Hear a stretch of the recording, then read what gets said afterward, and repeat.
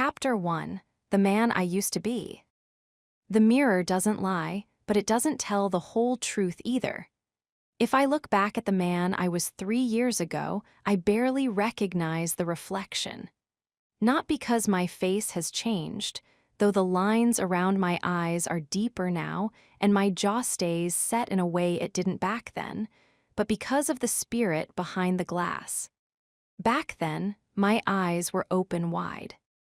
They were full of a naive light, a belief that the world was fundamentally kind, and that if you gave your heart away freely, it would be returned to you in pristine condition. I used to be the man who believed in the one. I was the man who thought that love was a shield, something that could protect you from the harshness of the world. I thought that being a good man meant being a soft man. I equated kindness with weakness, though I didn't know it at the time. I thought that by being endlessly patient, by being the person who always understood, always forgave, and always waited, I was building something unbreakable. I was building a cage, and I was the one sitting inside it, holding the key out through the bars, hoping someone would come along and use it to stay with me. I remember the mornings back then. I would wake up early, not because I had a mission or a purpose that drove me out of bed, but because I wanted to make sure everything was perfect for her. I lived my life in the periphery of someone else's orbit. My happiness wasn't something I generated. It was something I harvested from the smiles of others. If she was happy, I was successful. If she was upset, I was a failure. My entire emotional equilibrium was tethered to the shifting moods of another human being. That is a dangerous way to live. I didn't know it then. I called it devotion. I called it being a romantic. I remember a specific Saturday. The sun was filtering through the curtains of our apartment, an apartment I had filled with things she liked, colors she chose, and scents she preferred. I was making coffee, listening to the hum of the world outside, feeling a sense of profound peace. I looked at my hands as I moved the ceramic mug. They were steady. They were the hands of a man who hadn't been tested. They were the hands of a man who had never had to ball them into fists to protect his own soul. I was soft. Not in a physical sense, I was fit enough, but my spirit was porous. I let everything in. Every criticism, every subtle shift in tone from the people I loved, I absorbed it all. I thought that by being a sponge for the world's emotions, I was showing strength. In reality, I was just drowning in water that wasn't mine to carry. In those days, I spoke a lot. I talked about the future. I talked about dreams that involved white picket fences and growing old on a porch. I spoke with a certainty that only the truly inexperienced possess. I hadn't met the darkness yet. I hadn't felt the cold wind of betrayal that strips the skin from your bones and leaves you shivering in the middle of a crowded room. I used to think that vulnerability was my greatest asset. Be open, the book said. Wear your heart on your sleeve, the songs whispered. So I did. I walked around with my chest wide open, an exposed target, thinking that my lack of armor was a sign of courage. I didn't realize that a soldier who goes into battle without a chest plate isn't brave, he's a liability.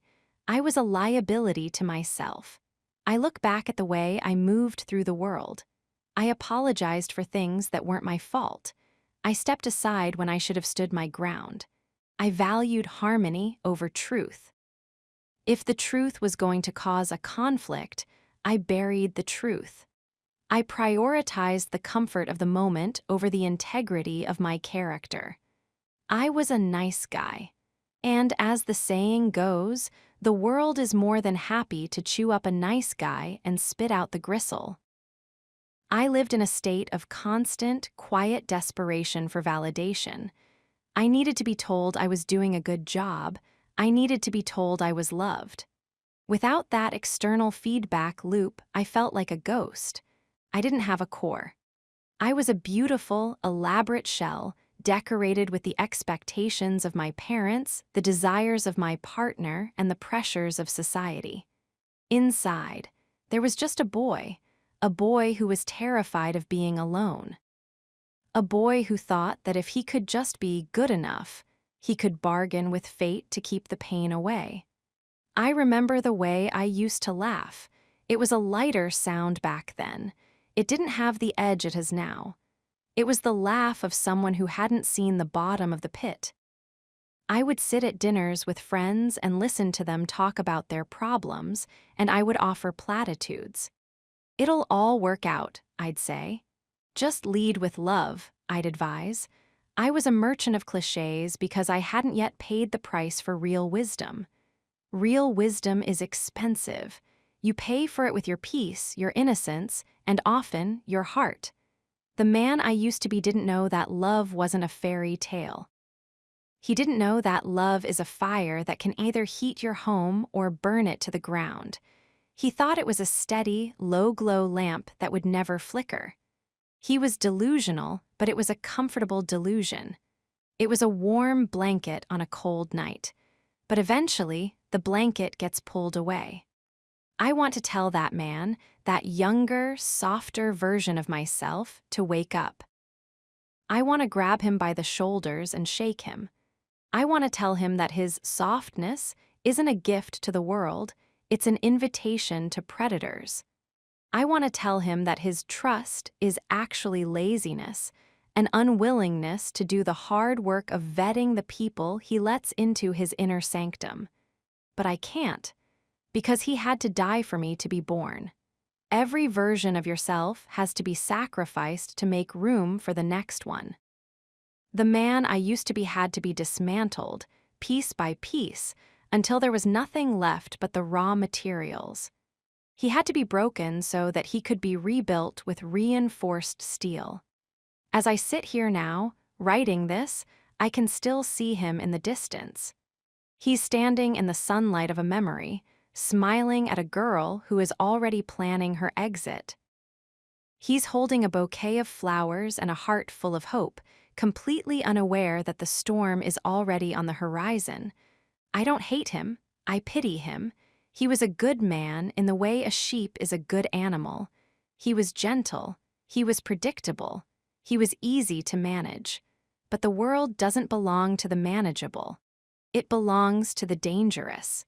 And I was about to learn that the hard way. Before the fall, I thought I was standing on solid ground. I didn't realize I was standing on a frozen lake in the middle of a spring thaw. I didn't hear the cracking beneath my feet. I was too busy looking at the stars, too busy feeling safe. This is the story of how that ice broke. This is the story of how the water took me under. And this is the story of how I didn't drown, but instead learned how to breathe beneath the surface. I used to be a man who loved without boundaries. I used to be a man who trusted without armor. I used to be a man who thought love made him strong. I was wrong. Love made me vulnerable, and that vulnerability almost destroyed me. But as the saying goes, what doesn't kill you simply fails to finish the job. And what's left behind? That's the part you really have to worry about. Welcome to the beginning of the end of the man I used to be. Chapter 2, Soft Hearts Break First. They tell you that kindness is a virtue. From the moment you're old enough to understand the words of your mother or the lessons in Sunday school, you are taught that being soft is a mark of character. They tell you that the world is a hard place, and therefore the most courageous thing you can do is remain gentle. What they don't tell you is that a soft heart is a target. In the architecture of the human soul, softness is the equivalent of building a cathedral out of glass. It's beautiful to look at. It lets the light in. It feels holy. But glass doesn't handle pressure well. Glass doesn't bend. When the world decides to throw a stone, and the world always throws stones, the cathedral doesn't just dent. It shatters. It turns into 10,000 jagged shards that cut the very person who is trying to protect the altar inside. I used to be proud of my softness. I wore it like a badge of honor. I remember sitting in coffee shops, watching people rush by with their hard faces and their guarded eyes, and I would feel a sense of pity for them. I thought they were the ones who were missing out. I thought they were the ones who were broken because they had built walls. I, in my infinite ignorance, thought I was the one who was truly alive because I let everything touch me. I was a fool. To be soft in a world of predators isn't a virtue, it's a death wish. It's an invitation. It's like a deer walking into a wolf's den and expecting the wolf to be moved by the grace of its stride. The wolf doesn't care about your grace. The wolf only sees how easy it will be to reach the throat, the anatomy of a people pleaser. Let's talk about what that softness actually looked like in my daily life. It wasn't just about being nice. It was a psychological condition. It was a constant, low-grade vibration of anxiety that whispered, "If they aren't happy, you aren't safe." I remember a Tuesday afternoon. It was a nothing day. I was at work, sitting in a glass-walled office, staring at a spreadsheet. A colleague, someone I barely liked, someone who had spent the last 6 months taking credit for my ideas, walked in. He looked stressed. He didn't ask how I was. He didn't acknowledge the work I was doing. He just started dumping his problems on my desk. He needed a favor. He needed me to stay late and finish a report that was his responsibility. And do you know what I did? I didn't tell him I had plans. I didn't tell him it wasn't my job. I didn't even hesitate. I looked at him with those soft, empathetic eyes and I said, "Of course. I've got you. Don't worry about it." I watched him walk away, visibly relieved, leaving his burden on my shoulders. And for a split second, I felt good. I felt noble. I felt like a good man. But as the sun began to set and the office grew quiet, that nobility turned into a bitter, acidic taste in my mouth. I was staying late for a man who wouldn't have spit on me if I were on fire. I was sacrificing my time, my energy, and my peace to satisfy someone who viewed my kindness as a resource to be mined. That is the curse of the soft heart. You become a landfill for everyone else's garbage. Because you are understanding, people feel entitled to give you their worst. Because you are patient, people feel comfortable making you wait. Because you see the best in everyone, people feel no pressure to actually show you their best. They show you their laziness, their anger, and their entitlement, knowing that your soft heart will find an excuse for them. I was a professional excuse maker. I was an architect of justifications. If someone was rude to me, I'd think, they must be having a hard day. If someone ignored my boundaries, I'd think, I probably didn't communicate them clearly enough. I was so busy trying to be loving that I forgot to be respected. And in the hierarchy of human interaction, respect is the foundation. Love without respect is just a hostage situation. The mirror of the soul. I remember looking at my reflection during those years and trying to find the strength I thought I had. I would tell myself that it took more strength to be kind than to be cruel. And while that sounds good on a motivational poster, it's a half-truth. It takes strength to be kind when you have the power to be cruel. If you are only kind because you are afraid of conflict, that isn't kindness. That's submission. If you are only soft because you don't have the spine to be hard, that isn't a virtue.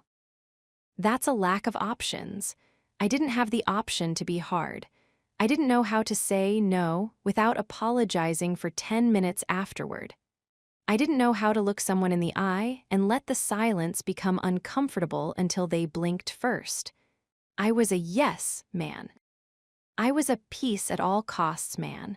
The cost, as it turns out, was my soul. Do you know what happens to a heart that stays soft for too long? It loses its shape. It becomes like dough, easily molded by whatever hands happen to be touching it at the moment. When I was with my friends, I was the version of me they wanted. When I was with my parents, I was the son they expected. And when I was with her, I was whatever she needed me to be. I was a chameleon of the heart. I thought I was being adaptable. I thought I was being selfless. In reality, I was just disappearing. There is a terrifying moment that happens to people like us. It's the moment you realize that if everyone you were trying to please suddenly vanished, you wouldn't know who was left standing in the room. You've spent so much time being a reflection of other people's needs that your own identity has become a ghost. I remember lying in bed at night, long before the relationship ended, feeling this hollow ache in the center of my chest. It wasn't sadness. It was an absence. It was the feeling of a vacuum. I had given away so much of my softness that there was nothing solid at the core. I was a hollowed-out tree, still standing, still looking alive from the outside, but one strong wind away from snapping in half. The first cracks. The breaking doesn't happen all at once. It's a series of micro-fractures. It's the first time you stay quiet when you should have spoken up. It's the first time you accept an apology that you know is a lie. It's the first time you let someone's convenience come before your own dignity. I remember a specific night. We were out at a dinner with her friends. I was tired. I had worked a 12-hour shift, and all I wanted was to be home in the quiet with her. But she wanted to stay. She wanted to have one more drink, tell one more story, bask in the attention of the table. She looked at me, that look she knew worked, and said, "Just one more, okay, for me." And despite the pounding in my head, despite the fact that I was fading into the upholstery of the chair, I smiled. I reached out, squeezed her hand, and said, "Whatever you want, babe." That phrase, "whatever you want," it's the anthem of the soft-hearted. It sounds like devotion. It sounds like romance. But it's actually the sound of a man surrendering his territory. Every time I said, "whatever you want," I was giving her a piece of my sovereignty. I was telling her that her desires were the sun, and I was just a planet caught in her gravity. And here is the dark truth about human nature. People don't value things they don't have to work for. By being so soft, by being so available, by being so endlessly forgiving, I was teaching her that I was a permanent fixture. I was teaching her that she didn't have to earn my love because I would give it for free. I was teaching her that she didn't have to respect my time because I would always give her more. I thought I was making myself indispensable. In reality, I was making myself invisible. The lesson of the stone. If you're listening to this, and you're the person who always texts back first, the person who always apologizes first, the person who carries the emotional weight of every room you walk into, I want you to listen closely. Softness is a luxury. It is something you should only show to those who have proven they won't use it against you. I didn't understand that. I thought softness was my default setting. I thought I had to be soft to be good. I didn't realize that a good man can also be a dangerous man. I didn't realize that the most loving thing you can sometimes do is be as hard as a rock. A rock provides a foundation. A rock provides a boundary. A rock doesn't care if you're upset that it won't move. I wasn't a rock. I was a pillow. And everyone knows what you do with a pillow. You put your head on it when you're tired, you punch it when you're frustrated, and you toss it aside when you're done with it. I remember the exact moment I realized my softness was a problem. We were arguing. Well, she was arguing and I was listening. She said something incredibly cruel, something designed to hurt, something that targeted my deepest insecurity. And instead of getting angry, instead of setting a boundary, I felt my eyes well up with tears. I felt my heart go soft and mushy. I wanted to hug her. I wanted to ask her why she was hurting so much that she felt the need to lash out at me. She looked at me, saw the tears, and I saw something flicker in her eyes. It wasn't pity. It wasn't love. It was disgust. In that moment, she didn't see a partner. She saw a victim. She saw someone who couldn't or wouldn't defend himself. And in the primal, lizard brain part of the human psyche, we cannot truly love someone we don't respect. And we cannot respect someone who refuses to fight back. My soft heart was breaking, not because of her cruelty, but because it wasn't built for the reality of the situation. It was built for a fantasy world where love conquers all. It wasn't built for a world where people use your emotions as leverage. The echo of the fall. I want you to imagine a piece of fruit. Ripe, soft, sweet. If you leave it out on the counter, it doesn't stay that way. It bruises, it rots. Insects find their way into the center. That was my heart. I had left it out on the counter, exposed to the air, exposed to anyone who wanted a bite. I didn't have a skin. I didn't have a shell. This chapter of my life, the soft heart chapter, was the necessary precursor to the destruction. You can't have a fall if you aren't standing on a high, unstable ledge of idealism. I was perched right on the edge, looking out at the horizon, thinking the view was beautiful, while the ground beneath me was turning to sand. I didn't know that I was about to be pushed. I didn't know that the person I loved most was the one who was going to do the pushing. And most of all, I didn't know that the softness I was so proud of was going to be the very thing that made the impact so devastating. If I had been harder, the fall might have just bruised me. But because I was soft, I was going to shatter. I used to think that breaking was the worst thing that could happen to a person. I was wrong. The breaking is the only way the light gets in. But before the light, there is the dark. Before the rebirth, there is the rot. And before the dangerous man could emerge, the soft man had to be utterly, completely, and violently destroyed. Chapter 3. Love felt like safety. Safety is a drug. It's not often talked about that way, but it is. When you feel safe, your body changes. Your nervous system, which is designed to be a sentinel, a guard dog pacing the perimeter of your soul, finally lies down and goes to sleep. Your heart rate slows.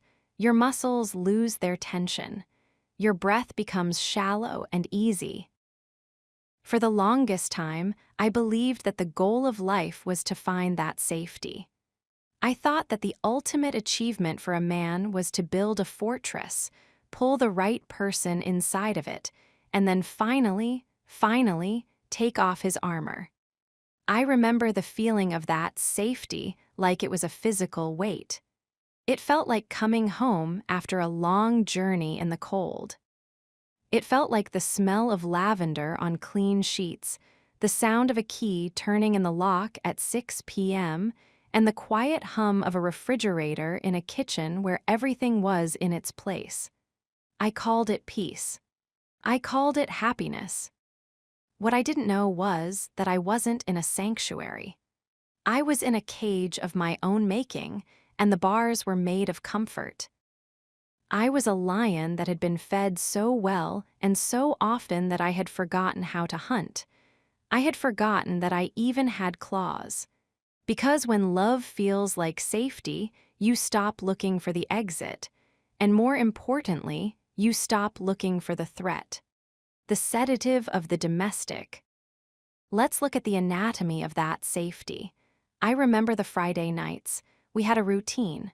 Routine is the cousin of safety, and I was obsessed with it. I'd come home, and the world outside, the stress of the job, the noise of the city, the demands of the real world, would just evaporate. I'd walk through the door, and there she would be. Maybe she was on the couch.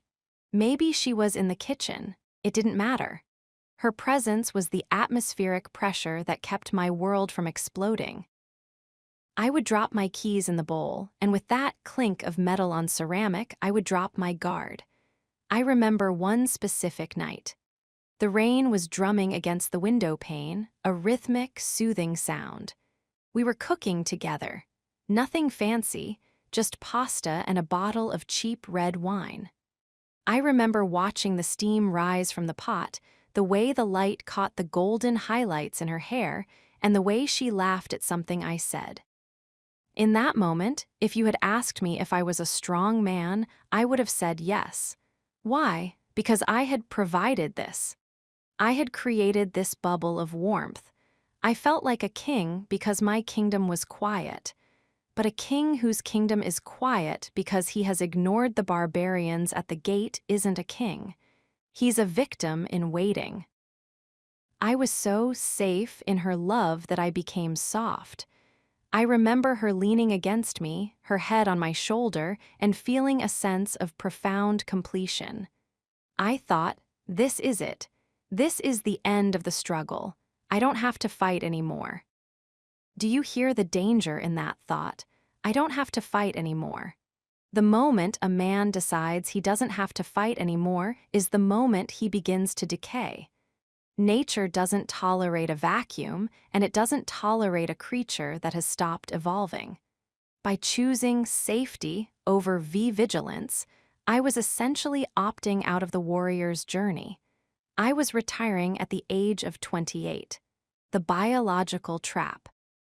There's a biological reason why love feels like safety. It's oxytocin. It's the cuddle hormone. It's designed by evolution to bond a mother to a child or a pair of mates to one another so they stay together long enough to survive. But oxytocin has a dark side. It doesn't just make you bond, it makes you blind. It creates a halo effect. When you are flooded with the chemicals of safety, your brain literally deactivates the parts of the prefrontal cortex responsible for critical judgment. I was high on my own brain chemistry. Because I felt safe, I interpreted every one of her actions through a lens of benevolence. If she was distant, I thought she was tired. If she was snappy, I thought she was stressed. If she was secretive with her phone, I thought she was planning a surprise. My safety acted as a filter that scrubbed the truth out of my reality. I was living in a curated version of my own life. I remember one evening, she was sitting across from me at the table. She was scrolling through her phone, her face illuminated by the blue light of the screen. I looked at her, and for a split second, just a heartbeat, I felt a chill. Something in her expression was cold. Something was off. A flicker of the old instinct, the one I had buried under layers of domestic bliss, tried to scream. "Look at her," it said. "She isn't here with you. She's somewhere else." But then she looked up, gave me that practiced smile, and asked if I wanted more wine. The safety rushed back in like a warm tide. I pushed the instinct down. I silenced the guard dog. I told myself I was being paranoid. I told myself that trust meant ignoring your gut. That is the lie that soft men tell themselves. That trust is the absence of suspicion. Real trust is earned through transparency and consistency. But when you are addicted to the feeling of safety, you don't care about transparency. You just want the feeling to continue. You'll believe any lie, swallow any excuse, and ignore any red flag just to keep the peace. I was a peace junkie, and the price of my hit was my intuition, the fortress of sand. I spent years building this fortress of safety. I invested everything into it. My money, my time, my emotional labor. I thought I was building on granite. But love as safety is a fortress built on sand, and the person you love is the tide. I remember how I used to talk to my single friends. I'd give them that condescending, settled look. I'd tell them about the stability of my life. I'd talk about how nice it was to not have to play the game anymore. I thought I had won. I thought I had reached the finish line while they were still running the race. I didn't realize that in life there is no finish line. There is only the next round. And I was sitting in the corner of the ring, getting a foot massage, while the opponent was sharpening their gloves. Let's talk about the psychological cost of feeling too safe. When you feel safe, you stop growing. Growth requires friction. Growth requires the possibility of failure. Growth requires you to look into the mirror and see a man who needs to be better. But in my safe love, I was already perfect. She told me I was perfect. She told me she loved me just the way I was. And because I was soft and hungry for validation, I believed her. I stopped hitting the gym with the same intensity. Why bother? I already had the girl. I stopped pursuing my career goals with the same fire. Why bother? We had enough to be comfortable. I stopped reading, stopped learning, stopped challenging myself. I became a stagnant pond, and stagnant ponds grow scum. I look back at that man, the man who felt safe, and I see a man who was already half dead. He had no edge. He had no dangerous quality. He was a domesticated house cat who thought he was still a tiger because he occasionally stared out the window at the birds. The truth is, a woman doesn't actually want a man who is 100% safe. She wants a man who chooses to be gentle, but who is capable of being dangerous. She wants a man who can protect the perimeter, not a man who has become part of the furniture. By becoming safe, I had become boring. By becoming predictable, I had become disposable. I had traded my mystery for safety. I had traded my power for comfort. The illusion of the we. The final layer of this false safety was the we. I stopped thinking in terms of I. It was always, we are going here. We like this. We are planning that. I thought this was the height of intimacy. I thought this was what becoming one meant. I didn't realize that it was actually a total erasure of my individual self. I had tethered my safety to the we. So if the we was okay, I was okay. This is the ultimate vulnerability. Because if you define your safety by the state of your relationship, then you have given another person total control over your mental health. You have handed them the remote control to your nervous system. If she was happy, I felt like a hero. If she was upset, I felt like a criminal. I remember a day when she was in a particularly dark mood. Nothing I did could fix it. I spent hours circling her, trying to find the right words, the right gesture, the right vibe to bring her back to that place where I felt safe. I was like a technician trying to repair a nuclear reactor that was melting down. I was exhausted. I was frantic. And in the middle of it, she looked at me with this cold, detached expression and said, "Why are you being so desperate? Just leave me alone." It was like a slap. But even then, I didn't get angry. I didn't say, "Don't speak to me that way." Instead, I felt a wave of terror. If she was unhappy, the safety was gone. And if the safety was gone, who was I? I had no internal foundation. I was a vine that had wrapped itself so tightly around a tree that I thought I was the tree. I didn't know that the tree was already rotting from the inside. The warning for the listener. If you're listening to this and you feel safe in your relationship, if you feel like you can finally relax, like you don't have to be on your guard anymore, like you've arrived, I want you to be very careful. Safety is the precursor to the fall. Comfort is the anesthesia for the betrayal. I'm not telling you to be a paranoid wreck. I'm not telling you to never trust. I'm telling you that true safety comes from within. It comes from knowing that no matter what happens out there, no matter what she does or they do, you are a complete and capable man on your own. I didn't have that. I had borrowed safety. I was renting my peace of mind from someone else, and the lease was about to be terminated. I remember the last night of the safety era. We were lying in bed. The room was dark, the only light coming from the street lamp outside. She was asleep, or so I thought. I reached out and touched her arm, a simple, habitual gesture of affection. She didn't move, she didn't pull away, but she felt cold, not the temperature of her skin, but the energy of her body. It was the feeling of a stone. I lay there, staring at the ceiling, and for the first time in years, I felt a tiny, sharp needle of anxiety prick through the bubble. I felt a whisper of the wind that was coming. "You aren't safe," the whisper said. I closed my eyes and forced myself to go back to sleep. I chose the lie. I chose the drug. I chose to stay in the fortress of sand for one more night. But the tide was already coming in. And when the water hits, the sand doesn't just dissolve. It traps you. It pulls you under.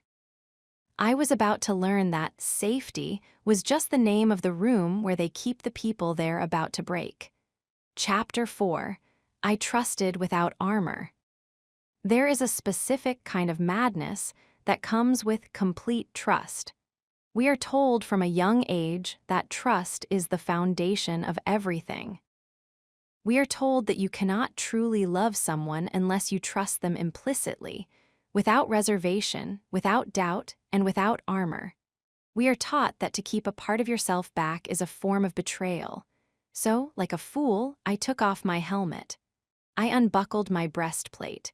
I laid down my sword at the feet of someone I thought was my partner, my teammate, my other half. I stood before her emotionally naked, thinking that my vulnerability was a testament to the strength of our bond. I didn't realize that in the real world, when you stand before someone without armor, you aren't showing them your heart. You're showing them where to aim. The myth of total transparency. I remember a conversation we had early on. We were sitting on a balcony, the city lights twinkling below us like a million fallen stars. The air was cool, and we were wrapped in a single blanket. She looked at me and said, "I want us to have no secrets. I want to know everything, even the things you're ashamed of.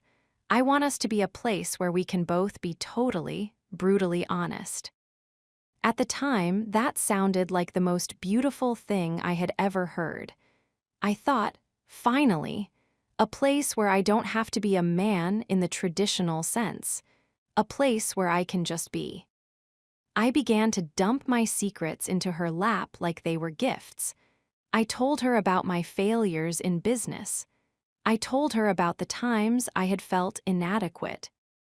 I told her about my fears of being alone, my insecurities about my past, and the specific ways I had been hurt before.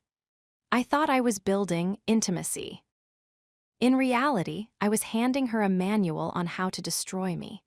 I was providing her with the blueprints to my internal fortress, pointing out exactly where the walls were thin and where the foundation was cracked. When you trust without armor, you lose the ability to differentiate between sharing and surrendering. I surrendered my leverage. I gave away the parts of my story that should have remained mine until they were earned over decades, not months. I believed the lie that love meant no boundaries. I thought that if I kept a single room of my mind locked, I was being guarded. I didn't realize that a man without a locked room is a man who has no private sanctuary. I had turned my entire soul into a public park, and I was surprised when people started trampling the grass. The blindfold of the devoted. Trust without armor isn't just about sharing secrets. It's about how you perceive reality. Once I decided to trust her completely, my brain stopped processing data. It only processed narrative. I remember the first time I felt a flicker of doubt. It was a small thing, a text message that popped up on her phone late at night, a name I didn't recognize, a tone that felt slightly too familiar. A man with armor, a man with his instincts intact, would have paused. He would have observed.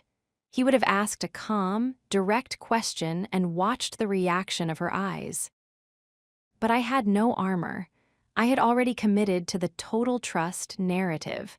So when she gave me a flimsy excuse, "Oh, that's just a guy from the office, he's going through a hard time," I didn't just accept it.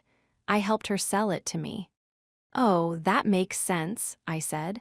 You're such a good listener, of course people reach out to you. Do you see what I did there? I took a red flag and I painted it white.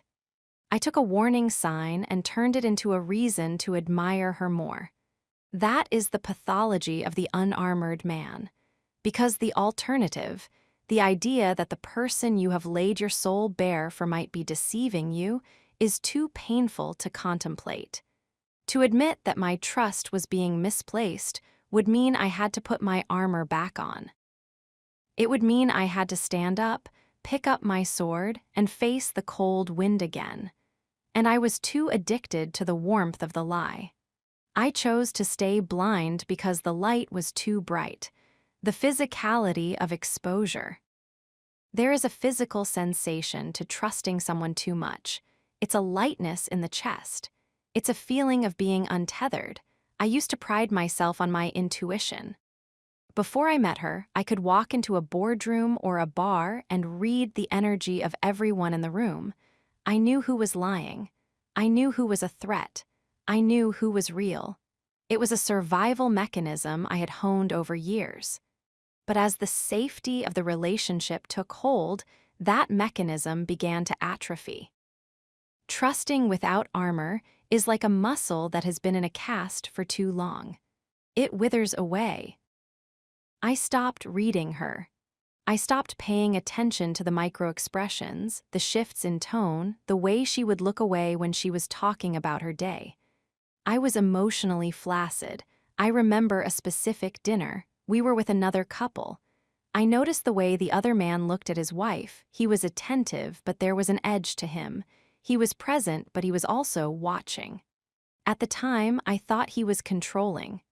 I thought, poor guy, he doesn't have the kind of trust we have. I felt superior to him. I felt evolved. While he was guarding his perimeter, I was sitting there with my back to the door, my eyes closed, enjoying the meal. I didn't realize that the reason he was guarding the perimeter was because he knew the value of what was inside.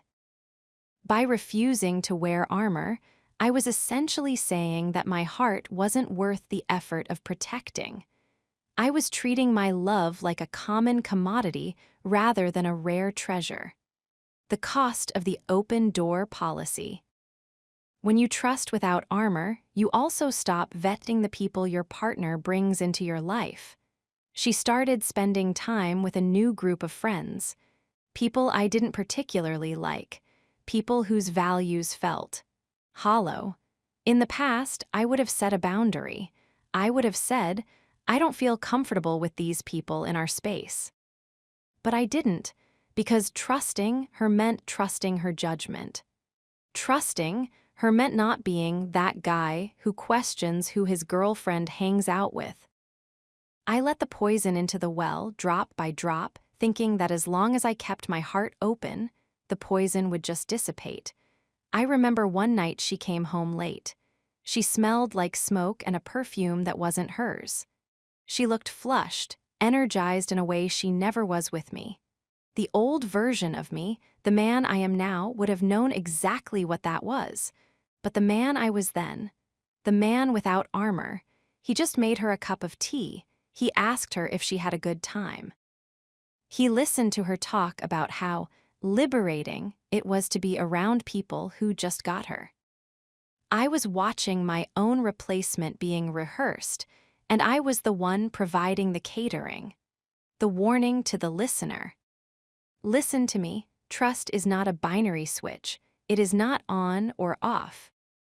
It is a sliding scale that must be recalibrated every single day based on evidence, not emotion. To trust without armor isn't a sign of love. It's a sign of laziness.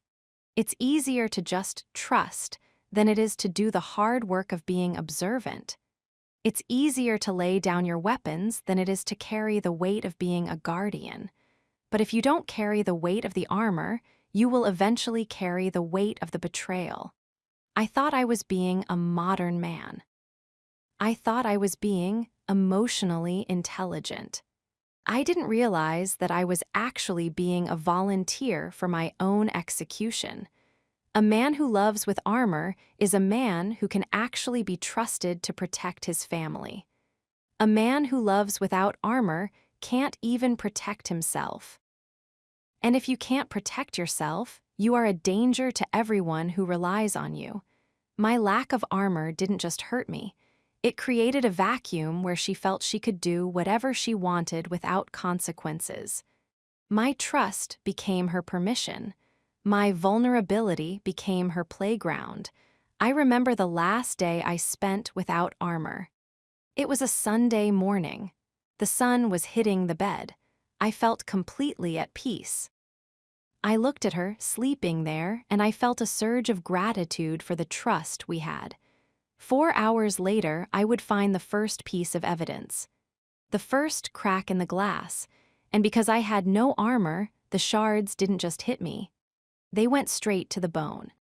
If you are standing out in the open right now, thinking that your openness is your strength, put your gear back on. Love doesn't require you to be a target. Real love is two people standing back to back, armor on, swords drawn, protecting the space between them. I wasn't standing back to back with her. I was lying face down at her feet, and I had handed her the knife. Chapter 5. She was my weak spot. In every man's life, there is a hierarchy of importance. We are built to prioritize, to categorize, and to protect. We have our ambitions, our principles, our families, and our self-respect. In a balanced man, these elements form a circle, a defensive perimeter where no single point is so vulnerable that the entire structure collapses if it's touched. But when I met her, that circle didn't just break, it reshaped itself into a single, sharp point.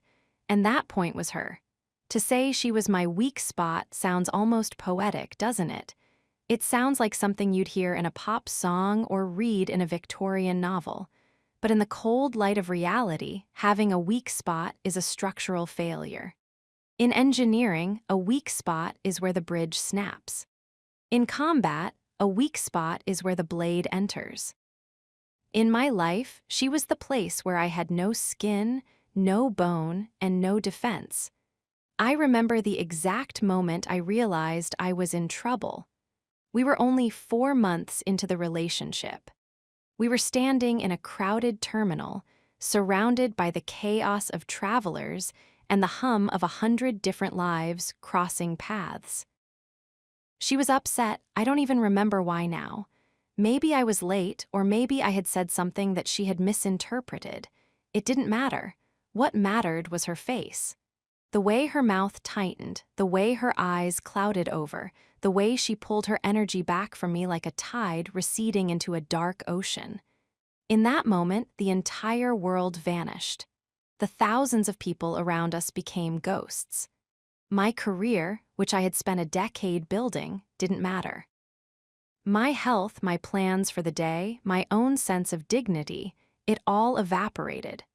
My entire nervous system was suddenly, violently tethered to her mood.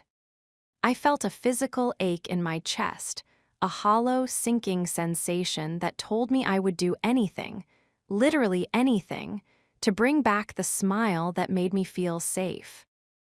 That is the definition of a weak spot. It is the loss of your own center. I began to view my life through the lens of her approval. If I was at the gym, I wasn't lifting for my own strength.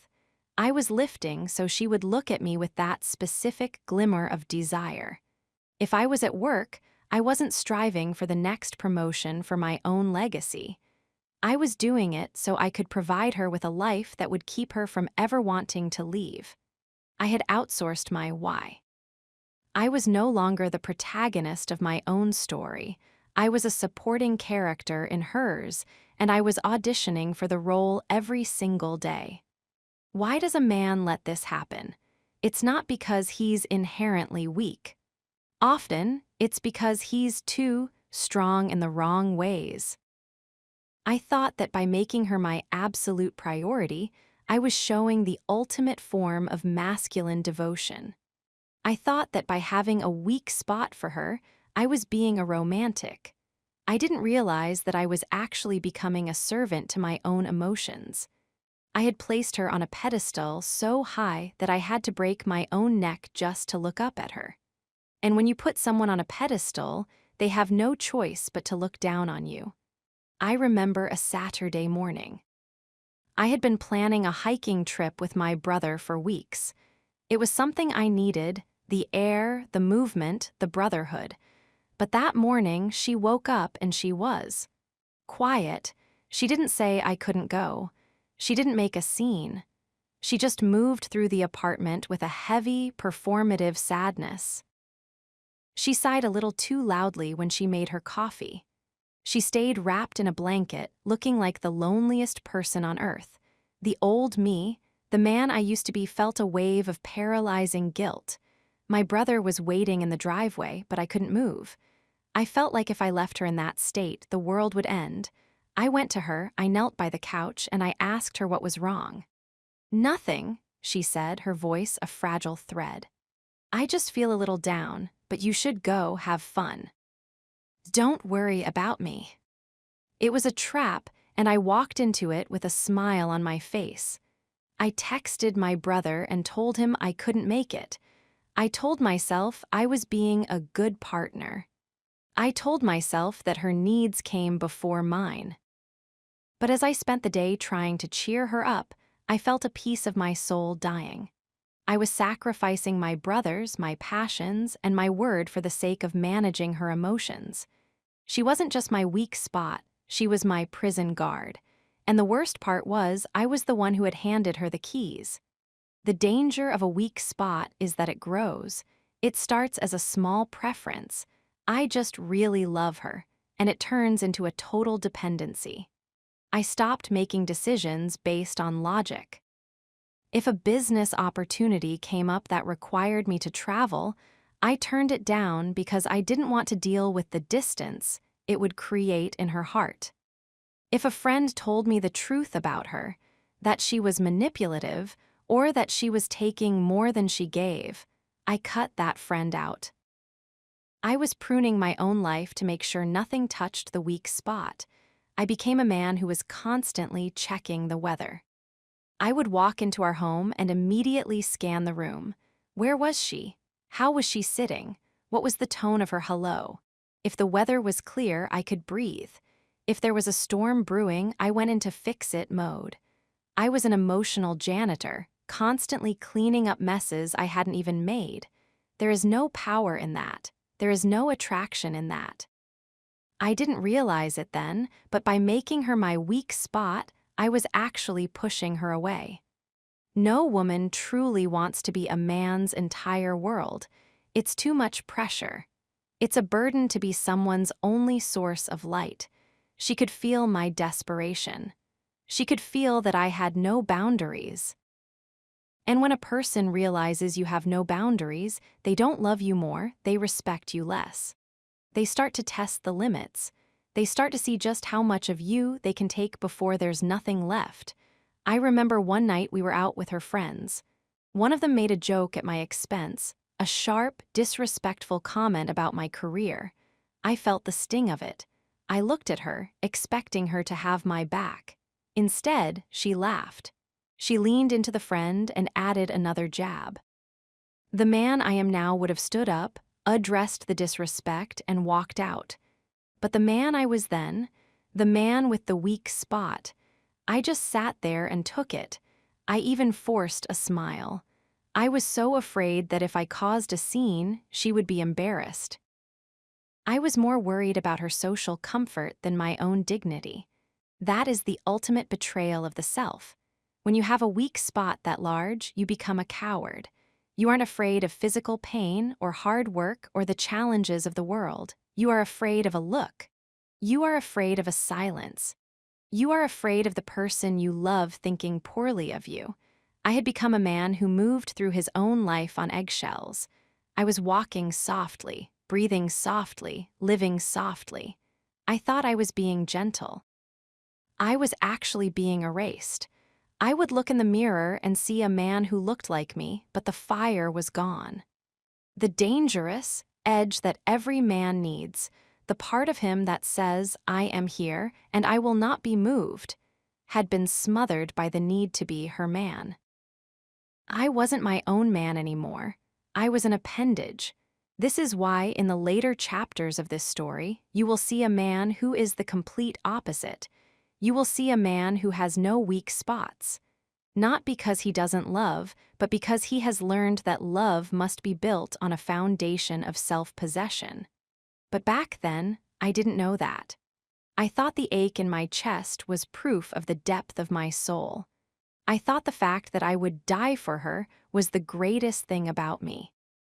I didn't realize that dying for someone is easy. Living for yourself while loving someone else is the hard part. I had made her my god. And the problem with making a human being a god is that they are guaranteed to fail you. They aren't built to carry the weight of your entire existence. Eventually, the pedestal breaks. Eventually, the weak spot is hit so hard that you can no longer pretend it's not there. I spent years in that state. I spent years being the man whose happiness was a hostage. I would wake up and the first thing I would do was check her vibe to see if I was allowed to have a good day. If she was happy, I was successful. If she was cold, I was a failure. I want you to really think about that. I want you to look at your own life. Is there someone who, if they decided to be unhappy with you today, would completely ruin your ability to function? If the answer is yes, then you have a weak spot. And as long as you have that weak spot, you are not dangerous. You are not powerful. You are a puppet, and someone else is holding the strings. I didn't see the strings yet. I thought they were veins connecting us heart to heart. I thought the pull I felt was the pull of destiny. I didn't realize it was just the tension of a leash. She was my weak spot because I was afraid of the void. I was afraid that if I wasn't needed by her, I wouldn't have a purpose. I was using my love for her to avoid the hard work of building a self that I actually liked. It was easier to focus on her needs than to face my own emptiness. But the void doesn't go away just because you cover it with another person. It just waits. And eventually, when the relationship began to crumble, as all relationships built on weak spots must, I realized that I had nothing to fall back on. I had given away my hobbies. I had distanced myself from my friends. I had let my inner fire go out. I was just a shell, organized around a person who was already moving on. In this chapter of my life, I was at my most lovable by society's standards. I was the doting boyfriend. I was the guy who was always there. I was the guy who adored her, but inside I was a wreck. I was a man who had lost his compass. I was sailing into a storm with no rudder, and I was smiling because I liked the way the spray felt on my face. I didn't know that the spray was about to become a tidal wave. I didn't know that the person I was protecting, the person I had made my weak spot, was the one who was going to aim the spear. But that's the thing about weak spots. They don't just happen. You create them. You choose to leave that part of yourself exposed. You choose to value someone else's opinion more than your own. You choose to make your safety dependent on someone else's mood. I made those choices. Every single day for 3 years, I chose to be vulnerable in the worst way possible. I chose to be soft. And the world was about to show me exactly what happens to soft things when the pressure gets turned up.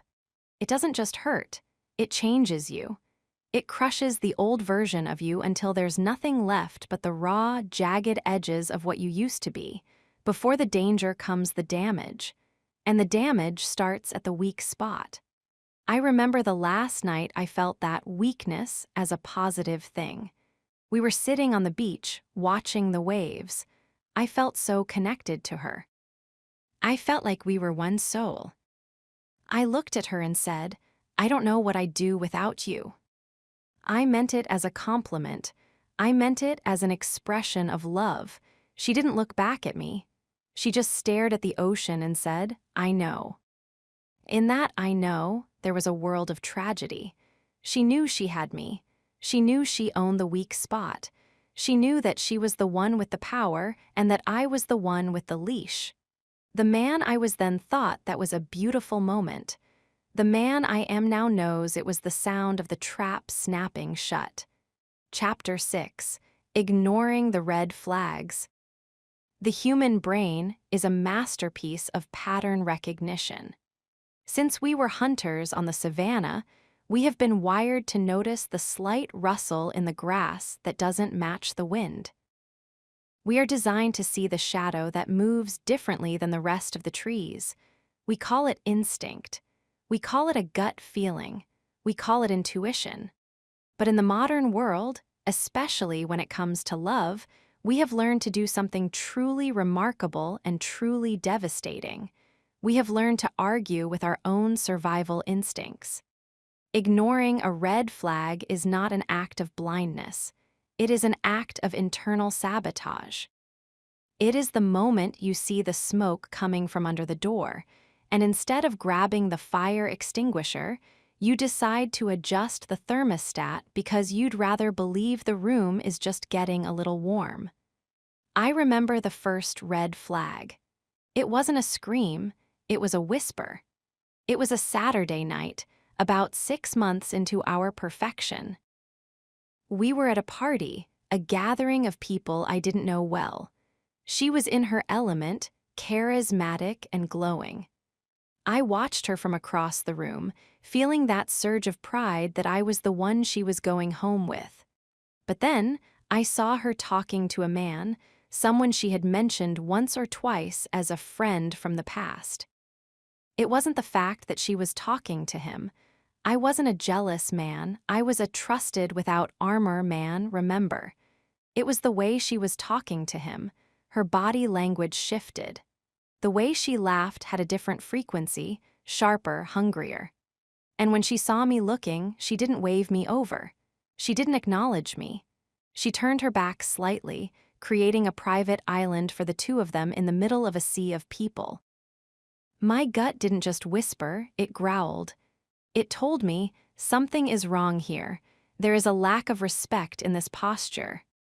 But do you know what I did? I took that growl and I muzzled it. I told myself I was being insecure. I told myself that after my past relationships, I was probably just projecting. I went to the bar, got another drink, and spent the next 20 minutes convincing myself that her behavior was actually a sign of how secure our relationship was, that she felt free enough to be herself. That is the height of self-deception. When you start interpreting disrespect as a sign of intimacy, you are already lost. Red flags are never actually red when you're looking at them through rose-colored glasses. They just look like personality quirks. They look like intensity. They look like passion. I remember the way she would talk about her exes. Every single one of them was a monster.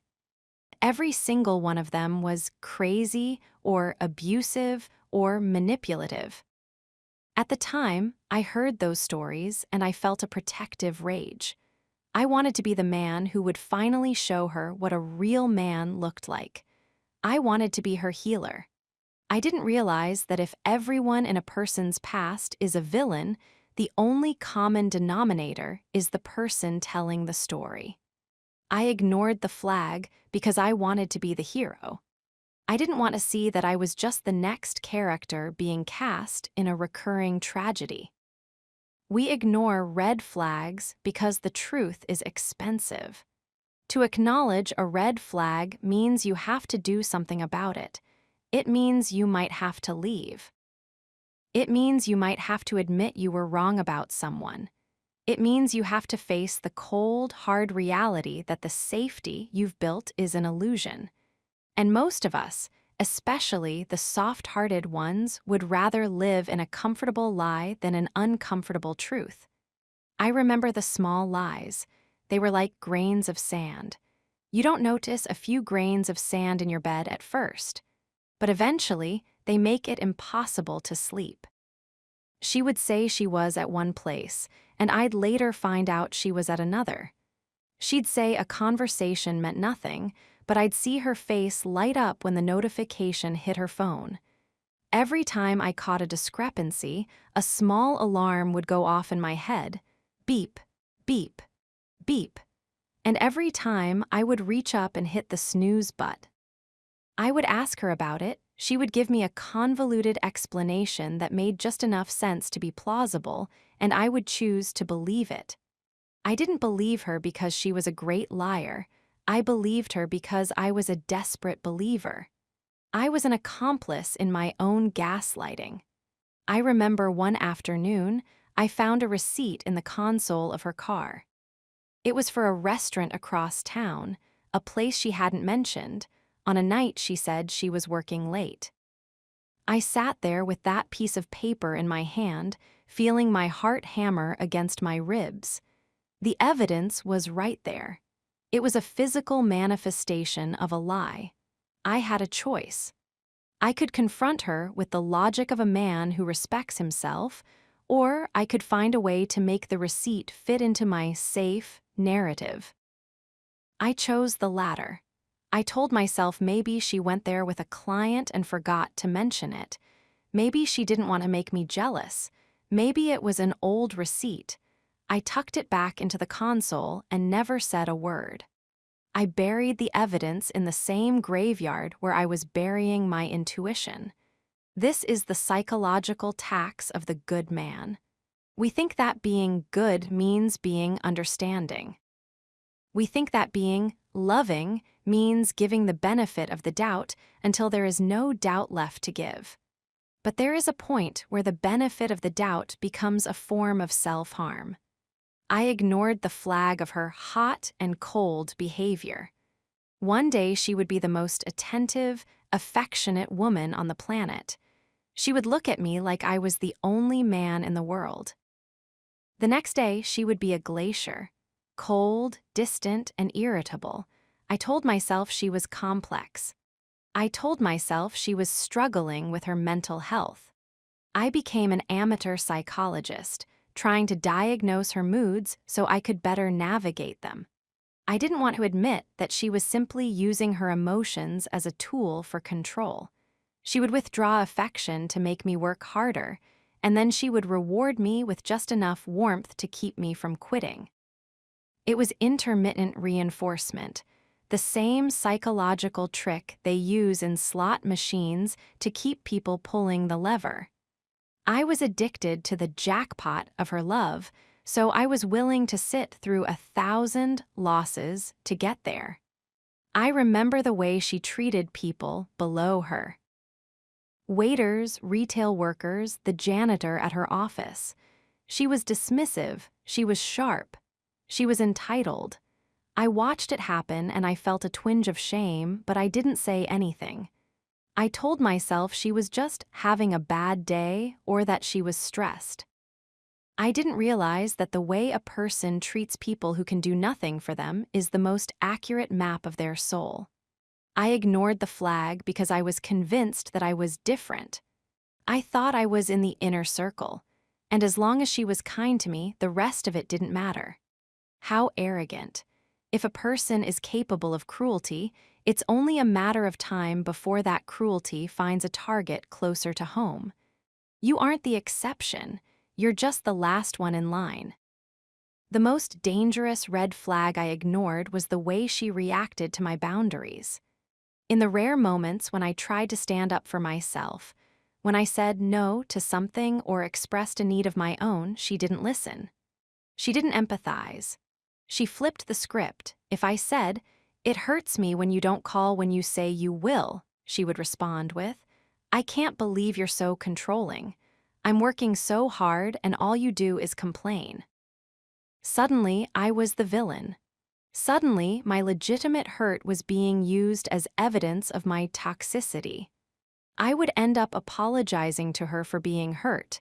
That is the Darvo technique: deny, attack, and reverse victim and offender. It's a hallmark of a dangerous personality, and I saw it. I saw it clearly. I felt the injustice of it in my bones. But I stayed. I stayed because I was afraid of the conflict. I stayed because I thought that if I could just explain it better, she would finally understand. I thought the problem was my communication, when the problem was actually her character. I want you to take a moment and think about the things you're currently explaining away in your own life. Think about that one thing your partner does that makes you feel small. Think about that one story that doesn't quite add up.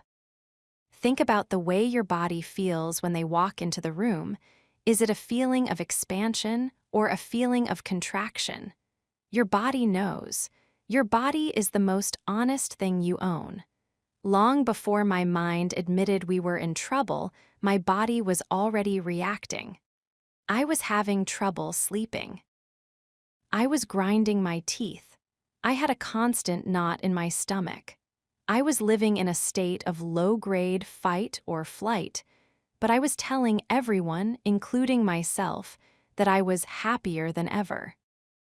We ignore red flags because we are invested in the idea of the person, rather than the reality of the person. I had fallen in love with a version of her that I had co-created in my head. I had taken her potential and treated it as her reality. I was in love with a ghost, and I was mad at the person for not being the ghost. I remember a dinner we had with my family. My mother, who has the eyes of an eagle and the intuition of a witch, pulled me aside in the kitchen. She didn't say much. She just looked at me and asked, "Are you okay, son? You look tired." "I'm just working a lot, Ma," I said, forcing a smile. "It's not that kind of tired," she said. She saw it. Everyone who loved me saw the flags. They saw the way I had changed. They saw the way I had become quieter, more anxious, more desperate to please. But I wouldn't listen to them. I viewed their concern as interference. I viewed their warnings as negativity.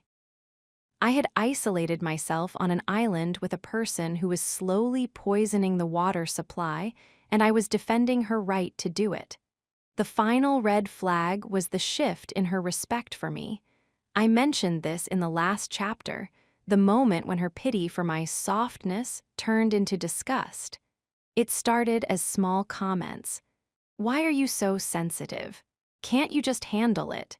You're acting like a child." She was testing the structural integrity of my self-worth.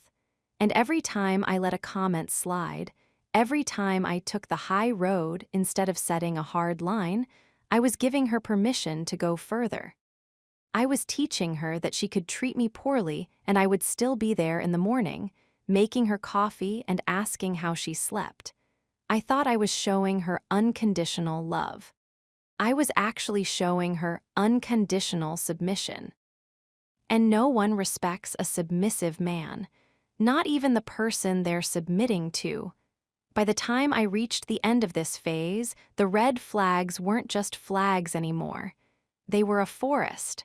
I was surrounded by them. I was living in a landscape of warnings, and I had become so used to the color red that I thought it was just the way the world was supposed to look. I had lost the ability to imagine a relationship that didn't involve constant management, constant doubt, and constant self-sacrifice. I had become a prisoner of my own refusal to see. I remember the last red flag before the shift. We were at home. She had been out late again. She didn't offer an explanation, and I knew better than to ask. She was sitting on the bed, her phone in her hand, smiling at the screen. Not the smile she gave me, this was a secret smile, a private smile. I stood in the doorway, watching her. For the first time, I didn't feel the need to fix her mood. I didn't feel the need to ask what was wrong. I just felt a cold, dead certainty. "She is not who you think she is," the voice said. And for the first time, I didn't argue back. I didn't snooze the alarm. I just stood there in the quiet of our apartment and let the red light wash over me. The house was on fire. I had spent years pretending it was just atmospheric lighting. But as I watched her smile at someone else on that screen, I realized that the roof was about to cave in. I had ignored the flags until they became the very things that would hang me. But here is the thing about the dangerous man.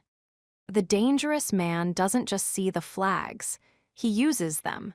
He learns to read the wind. He learns that a red flag isn't just a warning, it's a data point. It's an invitation to action. I wasn't that man yet. I was still the man who was about to get burned. I was still the man who thought that ignoring the bad was the same as focusing on the good. It's not. If you ignore the rot in the foundation of your house because you like the color of the paint on the walls, the house will still fall down. And when it does, the paint won't save you. I was about to learn that the hardest way possible. I was about to learn that when you ignore the red flags, you aren't being kind. You are being a coward. You are choosing the easy path of today over the survival of tomorrow. I was standing in the doorway, watching her smile. The alarm was finally ringing, and this time the snooze button was broken. The fall was coming, and I had left my parachute in the burning house. Chapter 7: When Love Becomes Blind. There is a profound difference between being in the dark and being blind. When you are in the dark, you know you cannot see. You reach out your hands, you move slowly, and you are acutely aware of the danger that surrounds you. But when you are blind, specifically when you are blinded by love, you believe you see everything clearly. You walk with a confident stride into a pit of vipers because you have convinced yourself you are walking through a field of lilies. Blindness in love isn't a lack of sight, it is a redirection of it. It is the process by which the brain takes the raw data of reality and filters it through a lens of desperate hope, until the image that remains bears no resemblance to the truth. In this stage of my life, my love for her had become a total solar eclipse. She was the moon that had moved directly in front of the sun of my reason, casting everything into a strange, distorted shadow where the birds stopped singing and the temperature dropped. Yet I stood there staring at the corona, marveling at the beauty of the darkness. I remember the way people used to talk about blind love as if it were a virtue. They spoke of it as unconditional. But unconditional is a word that belongs to parents and their children, or perhaps to a man and his God. In a romantic relationship between two adults, love must have conditions. It must be conditioned on respect, on honesty, and on mutual growth. When you remove those conditions, you aren't being a pure lover, you are being a victim who has volunteered for the role. My blindness was systemic. It wasn't just that I didn't see her faults, it was that I saw her faults as strengths. When she was cruel to others, I saw it as her being fiercely independent. When she lied to me, I saw it as her protecting my feelings. When she grew distant and cold, I saw it as her needing space because she was so deep and complex. I was an alchemist of the ego, constantly turning the lead of her bad behavior into the gold of a misunderstood soul. I remember a particular evening, about a year into our lives being fully entwined. We were at a dinner party hosted by one of my oldest friends, a man who had known me since I was a boy, someone who knew the shape of my soul before I had ever learned to hide it. Throughout the night, I was performing the role of the perfect partner. I was attentive, I was charming, and I was constantly looking for ways to make her look better in the eyes of the guests. I was her PR manager, her shield, and her cheerleader. But she was tired of the performance. She was bored. And when she got bored, she became sharp. She began to make jokes at my expense, not the playful ribbing that couples do, but surgical strikes aimed at my deepest insecurities.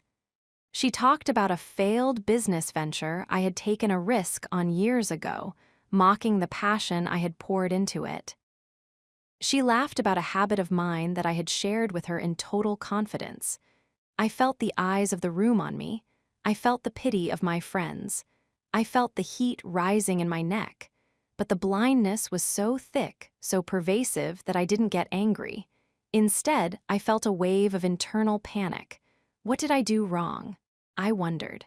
How did I fail to keep her happy tonight? After the party, as we drove home in silence, my friend pulled me aside for a second while she was getting into the car. He looked at me with a mixture of sadness and frustration and said, "Man, what are you doing? She's eating you alive. Can't you see that?" I laughed. It was a hollow, defensive sound. "You just don't know her like I do," I said. "She's just having a hard time lately. She doesn't mean it." "You're blind," he said, turning away. I remember feeling a surge of resentment toward him. I thought he was the one who was wrong. I thought he was judging a love he couldn't possibly understand. I retreated further into the fortress of our relationship, cutting myself off from the very people who were trying to hand me a pair of glasses. That is the tragedy of blind love. It makes enemies of your allies and allies of your enemies. To maintain this blindness, I had to become an expert at narrative maintenance. Every day was a battle to keep the story of us from falling apart. If I saw a text on her phone that looked suspicious, I would immediately think of 3 logical reasons why it was innocent before I even finished reading the name on the screen. If she came home smelling of a life I wasn't part of, I would focus on the fact that she came home at all. I was living in a state of constant mental exhaustion because reality is a heavy thing to keep at bay. It takes a tremendous amount of energy to look at a storm and convince yourself the sun is out. The blindness also changed the way I viewed myself. Because I was so focused on her, I lost the ability to see my own reflection. I stopped noticing that my shoulders were perpetually hunched, as if expecting a blow. I stopped noticing that I had stopped pursuing my own interests because they took time away from her. I stopped noticing that I was no longer the man who walked into a room with his head held high. I was now the man who walked into a room and immediately looked for the person who held the leash. I want you to think about the blind spots in your own life. We all have them. We have that one person, that one situation, where we refuse to apply the logic we use for everything else. Why do we do it? Because we are afraid of the void. We are afraid that if we admit the person we love is capable of destroying us, we will have to face the fact that we allowed it to happen. The blindness isn't just about protecting them. It's about protecting ourselves from the realization of our own complicity. I remember a day when the blindness was tested by a physical reality I couldn't ignore. I was cleaning the apartment, another task I had taken over entirely to make her life easier, and I found a journal she had left under the bed. Now, I was a man who trusted without armor, so I had never looked through her things. But the journal was open, and on the page staring up at me were the words, "I feel trapped by his kindness. He's so soft it makes me sick." My heart stopped. The air left the room. For a split second, the blindfold slipped. I saw the truth. My virtue was her vice. My devotion was her suffocation. My goodness was the very thing she used to justify her contempt. But do you know what the blind man does when he catches a glimpse of the jagged edge of a cliff? He closes his eyes tighter. I closed the journal. I pushed it back under the bed. I stood up and I told myself, she was just in a bad mood when she wrote that. Everyone needs to vent. She doesn't really feel that way. She loves me. I spent the next 3 hours making her favorite dinner. I bought her flowers.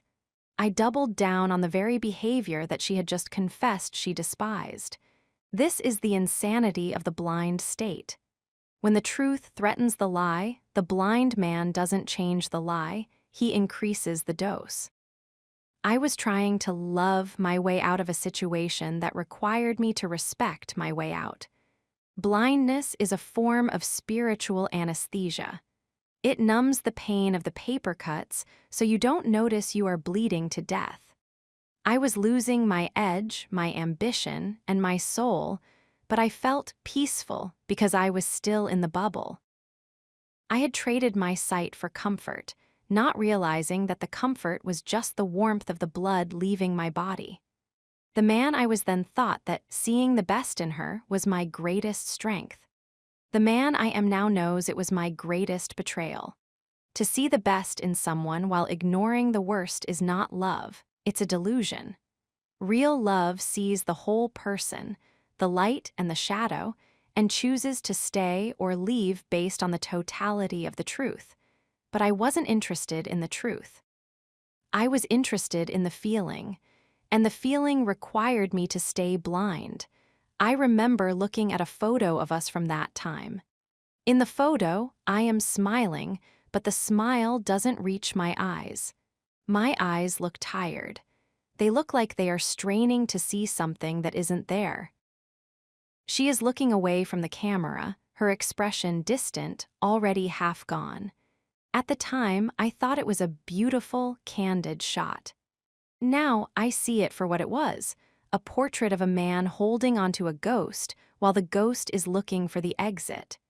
As this chapter of my life progressed, the blindness began to manifest as a physical sensation. I started having migraines. My vision would literally blur at the edges when we were arguing.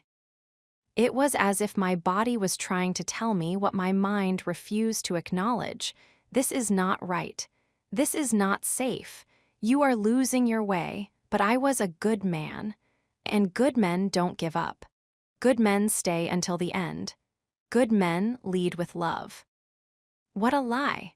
Leading with love without leading with truth is just wandering into the woods. And I was deep in the woods now. The canopy was so thick that no light could get through. I was stumbling over roots, walking into trees, and bleeding from a dozen different places. But I kept telling myself I was on the right path because I was holding her hand. I didn't realize that she wasn't holding my hand to guide me. She was holding it to make sure I didn't run away while she led me toward the ledge. The blindness of this phase is the necessary setup for the destruction in part 2. You cannot be broken if you aren't first bent out of shape.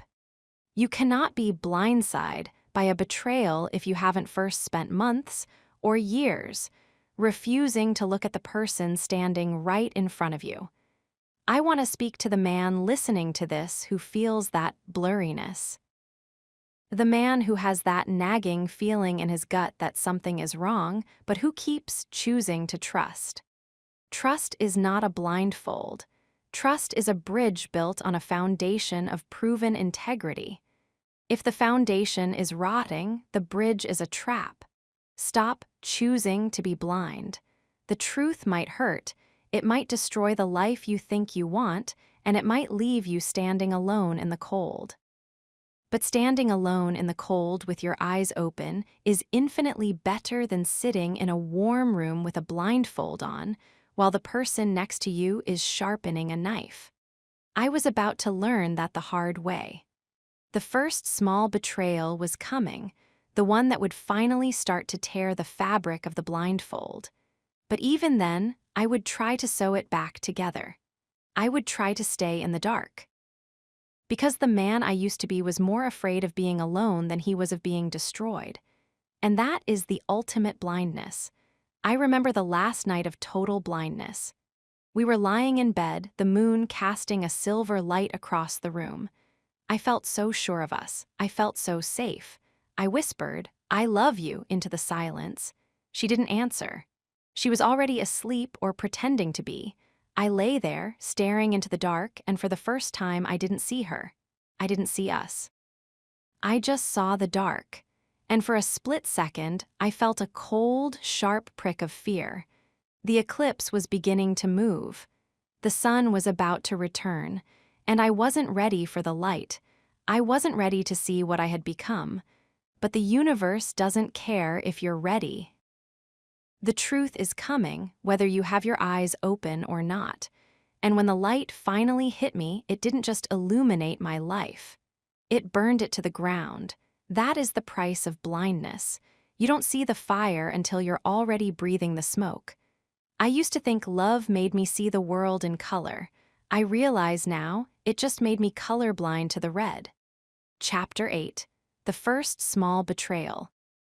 Betrayal is rarely a sudden explosion. It is not always a thunderclap that levels the house in a single, violent moment.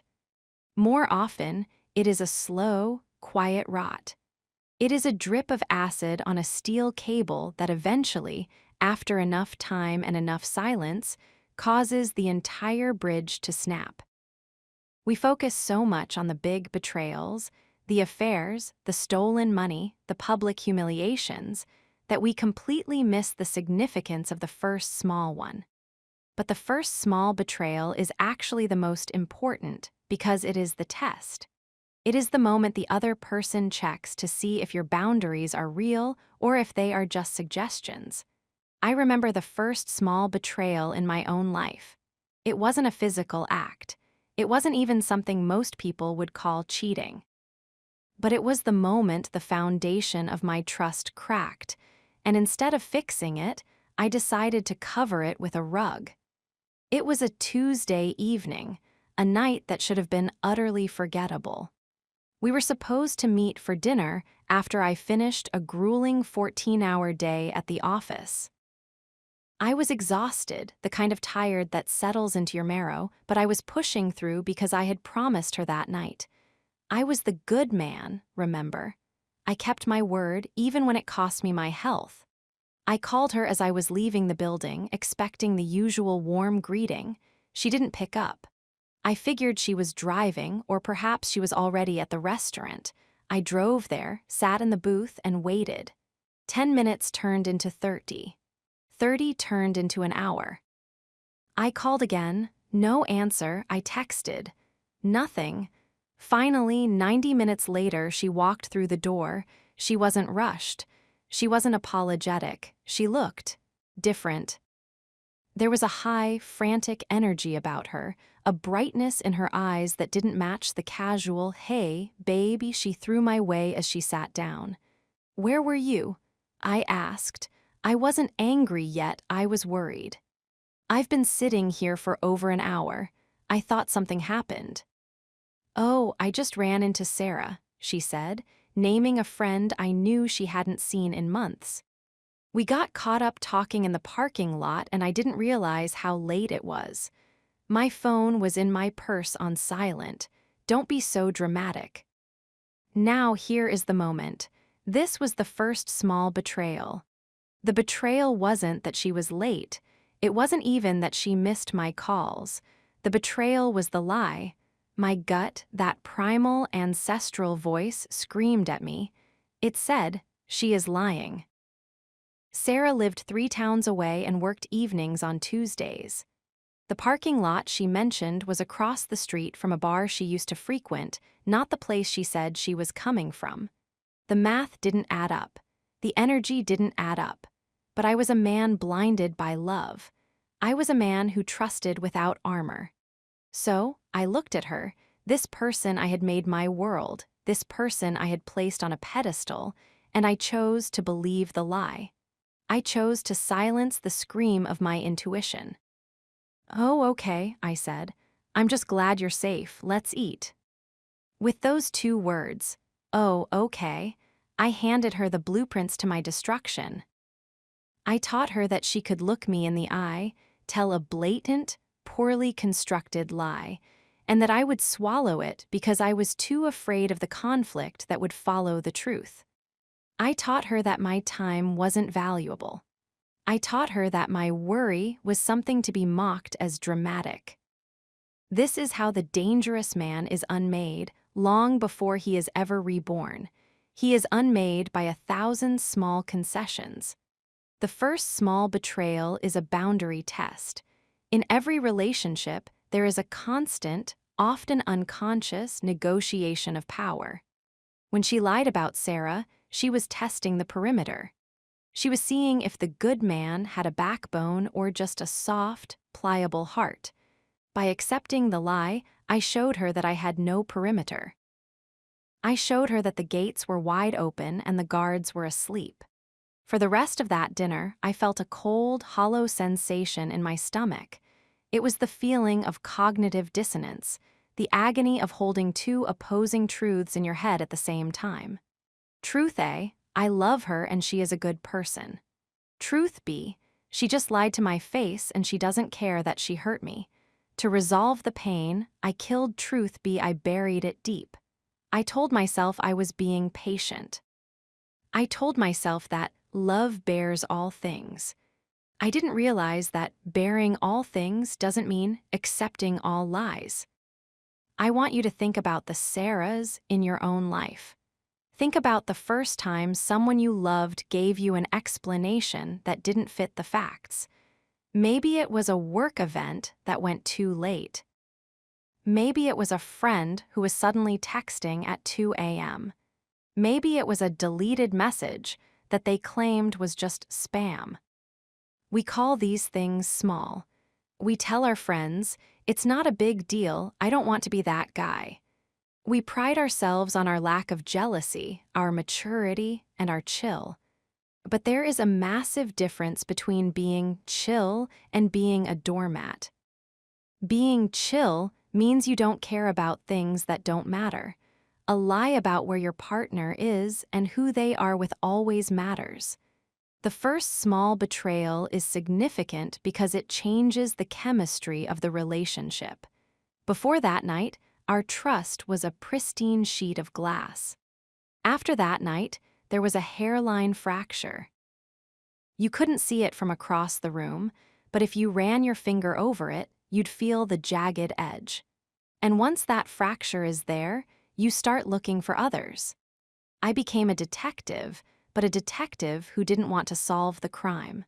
I started noticing things I had previously ignored. I noticed the way she'd tilt her phone screen away when a notification popped up. I noticed the way she'd get defensive when I asked simple questions about her day. I noticed the way her stories started to have holes that she'd patch with anger. "Why are you questioning me?" She'd snap, "Don't you trust me?" That is the classic weapon of the betrayer, using your own virtue against you. Because I valued trust so highly, the accusation that I was distrustful felt like a character flaw. I would retreat, apologize, and try even harder to prove my trust. Do you see the cycle? She betrays the trust, I notice the betrayal, she attacks me for noticing, and I apologize for her betrayal. It is a psychological masterclass in manipulation, and it all started with that one small lie at the restaurant. I remember a few weeks after the Sarah incident. I was at home, and her laptop was open on the kitchen counter. A message popped up. It wasn't from Sarah. It was from a name I didn't recognize, a man. The message said, "I had a great time the other night. Can't wait to do it again." My blood turned to ice. My heart began to pound so hard I could hear it in my ears. This wasn't a small betrayal anymore. This was a smoking gun. But do you know what the soft man did? I didn't confront her. I didn't pack my bags. I didn't even take a screenshot. Instead, I felt a wave of intense guilt for having seen the message. I felt like I was the one who had done something wrong by being in the kitchen when the notification appeared. I closed the laptop, walked into the other room, and sat in the dark for an hour, trying to convince myself that doing it again meant something innocent. Maybe they were talking about a project, I thought. Maybe it was a group thing and he just phrased it weirdly. I was an architect of my own misery. I was working overtime to protect her from the consequences of her own actions. I was so afraid of the breaking point that I was willing to live in a state of permanent, low-grade torture. The first small betrayal is the training ground for the dangerous man, but not in the way you might think. It is the phase where you learn exactly what you are willing to tolerate. And I was learning that, at the time, my tolerance for disrespect was infinite. I had no floor. I was a man falling into a bottomless pit, and I was complimenting her on the view. Why do we do this? Why do we stay after the first crack appears? It's because of the sunk cost fallacy. I had invested 3 years of my life into this woman. I had invested my dreams, my money, my reputation, and my heart. To admit that she was betraying me meant admitting that the last 3 years were a lie. It meant admitting that I was a poor judge of character. It meant facing the terrifying reality of being alone and starting over. We stay because we are more afraid of the death of the relationship than we are of the life we are living inside of it. But here is the truth that the dangerous man eventually learns. The first small betrayal is actually a gift. It is a warning from the universe. It is a trial version of the devastation that is coming.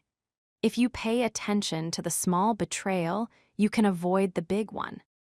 If you set a hard boundary at the first lie, you never have to deal with the 1,000th one.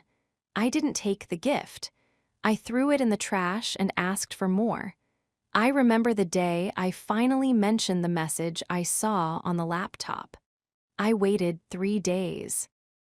3 days of not eating, 3 days of barely sleeping, 3 days of watching her move through the house with a terrifying, cool indifference. I brought it up tentatively, almost as if I were asking for permission to speak. "Hey," I said, my voice trembling. "I saw a message on your laptop the other day. Who is Mark?" She didn't blink, she didn't look guilty. She looked offended. "You were snooping," she asked, her voice low and dangerous. "I can't believe you would violate my privacy like that. Mark is a colleague. We had a team dinner. If you weren't so insecure, you wouldn't feel the need to spy on me." She didn't address the "can't wait to do it again." She didn't address why she hadn't mentioned a team dinner. She just attacked the fact that I had eyes and used them to see. And because I was the man I used to be, I folded. I actually apologized to her for seeing her betrayal. "I'm sorry," I said. "I wasn't snooping, it just popped up. I trust you, I'm sorry." In that moment, I died. Not physically, but the part of me that had any claim to being a man of dignity was extinguished. I had allowed her to flip the reality of the situation so completely that I was now the offender and she was the victim. This is the power of the first small betrayal.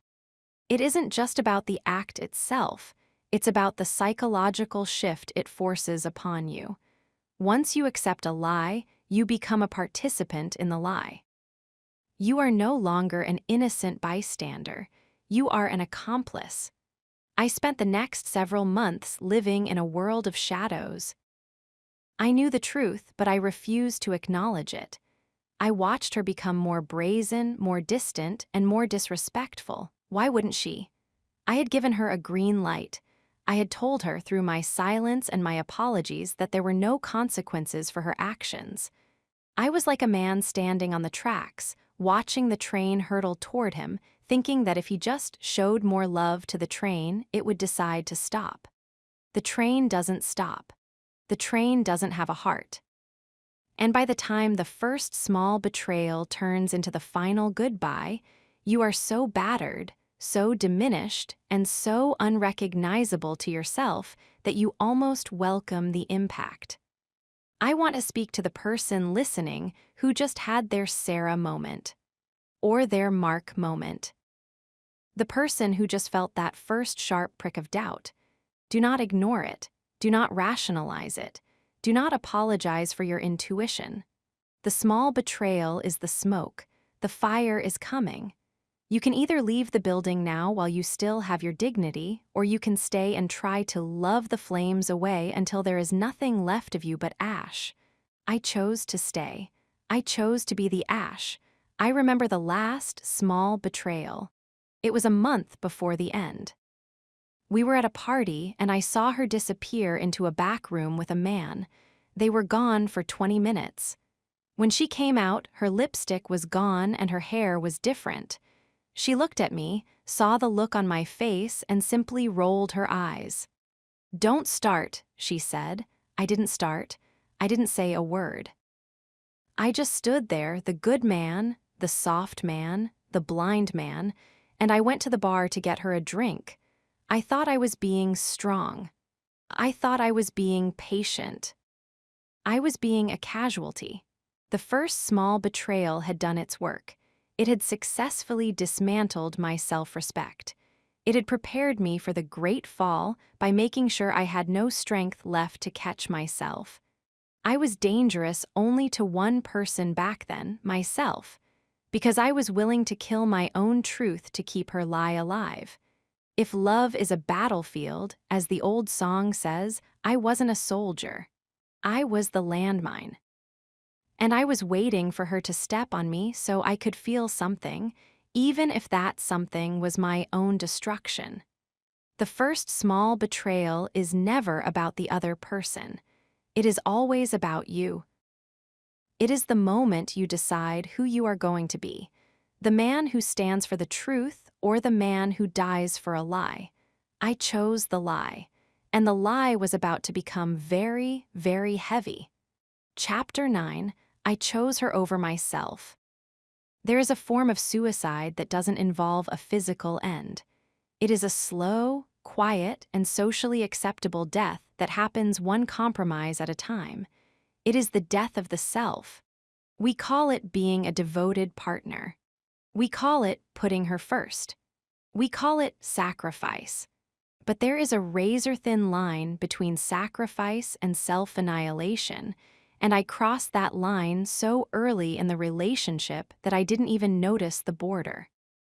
If you had asked me back then who I was, I would have given you a list of her preferences. I was the guy who liked the restaurants she liked. I was the guy who watched the shows she enjoyed. I was the guy who had shifted his career goals because she found my ambition stressful. I had become a human satellite, orbiting a planet that didn't even know it was exerting gravity. Choosing someone else over yourself feels noble in the beginning. It feels like the ultimate romantic gesture. You tell yourself, I'm doing this because I love her more than anything. But the hidden truth is often darker. You are doing it because you are afraid that yourself, the raw, unedited, ambitious, and independent version of you, is not enough to keep her. You choose her because you think that by becoming exactly what she wants, you can make yourself indispensable. You are wrong. By becoming exactly what she wants, you make yourself boring. By choosing her over yourself, you lose the very thing that made her attracted to you in the first place, your essence, the erosion of the morning. I remember the first thing I sacrificed, my mornings. Before her, my mornings were sacred. I was up at 5 a.m., I was at the gym, I was reading. I was setting the tone for my day with a cold shower and a focused mind. That was my foundation. It was the hour where I built the dangerous man I didn't yet know I needed to be. But she didn't like the mornings. She was a night owl who wanted to stay up late talking, and she wanted me to stay in bed with her until 9 a.m. At first, I resisted. I told her I needed my routine, but she would pout. She would say, I just want to be near you, or you care more about the gym than you do about me. And because I was a soft man, I let it go. I told myself that 4 extra hours of sleep and her presence was a fair trade for my discipline. I told myself that loving her meant being flexible, but discipline isn't flexible, it's a muscle, and when you stop using it, it atrophies. 1 month turned into 6. 6 months turned into a year. I stopped going to the gym. I stopped reading. I started waking up late, feeling groggy, reactive, and out of sync with my own purpose. I had chosen her comfort over my own growth. I was literally trading my physical and mental strength to satisfy her temporary mood. I didn't realize that every morning I stayed in bed when I wanted to be out in the world, I was telling my subconscious, "Your goals don't matter. Your word doesn't matter. Only she matters." When you tell yourself that enough times, you start to believe it. You start to feel like a guest in your own life. The death of the social circle. Next came the isolation. A man's friends are his early warning system. They are the ones who can see the blind spots we talked about in previous chapters. They are the ones who will tell you, "Hey, you're acting different," or "She's not treating you right." She knew this intuitively. She didn't like my friends. One was too loud, another was bad influence, and a third was disrespectful to her. One by one, I began to distance myself from them. I didn't do it because she forbade me. I did it because it was easier. It was easier to skip the Friday night beers than to deal with her attitude when I got home. It was easier to stop texting the guys than to explain why my phone was buzzing. I chose her peace of mind over my own brotherhood. I remember a Saturday when my best friend called. He was going through a rough patch, a breakup of his own, and he needed to talk. I was about to head out to meet him when she looked at me from the couch. She didn't say anything, but the energy in the room shifted. She looked hurt. She looked lonely. "Are you really leaving me alone all day?" she asked. "I thought we were going to the farmer's market." We hadn't even talked about the farmer's market. But in that moment, her manufactured need became my priority. I texted my friend a lie. I told him something came up. I chose her market trip over a decade-long friendship. I watched the sent notification on that text and felt a sickening drop in my stomach. I knew I was being a coward. I knew I was betraying a brother. But the drug of her approval was too strong. I needed her to be okay more than I needed to be a man of my word. By the end of the second year, I was isolated. My world had shrunk to the size of our apartment. I had no one to bounce ideas off of, no one to check my reality, and no one to remind me of who I was before I met her. I was exactly where she wanted me, completely dependent on her for my social and emotional survival. The financial and career sabotage. The most noble sacrifice I thought I was making was for our future. But looking back, it was just career suicide. I had an opportunity for a promotion that would have required me to travel 2 weeks out of every month. It was a massive pay jump, a huge step up in responsibility, and the kind of challenge I thrived on. When I told her about it, I expected her to be proud. I expected her to celebrate with me. Instead, she cried. She told me she couldn't handle the distance. She told me she had abandonment issues, and that if I took the job, it meant I didn't love her. She made my success about her trauma. And once again, the good man stepped in. I turned down the promotion. I told my boss I wasn't ready. I stayed in a position that I had already outgrown, earning less than I was worth, doing work that bored me. I chose her security over my own mission. I told myself I was being selfless. I told myself that money isn't everything. But what I was actually doing was stifling my own potential. I was clipping my own wings so she wouldn't feel like I was flying too far away. A man without a mission is a dangerous thing, not to others, but to himself. He becomes resentful. He becomes bitter. He starts to look at the person he sacrificed for with a hidden, simmering anger. I would sit at my desk at work, doing the same repetitive tasks, and I would think, I'm here because of her. But that was a lie. I wasn't there because of her.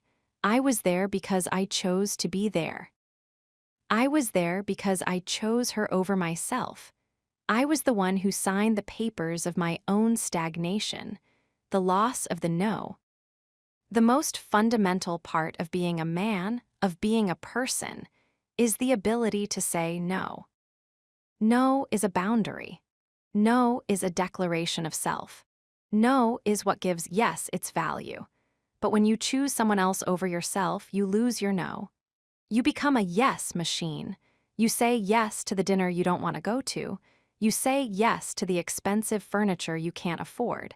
You say yes to her family events that drain your energy.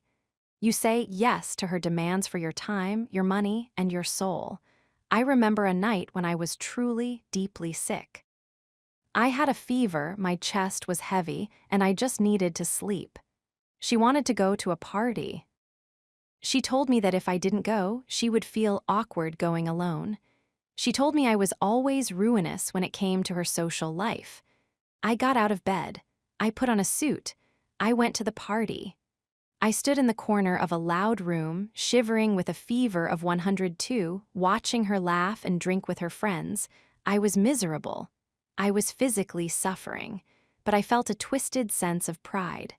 Look at how much I love her, I thought. I'm literally making myself sicker to make her happy. That isn't love. That's pathology. That's a man who has no self-respect left, trying to find value in his own suffering. I was a martyr for a cause that didn't even care about my sacrifice. She didn't even thank me for being there. In fact, halfway through the night, she got annoyed with me for looking miserable and told me I was bringing down the vibe. That is the reward for choosing someone else over yourself. You don't get gratitude, you get contempt. Because when you don't value yourself, nobody else will either. The mirror experiment. I want you to try something. I want you to go to the mirror right now or the next time you're alone. Look yourself in the eye, not at your hair, not at your skin, look at the man behind the eyes.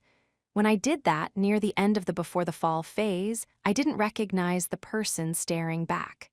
The man in the mirror looked haunted. He looked smaller than he used to be. Not physically, though I had lost muscle and gained a softness around the middle, but spiritually. His gaze was flickering. He looked like someone who was waiting for permission to exist. I realized that I had spent 3 years building a life for a woman, and I had forgotten to build a life for a man. If she were to leave me that day, I would have had nothing. No routine, no friends, no mission, no. I had given it all away. I had poured all of my water into her cup, and her cup was still leaking. I was empty, and she was still thirsty. This is the central paradox of self-abandonment. The more you give of yourself to keep someone, the less you there is for them to keep. I thought I was making the relationship stronger by choosing her. I was actually making it more fragile. A relationship between two people is like a bridge. It needs two strong pillars. By choosing her over myself, I had turned my pillar into a pile of wet noodles. The bridge was going to collapse. It was mathematically inevitable. The philosophical trap: happy wife, happy life. We are raised on a diet of toxic cliches. Happy wife, happy life. A good man puts his woman on a pedestal. Love means never having to say no. These are the slogans of the soft man. They sound good on a greeting card, but they are poison in practice. A happy wife does not make a happy life if the husband is a shell of a human being. A man who puts a woman on a pedestal is only making it easier for her to step on his head. I had bought into the cliché. I thought that my job was to be the provider of happiness. I didn't realize that happiness is an internal job. I couldn't make her happy any more than I could make it rain. All I could do was manage her unhappiness, and in doing so, I became unhappy myself. I had sacrificed my authenticity for harmony. But harmony without authenticity is just a lie that you're both agreeing to tell. I remember the day I realized the extent of the damage. I was filling out a form at the doctor's office. Under hobbies interests, I froze. I couldn't think of a single thing I did for myself. Everything I did was for us. I had no hobbies, I had no interests, I had no self. I felt a surge of genuine terror. I was 29 years old, and I was already a ghost. The warning for the listener. If you are listening to this and you feel like you are disappearing into your relationship, if you are skipping the gym because she's lonely, or turning down the promotion because she's anxious, or stopping the hobby because she doesn't get it, stop. Right now. You think you are being a good man. You are actually being a dangerous man to your own future. You are building a resentment that will eventually explode. You are teaching her that you have no value. And most importantly, you are preparing yourself for a fall that you won't be able to survive. When the breaking point comes, and it always comes, you will need your strength. You will need your friends. You will need your mission. You will need your discipline. If you have given those things away in the name of love, you will be crushed by the weight of the reality that hits you. I chose her over myself. And as a result, when she eventually made the choice to leave, I didn't just lose a girlfriend. I lost my entire world, because she was my entire world. I had put all my eggs in one basket, and then I gave her the basket and a sledgehammer. Don't choose her over yourself. Love her, yes. Protect her, yes. But never, ever give away the core of who you are to keep her. Because the man who is willing to lose himself to keep a woman is a man who will eventually lose both. I was about to learn that the day everything shifted. I was about to learn that all my sacrifices were worthless in the face of her changing heart. I was about to learn that the good man I had worked so hard to become was the very man she was planning to replace. I had chosen her over myself, and now it was time for her to choose someone else over me.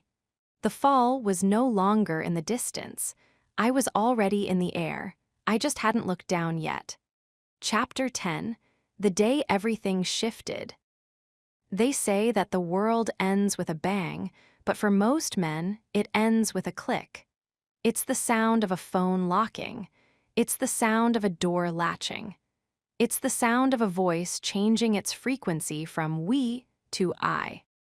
There is a moment in every tragedy where the protagonist realizes that the floor beneath him is no longer solid. Up until that moment, you can lie to yourself. You can ignore the red flags, you can rationalize the lies, you can choose her over yourself, and you can believe that your goodness will eventually be rewarded with her loyalty. But then, the shift happens. The shift is the exact second when the illusion of safety evaporates, and you are left standing in the cold, naked reality of your own obsolescence. The day everything shifted didn't start with a storm.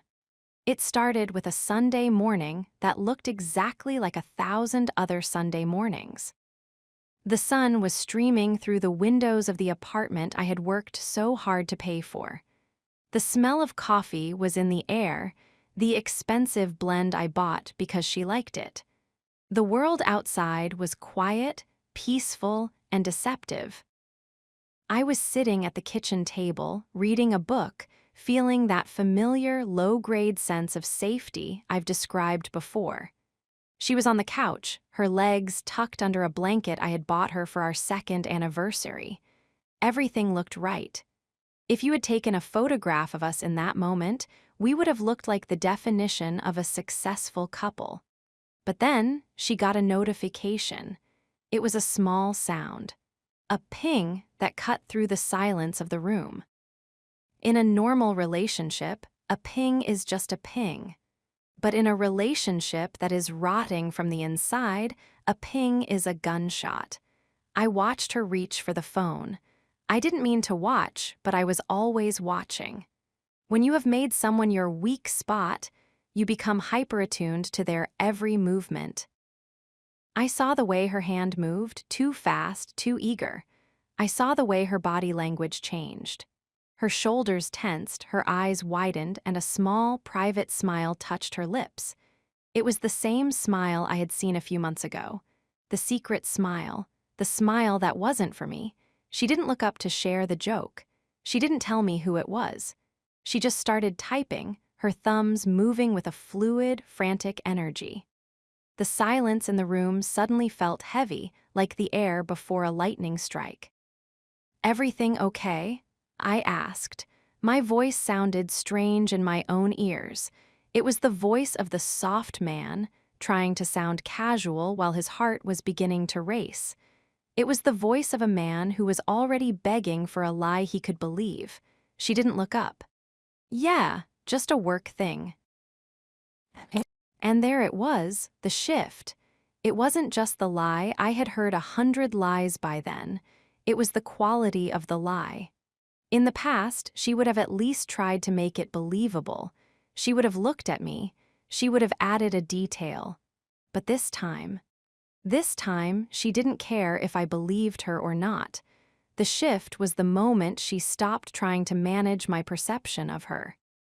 She had reached a point where my trust was so absolute and my softness so predictable that she no longer felt the need to hide her contempt for my intelligence.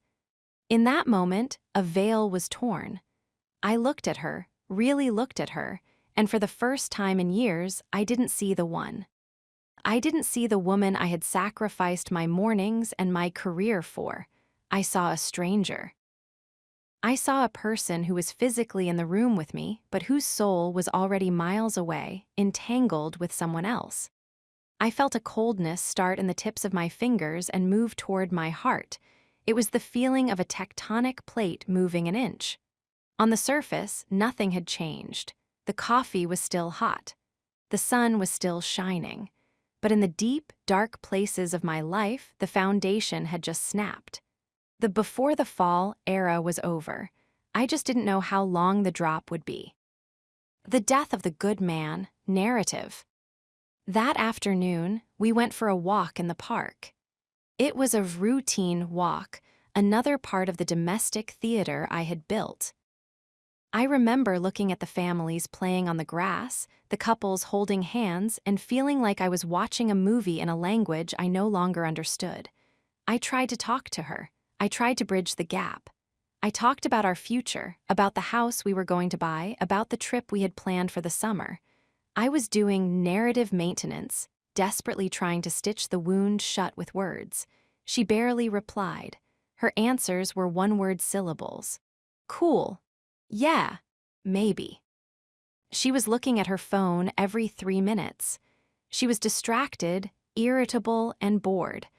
I realized then that my presence had become a burden to her. My goodness, my devotion, my unconditional love, it was all just noise to her. It was like a radio station playing a song she had heard too many times and was now sick of. The shift is when you realize that your virtues are actually vices in the eyes of the person you love. I thought being reliable was a strength. She saw it as being boring. I thought being forgiving was a strength. She saw it as being a doormat. I thought being emotional was a strength. She saw it as being weak. I remember standing by the lake, watching the ducks, and a thought entered my mind with the force of a physical blow. She doesn't respect you, and because she doesn't respect you, she cannot love you. It was the simplest truth I had ever encountered, and it was the most devastating. Everything I had done for the last 3 years, every sacrifice, every choice of her over myself, had been designed to earn her love. But by making those choices, I had systematically destroyed the very thing that makes a man lovable, his self-respect. I had been trying to buy her heart with my soul, not realizing that the currency I was using was worthless to her. The physicality of the realization. When we got back to the apartment, the atmosphere had shifted from heavy to toxic. I couldn't take it anymore. The soft man was dying, and a tiny, flickering spark of the man I used to be, the man with edges, was trying to catch fire. "Who is he?" I asked. I didn't plan to say it. The words just fell out of my mouth, landing on the floor between us like a broken glass. She was standing in the kitchen, pouring a glass of water. She didn't flinch. She didn't drop the glass. She just slowly turned around and looked at me, and in her eyes, I didn't see guilt. I didn't see shame. I saw annoyance. "I don't know what you're talking about," she said. Her voice was flat, devoid of any warmth. "You're being paranoid again. This is why I can't talk to you." In the past, this is where I would have folded. I would have apologized. I would have blamed my insecurity. I would have spent the next 3 hours trying to make it up to her. But the shift had already happened. I was seeing the architecture of the manipulation. I saw that she was using my own goodness as a weapon to keep me in line. She was gaslighting me not to protect the relationship, but to protect her own convenience. She wanted to keep the safety I provided while she pursued the excitement someone else offered. "The lie doesn't work anymore," I said. My voice was steady now, no longer trembling. "I saw the way you looked at that phone. I saw the way you've been for months. Just tell me the truth. Give me that much respect."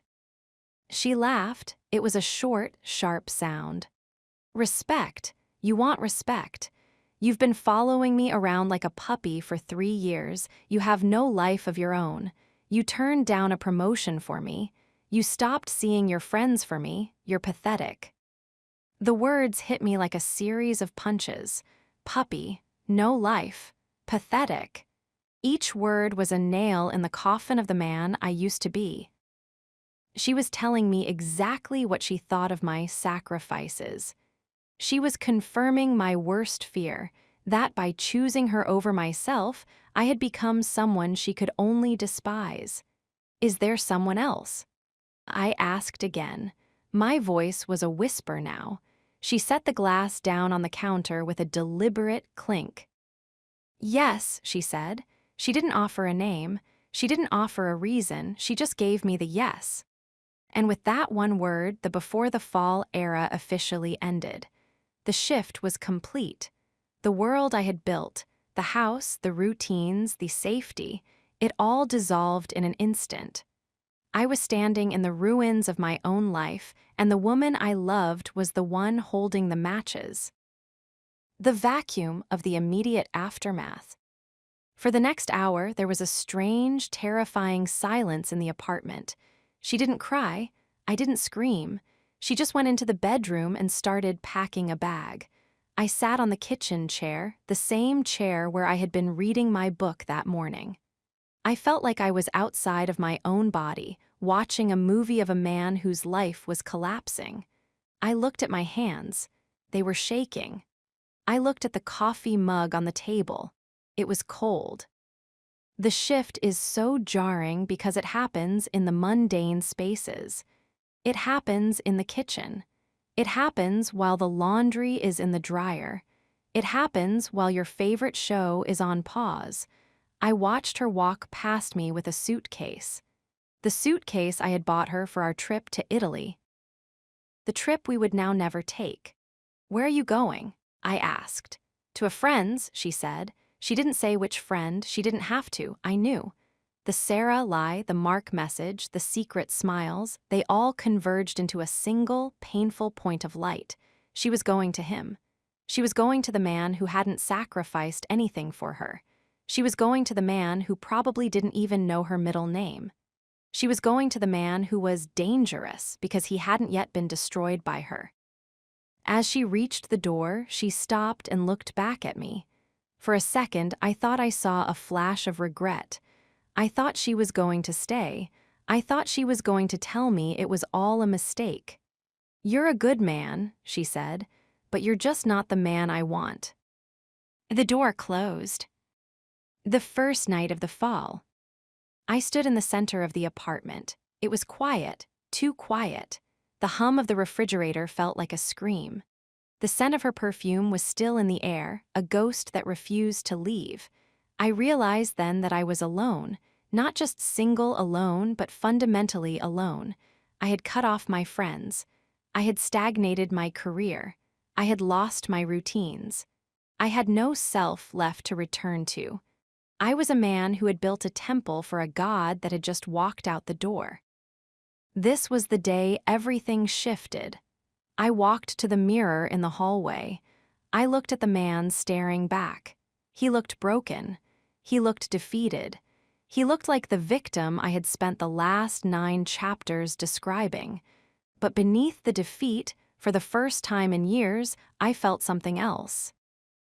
It was a tiny, cold seed of anger. It wasn't the hot, reactive anger of a fight. It was a deep, glacial anger.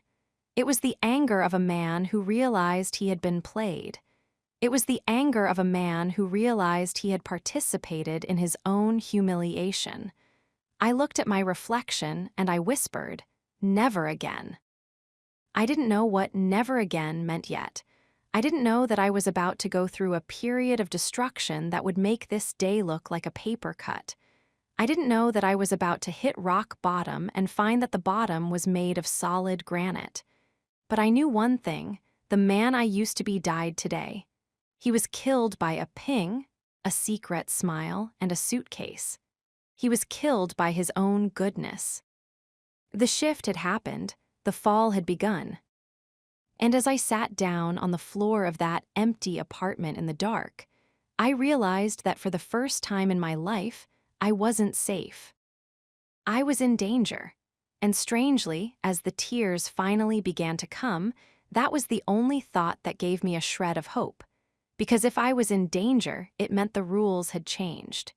It meant the soft man didn't have to follow the script anymore. It meant that from this point on, I was no longer a participant in a love story. I was a survivor in a war zone.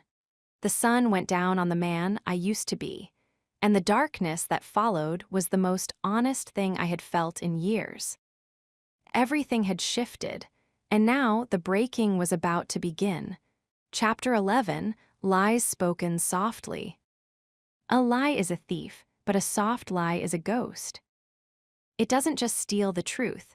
It haunts the spaces where the truth used to live until you can no longer remember what was real and what was manufactured. Most people think of betrayal as a loud event, a shouting match, a door slamming, a dramatic reveal.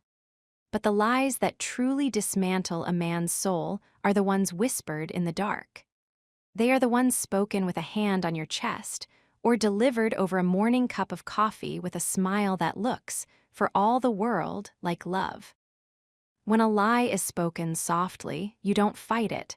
You don't put up your guard. Instead, you lean into it. You cradle it. You believe that the softness of the delivery is a sign of the speaker's vulnerability rather than their precision. I spent years living in a house built of these gentle deceptions. I was the architect of my own delusion, and she was the one who provided the silk to wrap the knives in. I remember the mornings most of all. Looking back from the ruins of the breaking point, I see those mornings as a series of tactical strikes. We would be lying in bed, the sun just beginning to hit the sheets, and I would feel that nagging sensation in my gut, the one I've told you about, the guard dog that was trying to wake up. I would ask a question, something small, something based on a discrepancy I'd noticed the night before. "You seemed distant at dinner," I'd say, my voice tentative. She wouldn't get angry. Anger is a red flag. Instead, she would shift closer, tuck her head into the hollow of my shoulder, and let out a soft, weary sigh. "I'm just so tired, babe. Work is draining the life out of me." I was actually sitting there thinking about how lucky I am to have someone as steady as you to come home to. Does that make sense? It made perfect sense to the soft man. It was a lie spoken so softly it sounded like a confession. It turned my suspicion into guilt. How could I question her when she was draining her life for our future? How could I be so selfish as to ask for more of her attention when she was already giving me her safety? That is the weaponry of a soft lie. It doesn't just hide the truth. It makes the truth feel like a betrayal of the relationship. I would end up apologizing, for even noticing the distance. I would spend the rest of the day working twice as hard to make her life easier. While she spent the day deeper in the secret life she was building away from me. The anatomy of the soft deception. To understand the breaking point, you have to understand the cumulative effect of these soft lies. They act as a slow-acting poison. One lie doesn't kill you. 10 lies don't kill you. But 1,000 soft lies, spoken over 1,000 days, eventually paralyze your ability to perceive reality. You begin to suffer from a kind of psychological vertigo. You know the ground should be beneath your feet, but you feel like you're falling. She was a master of the partial truth. This is the softest lie of all. "I'm going out with the girls," she'd say, and she was going out with the girls. But what she wouldn't say, the part she left in the silence, was that the girls were meeting a group of men she'd met on an app. She wasn't lying by commission, she was lying by omission. And when I'd find out later that there were guys there, she'd look at me with wide, innocent eyes and say, "Oh, they just showed up. I didn't think it was worth mentioning because they meant nothing to me. Why are you making this a big deal? Don't you trust me?" There it is again, the trust weapon. In this phase, I was still the man who trusted without armor. I believed that if I just showed her enough grace, she would eventually feel safe enough to be totally honest. I didn't realize that people who lie softly don't do it because they are afraid, they do it because they are effective. It works. It keeps the soft man in his place. It keeps the bills paid, the bed warm, and the ego stroked, all while they explore the horizons of their own desires. I remember a specific night about 3 months before the end. I found a receipt in her coat pocket for a jewelry store. It was for a men's watch, a nice one. My birthday was months away, and I hadn't received a watch. I sat with that receipt for an hour. I felt the heat rising in my chest. This was it, I thought. This was the proof. When she came home, I showed it to her. I tried to be mature. I tried to be the good man. "What's this?" I asked, my voice barely a whisper. She didn't flinch. She didn't turn away. She walked right up to me, took the receipt from my hand, and laughed. It was a light, musical sound. "Oh my God, you found it. That was for my dad's retirement gift. I was going to ask you to help me pick out the engraving, but I wanted it to be a surprise for the whole family. You weren't supposed to see that." She kissed my cheek. She smelled like rain and vanilla, and for a split second, I felt like the smallest, most pathetic man on earth for doubting her. I actually felt bad that I had ruined her surprise. Her dad didn't retire that year. He didn't get a watch. But by the time I realized that, months later, the lie had already done its work. It had smoothed over the crack in the glass. It had kept me in the dark for another 90 days. Soft lies are a form of gaslighting that uses affection as the fuel. It's hard to believe someone is a predator when they're making you dinner. It's hard to believe someone is a liar when they're telling you they can't imagine life without you.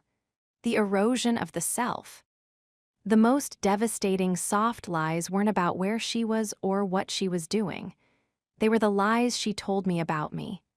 "You're so much better than other men," she'd say. "You're so sensitive. Most guys are just aggressive and selfish, but you actually care." At the time, I took that as the ultimate compliment. I thought I was winning at being a modern man. But look at the subtext of that soft lie. She was reinforcing my softness. She was rewarding me for having no boundaries. She was essentially saying, "I love that you are easy to manage. I love that you don't demand respect. I love that you are a safe harbor for my storms." She was training me to stay weak. Every time she praised my patience when she was late or my understanding, when she was distant, she was putting another brick in the wall of my cage. She was lying to me about what a good man actually is. A truly good man isn't just patient and understanding. He is also firm, discerning, and protective of his own integrity. But she didn't want a good man. She wanted a useful man, and I was very, very useful. I remember a conversation we had about my career. I was thinking about taking a risk, starting my own firm. I was excited. I was fired up. I told her the plan. She listened, her eyes soft and full of concern.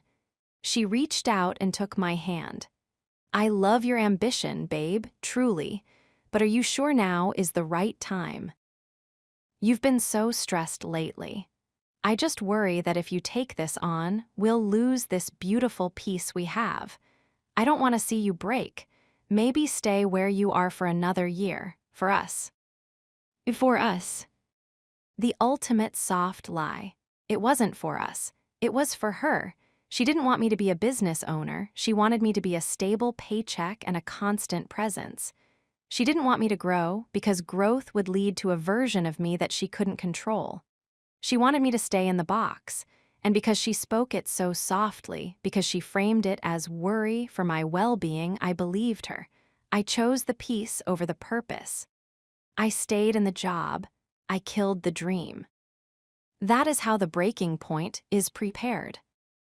You are stripped of your outer defenses, your friends, and your career goals, until you are nothing but a raw nerve ending, completely dependent on the person who is lying to you. The sound of the silence. There is a specific kind of silence that follows a soft lie. It's not a quiet silence, it's a ringing one. It's the sound of your intuition trying to scream through a thick layer of cotton. In those final months, the air in our apartment felt different. The lies were becoming more frequent, but they were also becoming softer. It was as if she knew the end was coming, and she was trying to keep the anesthesia flowing until the very last second. I remember a Tuesday night. She had been working late for 3 nights in a row. I was sitting on the couch, the television off, just staring at the door. When she finally walked in, she looked exhausted, but it was a performative exhaustion. She moved with a heavy, exaggerated gait. "I'm so sorry, babe," she whispered, leaning against the doorframe. I'm barely holding it together. Can we just not talk tonight?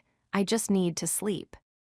She didn't look me in the eye. She didn't ask how my day was. She just drifted past me like a ghost. I sat there, and for the first time, the soft man didn't want to comfort her. He wanted to scream. He wanted to flip the table. He wanted to demand the truth. But the soft man was also a trained man. He had been conditioned by years of soft lies to believe that any demand for the truth was an act of aggression. So I stayed silent. I let her go to bed. I let the lie hang in the air like smoke. I want to speak to the man listening to this who is currently living in that silence. The man who is hearing the soft version of a story that doesn't make sense. The man who is being told he is too sensitive or too paranoid when he notices a discrepancy. The softness of the voice does not change the weight of the lie. In fact, the softer the voice, the more dangerous the person. A person who shouts their lies is giving you a chance to fight back. A person who whispers their lies is trying to convince you to lay down and die. I was laying down. I was dying. And the breaking point was no longer a possibility. It was a necessity. My soul could no longer house the volume of lies she was pouring into it. The walls were bulging. The foundation was cracking. I remember the very last soft lie she ever told me. It was the night before the day everything shifted. We were standing in the kitchen. She was leaving to run an errand. She looked at me, adjusted my collar, and said, "You know I'm doing all of this for us, right? I just want you to be happy." She kissed me. Her lips were cold. And for the first time, I didn't believe her. Not even for a second. The anesthesia had worn off. I saw the knife. I saw the blood. I saw the person standing in front of me for exactly who she was. "I know," I said. That was my soft lie. I lied to her so she would leave the room so I could finally begin to break. The breaking point isn't just about the relationship ending. It's about the truth becoming so loud that the soft lies can no longer drown it out. It's about the moment the ghost becomes a demon, and you realize that the only way to survive is to burn the whole house down. I was ready for the fire. In this chapter of my life, I learned that silence is a weapon. I learned that gentleness can be a cloak for cruelty. And I learned that the most dangerous lies are the ones you tell yourself to keep a lie spoken softly alive. I was done telling myself lies. And I was done listening to hers. The breaking had begun, and it was going to be anything but soft. Chapter 12. Love Turned Cold. The opposite of love isn't hate. Hate requires energy. Hate requires a pulse. Hate is a hot, burning emotion that, while destructive, still acknowledges the existence of the other person. To hate someone, you must still feel something for them, even if that something is a jagged, poisoned resentment. No, the true opposite of love is indifference. It is the steady, creeping frost that settles over a relationship when one person has simply decided to stop feeling. It is the moment when the fire in the hearth goes out, not because of a sudden storm, but because the person who was supposed to tend it simply walked away, leaving the wood to turn to ash and the room to turn to ice. When love turns cold, it doesn't happen all at once. It's not like a light switch being flipped. It's more like the changing of the seasons. It starts with the late autumn of the relationship. The days grow shorter, the light becomes grayer, and you start to feel a slight chill in the air that you can't quite explain. You tell yourself it's just a phase. You tell yourself that every couple goes through dry spells. You put on a sweater, you turn up the heat, and you wait for the spring of her affection to return. But the spring never comes. The temperature just keeps dropping. I remember the exact week the frost reached the center of our home. It wasn't marked by a fight. It was marked by a lack of them. In the past, if there was a misunderstanding, we would talk, or at least I would talk and she would respond.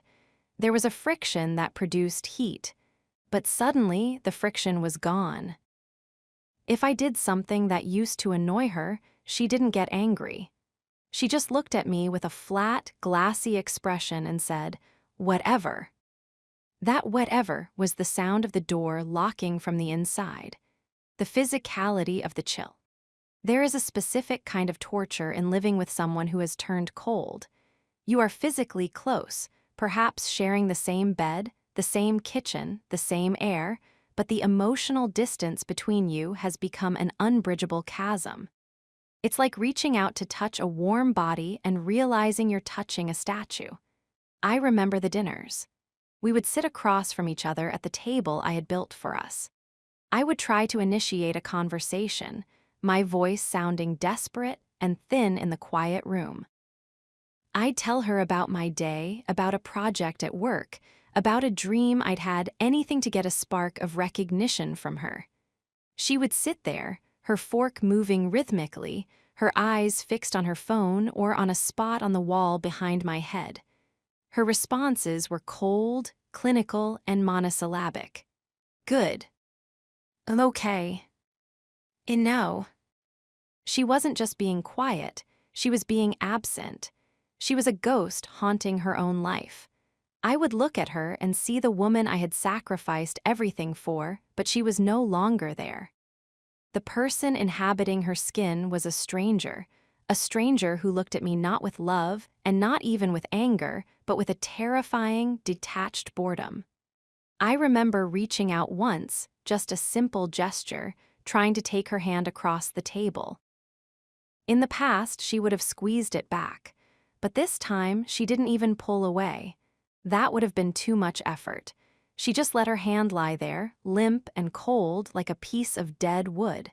She didn't look at me. She didn't acknowledge the touch. She just continued to stare at her screen. I felt a surge of shame so intense it made my stomach turn. I felt like a beggar asking for a crumb from a king who didn't even know I was there.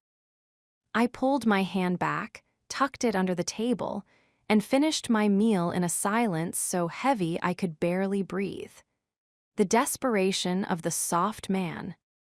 When love turns cold, the soft man does the worst thing possible. He tries to become the sun. I thought that if I could just be warm enough, loving enough, and attentive enough, I could melt the ice. I went into a state of hyperdevotion. I bought her flowers for no reason. I left little notes in her car. I took over even more of the housework, thinking that if she was less stressed, she would find her way back to me. I was pouring all of my remaining energy into a black hole, hoping that eventually the light would start to reflect back. It never did. The more I tried to warm her up, the colder she became. I didn't understand then what I understand now, that my desperation was disgusting to her. To a person who has already checked out of a relationship, the pursuit of the partner they are leaving feels like an intrusion.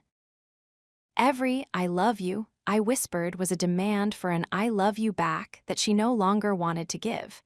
Every gift was a reminder of an obligation she no longer wanted to fulfill. My kindness had become a burden to her. My presence had become a nuisance. I remember one night, I had spent hours cooking her favorite meal. I had set the table with candles, played the music we used to listen to when we first started dating. I was trying to recreate the warmth. When she walked through the door, she didn't even take off her coat. She looked at the table, looked at me, and sighed. "I'm not hungry," she said. "I'm going to bed." "But I made this for you," I said, my voice cracking. "I thought we could just talk like we used to." She looked at me then, truly looked at me. And for the first time, the coldness was replaced by something else, sharp, jagged contempt. "Why do you keep doing this?" she asked. "Why can't you just leave me alone? You're so suffocating." Suffocating? The good man was trying to save the relationship, and she was telling him that his very effort was a crime. I stood in the kitchen, surrounded by the smell of the food I had made, and I felt like I was shrinking. I was being told that my love was a toxic gas. I was being told that my devotion was a form of harassment. I spent that night on the couch, watching the candles burn down until they flickered out, leaving nothing but the smell of smoke and the encroaching cold. The invisible wall. The most literal manifestation of love turned cold happens in the bedroom. The bed is the heart of a relationship. It is the place of total vulnerability, the place where the world is locked out and the two of you are supposed to be one. But when the frost sets in, the bed becomes a battlefield of silence. I remember the feeling of lying next to her in the dark. We were only inches apart, but it felt like there was an invisible wall of ice standing between us, miles high and miles thick. I would lie there, staring at the ceiling, listening to the rhythm of her breathing, wondering if she was actually asleep or if she was lying there, just like me, waiting for the morning so she could escape. In the past, we would tangle our legs together. We would talk until we fell asleep. But now she stayed on her side of the bed, her back turned to me, curled into a tight, defensive ball. If my foot accidentally brushed hers under the covers, she would jerk it away as if she had been burned. The rejection of physical intimacy is the final stage of the cooling process. It is the body confirming what the soul already knows, that the connection is severed. To the soft man, this rejection feels like a death sentence. You start to doubt your own value. You start to feel unclean, as if there is something fundamentally wrong with you that makes the person you love recoil from your touch. I would lie there in the cold, feeling a profound sense of loneliness that no amount of blankets could fix. It's a different kind of loneliness than being single. When you're single, you're alone, but the possibility of connection is still out there. When you're lying next to the person you love and they won't even let their skin touch yours, you are in a void. You are being erased in real time. I remember one night, the desperation got the better of me. I reached out and put my hand on her waist. I didn't want sex. I just wanted to know she was still there. I just wanted a sign of life. She didn't move. She didn't say a word. But I felt her entire body go rigid. I felt her breath hitch. The air in the room seemed to drop 10 degrees. The message was louder than if she had screamed it, "Don't touch me." I pulled my hand back, the shame burning hot in my chest, and I rolled over to the edge of the bed, nearly falling off. I stayed there, clinging to the mattress, feeling like a predator in my own home, simply for wanting to touch my partner. That is what love turned cold does to a man. It turns his natural desires into sources of guilt. It turns his need for connection into a sign of weakness. It turns the sanctuary of his home into a morgue, the eyes of the dead. You can always tell when the love has died by looking at the eyes. In the beginning, when she looked at me, there was a light. There was a spark of recognition, a knowing that said I was her person. Even when we were in a room full of people, her eyes would find mine and I would feel seen. I would feel like I existed. But in the breaking point phase, the eyes go flat. They become like two stones at the bottom of a frozen pond. She would look at me, but she wasn't seeing me. She was looking through me. I had become part of the background noise of her life, like the hum of the refrigerator or the pattern on the wallpaper. I would be speaking to her, pleading with her, pouring my heart out, and her gaze would be vacant. It was as if I was a television playing in a room where no one was watching. This invisibility is the most dangerous part of the coldness. When a man feels invisible in his own home, he begins to lose his sense of reality. You start to wonder if you're even there. You start to wonder if you've already died and you're just a ghost wandering through the ruins of your old life. I remember one afternoon, I came home early from work.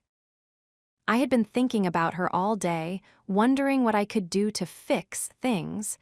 I walked into the living room and she was sitting in the chair, staring out the window. She didn't hear me come in. For a few seconds, I just watched her. She looked peaceful. She looked beautiful. But she also looked utterly, completely done. There was an air of finality in her posture that I hadn't seen before. It was the look of someone who has already moved on in their mind and is just waiting for the physical body to catch up. I cleared my throat. She didn't jump. She didn't turn around with a smile. She slowly, very slowly, turned her head and looked at me. And in that look, I saw it. I saw the nothing. There was no hate. There was no sadness. There was just a vast, empty space where our love used to be. It was the look you give a piece of furniture that you're planning to throw away but haven't gotten around to moving yet. "Oh," she said, "you're home." That was it. No, how was your day? No, I'm glad you're back. Just a statement of fact, you are home. And the subtext was, I wish you weren't, the advice to the listener. If you are listening to this and you feel the temperature dropping in your own life, if you feel like you are living with a ghost, if you are being suffocated by your own desire to fix things, if you are lying in a bed that feels like a block of ice, I want you to hear me. Stop trying to start a fire. You cannot warm someone who has decided they want to be cold. You cannot love the frost away. Your warmth, your goodness, your devotion, at this stage, these are not tools of reconciliation. They are tools of your own destruction. When love turns cold, the only thing you can do is find your coat and walk out into the winter. I didn't do that. I stayed. I tried to stay in the morgue, thinking I could perform CPR on a corpse. I let the cold seep into my own bones. I let her indifference erode my self-worth until I was as flat and glassy-eyed as she was. I want you to realize that her coldness isn't a reflection of your lack of value. It's a reflection of her internal state. She has withdrawn the sun. That is her choice. But your choice is whether or not you stay in the dark. I spent months in that darkness. I spent months being the soft man who thought he could bargain with the frost. I lost my voice. I lost my fire. I lost myself. I remember the last day of the cold era. I was standing in the kitchen and she walked past me to get a glass of water. As she passed, she didn't even acknowledge that I was there. I was standing 3 inches from her and I didn't even warrant a glance. I looked at the back of her head and I felt a strange, new sensation. It wasn't the usual ache of rejection. It wasn't the panic of losing her. It was a coldness of my own. I realized that if I was invisible to her, then she was no longer the sun.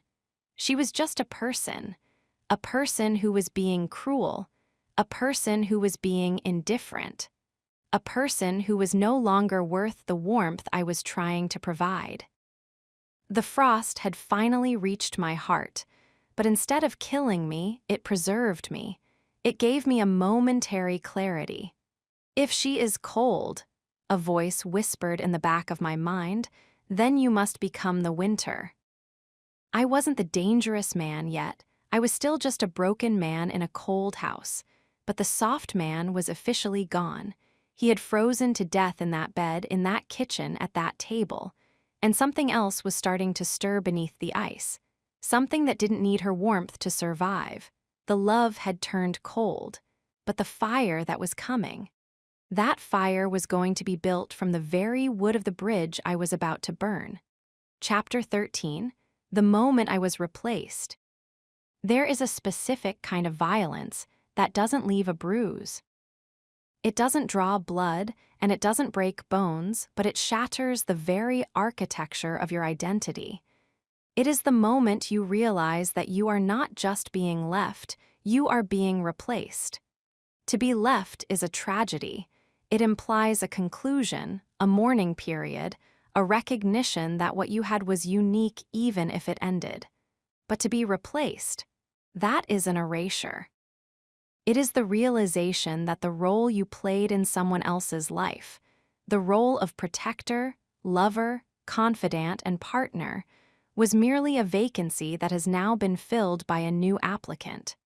I used to think that I was special to her. I believed that the 3 years of safety I provided, the career sacrifices I made, and the softness I offered were building a legacy that could never be duplicated. I thought I was the protagonist of our story. I didn't realize that in her mind, I was just a placeholder. I was the bridge she used to cross from the person she was to the person she wanted to be, and once she reached the other side, she had no use for the bridge anymore. She was looking for a new destination, and she had already found a new driver. The moment of replacement doesn't happen at the breakup. It happens long before. It happens in the quiet spaces I've described, the love turned cold and the lies spoken softly. But there is always a singular moment where the reality of the replacement hits you with the force of a high-speed collision. The intuition of the damned. Before the physical proof, there is the atmospheric shift. A woman who is replacing you develops a new kind of energy. It's a brightness that isn't directed at you. It's a secret fire she's warming her hands on when you aren't looking. I remember the final weeks in that apartment. She had started dressing differently. Not for me, we hadn't had a date night in months, but for herself, as she put it. She would spend an hour on her makeup to go to the grocery store. She would buy new lingerie and tuck it into the back of her drawer, away from my sight. She was preparing for a debut, and I was just the stagehand who was still lingering on the set after the play had ended. I remember a Thursday evening. I was sitting on the couch, and she was in the bathroom getting ready to go out with friends. The air was thick with the scent of a new perfume, something sharp and floral that I hadn't bought her. The bathroom door was slightly ajar, and I could hear her humming. It was a happy tune, a light, carefree melody that I hadn't heard her sing in years. It hit me then like a physical blow to the stomach. She is happy because she is leaving. But more than that, she was happy because she was already gone. Her heart had already moved into a new house. She was just waiting for the paperwork to clear so she could move her body out, too. I sat there, the soft man, feeling a wave of nausea. I wanted to go to the door, throw it open, and demand to know who he was. I wanted to scream, "How can you be singing while I'm dying?" But I didn't. I stayed in my seat, paralyzed by the fear of the truth.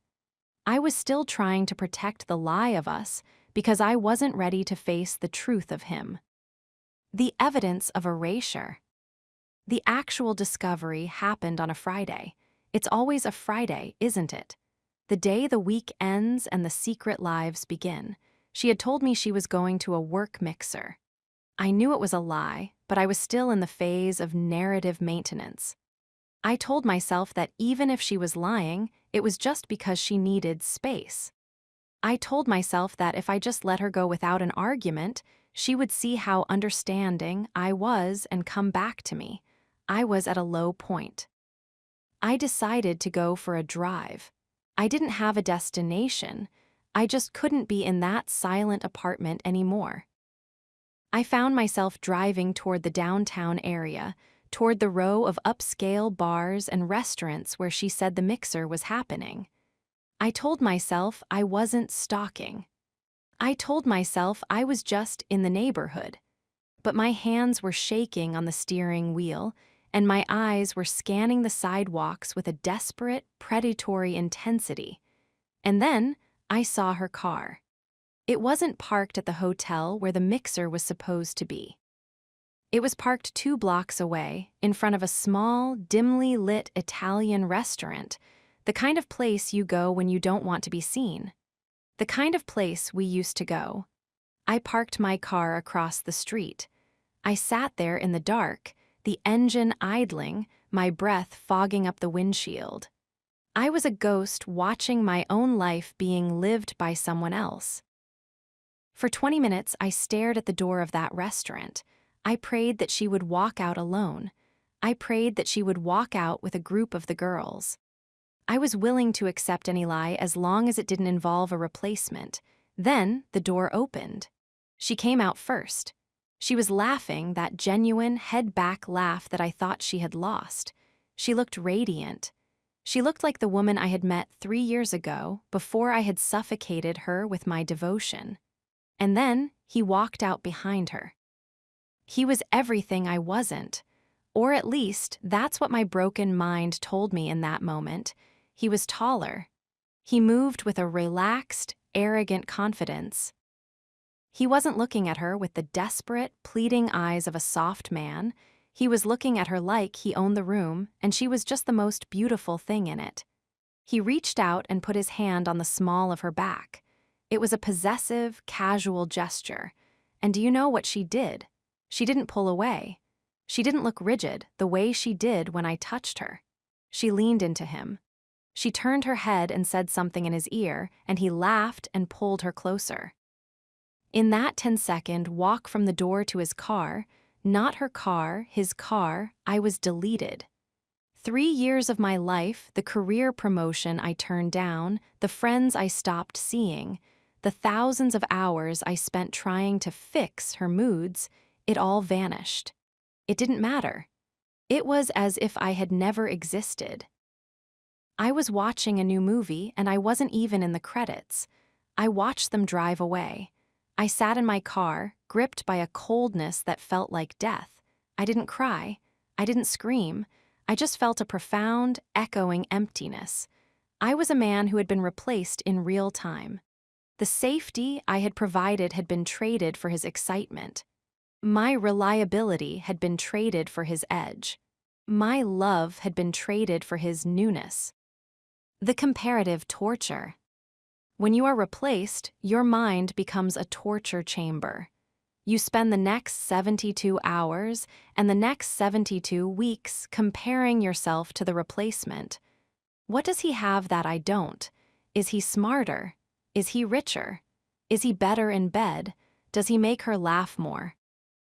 Does she feel safer with him, or does she like that he makes her feel unsafe? I went home that night and I looked at his social media. I found him. It wasn't hard. I looked at his photos, his life, his vibe. I dissected every detail of his existence like I was studying a rival general. I saw a man who didn't seem to care about safety. I saw a man who traveled, who took risks, who looked like he had never apologized for his own existence.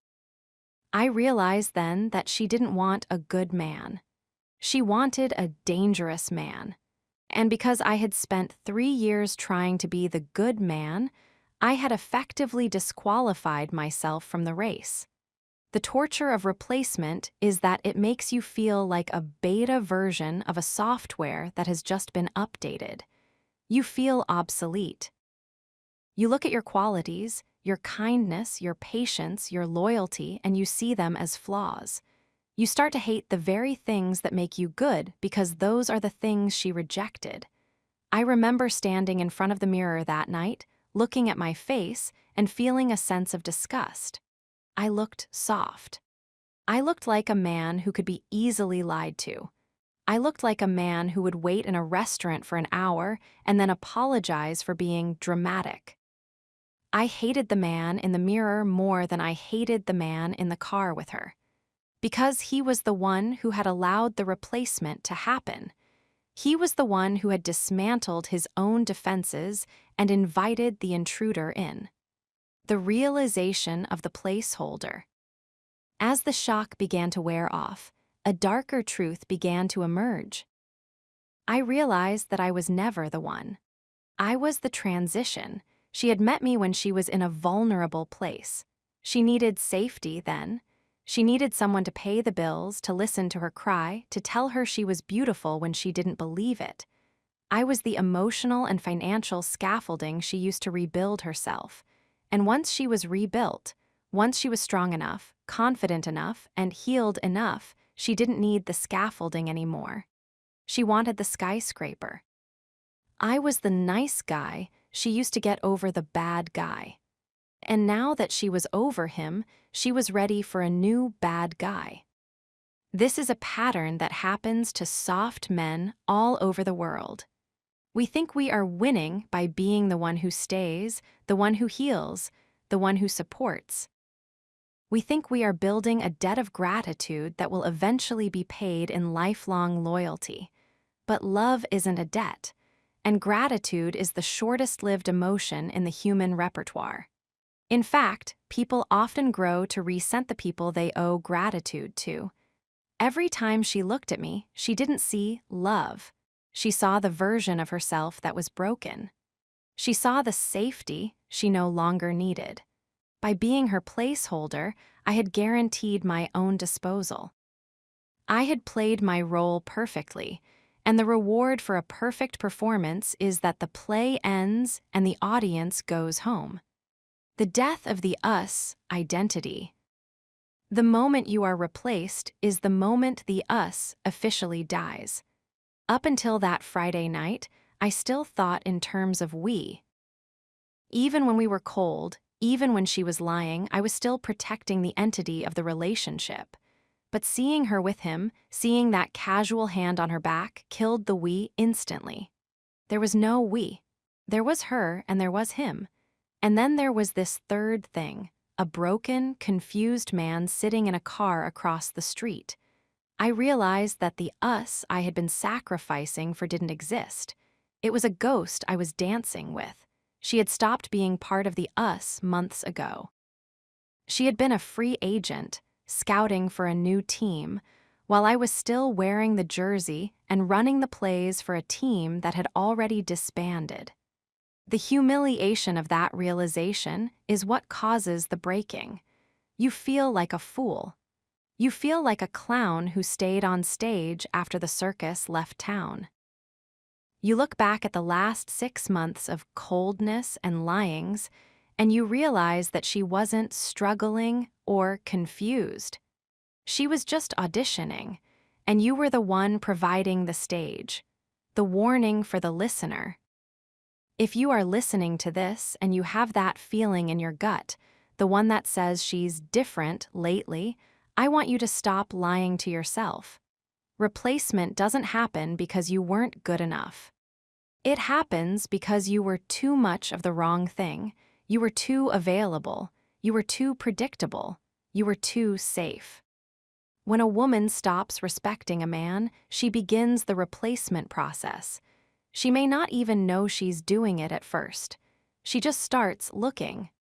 She starts noticing the man at the gym, the man at the office, the man on the app. She starts comparing the softness she has at home with the edge she sees in the world. And once that comparison begins, you have already lost, because you cannot compete with new.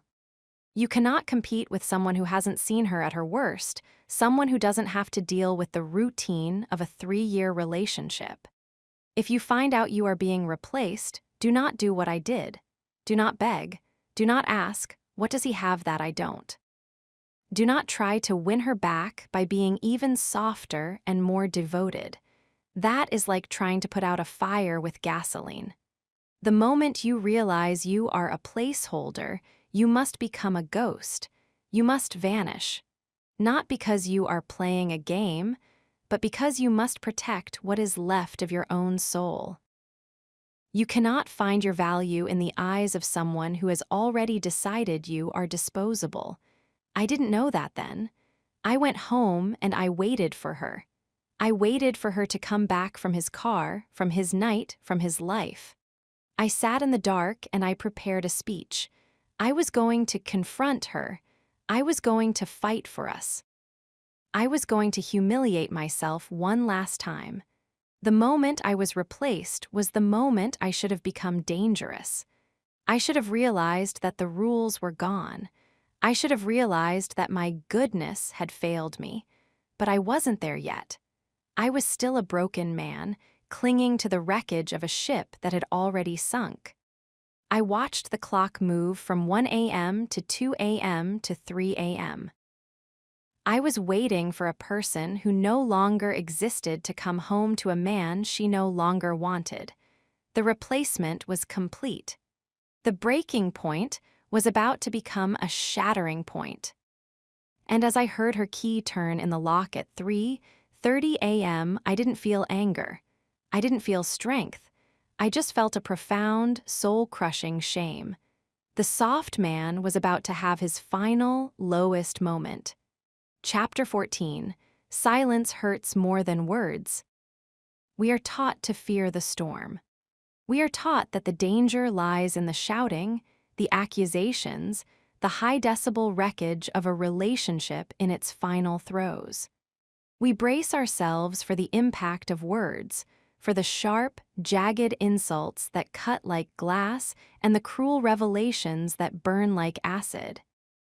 But as I sat in the ruins of the life I had built for her, I realized that the storm is a mercy. At least in a storm, there is movement. At least in a storm, you are acknowledged. The true devastation, the kind that leaves a man hollowed out and questioning his very right to exist, is not the noise. It is the silence. Silence is not just the absence of sound. It is a presence in its own right. It is a cold, suffocating weight that fills the rooms of a home until there is no air left to breathe. When a person you love stops speaking to you, not because they are busy and not because they are tired, but because you no longer warrant the energy it takes to form a sentence, you are experiencing the ultimate form of human erasure. You are being told, without a single word being uttered, that you are already a ghost. I remember the night she came back from the restaurant, the night I saw her with the replacement. I had prepared a speech. I had practiced my confrontation. I was ready for the fire. I wanted the fight. I wanted the explosion because an explosion would mean that what we had was still real enough to burn. I wanted her to cry, to lie, to scream back at me, anything to prove that I still occupied a space in her consciousness. She walked through the door at 3:30 a.m., smelling of the night and the man I had seen her with. I was standing in the kitchen, the light harsh and unforgiving. I looked at her, my heart hammering against my ribs, and I waited for the moment to begin. "I saw you," I said. My voice was thick with 3 years of suppressed grief. She didn't stop. She didn't flinch. She didn't even look at me. She walked past me toward the bedroom, her keys clinking on the counter, the only sound in a world that had suddenly gone mute. "I said I saw you," I repeated, louder this time. "I saw you at the restaurant. I saw him." She stopped at the edge of the hallway, her back to me. For a heartbeat, I thought the storm was coming. I thought she would turn around and offer a justification, or a confession, or even a slap. I wanted the contact. I needed the collision. Instead, she just let out a long, weary sigh. She didn't turn around. She didn't answer. She just continued walking and closed the bedroom door behind her.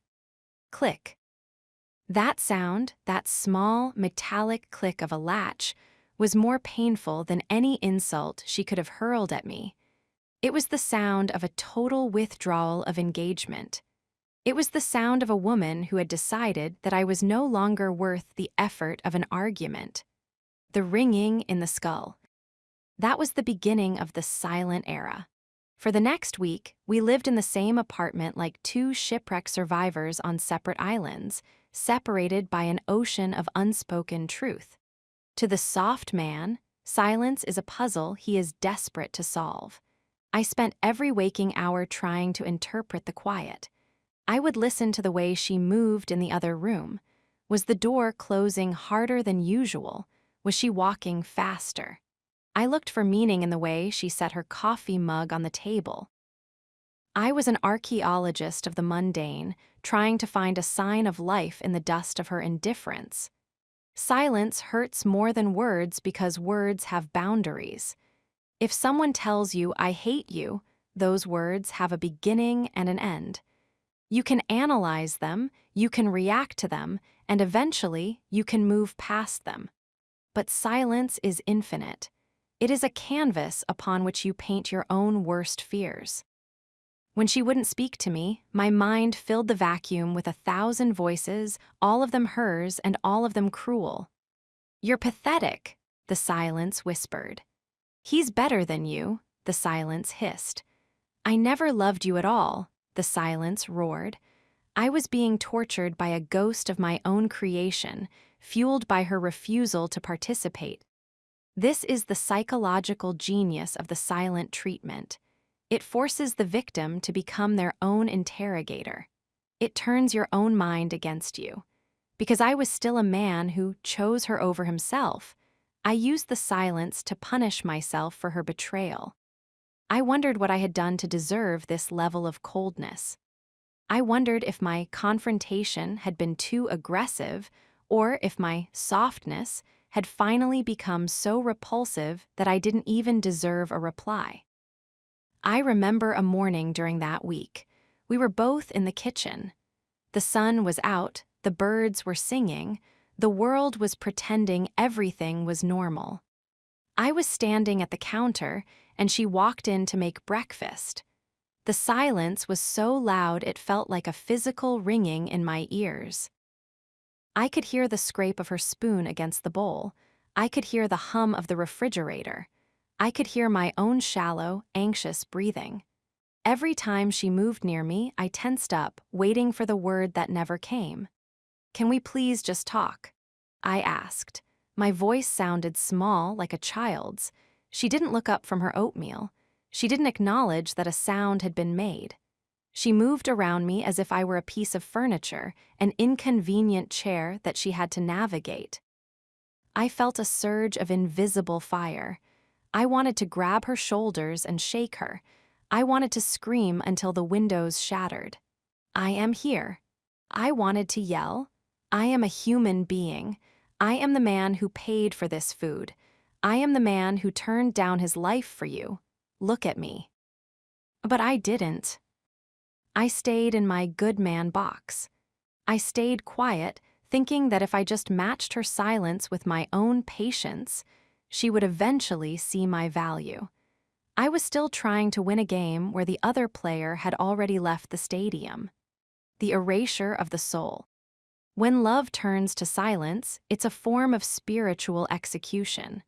Words are how we connect. They are the threads that weave two lives together.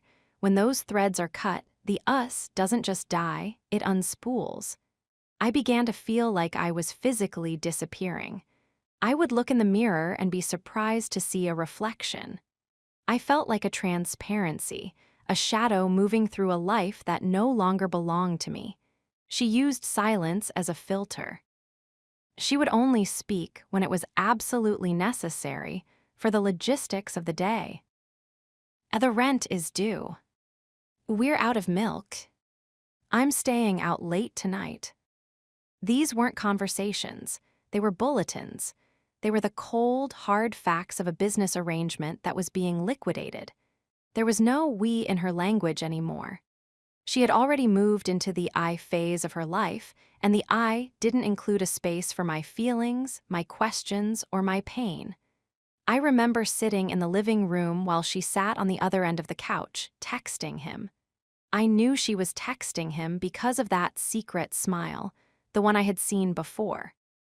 The silence between us was a graveyard, but the silence between her and her phone was a party. I could hear the tap, tap, tap of her thumbs, a rhythmic mockery of my own heartbeat. She was sharing her soul with someone else in the same room where I was suffocating. She was using the safety of the home I provided to build a bridge to her next life. And because I was soft, I allowed it. I sat there in the silence, a voluntary prisoner, thinking that my endurance was a sign of my love. It wasn't love. It was a lack of self-respect so profound that it had become a disability. The weapon of nothing.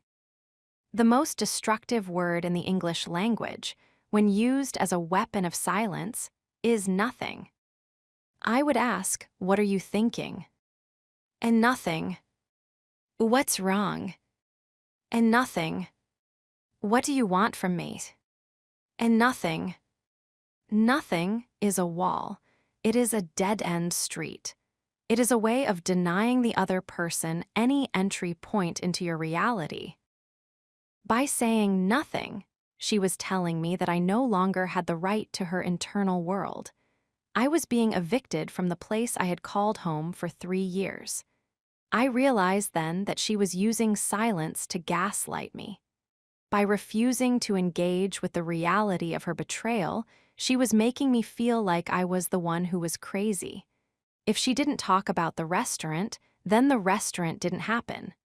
If she didn't talk about the replacement, then the replacement didn't exist.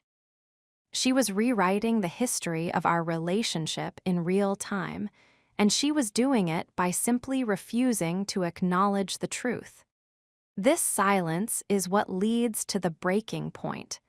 You can handle a fight.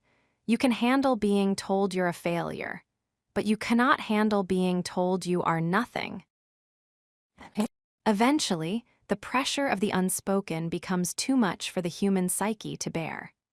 The silence starts to feel like a high-pitched scream that only you can hear. You start to lose your grip on what is real.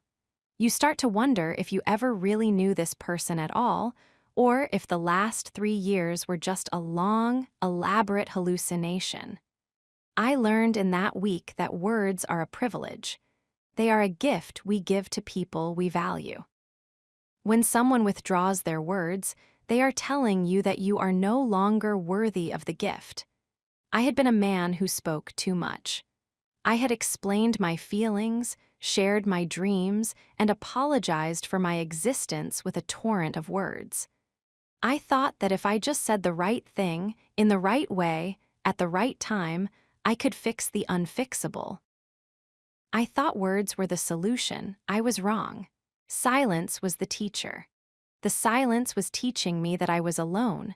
It was teaching me that my safety was a sham. It was teaching me that the woman I loved was capable of a cruelty so cold it made the winter look warm. I remember the final night of the silence. We were lying in bed. The moon was high, casting a pale, graveyard light across the room. I felt the familiar wall of ice between us. I looked at the back of her head, and for the first time, I didn't feel the need to speak. I didn't want to ask, "What's wrong?" I didn't want to say, "I love you." I didn't want to beg for a scrap of her attention. I just lay there and listened to the silence. And in that silence, I finally heard the truth. The truth was that I was a man who had allowed himself to be treated like a ghost. The truth was that I was a man who had no left in his soul. The truth was that the silence wasn't her weapon, it was my mirror. It was showing me exactly what I had become, a hollow man in a hollow life. I felt a strange, cold peace settle over me. The soft man was finally starting to understand.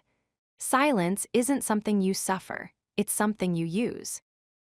I realized that if she could use silence to erase me, I could use silence to rebuild myself. I didn't need her words to be real. I didn't need her acknowledgement to exist. I closed my eyes and I let the silence take me. I stopped fighting the void. I stopped trying to fill the room with my desperate, pleading energy. I just became part of the quiet. And in that moment, the power shifted. Because when you stop needing a response, the silence no longer hurts. It becomes a shield.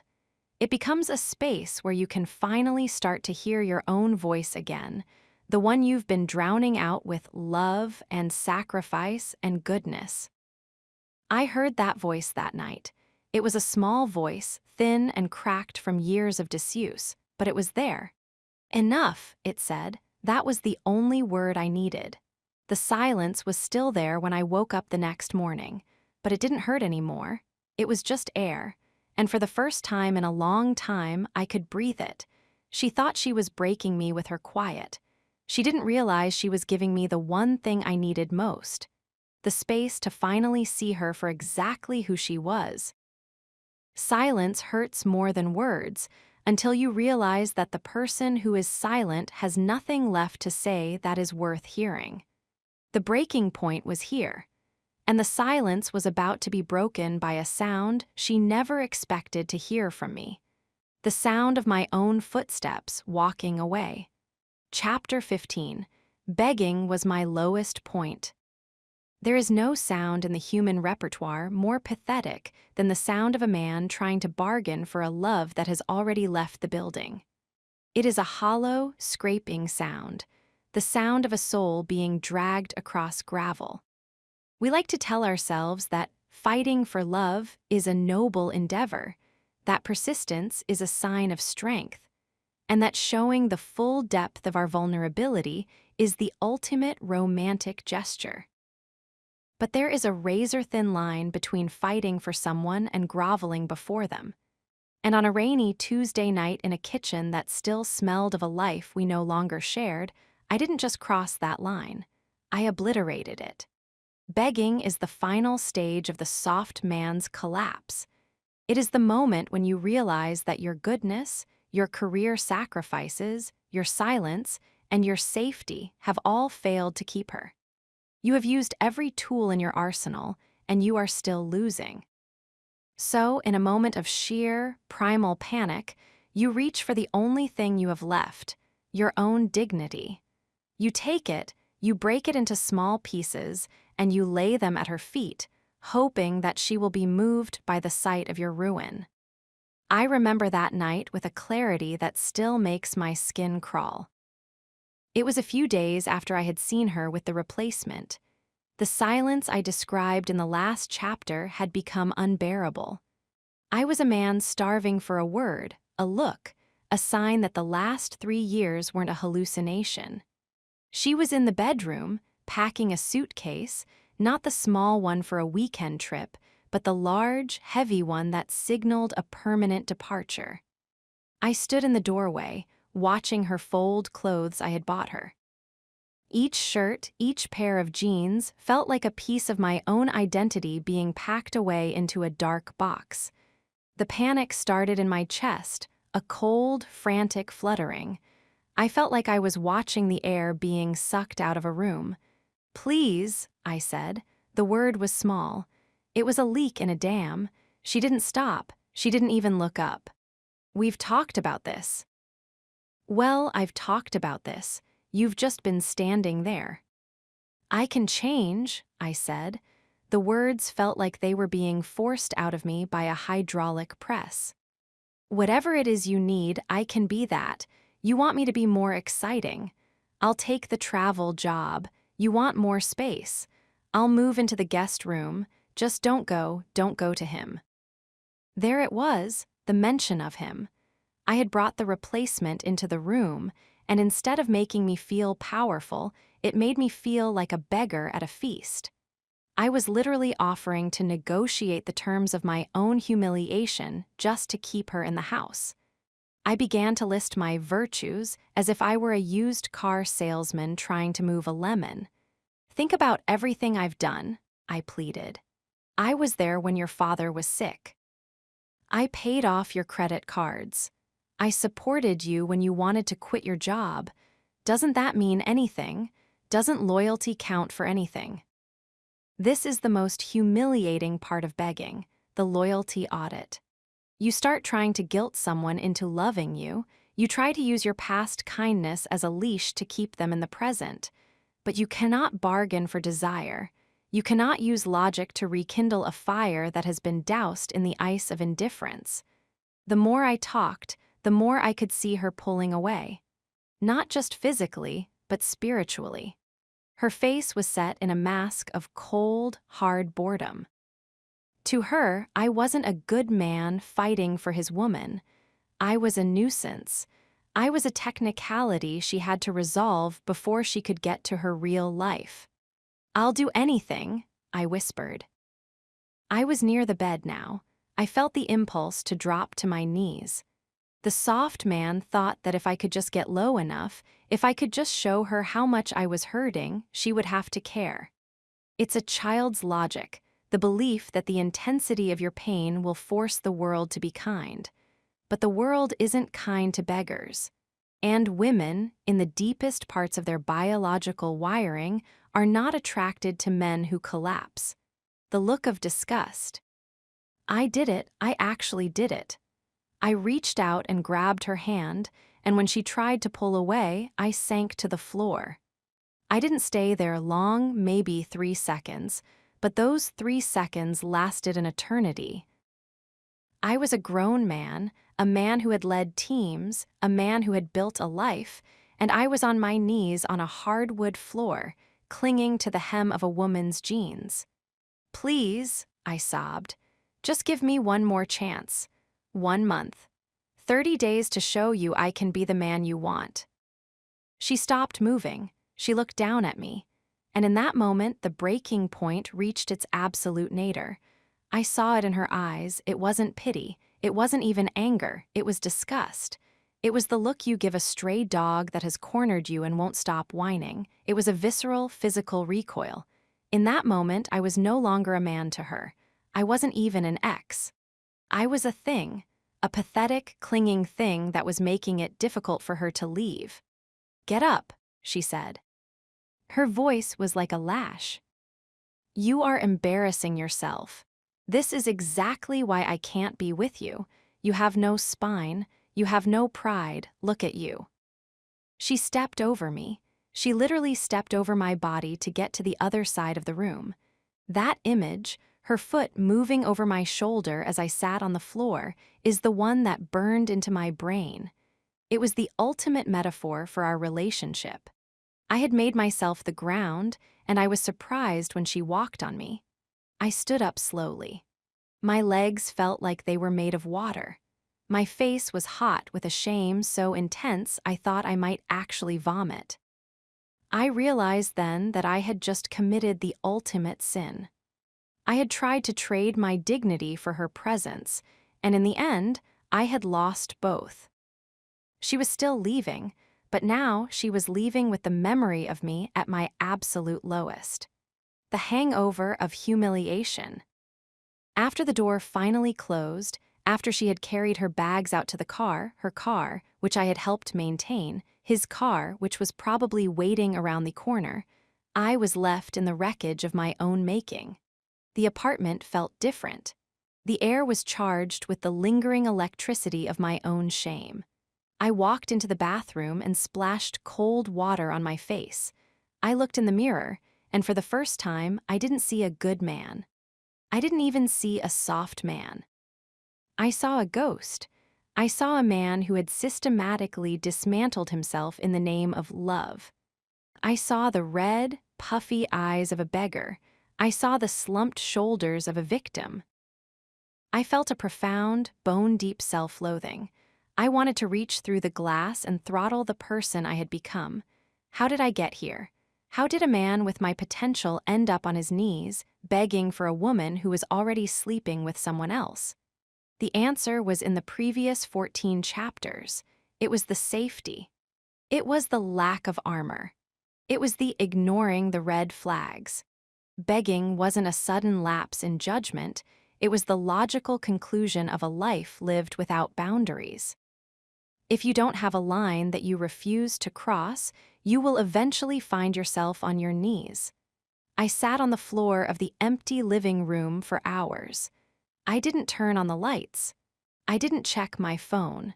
I just sat in the dark, marinating in the absolute finality of my failure.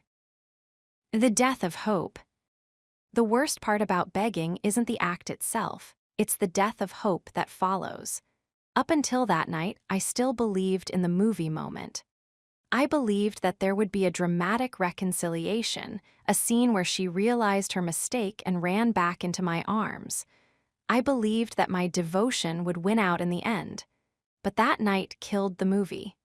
There was no music. There was no slow-motion reunion. There was just a cold woman, a heavy suitcase, and a man on the floor. I realized that night that there was no us to save. There was no love to fight for. There was only a power dynamic that I had completely surrendered. By begging, I had confirmed to her that she was the prize and I was the lucky recipient. I had confirmed that she held all the cards. And here is the hard truth that the dangerous man eventually learns. People do not want to be with someone they can walk over. People do not want a prize they didn't have to work for.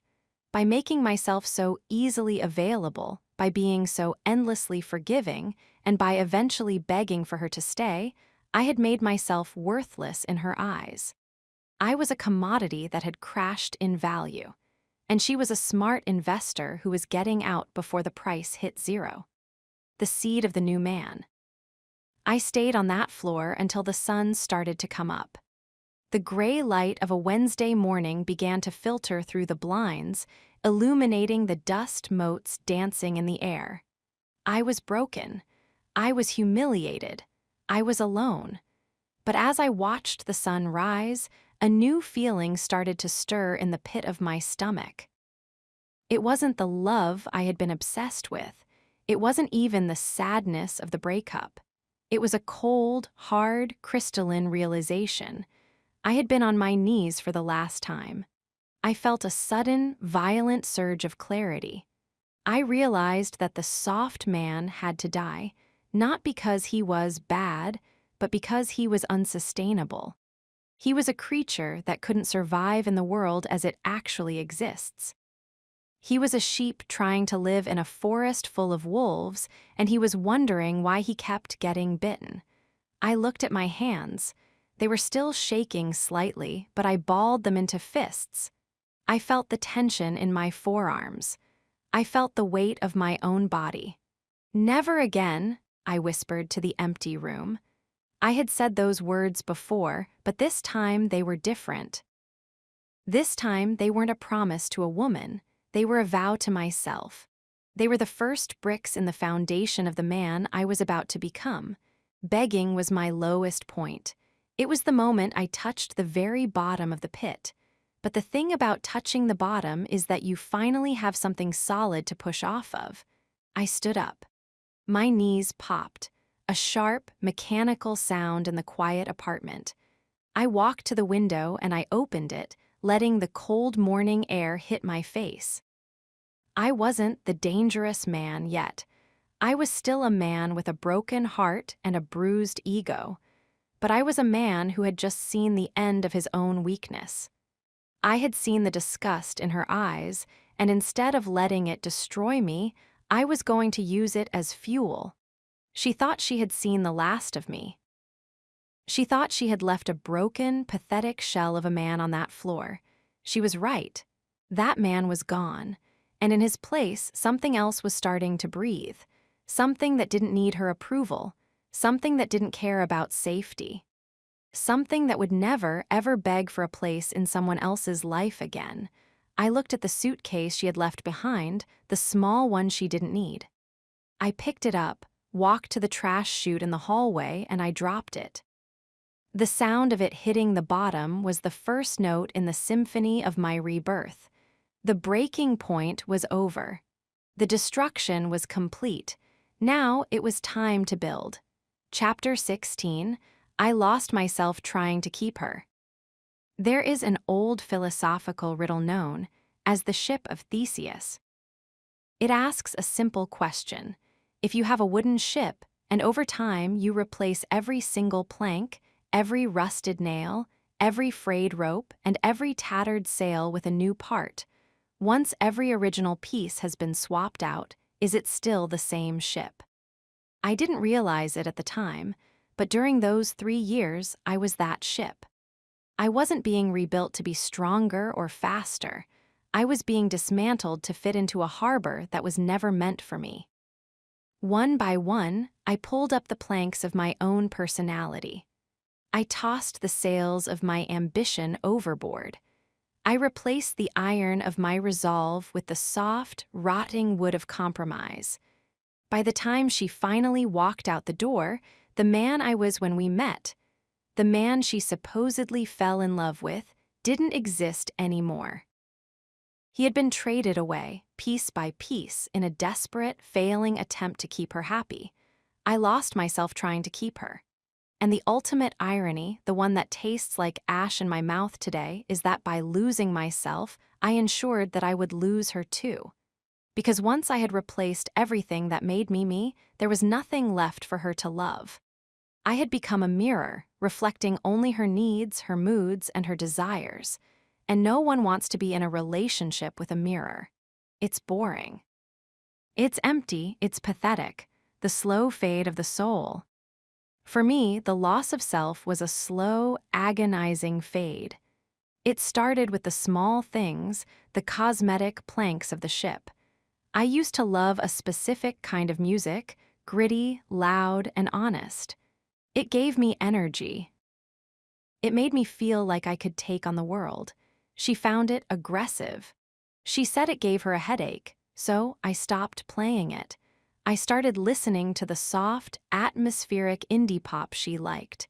I told myself it was expanding my horizons. In reality, I was silencing the soundtrack of my own spirit. Then came the hobbies. I used to spend my Saturday mornings in a garage working on an old motorcycle. I loved the smell of oil, the grease under my fingernails, the mechanical logic of an engine. It was my meditation. But she wanted to go to brunch. She wanted to spend the day connected. She called my time in the garage avoidant behavior. I sold the bike. I bought a nice pair of loafers for brunch. I sat at those tables, eating avocado toast and drinking mimosas, feeling a profound, echoing emptiness inside. I was connected to her, but I was becoming completely disconnected from myself. I was tradesman turned tourist in my own life. Each of these concessions felt like a small price to pay for peace. That's the lie we tell ourselves. We call it compromise. We call it growing up. But a compromise that requires you to cut off a limb isn't a compromise, it's a self-amputation. Every time I said, "It's fine," When it wasn't, every time I stayed quiet to avoid a scene, I was murdering a small part of my identity. The chameleon effect. I became a psychological chameleon. I got so good at anticipating her moods that I would subconsciously shift my entire personality to balance her out. If she was high energy and manic, I became the stoic, boring anchor. If she was depressed and low, I became the frantic, cheerful clown. I was no longer a person with my own internal climate. I was a weather vane, spinning wildly based on the wind coming out of her mouth. I remember a dinner party we went to with her colleagues. These were people I didn't know, people who lived in a world of corporate jargon and social climbing, a world I found exhausting. In the past, I would have been myself. I would have told my stories, shared my opinions, and if they didn't like me, I wouldn't have cared. But as I sat there, I felt her eyes on me. I could feel her managing me from across the table. I saw the way she winced when I started to tell a joke that was a little too loud. I saw the way she interjected to correct an opinion I was sharing. I watched myself shut down. I watched myself transform into the safe, supportive partner. I became a background character. I spent the night nodding, smiling, and offering platitudes. I was a prop in her play. When we got in the car to go home, she patted my leg and said, "You were so good tonight. Everyone loved you." I felt a surge of literal nausea. Everyone loved you. Which you? They loved the shell. They loved the man who had no edges. They loved the man who didn't exist. I realized that the more she loved the version of me I was performing, the more she was actually rejecting the man I really was. I was being rewarded for my own disappearance. The paradox of attraction. This is the trap that soft men fall into, and it is the most bitter lesson of all. We think that by becoming exactly what she wants, we will make her love us more. We think that by removing every point of friction, we are making the relationship better. But attraction requires friction.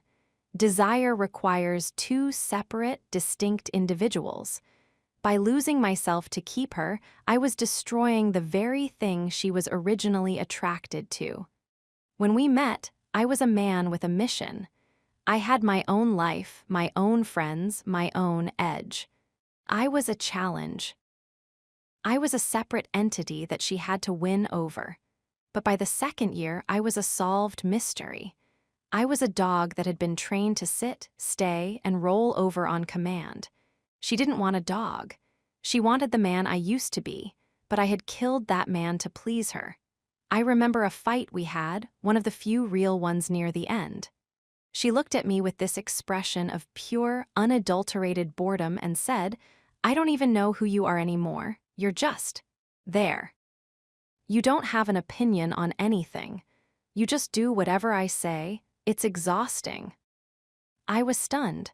I had spent 2 years doing exactly what she asked, and now she was using that against me. I wanted to scream, "I am this way because of you.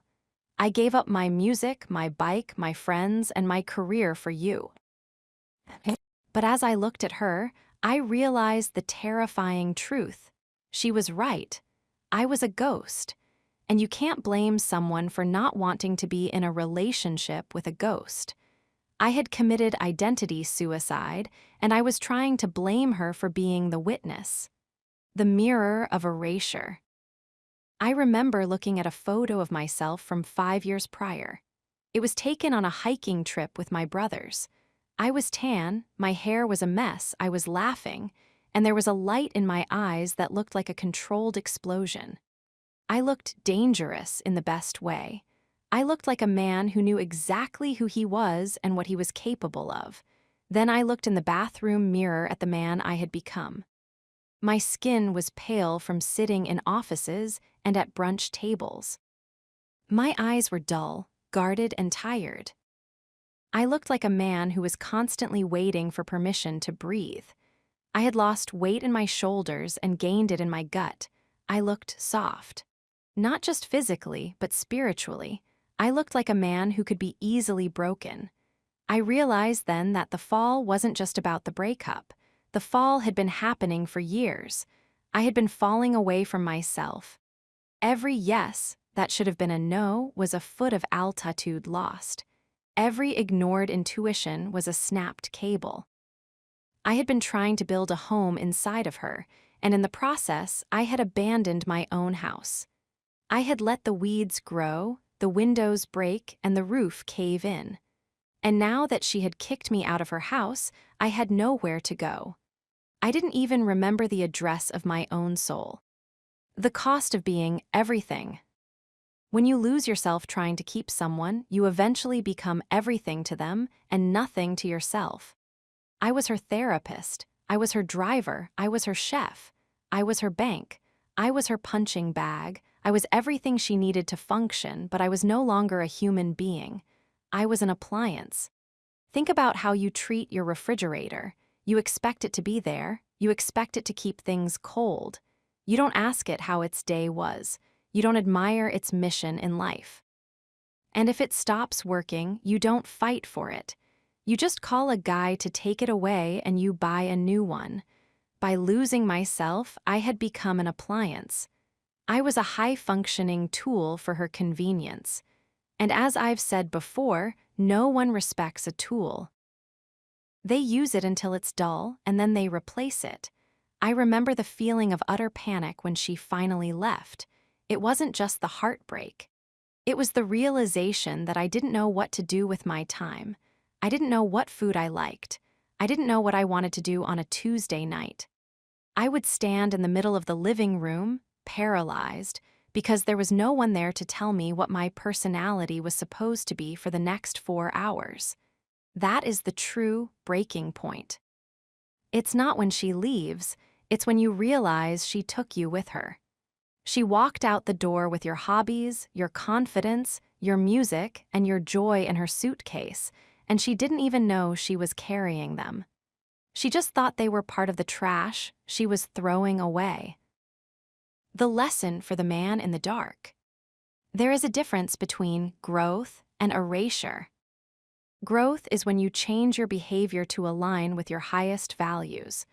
Erasure is when you change your identity to align with someone else's insecurities.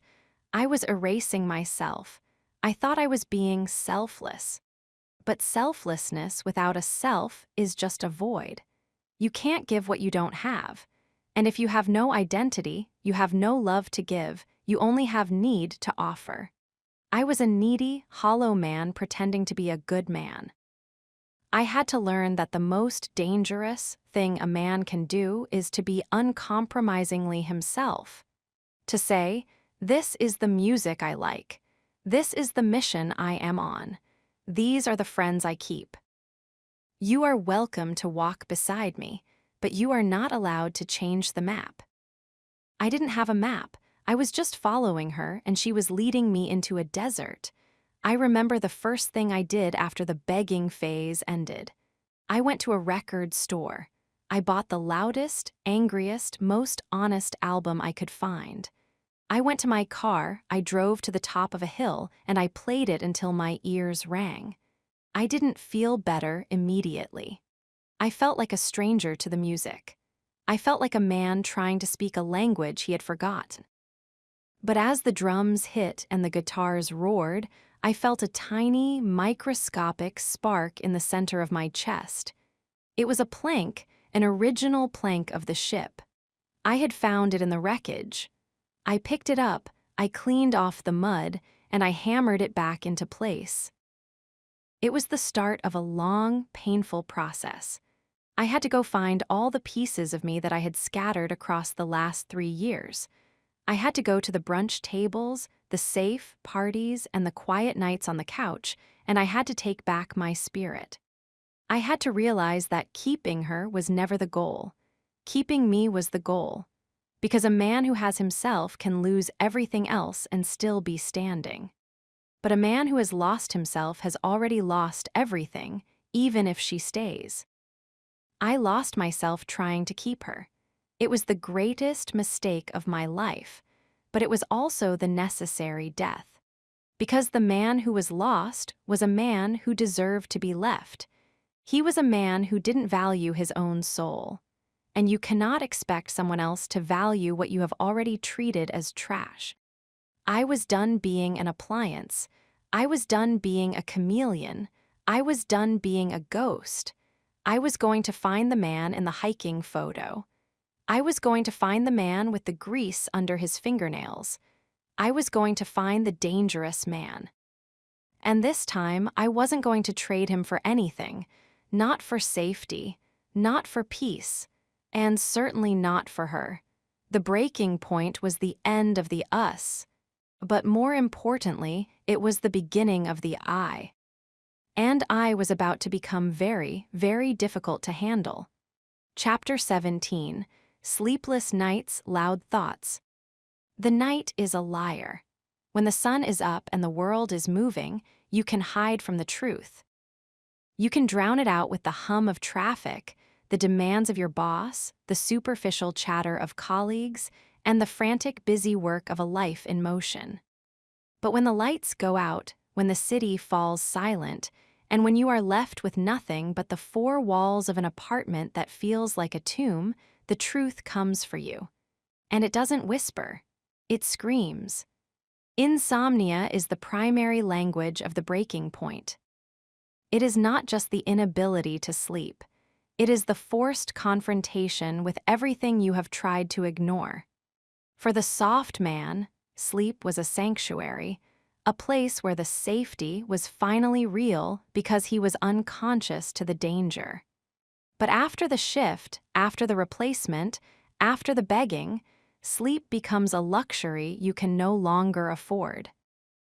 Your brain becomes a high-definition projector, and it only plays one movie, the history of your own failure. I remember those nights.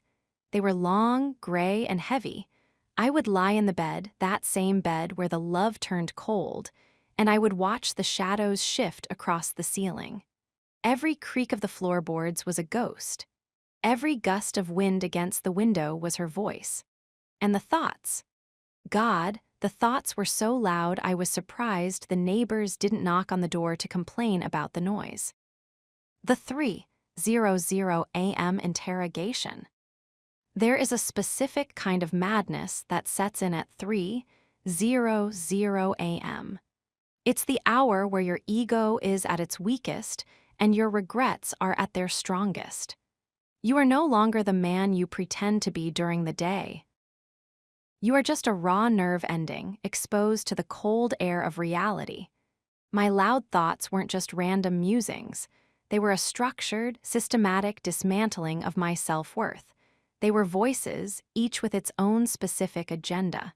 The first voice was the voice of shame. This was the loudest one. It replayed the scene from chapter 15 on a loop. It showed me in vivid detail the moment I dropped to my knees. It forced me to look at the disgust in her eyes again and again. "Look at you," it would hiss. "Look at what you became for a woman who didn't even want you. You traded your spine for a suitcase. You are a joke. You are a footnote in her real love story." The second voice was the voice of the what if.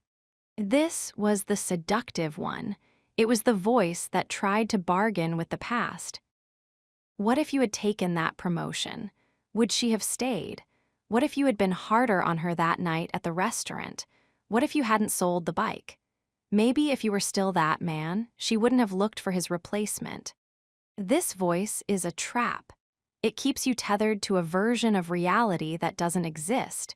It makes you believe that the outcome was within your control if only you had played the game better. The third voice, and perhaps the most dangerous, was the voice of the replacement. This voice didn't speak in words, it spoke in images. It showed me her with him. It showed me the restaurant. It showed me his hand on her back. It whispered about the things they were doing while I was sitting in the dark. It forced me to compare my safety to his edge. It made me feel physically small, as if my very body was shrinking in the shadows of the room. The anatomy of the loud thought. Why are thoughts so loud at night? Because there is no competition. During the day, you have the social mask. You have the work mask. You have the good man mask. But at night, the masks are on the nightstand. I would sit up in bed, my skin feeling too tight for my body, and I would try to think my way out of the pain. But you cannot think your way out of a feeling. I would try to use logic. I would tell myself, she wasn't right for you. She was manipulative. She lied. But logic is a paper shield against the flamethrower of betrayal. I remember one night, I got out of bed because the thoughts were so loud, I thought my head might actually burst. I walked into the living room, the space where the begging had happened. The moonlight was hitting the spot on the floor where I had knelt. I stood there, staring at that patch of wood, and I felt a surge of adrenaline so intense it made my hands shake. I wasn't sleepy. I was wired. My body was in a state of high alert, prepared for a battle that was already over. This is the physiological toll of the breaking point. Your nervous system is stuck in fight or flight, but there is no one to fight and nowhere to fly.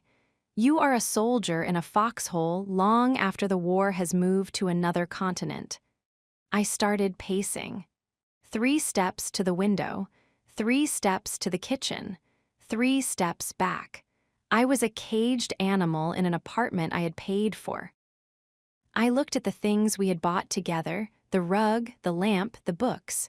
They were no longer objects, they were triggers. Each one held a loud thought. Remember when we bought this? You were so happy.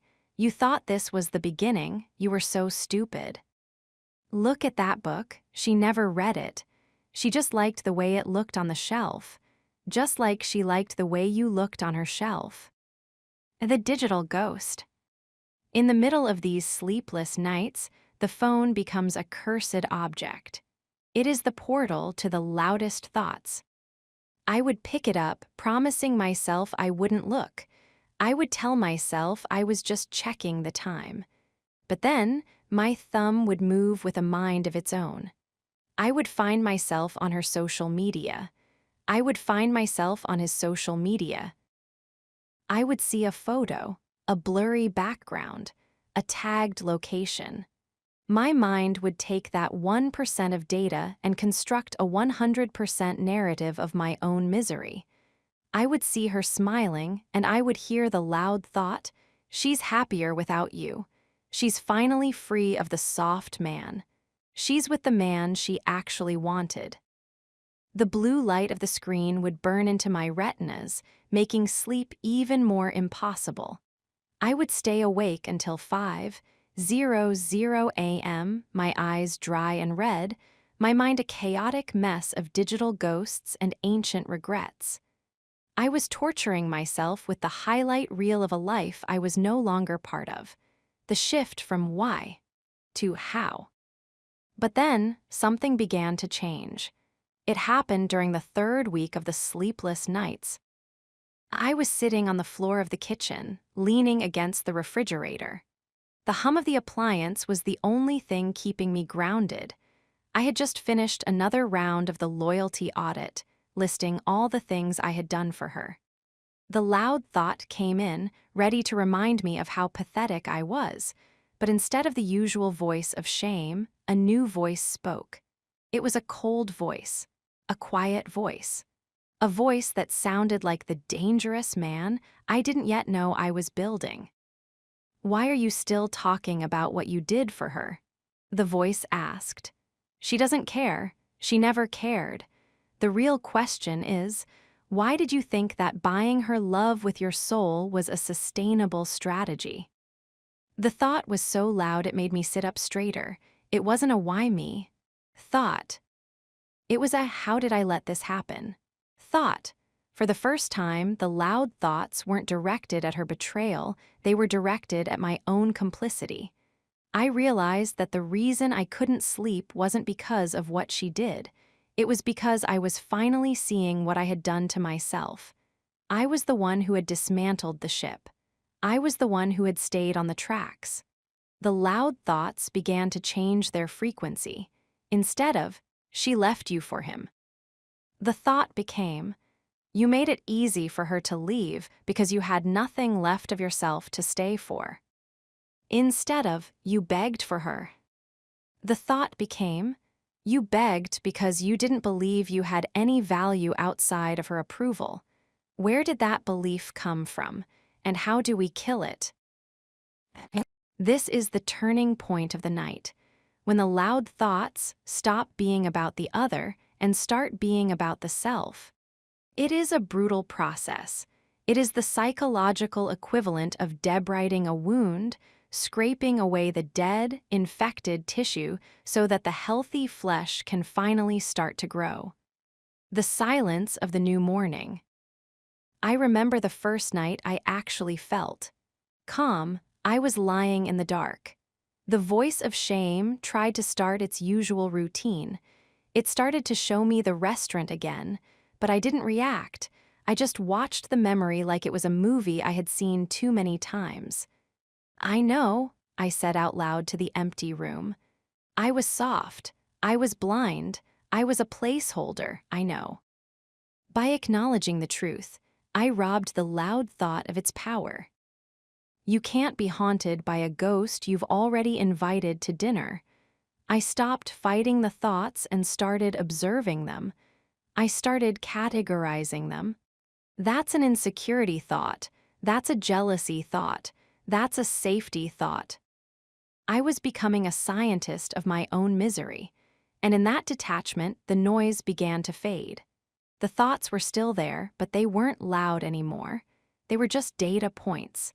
I realized that the reason I couldn't sleep was because my soul was trying to wake me up. It was trying to tell me that the life I had been living was a lie. The soft man was a construction, a character I had played to keep the safety real. The loud thoughts were the sound of that character being dismantled. It was a demolition site. And nobody sleeps well at a demolition site. But once the old building is down, once the rubble is cleared, and once the ground is leveled, then you can finally rest. The preparation for the hunger. I woke up, or rather, I became conscious of the morning at 6:00 a.m. For the first time in months, I didn't feel the immediate surge of panic. I didn't reach for the phone to see if she had messaged me. She hadn't. I didn't look at the spot on the floor where I had begged. I just felt a vast, open space in my mind. The loud thoughts had done their job. They had cleared away the illusions. They had forced me to face the disgust, the replacement, and the erasure. I was empty. And for a man who is about to become dangerous, emptiness is a superpower. I got out of bed. I walked to the kitchen. I made a cup of coffee. I sat at the table and I looked at the wall. The silence was back, but it wasn't the love-turned-cold silence. It wasn't the silence hurts more than words silence. It was the silence of a man who is finally listening to himself. The sleepless nights were the forge.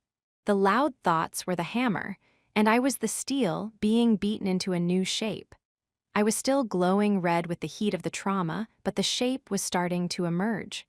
I wasn't safe anymore. I was sharp. I realized that the night wasn't my enemy. It was my training ground. It was where I learned to sit with the worst parts of my reality without blinking. I looked at the clock. 6:30 a.m. The sun was coming up. But for the first time, I wasn't afraid of the light. I was ready to see what the loud thoughts had left behind. I was ready to turn the hurt into hunger. Chapter 18, Anger Mixed with Love. There is no psychological state more exhausting than cognitive dissonance.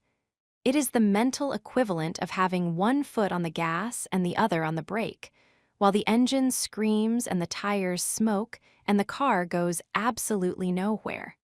For weeks after she left, I lived in this grinding, agonizing middle ground. I was caught in a storm where the wind blew from two directions at once. One moment, I was drowning in the residual warmth of a love that refused to die. The next, I was being scorched by a volcanic anger that I didn't know I was capable of. Most people tell you that when a relationship ends, especially one involving betrayal, you move through stages of grief. They make it sound like a linear progression, as if you finish with sadness and then graduate to anger, and then eventually walk into the sun of acceptance. They are lying. In the real world, the stages don't follow a line. They are a mosh pit. They are a blender.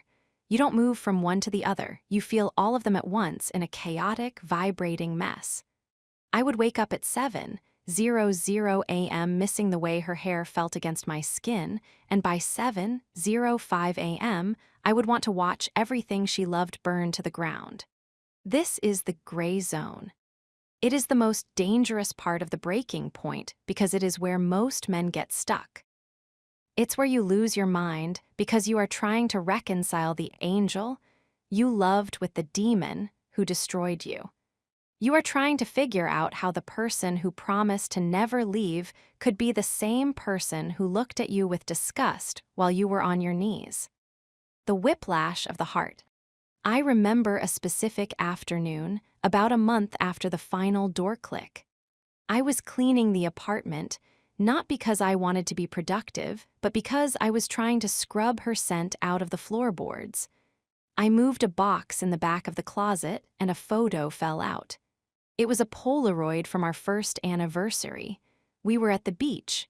She was wearing my hoodie, her face half hidden by her hair, laughing at something I had just said. In that photo, her eyes were full of a light that looked like pure, unadulterated devotion. The soft man in me surged to the surface. I felt a physical ache in my chest so sharp I had to sit down on the floor. I held that photo and I wept. I remembered the way the salt air felt that day. I remembered the way she squeezed my hand and told me I was the best thing that ever happened to her. I missed her with a desperation that felt like a drug withdrawal. I wanted to call her. I wanted to tell her I forgave her. I wanted to tell her that we could start over, that the replacement didn't matter, that I would do anything just to have that beach day back. That was the love.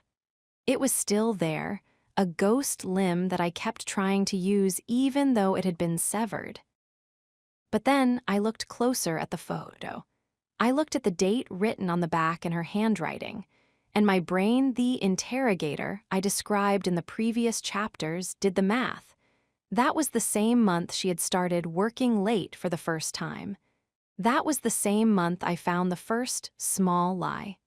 The warmth in my chest turned to ice, and then the ice turned to fire. The anger hit me like a physical blow. I looked at her laughing face in that photo, and I didn't see a lover. I saw a predator. I saw a person who was already betraying me while she was wearing my clothes. I saw the calculated cruelty of a woman who could look into my eyes and promise forever while she was already auditioning for my replacement. I ripped the photo in half. Then I ripped it into quarters. Then I shredded it until it was just white dust on the carpet. "I hate you," I whispered to the empty room. But as I said the words, I felt the lie in them. Because you can't truly hate someone you don't still love. If I didn't love her, I wouldn't care. I would be indifferent. The anger was just the love's way of protecting itself. It was the skin trying to form a scab over a wound that was still bleeding. The danger of the love-anger loop. The anger mixed with love phase is a survival mechanism. Your mind uses the anger to keep you from going back to the person who hurt you. It's like a fence around a toxic waste dump. But because the love is still there, you keep leaning against the fence, getting shocked over and over again. I spent weeks in this state of emotional whiplash. I couldn't focus on work. I couldn't eat. I was a man possessed. I would go to the gym and lift until my vision blurred, fueled by a pure red rage. I would imagine her face on the weights. I would imagine his face. I wanted to be stronger, faster, and harder, not for myself, but so that if she ever saw me again, she would regret what she lost. But then I'd go home, and I'd see a bottle of her shampoo in the shower, and I'd collapse. I'd smell the scent of her, and I'd be right back on my knees. The anger was my fuel, but the love was the leak in my tank. I was burning through my soul at a rate that wasn't sustainable. I began to realize that anger and love are two sides of the same coin: importance. As long as I was angry at her, she was still the most important thing in my life. As long as I was fighting her in my head, she was still winning. I was still a satellite orbiting her planet, even if the orbit was now made of jagged rocks instead of safety. I remember one night I was so angry I actually picked up the phone. I was going to send her a message. I was going to lay it all out.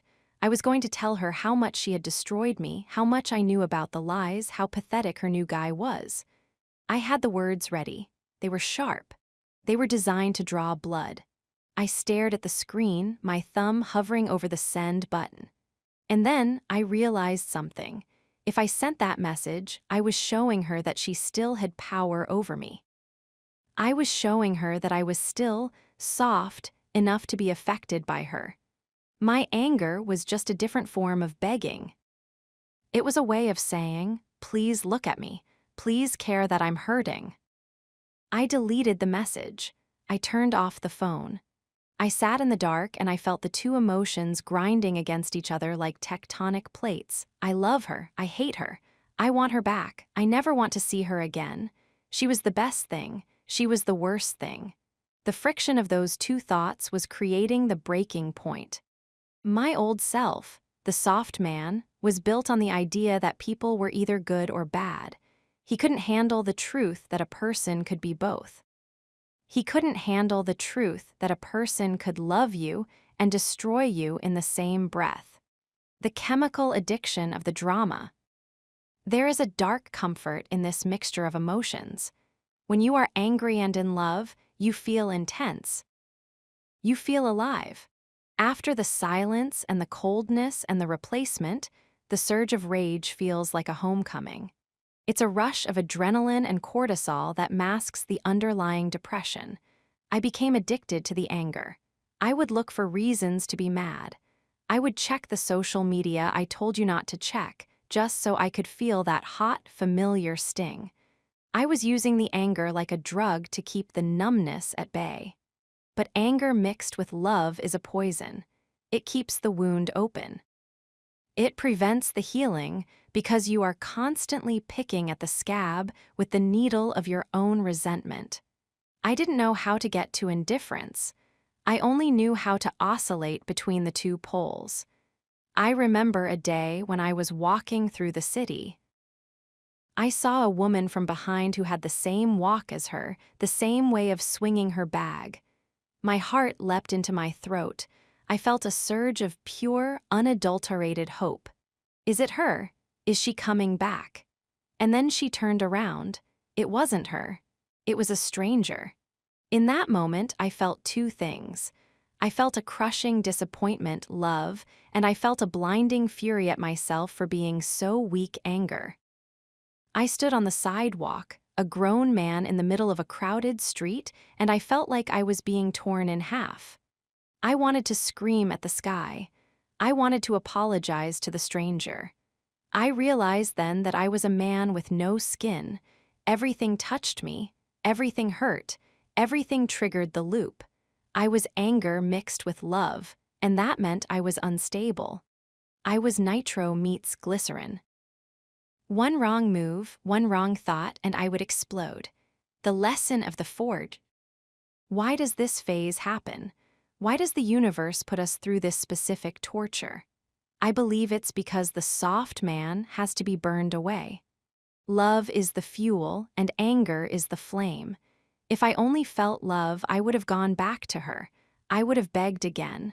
I would have accepted a life as a permanent placeholder. The love would have kept me in the cage. If I only felt anger, I would have become a bitter, hateful man who couldn't love anyone else. I would have become a caricature of a hard man, a person with a heart of stone who can never be touched again. But the mixture is what refines the steel. The love reminds you of what you are capable of giving. It reminds you that you have a soft heart, and that a soft heart is a beautiful thing if it's protected. The anger reminds you of what you will never tolerate again. It teaches you where the boundaries need to be. It shows you the shape of the armor you need to build. I had to sit in that fire for a long time. I had to let the love and the anger fight it out until they both ran out of energy. I had to realize that she was neither an angel nor a demon. She was just a person, a flawed, selfish, and ultimately unremarkable person who I had given too much power. The anger began to subside when I realized she wasn't worth the calories it took to hate her. The love began to subside when I realized I was in love with a version of her that never actually existed. I was in love with a safety that was a lie. I was angry at a betrayal that was inevitable given who she was. The first step out of the loop. The loop only breaks when you stop trying to solve the puzzle. I remember the night it finally stopped. I was sitting on the balcony of my apartment looking out at the city lights. I had spent the last 4 hours in the anger love blender. I was exhausted. I was done. I looked at my hands and I realized they were tired of being fists. I looked at my heart and I realized it was tired of being a wound. I said her name out loud. Just her name. No, I love you. No, I hate you. Just the name. It sounded like a word in a dead language. It didn't have the charge it used to have. It was just a sound. In that moment, the tectonic plates stopped grinding. The friction stopped. The dissonance faded into a low, dull hum. I wasn't dangerous, yet I was still in the breaking point. I still had sleepless nights. But the anger mixed with love was starting to separate. Like oil and water, the two emotions were finding their own levels. The love was moving to a locked room in the basement of my heart, a place for things that were beautiful but broken. The anger was moving to the perimeter, becoming the no that would protect me in the future. I was no longer a blender. I was becoming a vessel. I stood up from the balcony. I walked inside. For the first time, I didn't check the phone. I didn't look at the photo shreds on the carpet. I just went to bed. The whiplash was over. But the breaking point had one more lesson for me. My voice was about to change, not because I wanted it to, but because the man I was had finally run out of things to say in the old way. Anger mixed with love had burned away the soft man's throat, and the voice that was coming, the voice that was emerging from the smoke, it didn't sound like a good man anymore. It sounded like a man who had seen the bottom and decided he was never going back. Chapter 19. Pain changed my voice. There is a biological truth that we often overlook. The human voice is a wind instrument. It is powered by the lungs, shaped by the throat, and resonated through the hollow spaces of the chest and head. But more than that, it is tuned by the soul. When a man is happy, his voice has a light, upward lilt. When he is anxious, it becomes thin and high, tightening in the throat like a pulled wire. When he is the soft man, his voice is full of rounded edges, polite inflections, and the constant, unspoken rhythm of an apology. I remember the voice I used to have. It was a nice voice. It was the kind of voice that people described as approachable. I spoke quickly, as if I were afraid that if I stopped talking for even a second, the other person would lose interest or find a reason to leave. My sentences often ended with a slight upward inflection, a subtle, subconscious way of asking for permission. Is this okay? Do you agree? Am I still safe? I was a man of 1,000 words and 0 weight. I used language to build bridges, to soothe egos, and to distract people from the fact that I had no boundaries. I spoke to fill the silence because silence felt like a vacuum that would eventually suck me into the truth. I talked my way through her red flags, I whispered my way through her coldness, and I begged my way through the replacement. But then, the pain reached a level where the old instrument simply snapped. Pain has a way of debriding the vocal cords. It strips away the decorative, the performative, and the unnecessary. When you have been gutted by betrayal and left to bleed in the dark of your own apartment, you lose the energy for polite. You lose the breath for explanation. You find that your voice has dropped into a lower register, not because you are trying to sound tough, but because the weight of the reality you are carrying has pulled your entire being closer to the earth. The death of the apology. The first thing the pain killed was the apology. For 3 years, I had apologized for things I didn't do. I apologized for being sensitive. I apologized for wanting to know the truth. I apologized for the weather, for her mood, and for the fact that I was taking up space in the room. My voice was perpetually modulated to be non-threatening. But after the sleepless nights and the lies spoken softly, I woke up one morning and found that I could no longer form the words. I walked into the kitchen, now empty of her things but still full of her ghost, and I accidentally knocked a glass off the counter. It shattered. The old me would have instinctively said, "I'm sorry," to the empty room. I would have felt a surge of panic, a phantom fear of a reprimand that was no longer coming. But I didn't. I stood there, looking at the shards, and I said nothing. I felt a strange, cold stillness in my throat. I realized that the apologetic part of my brain had been cauterized by the fire of the last few weeks. I began to realize that a man who speaks fewer words is a man who is suddenly, undeniably dangerous. Why? Because when you speak less, people don't know where you stand. They can't find your weak spot in the flow of your chatter. Silence is a wall, and a low, steady voice is the gatekeeper. I went to the store that afternoon. The clerk was rude, the kind of petty, service industry rudeness that used to make me go into nice guy mode. I would have smiled more, talked more, tried to win him over so he wouldn't be mad at me. Instead, I just looked at him. I didn't scowl. I didn't get angry. I just let the silence sit between us. $22, he snapped. No, I said. My voice startled me. It didn't sound like me. It was deeper, more resonant. It came from the pit of my stomach, not the top of my throat. It didn't have the asking inflection. It was a statement. I pointed to the screen where he had double-charged me for an item. I didn't explain. I didn't say, "I think you might have made a mistake, sorry." I just said the word no and waited. He looked at me, and I saw something shift in his eyes. He didn't see the approachable guy. He saw a man who was willing to stay in the silence until the world corrected itself.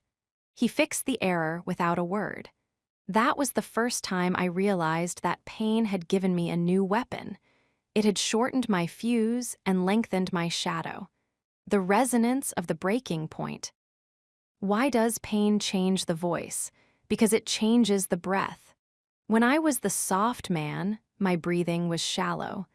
I was always in a state of low-grade fight or flight, trying to keep her happy. My chest was tight, but when everything is already lost, the tension leaves. There is nothing left to protect.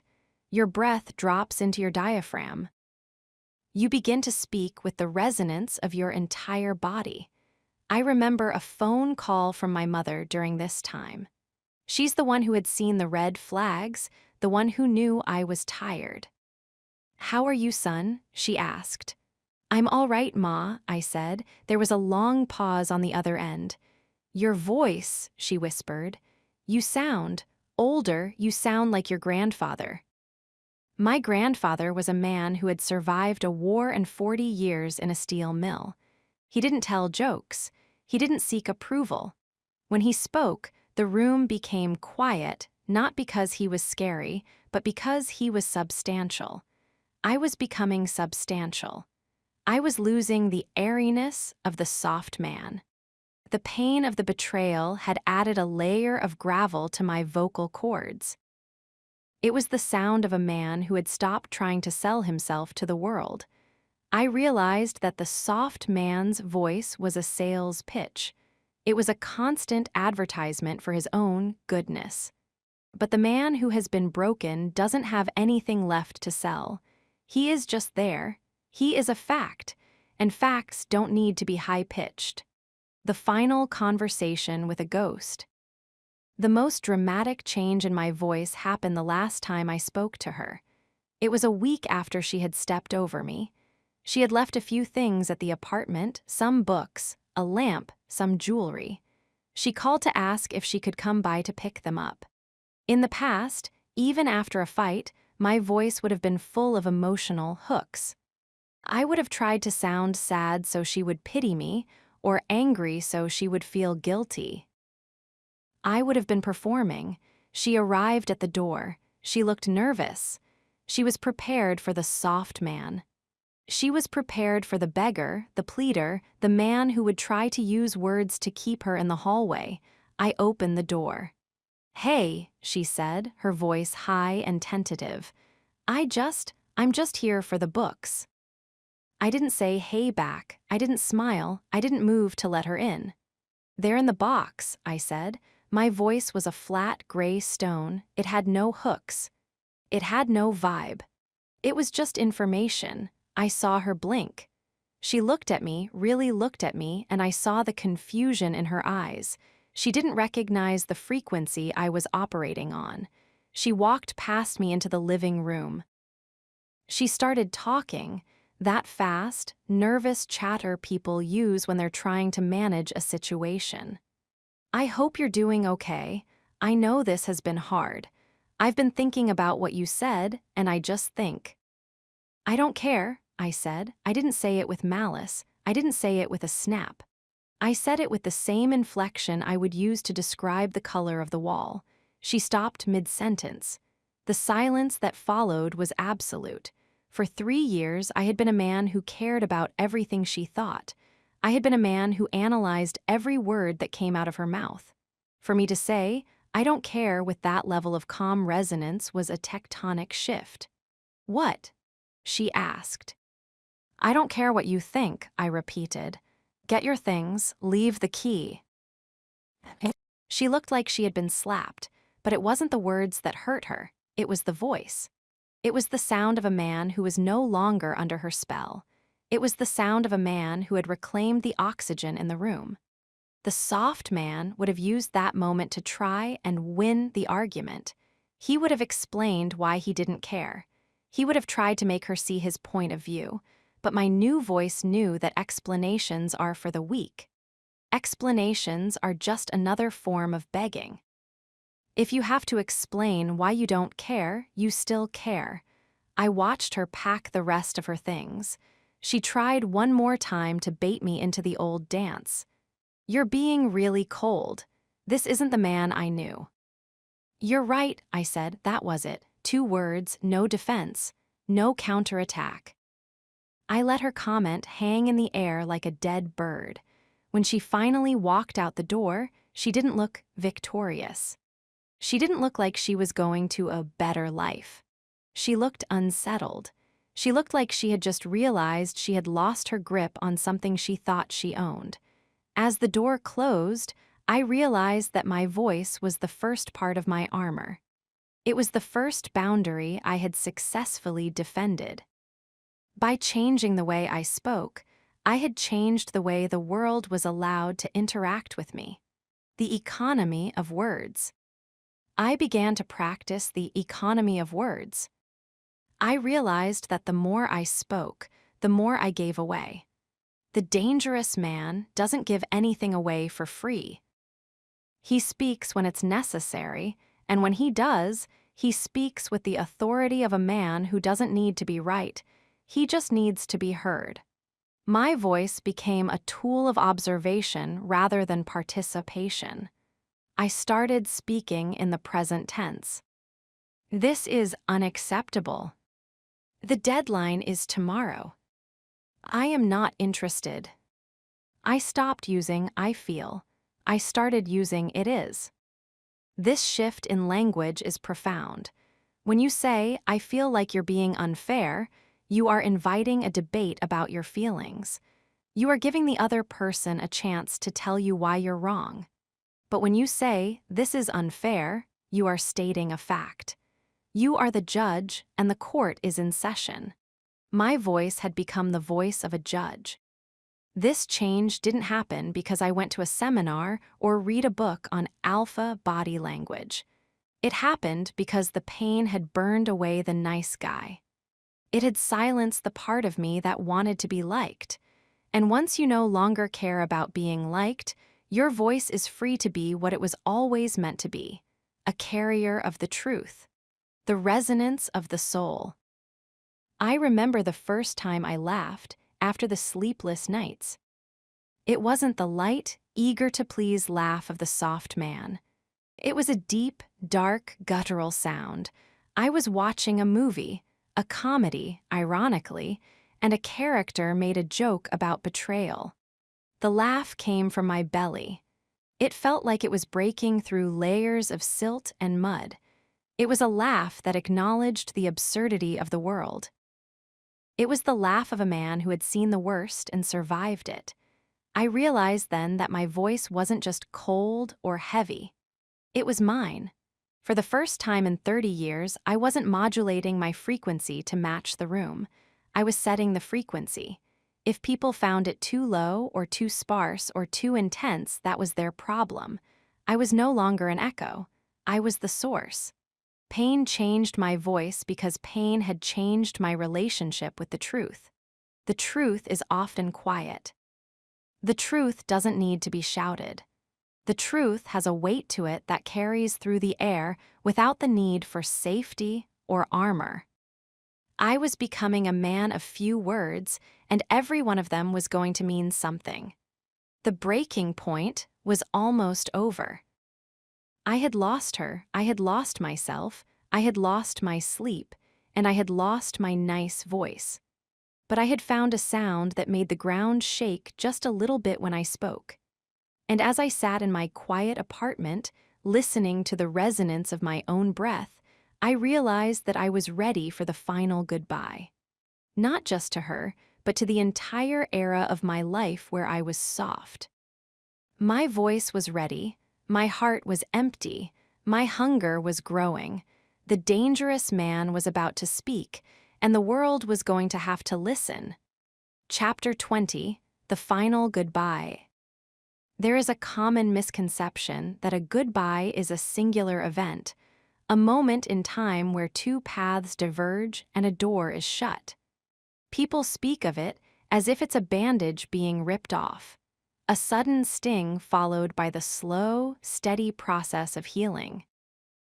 But if you have ever truly loved someone, if you have ever built the entire cathedral of your identity around another human being, you know that the final goodbye is actually a series of deaths. It is a slow, methodical dismantling of a world. There is the goodbye of the body, the last time you touch, the last time you share a bed, the last time your skin recognizes their warmth.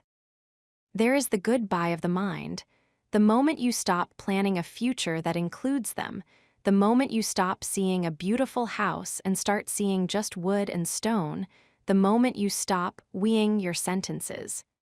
And then there is the final goodbye, the one that happens in the soul. This is the goodbye where the last thread of hope is severed, not with a scream, but with a quiet, devastating clink. This is the goodbye where you look at the person who was once your son and you realize they are just a person. A flawed, separate, and ultimately unremarkable person who no longer has the power to destroy you because they no longer have the power to define you. I remember the day of my final goodbye.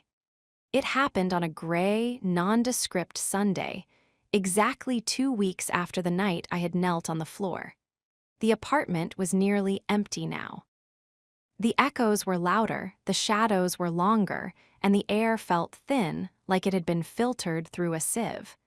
There was one thing left to do: the exchange of the keys. She was coming over one last time to drop off her spare set and to pick up a box of things she had forgotten. Small things, trivial things, the kind of items that people leave behind as excuses to return, or perhaps as anchors to keep a piece of the other person's soul trapped in their orbit. I stood in the middle of the living room, waiting. In the past, this wait would have been an agony of anticipation. I would have been checking the mirror, rehearsing my "I'm doing okay" face, wondering if she would see the pain in my eyes and be moved by it. I would have been hoping for a movie moment, the one where she realizes the gravity of what she's throwing away and falls into my arms. But that man, the soft man, was dead. He had died on the floor of this very room. He had died in the sleepless nights. He had died when his voice changed. As I stood there, I felt a strange, cold vacuum where my heart used to be. I wasn't happy. I wasn't even angry anymore. I was just present. I was a man standing in a room, waiting for a transaction to be completed.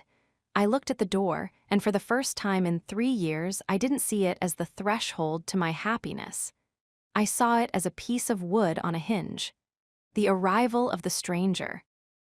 When the knock came, it didn't make my heart leap. It was just a sound. I opened the door, and there she was. She was dressed for her new life. She looked vibrant, energized, and slightly hurried, as if she had much more important things to do than stand in a hallway with a ghost. She was already wearing a new coat, carrying a new bag, and projecting a new version of herself that didn't include the 3 years we had spent together. In the past, seeing her look so good without me would have crushed me. It would have felt like a personal insult, a confirmation that I was the problem, the anchor that had been holding her back from her true potential. But as I looked at her, something incredible happened. The lens of love, the one I described as a blindfold in Chapter 7, finally fell away. I didn't see the one. I didn't see the woman I would die for. I saw a woman who was trying very hard to look like she didn't care. I saw the superficiality of her glow. I saw the selfishness in the way she didn't even ask how I was. I saw the smallness of her character in the way she couldn't look me in the eye for more than a second. She was no longer a goddess. She was just a woman who had lied to me. She was just a person who had replaced a good man with a new man because she was too bored to do the work of a real relationship. "The box is by the door," I said. My voice was that new voice, the one that came from my stomach. It was flat. It was heavy. It was final. She looked startled. She was expecting the beggar. She was expecting the man who would try to engage her in one last, deep conversation.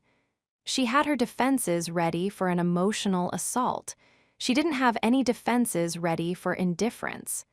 "Oh," she said, her voice sounding thin and high compared to mine. "Right, thanks." She walked past me to pick up the box. She moved through the apartment with a territorial familiarity that no longer applied. She touched the counter. She looked at the spot where the TV used to be. She was looking for a reaction.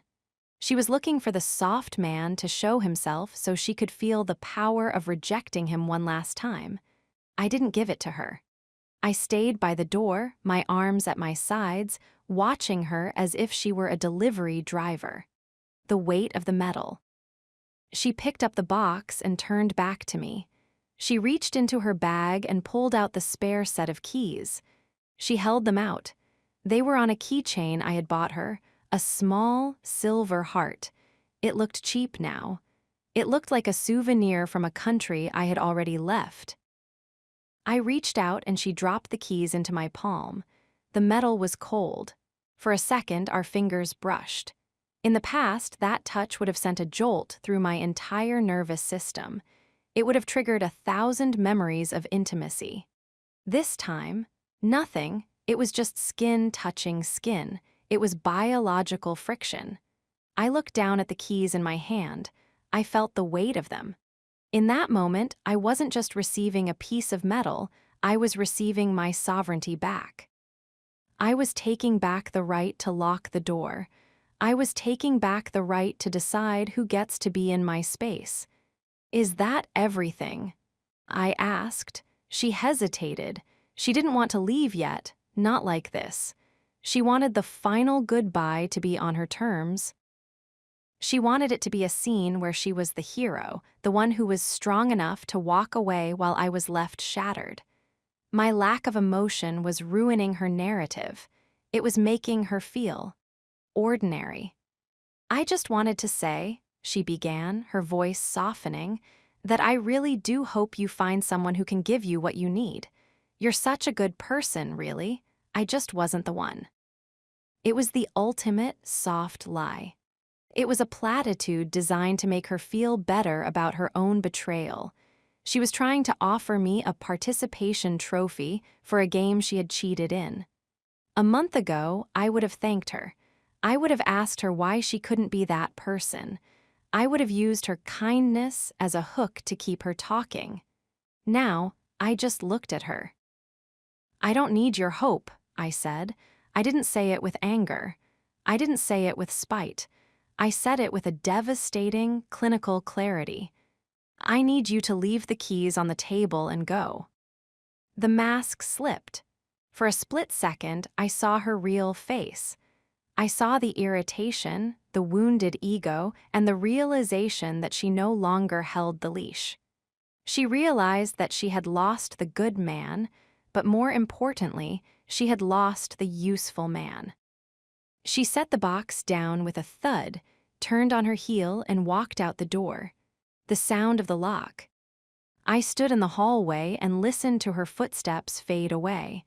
I heard the elevator open. I heard it close. I heard the silence of the building reclaim the space. I walked to the door. I took the keys, the set I had just received, and my own set. I put them in the lock. Click. I didn't fall to my knees. I didn't cry. I walked back into the living room and I sat down on the floor, the same spot where the begging had happened. But the energy of the spot had changed. It was no longer a place of humiliation. It was just a square of hardwood. I looked around the apartment. It was truly mine now. There were no hidden things left. There were no soft lies hanging in the air. The ghost was gone because I had finally stopped feeding it. I realized that the final goodbye wasn't something I said to her. It was something I said to the version of me that loved her. Goodbye, I whispered. I was saying goodbye to the soft man. I was saying goodbye to the man who thought love was a shield. I was saying goodbye to the man who prioritized harmony over truth. I was saying goodbye to the man who would sacrifice his career, his friends, and his soul for the smile of a person who didn't respect him. That man was gone. He had to die so that the dangerous man could be born.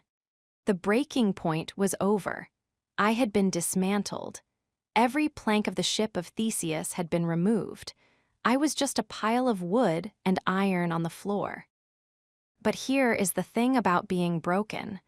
Once you are completely, utterly, and undeniably in pieces, you can choose which pieces to pick back up. You don't have to rebuild the same ship.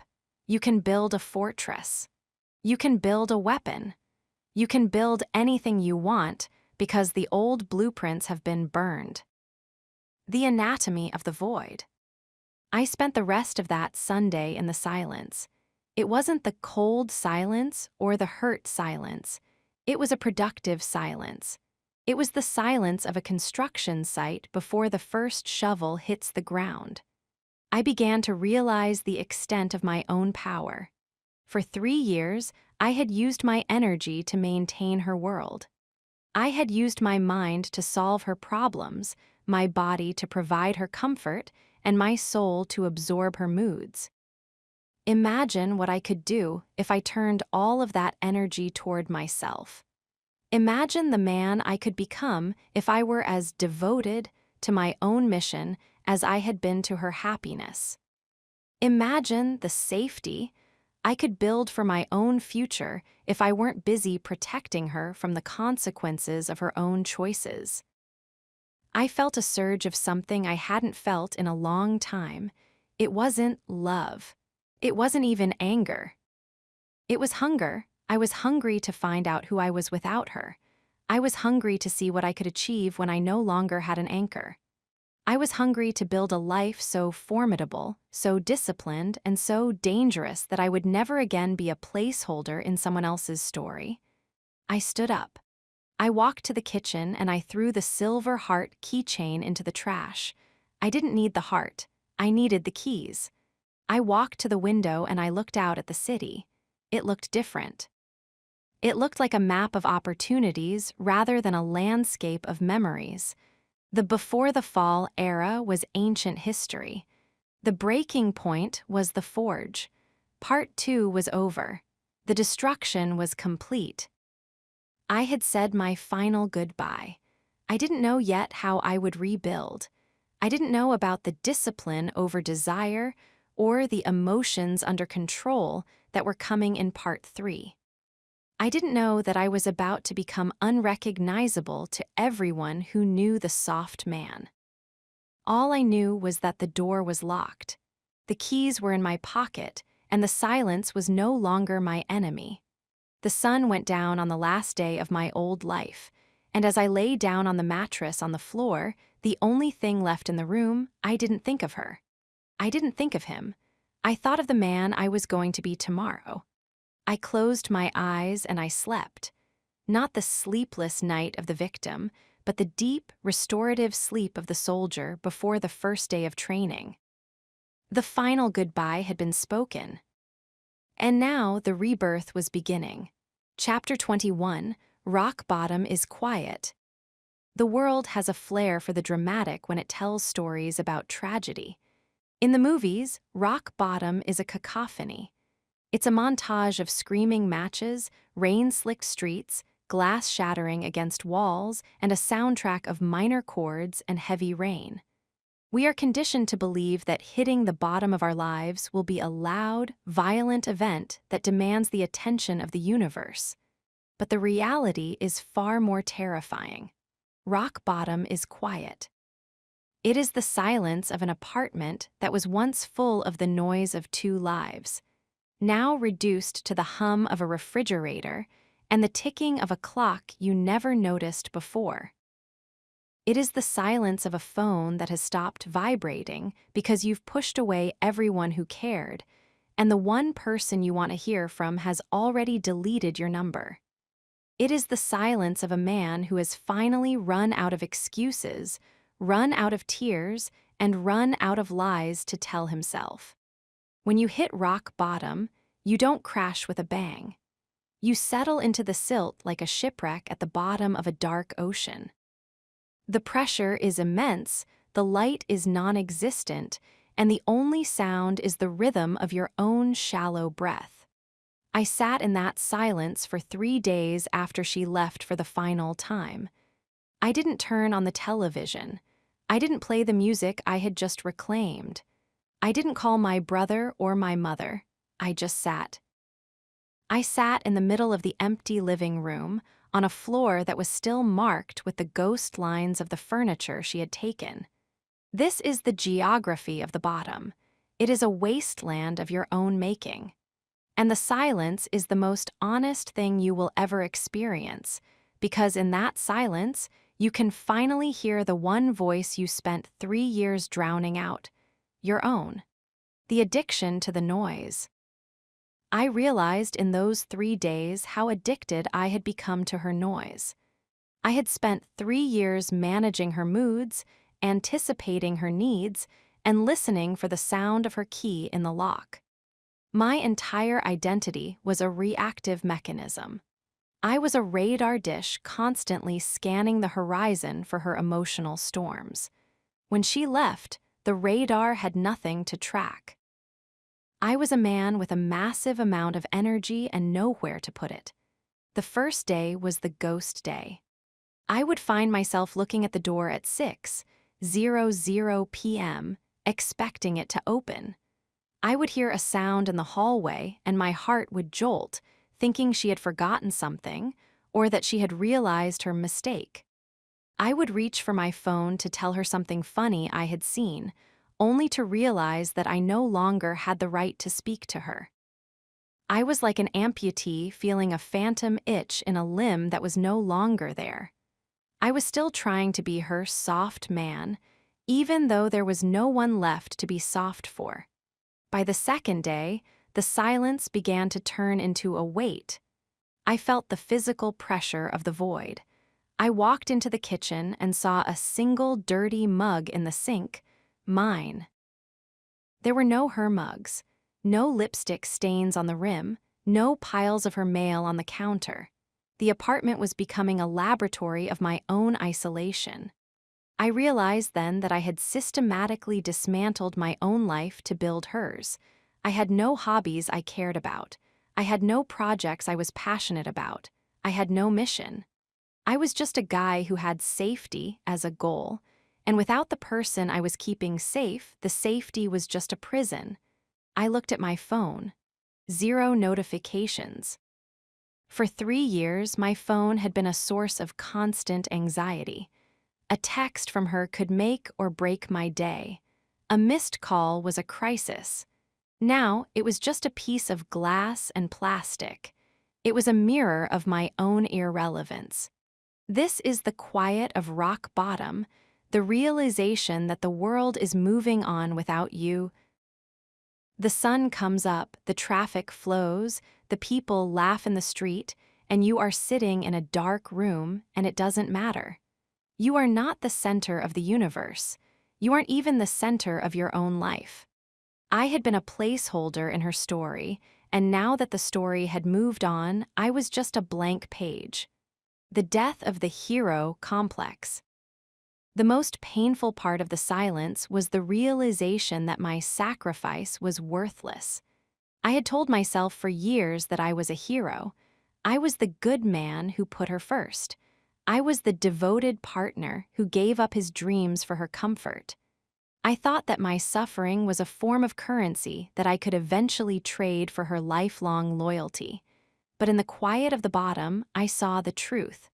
My sacrifice wasn't heroic. It was pathetic. I hadn't given up my career for her. I had given it up because I was afraid of the conflict that would arise if I didn't. I hadn't stayed home to protect her. I had stayed home because I was insecure and didn't want to be alone. My goodness was just a mask for my cowardice. I was a man who was so afraid of being dangerous that I had made myself invisible.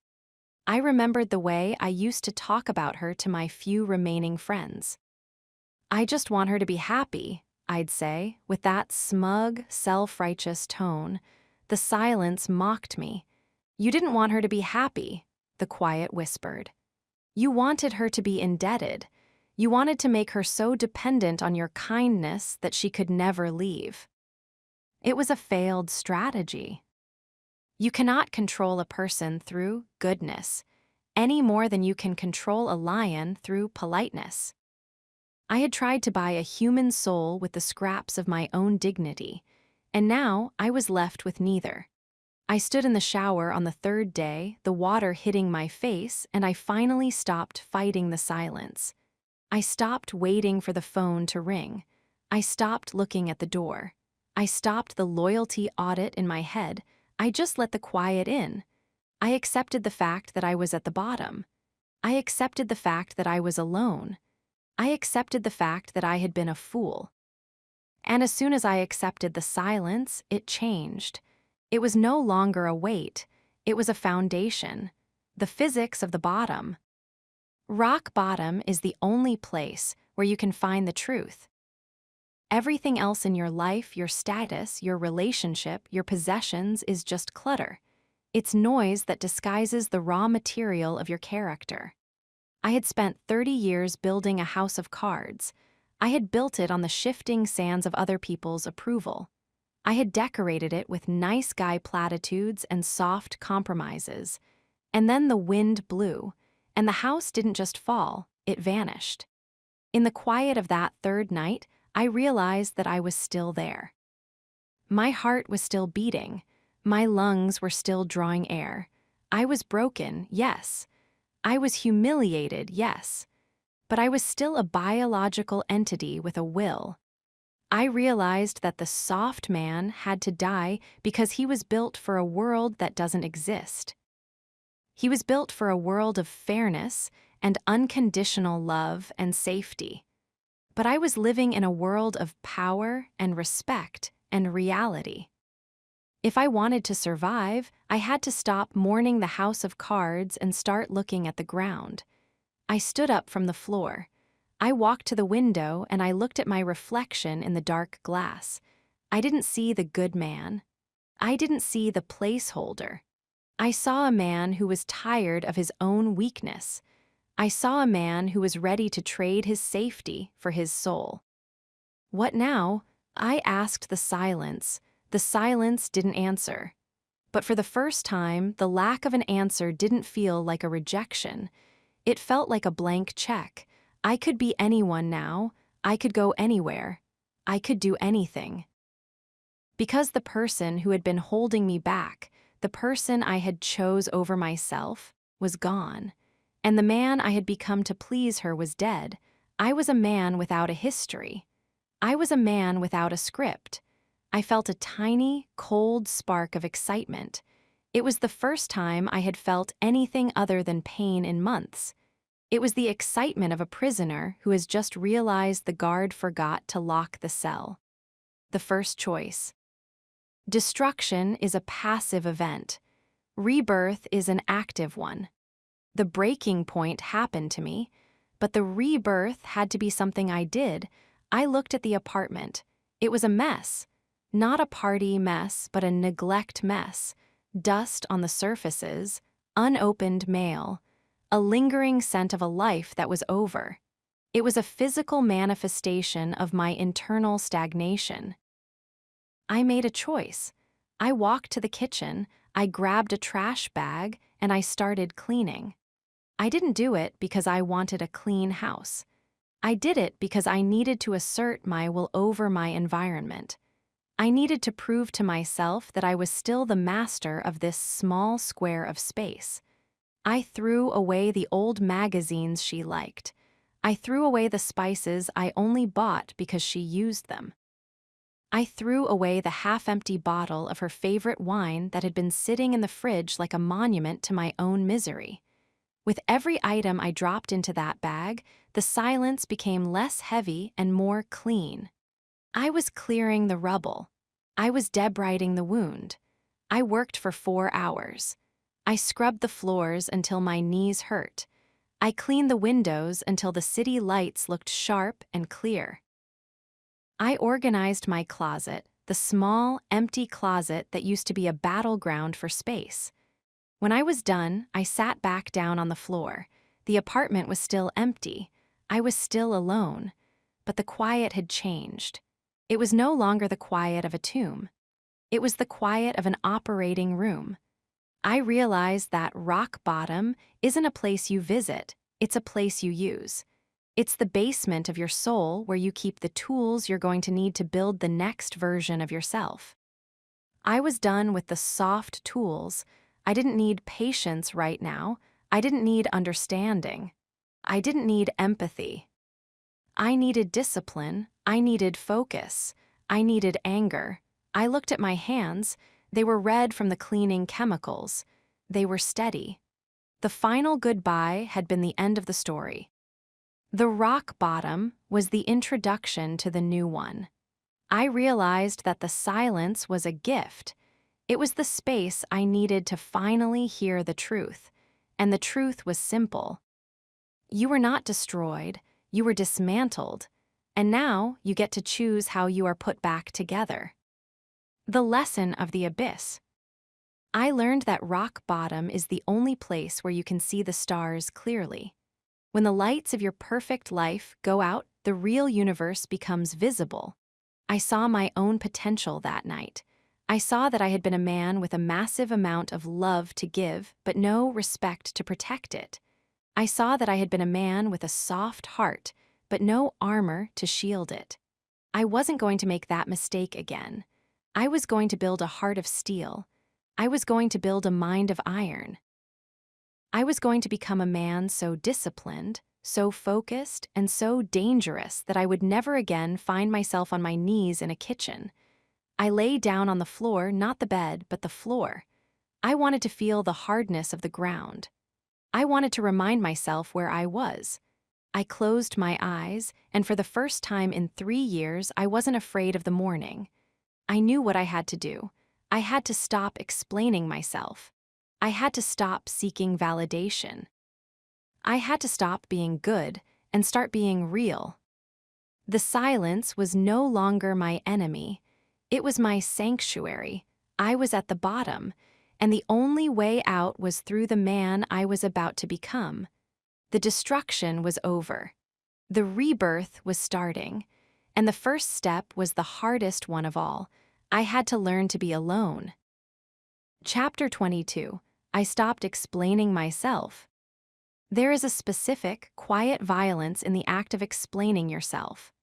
We are taught from childhood that to be understood is to be loved, that if we can just find the right words, the right sequence of logic, the right tone of voice, we can bridge the gap between our intentions and another person's perception. We think that by explaining, we are building a bridge. But as I sat in the echoing silence of my post-fall life, I realized that for the soft man, explaining wasn't a bridge. It was a cage. It was a constant, exhausting effort to manage the air around me, to make sure no one misunderstood my goodness, and to ensure that my safety remained intact. When you explain yourself, you are essentially asking for permission to exist in the way you do. You are handing over the keys to your own character and asking the other person to validate your choices. You are saying, please look at my reasons. See how good I am. See how justified I am. Now, will you please keep liking me? I was a master of the explanation. I was a professional apologist for my own life. If I was late, I didn't just say I was late. I gave a 3-minute dissertation on the traffic, the construction, and the moral agony I felt for making someone wait. If I made a decision at work that someone didn't like, I would spend an hour in their office, metaphorically on my knees, walking them through my thought process until they gave me a nod of approval. In my relationship with her, explaining was my primary occupation. I explained my feelings. I explained my needs. I explained why her behavior hurt me. I thought that if I could just make her understand the why of my soul, she would finally treat me with the respect I was starving for. But here is the hard truth I found at rock bottom. If someone doesn't value who you are, they will never value your why. Explaining to someone who has already decided to disrespect you is like trying to write poetry on the surface of a river. The words are gone before the ink even hits the water. The courtroom of the mind. I realized that I had been living in a permanent trial. I was the defendant, the witness, and the lawyer, all rolled into one. The world was the jury, and she was the judge. I spent every waking hour presenting Exhibit A and Exhibit B to prove that I was a good man. But a truly good man, a man who is dangerous to the world's expectations, care about the verdict. He is his own judge. The shift started small. It started with a phone call from my sister. She was the one who had always been critical, the one who viewed my softness as a target for her own frustrations. She called to ask why I hadn't come to a family gathering, a gathering I had skipped because I was in the middle of the rock bottom I described in the last chapter. Why weren't you there? She demanded. Everyone was asking. It was really selfish of you. The old me was already halfway through a paragraph. I was ready to talk about the depression, the heartbreak, the need for space, the absolute weight of the world. I wanted her to feel sorry for me. I wanted her to understand. But as I opened my mouth, I felt a sudden, cold resistance in my chest. I remembered the silence of the apartment. I remembered the keys on the table. I remembered the feeling of being replaced. And I realized that my explanation wouldn't change her mind. She had already decided I was selfish. My explanation would just be a plea for her to change the label. It would be an act of submission. I didn't feel like coming, I said. That was it. 6 words. No, because. No, sorry. No, I've been going through a lot. There was a long, stunned silence on the other end of the line. She was waiting for the dissertation. She was waiting for the opening to tell me why my reasons weren't good enough. When the opening didn't come, she didn't know what to do. That's it. She asked, her voice sharp with annoyance. You just didn't feel like it. That's not an excuse. It's not an excuse, I said, my voice steady and low. It's a fact. I'll talk to you later. I hung up. I sat there, holding the phone, and I felt a surge of adrenaline that was more potent than any drug. I had just reclaimed a piece of my own territory. I had refused to participate in the validation game. I had left her with her own opinion, and strangely, the world didn't end. The ceiling didn't fall. I was still there, sitting in my chair, and for the first time in years, I felt solid.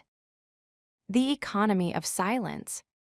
I began to realize that an explanation is a leak in your power. Every time you try to justify yourself, you are bleeding energy. You are inviting a debate where there shouldn't be one. When you stop explaining, you become a mystery. And in a world of soft men who are constantly oversharing and over-apologizing, a mystery is a threat. I took this new philosophy to work. I had a meeting with a client who was notorious for pushing boundaries, for demanding more than was in the contract, and for using guilt as a negotiation tactic. He started his usual routine, questioning a decision I had made regarding a project timeline. I don't understand why this is taking so long, he said, leaning over the table. You told me it would be faster. Are you just not prioritizing this? The old me would have brought out the spreadsheets. I would have explained the technical difficulties, the vendor delays, and the hard work my team was putting in. I would have practically apologized for the laws of physics. The new me just leaned back. I let the silence hang in the air for 5, 10, 15 seconds. The timeline is what it is, I said. I didn't offer a reason. I didn't defend my team. I didn't justify the delay. I just stated the reality and stayed in the quiet. I watched him. I saw the confusion in his eyes. He was looking for the soft man he could bully with an argument. But you can't argue with a wall. You can't debate a man who refuses to provide the premises for the debate. He eventually looked down at his notes, cleared his throat, and moved on. That was the moment I realized that safety isn't found in being understood. Safety is found in being unshakable. The death of the internal narrator. The hardest part wasn't stopping the explanations to others, it was stopping the explanations to myself. Even when I was alone, my mind was constantly rehearsing arguments. I would be in the shower, imagining a conversation with her where I finally won. I would explain exactly how much she had hurt me. I would show her the logic of her own cruelty. I would make her see the truth. I had to learn to shut down the internal courtroom. I had to realize that if I knew the truth, that was enough. If I knew why I did what I did, the world's opinion was irrelevant. I started a practice. Every time I caught myself rehearsing an explanation, I would stop and say out loud, "No one cares." It sounds harsh, but it was liberating. If no one cares, then I am free. If no one needs to understand, then I am the only authority in my life. I stopped trying to be the protagonist in a story that everyone else was reading, and I started being the author of a story that only I was writing. I realized that my softness was rooted in a desperate need for a witness. I wanted someone to see how hard I was trying. I wanted someone to say, "You're right, you're a good man." But at the bottom, I realized that the only witness that matters is the one in the mirror. And that witness doesn't need a speech. He already knows the truth. The power of "I don't know" and "no." Two of the most powerful phrases in the dangerous man's vocabulary are "I don't know" and "no." For a soft man, "I don't know" feels like a failure. It feels like a lack of control.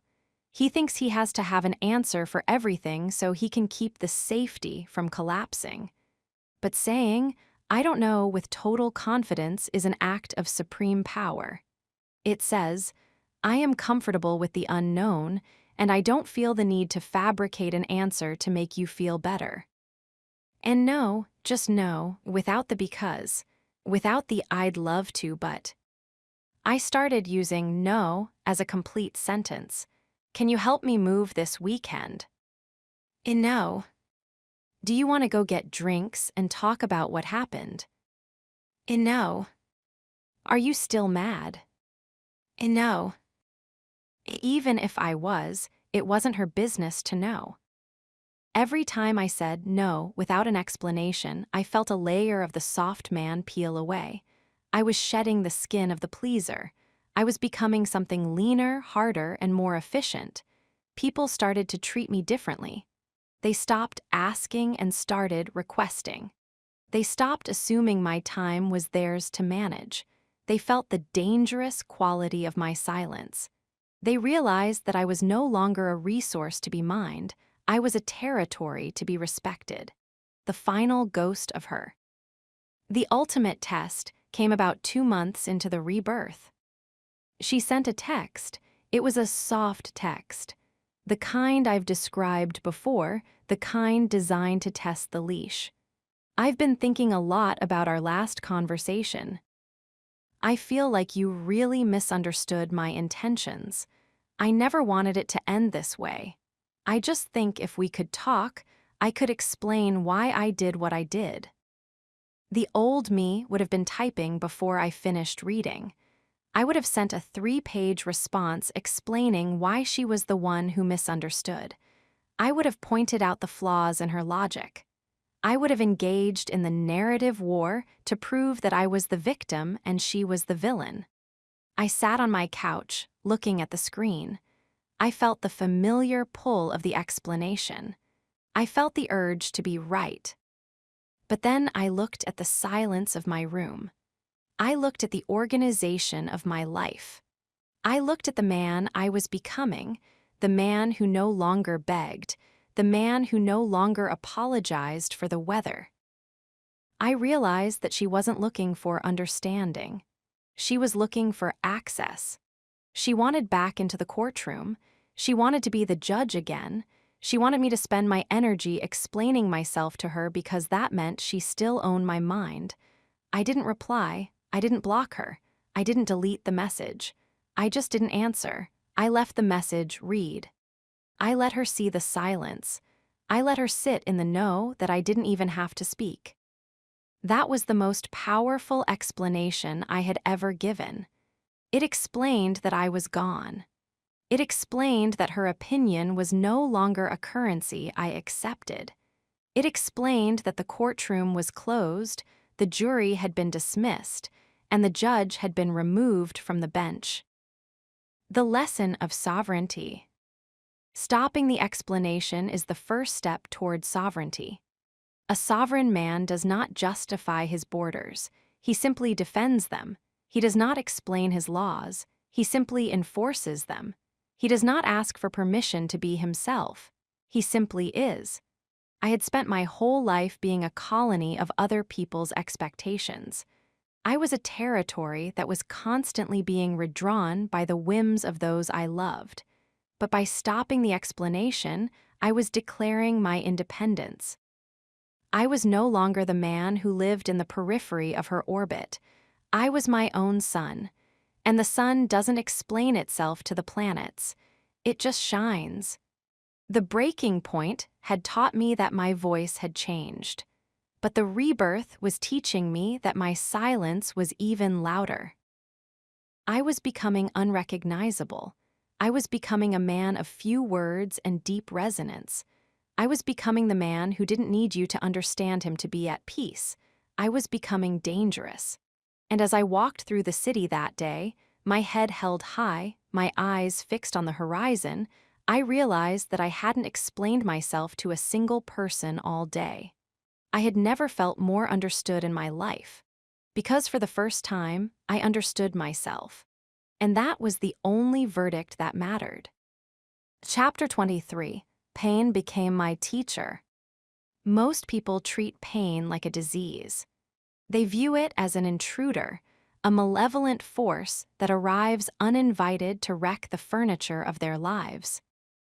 When pain hits, the instinct is to medicate it, to drown it in a bottle, to hide from it under the covers, or to run frantically into the arms of the next distraction. We are a culture of healing, obsessed with the idea of returning to a state of wholeness as quickly as possible. We want the scar to fade before we've even understood the wound. But at rock bottom, I realized that pain isn't a disease. Pain is a teacher. In fact, it is the most honest teacher you will ever have. It is the only one that doesn't care about your feelings, doesn't grade on a curve, and won't let you pass the class until you have truly mastered the material.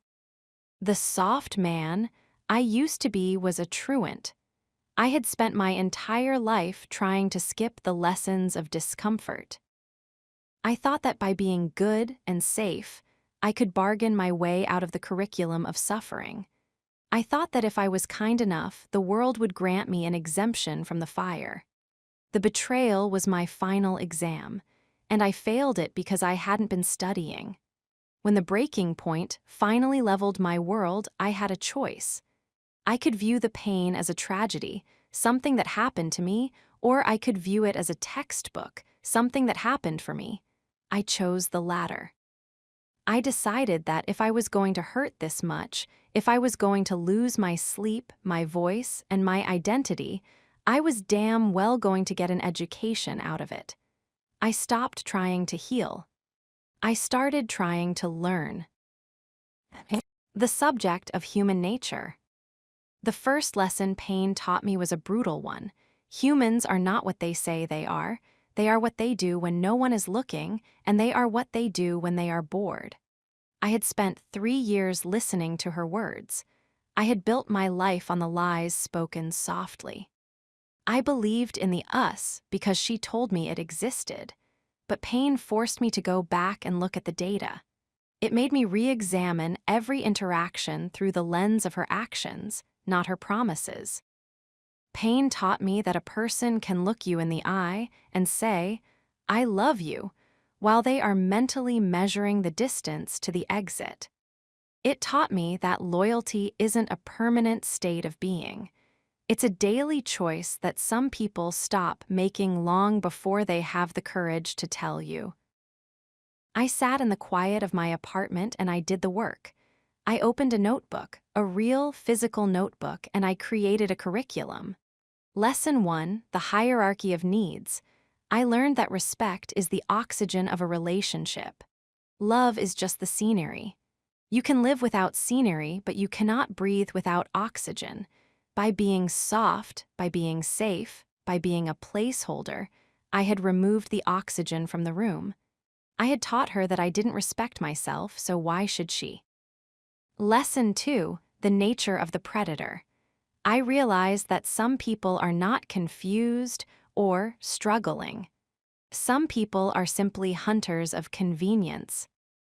They find a soft man, they use his resources, they warm themselves by his fire, and as soon as the fire starts to dim or a bigger fire appears on the horizon, they move. Pain taught me to stop blaming the hunter and start reinforcing the fence. The subject of self-deception.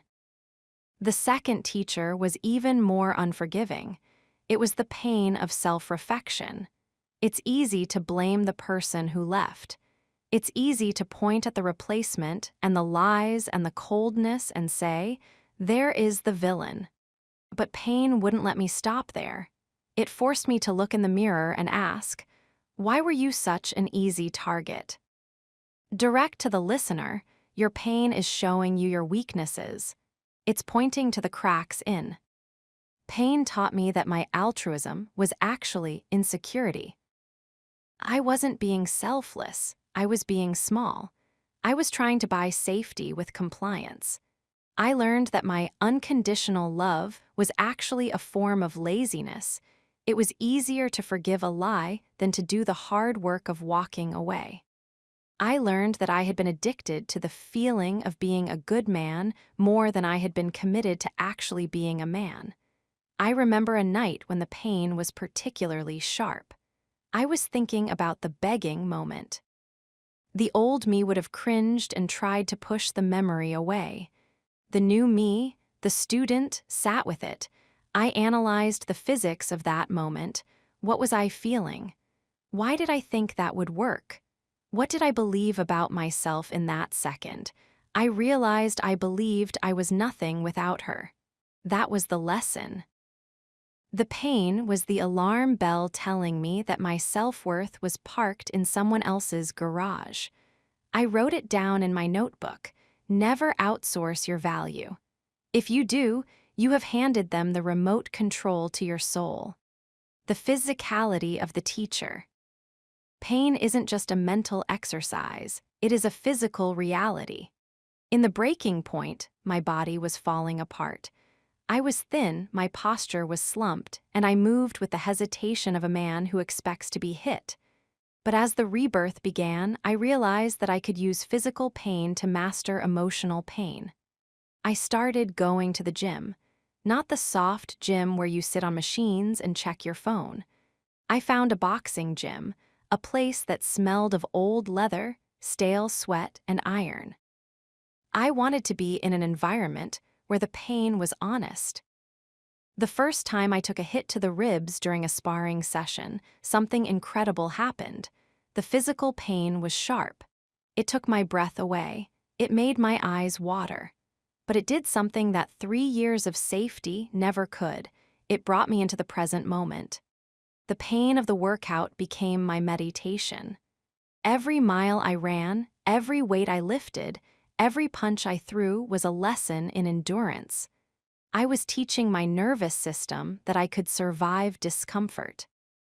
I was teaching my mind that I was the one who decided when we were done, not the feeling in my chest. I started taking cold showers.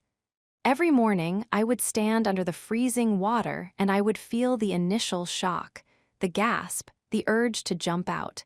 And I would stay. I would breathe through it.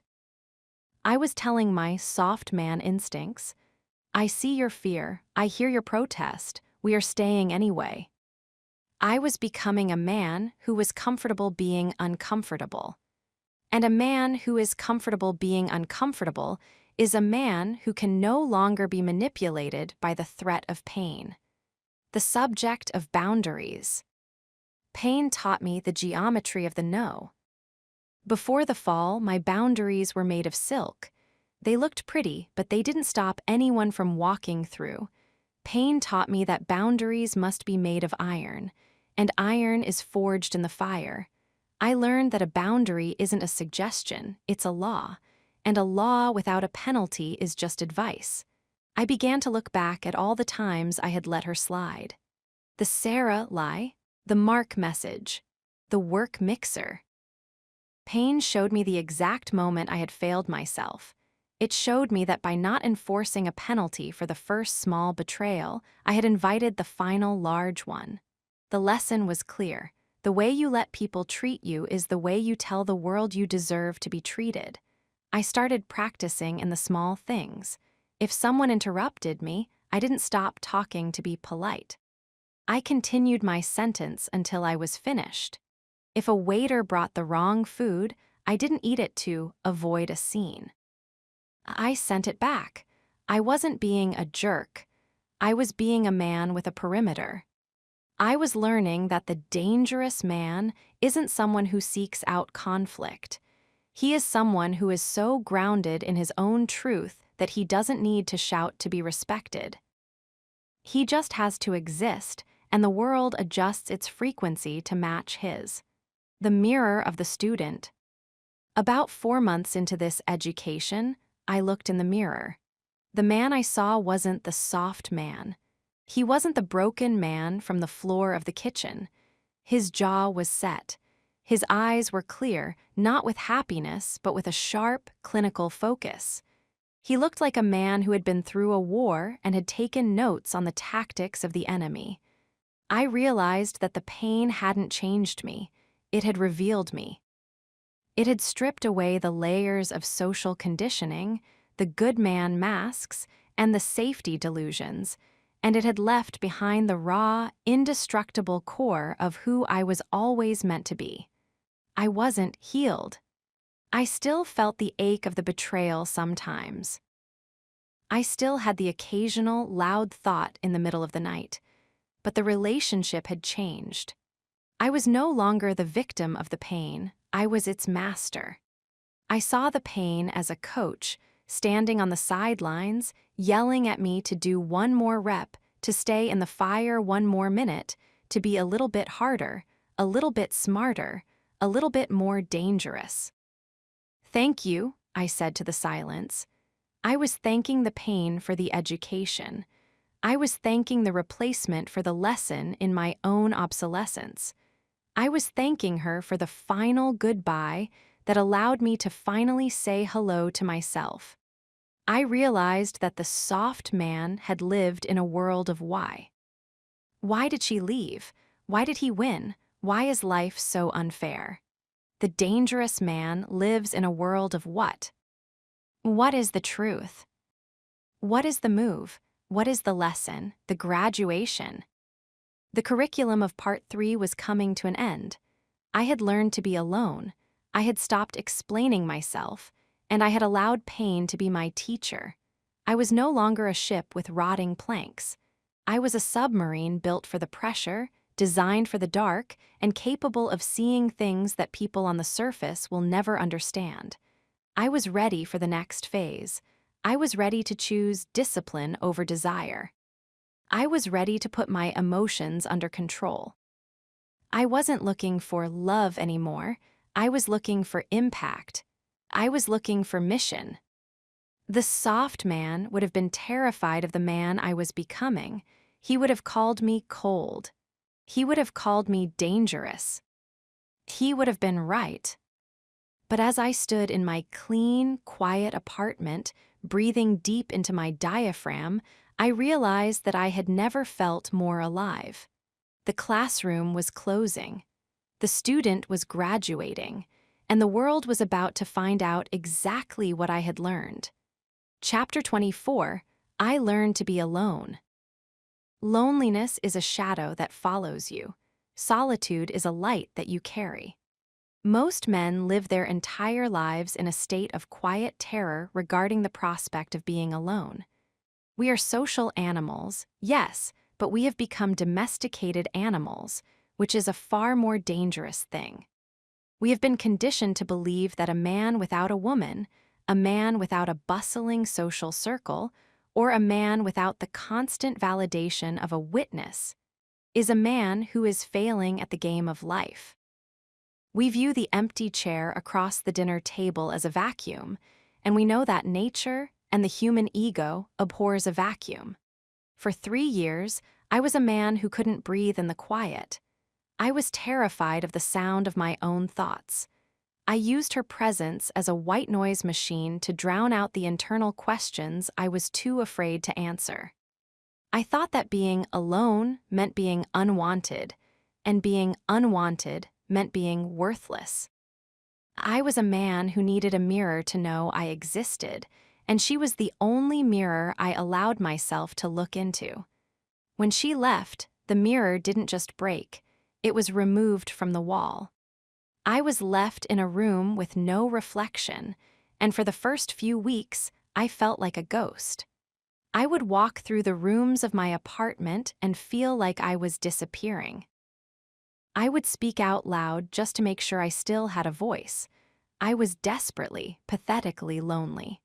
But then, during the phase where I allowed pain to become my teacher, I realized something revolutionary. Loneliness is a hunger for someone else to fill your emptiness. Solitude is the realization that your emptiness is actually a vast, open territory that belongs entirely to you. I didn't just find myself alone. I learned to be alone. And that distinction is the difference between a victim and a king. The detox from the other. The first step in learning to be alone was a total sensory detox. I realized that as long as I was connected to the digital ghost of the world, I wasn't actually alone. I was just in a crowded room where no one was talking to me. I turned off the notifications. I deleted the apps. I put the phone in a drawer at 7:00 p.m. and I didn't touch it until the next morning. The first night I did this, the anxiety was physical.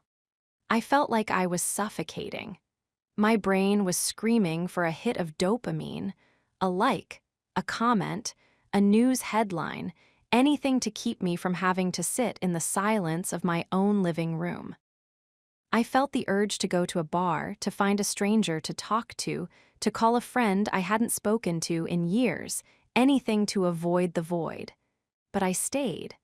I sat in my chair and I looked at the wall. I realized that I didn't know how to exist without a task or a companion. I had been a soft man for so long that I had forgotten how to be a human being. I was a human doing. If I wasn't doing something for her, or doing something for work, or doing something to be seen, I felt like I was evaporating. I sat in that chair for 2 hours. I didn't read. I didn't listen to music. I just sat. I watched the light change as the sun went down. I watched the shadows stretch across the floor. I listened to the house settle. And slowly, the panic began to subside. It was replaced by a strange, cool clarity. I realized that the silence wasn't empty, it was full. It was full of the parts of me that I had suppressed to keep the safety real. It was full of my own suppressed ambitions, my own buried anger, and my own dormant strength. I was finally meeting the man I had been ignoring for a decade, and he was a lot more interesting than the man I had been pretending to be. Reclaiming the domestic space. Learning to be alone requires you to reclaim your environment. For 3 years, the apartment was our place. Every candle, every rug, every piece of art was a compromise. The kitchen was set up for her cooking style. The living room was arranged for her viewing habits. I was a guest in a museum dedicated to a relationship that no longer existed. I decided to burn the museum down. I spent a Saturday moving the furniture. I moved the bed to a different wall, a wall she wouldn't have liked. I cleared off the surfaces. I threw away the decorative clutter that served no purpose. I wanted my home to look like a base of operations, not a sanctuary of sentimentality. I realized that the way you organize your space is the way you organize your mind. If your space is full of ghosts and compromises, your mind will be too. I set up a dedicated space for my work. I set up a space for my physical training. I set up a space for my reading. My home was no longer a place where I waited for my life to happen. It was the place where my life was being built. I started cooking for one. This sounds like a small thing, but it is a massive psychological hurdle for a man who has lost himself. The soft man thinks, why bother cooking a real meal if it's just for me? I'll just eat cereal or order takeout. That thought is a form of self-disrespect. It is saying that you aren't worth the effort of a good meal if there is no one there to witness it. I started making the best meals of my life. I laid the table. I used the good plates. I sat in the silence and I tasted the food. I realized that I liked spicy food, something she hated. I realized I liked eating in silence, something she found awkward. I was discovering my own taste. I was realizing that my preferences for the last 3 years had just been a series of surrenders. Every meal I cooked for myself was a declaration of independence. It was me saying, I am a guest of honor in my own life. The public test of solitude. Once I felt comfortable in my apartment, I knew I had to take the show on the road. I had to prove to myself that I could be alone in the world without looking for a safety net. I went to a restaurant, a nice one. I wore a suit. I didn't bring a book. I didn't bring my phone. I just sat at the table and I ordered a steak and a glass of scotch. The first 10 minutes were agonizing. I felt like I had "loser" written across my forehead in neon lights. I felt the urge to look at my watch, to check my phone, to pretend I was waiting for someone who was late. I wanted to perform the role of the busy man, so I wouldn't have to be the alone man. But I forced myself to stay still. I looked at the room. I noticed the couples at the other tables. For the first time, I didn't envy them. I watched them through the eyes of a man who had been through the fire. I saw a couple across from me. The man was soft. He was doing exactly what I used to do. He was leaning forward, laughing too hard at her jokes, constantly checking her face for approval, apologizing for the waiter's mistake. He was performing. He was working. He was exhausted. And then I looked at the woman. She looked bored. She was checking her phone under the table. She was half present. She was already scouting for the next placeholder. I looked at my steak. I looked at my scotch. I felt a surge of pure, unadulterated power. I was the only person in that room who wasn't performing. I was the only person who didn't need anything from anyone else to enjoy my evening. I wasn't unwanted. I was unencumbered. I was a man who had chosen to spend his evening with the most important person in his life, himself. I realized that a man who can eat alone in a crowded restaurant without a phone is a man who can do anything. He has conquered the fear of social judgment. He has dismantled the need for external validation.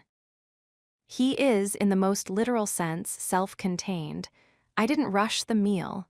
I savored it.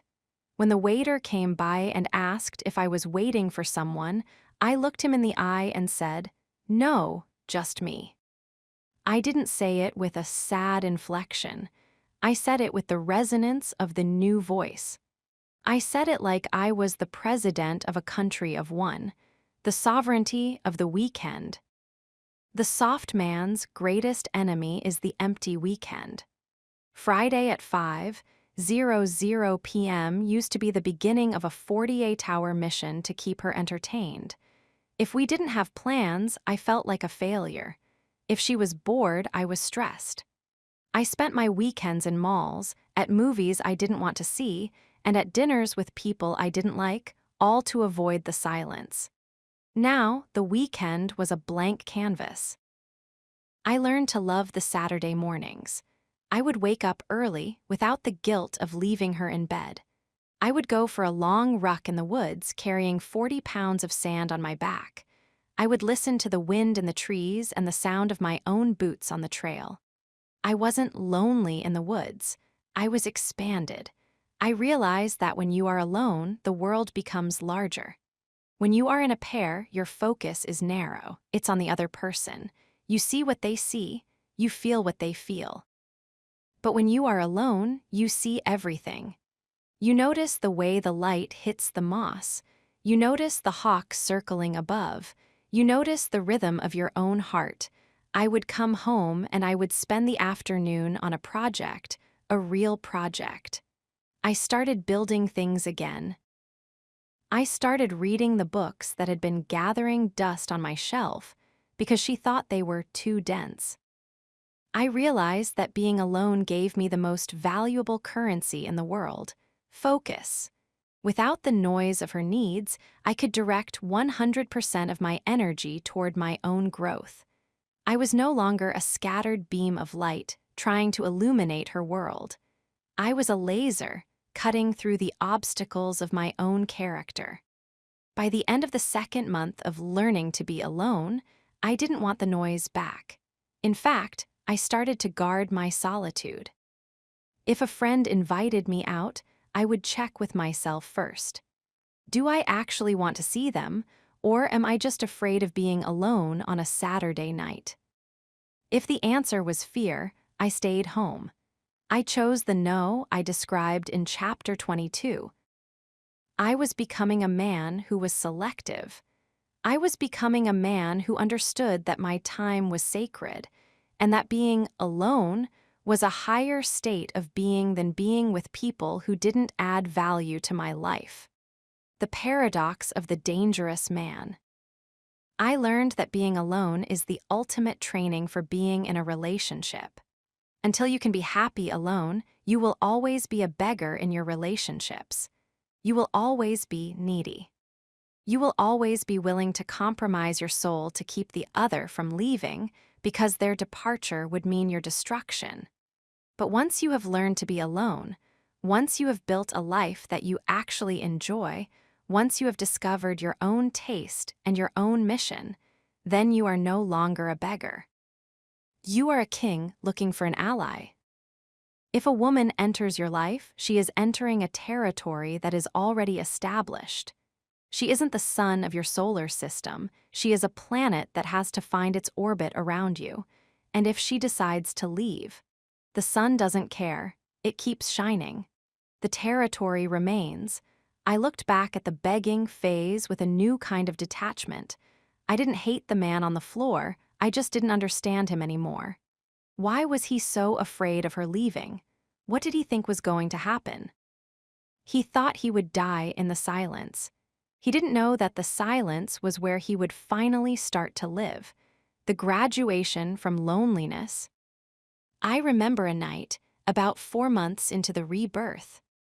The moon was full, casting that silver, graveyard light across my living room. I was sitting on the floor doing my nightly stretching routine. The apartment was quiet. The phone was in the drawer. The lies spoken softly were ancient history. I felt a sudden, profound sense of peace. It wasn't happiness, that fleeting, bubbly emotion that the world sells. It was contentment. I realized that I didn't want her to call. I didn't want the replacement to fail. I didn't want anything from the past to change. I was alone, and I was exactly where I wanted to be. I had learned the lesson. I had conquered the final fear of the soft man. I was no longer a domestic animal looking for a master. I was a predator who had found his own territory. I looked at the empty chair across the room. It wasn't a vacuum anymore. It was just a chair. I stood up, walked to the window, and looked at the city. It was full of millions of people, most of them terrified of the quiet, most of them soft and safe and placeholdering their way through life. I wasn't one of them. I was the man who had survived the breaking point. I was the man who had allowed pain to be his teacher. I was the man who had stopped explaining himself. And now I was the man who had learned to be alone. I felt a cold, hard edge settle into my spirit. I was ready for the next step. I was ready to choose discipline over desire. I was ready to turn my hurt into hunger. The destruction was over. The rebirth was in full swing. I wasn't safe anymore. I was sovereign. And as I turned off the lights and walked into my bedroom, arranged my way for my rest, I realized that I had never been less alone in my life. Because for the first time, I had myself. And that was more than enough. Chapter 25, Discipline over Desire. Desire is the language of the prey. It is a frantic, impulsive energy that demands immediate satisfaction. It is the itch that must be scratched, the thirst that must be quenched, and the text message that must be sent. For the 3 years I was the soft man, my entire life was a monument to desire. I desired her approval. I desired the safety of a relationship. I desired the comfort of the status quo. I was a slave to my own chemical impulses, reacting to every flicker of emotion like a moth drawn to a flame that was eventually going to consume it. But in the quiet of rock bottom, I realized that desire is a liar. It promises fulfillment, but delivers only a temporary reprieve from the vacuum of your own soul. It is a shallow, fluctuating currency. Discipline, on the other hand, is the language of the architect. It is the cold, hard, and uncompromising commitment to a long-term vision, regardless of how you feel in the moment. If desire is the fire that burns the house down, discipline is the steel frame that keeps it standing during the storm. I decided that I was done being a victim of my own whims. I was going to stop asking myself what I wanted to do and start asking myself what I needed to do to become the man who could never be destroyed again. I was going to elevate discipline over desire until the two were no longer in competition, because the man who can control his own impulses is the most dangerous man in any room. The War of the 5:00 a.m. alarm. The first battleground of the new era was the simplest and most brutal, the morning. For years, my mornings were dictated by her. If she wanted to sleep in, I stayed in bed. If she was grumpy, I stayed quiet. I woke up reactive, checking my phone for her vibe before my feet even touched the floor. My day didn't belong to me, it belonged to the safety I was trying to maintain. Now I was alone. There was no safety to protect. There was only the mission. I set my alarm for 5:00 a.m., not because I had a meeting and not because I had a flight to catch. I did it because the soft man inside of me hated it. He wanted the extra 2 hours of sleep. He wanted the warmth of the blankets. He wanted the comfort of the dream world where he was still in love. The first morning the alarm went off, the voice of desire was loud. "It doesn't matter," it whispered. "You're alone anyway. No one is watching, just sleep. You're tired. You've been through a lot. You deserve a break." I lay there for a heartbeat, feeling the pull of the mattress. It felt like gravity. It felt like desire. I threw the covers off. The air in the room was cold. My joints ached. But as I stood up in the dark, I felt a surge of something that wasn't happiness. It was authority. I had just told the weakest part of myself to shut up, and I had won. This is the beginning of discipline, the realization that your feelings are just data points, not instructions. You don't get out of bed because you feel like it. You get out of bed because you said you would. You are honoring the contract you made with your future self. I walked to the kitchen, drank a glass of water, and went straight to the gym. I didn't check my phone. I didn't look for a good morning text that was never coming. I didn't look at the news. I stayed in the silence. I was protecting the frequency of my mind before the world had a chance to static it up. The gym, forging the physical armor. I started training with a level of intensity that would have terrified the soft man. I wasn't there to get fit for a beach vacation. I was there to build a chassis that could house a dangerous spirit. I chose the exercises I hated most. I chose the heavy squats that made my heart hammer in my throat. I chose the long, soul-crushing sessions on the rowing machine where the only thing to look at was the flickering numbers on the screen and the sweat dripping onto the floor. Desire said, "This is enough. You've done 30 minutes. Your legs are shaking. Stop. Go get a protein shake and feel good about yourself." Discipline said, 10 more minutes. 2 more sets. We don't stop when we're tired. We stop when we're done. I realized that the physical struggle was a mirror for my emotional struggle. If I could stay in the fire of a heavy set, I could stay in the fire of a lonely Friday night. If I could control my breath when my lungs were burning, I could control my voice when a soft lie tried to tempt me back into the past. I was building a physical foundation for my psychological rebirth.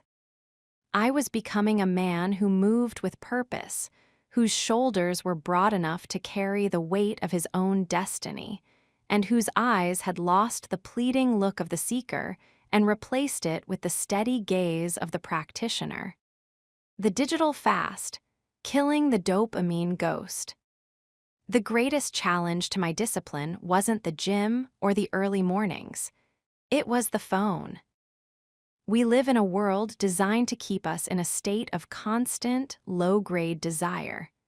Every notification, every like, every red bubble is a hook designed to drag you out of your own life and into someone else's highlight reel.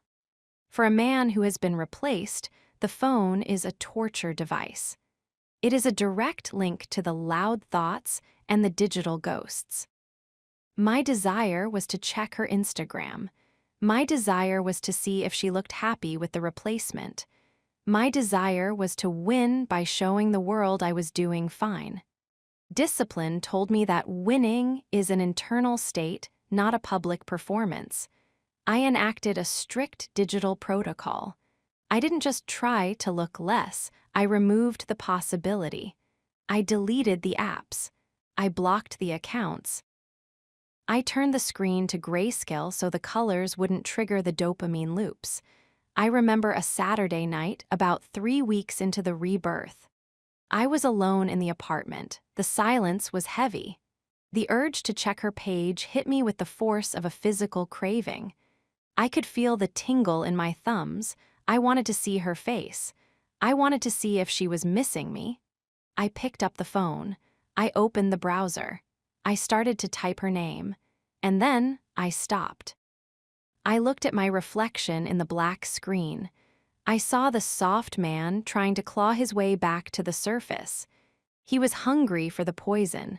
He wanted the safety of the obsession. "No," I said. I put the phone in a drawer, walked to the kitchen, and started doing push-ups until I couldn't move my arms. I chose the physical pain over the emotional desire. I chose the discipline of the no over the dopamine of the yes. When I finally collapsed on the floor, panting and exhausted, I realized that I had just won a major battle. I had proven that I was the one holding the leash. The discipline of consumption. Discipline isn't just about what you do, it's about what you consume. I looked at my life and I saw where the softness was getting in. I was consuming soft media, movies about romantic reconciliations, music that focused on loss and longing, and social circles that thrived on gossip and complaining. I cut it all out. I stopped watching the comfort shows.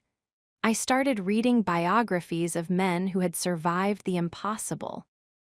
I read about stoicism, about warfare, about business, and about the mechanics of the human mind. I wanted to fill my head with blueprints, not fantasies. I changed my diet. I stopped eating for pleasure and started eating for function. I removed the sugar, the processed trash, and the alcohol that I had been using to numb the breaking point. Desire wanted the pizza. Desire wanted the beer. Desire wanted the sugar high that would make the lonely night feel a little bit warmer.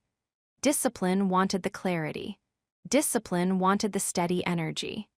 Discipline wanted the body that was a weapon, not a soft target. I became a man of routine. My meals were the same every day. My schedule was fixed.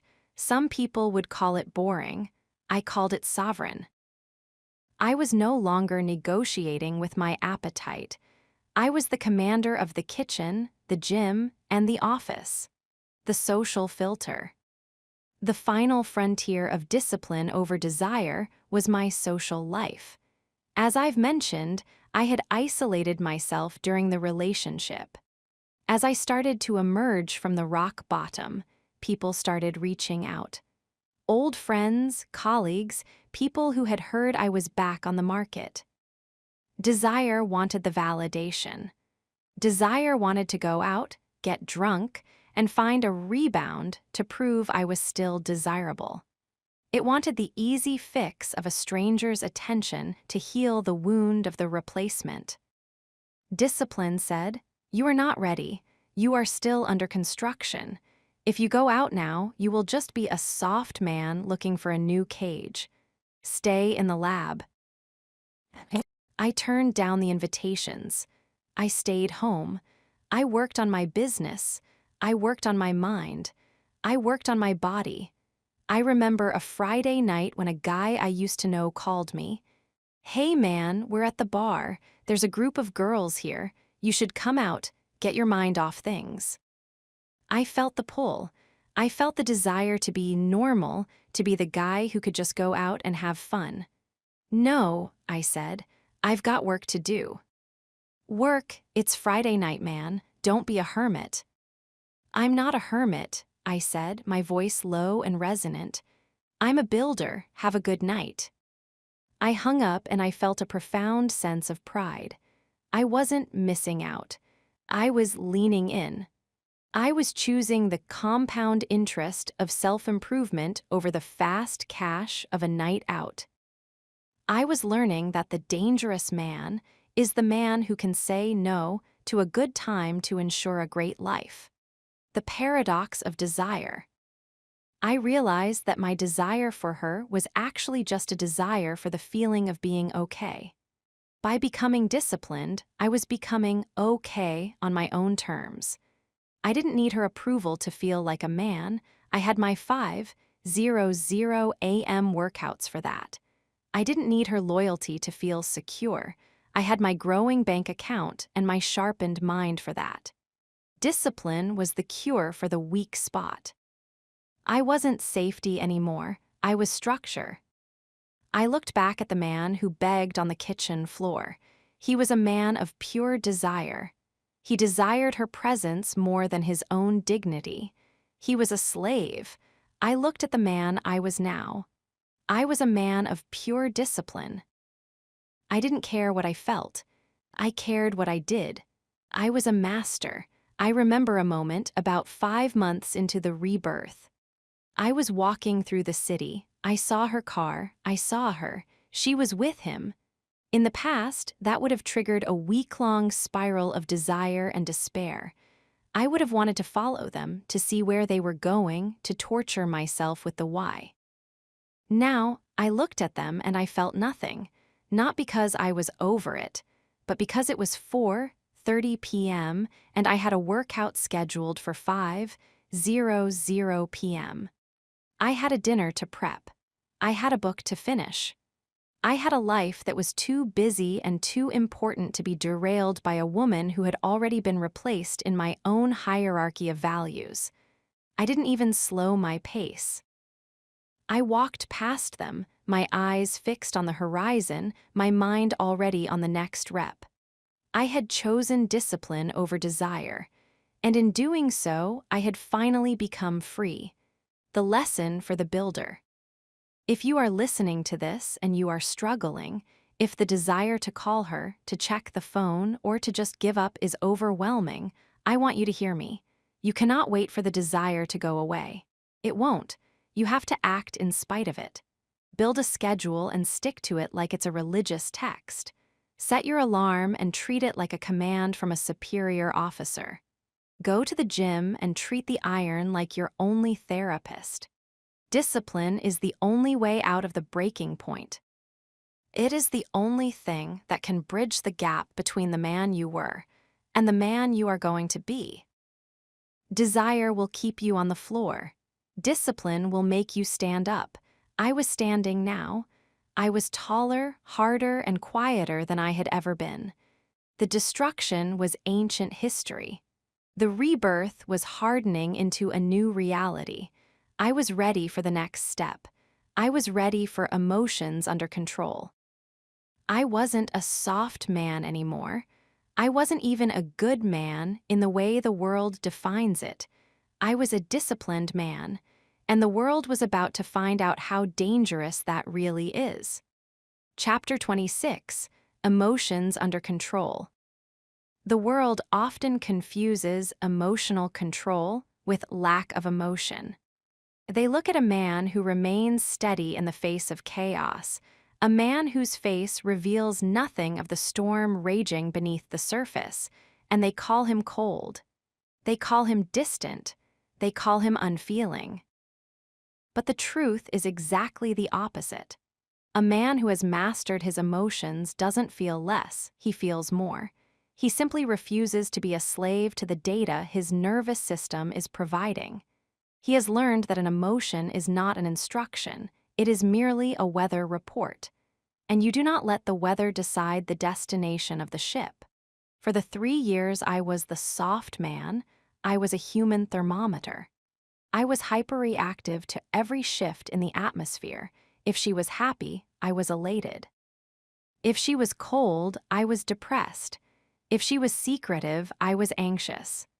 I lived in a state of constant emotional leakage, my internal state spilling out for everyone to see. My face was an open book, and my reactions were as predictable as a chemical equation. I thought that being in touch with my feelings was a sign of maturity. I didn't realize that it was actually a sign of weakness. I was a man without a filter, a man whose soul was perpetually exposed to the elements. When the breaking point happened, the floodgates broke. I was drowned in a sea of grief, anger, and shame. I was a victim of my own biology. But during the rebirth, in the quiet of my disciplined mornings and the fire of the gym, I discovered the most powerful tool in the arsenal of the dangerous man: the gap between stimulus and response. The anatomy of the gap. I began to practice the art of observation. I realized that an emotion, let's say the sharp sting of a memory, starts as a physical sensation. It's a tightening in the chest. It's a heat in the back of the neck. It's a sudden hollow feeling in the stomach.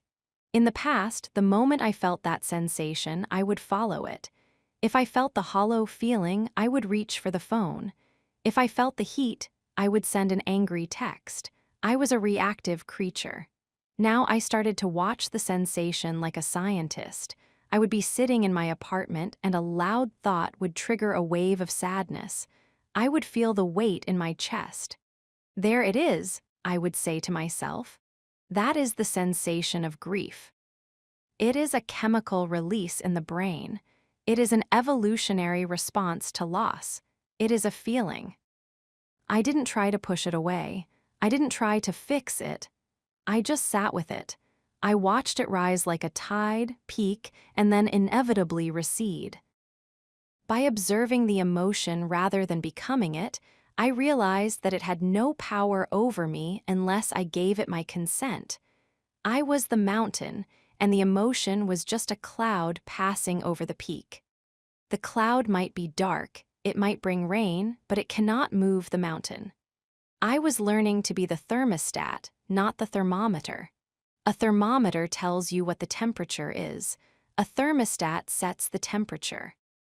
I was reclaiming the right to decide how I felt, regardless of what the world, or my past, was throwing at me. The death of emotional leakage.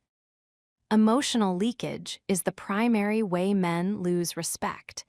It is the sigh of frustration when things don't go your way.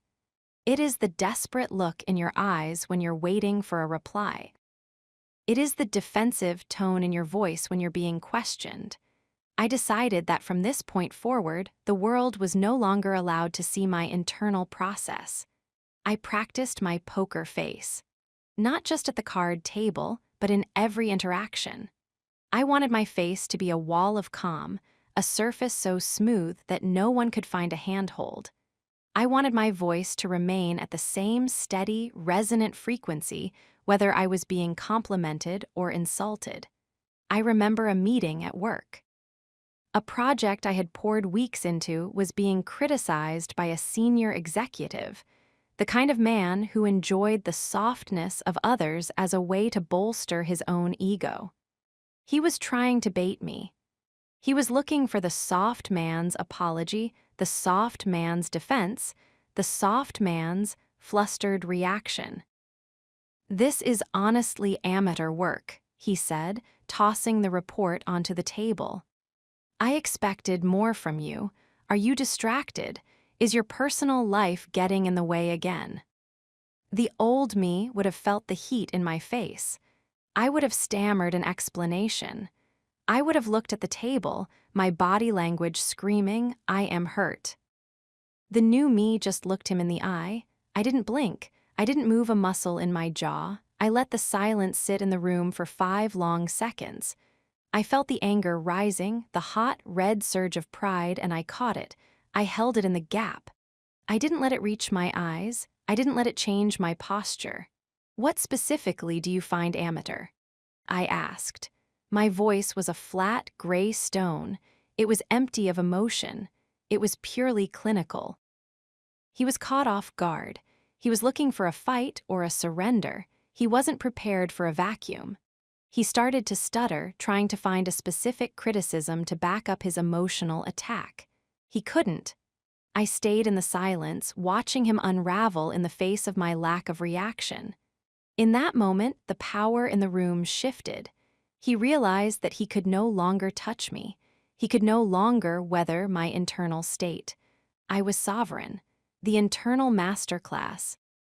Mastering your emotions in public is one thing. Mastering them in private is where the dangerous man is truly forged. I still had bad days. I still had moments where the memory of the begging or the replacement would hit me with the force of a tidal wave. But I changed the way I processed them. I developed a vessel strategy. When an intense emotion would hit, let's say, a sudden surge of missing her, I would set a timer. "Okay," I'd say, "we are going to feel this for 10 minutes. We are going to go into the dark. We are going to feel the weight, the ache, and the longing. We are going to look at the photos in the mind. Go." I would sit on the floor and I would let the flood in. I would feel every bit of it. I wouldn't fight it. I wouldn't judge it. I would be a vessel for the pain. And then the timer would go off. Beep. I would stand up. I would take a deep breath into my diaphragm, and I would leave the emotion on the floor. I was telling my subconscious, "I am the master of this house. You are allowed to visit, but you are not allowed to stay. The training session is over. The mission continues." This is the difference between suppression and control. Suppression is when you pretend the emotion isn't there, which only makes it grow stronger in the shadows. Control is when you acknowledge the emotion, give it its moment, and then decide when it's time to move on. By doing this, I was teaching my nervous system that I was the authority. I was reclaiming the remote control to my own brain. The death of sentimentality. Sentimentality is a luxury the dangerous man cannot afford. It is a soft emotion that keeps you tethered to a past that no longer exists. It is the urge to keep the old letters, to visit the old spots, to listen to our song. I realized that sentimentality was a leak in my armor. It was a way for her to still have access to my heart without having to earn it. I went through my digital life with a surgical knife. I didn't delete out of anger, I deleted out of hygiene. I removed the photos. I cleared the chat histories. I blocked the accounts. I wasn't being petty. I was being strategic. The soft man would have felt guilty for deleting those memories. He would have felt like he was betraying the good times. The new man felt nothing. Or rather, he felt the clean, sharp coldness of a man who is preparing for a new mission. I was clearing the hard drive. I was making room for new data. I was no longer interested in being the curator of a museum of my own failure. The final test of the X. The ultimate test of emotional control came about 6 months into the rebirth. She reached out again. This time, it wasn't a soft text, it was a phone call. I saw her name on the screen. In the past, my heart would have hammered. I would have felt a surge of adrenaline. I would have been in the loop of anger mixed with love. Now I felt curious. I felt the same way I would feel if I saw a notification for a software update I didn't need. I answered. Not because I needed to talk to her, but because I wanted to test my armor. "Hello," I said. My voice was steady, resonant, and empty. "Hey," she said. She sounded different. She sounded smaller. "I've been thinking about you a lot lately. I know it's been a while, but I saw something that reminded me of you, and I realized how much I miss our talks. I feel like I made a huge mistake." The old me would have been flooded. The soft man would have been crying within 30 seconds. He would have been safety-seeking. He would have been ready to forgive everything for a chance to go back to the cage. I sat in the gap. I watched the emotions rise. I felt a tiny spark of pride, the "I told you so" energy. I felt a tiny flicker of the old warmth. I felt a surge of the old anger. I watched them all. I didn't follow any of them. "I'm sorry you feel that way," I said. I didn't say it with spite. I didn't say it with sarcasm. I said it with the same inflection I would use to tell someone that the bank was closed. "That's it." She asked, her voice cracking. "You're not going to say anything else. I'm telling you I miss you. I'm telling you I'm sorry." "I hear you," I said, "but your feelings are no longer my responsibility. I've moved on." "Moved on to who? Are you seeing someone else?" She was looking for the replacement narrative. She was looking for a way to make it about him or her. She couldn't understand that it was about me. "I'm seeing myself," I said, "and I like what I see. I have to go now. Good luck." I hung up. I didn't check my heart rate. I didn't sit in the dark and obsess over the conversation. I didn't call a friend to tell them she had called. I went back to the book I was reading. That was the moment I knew I was dangerous.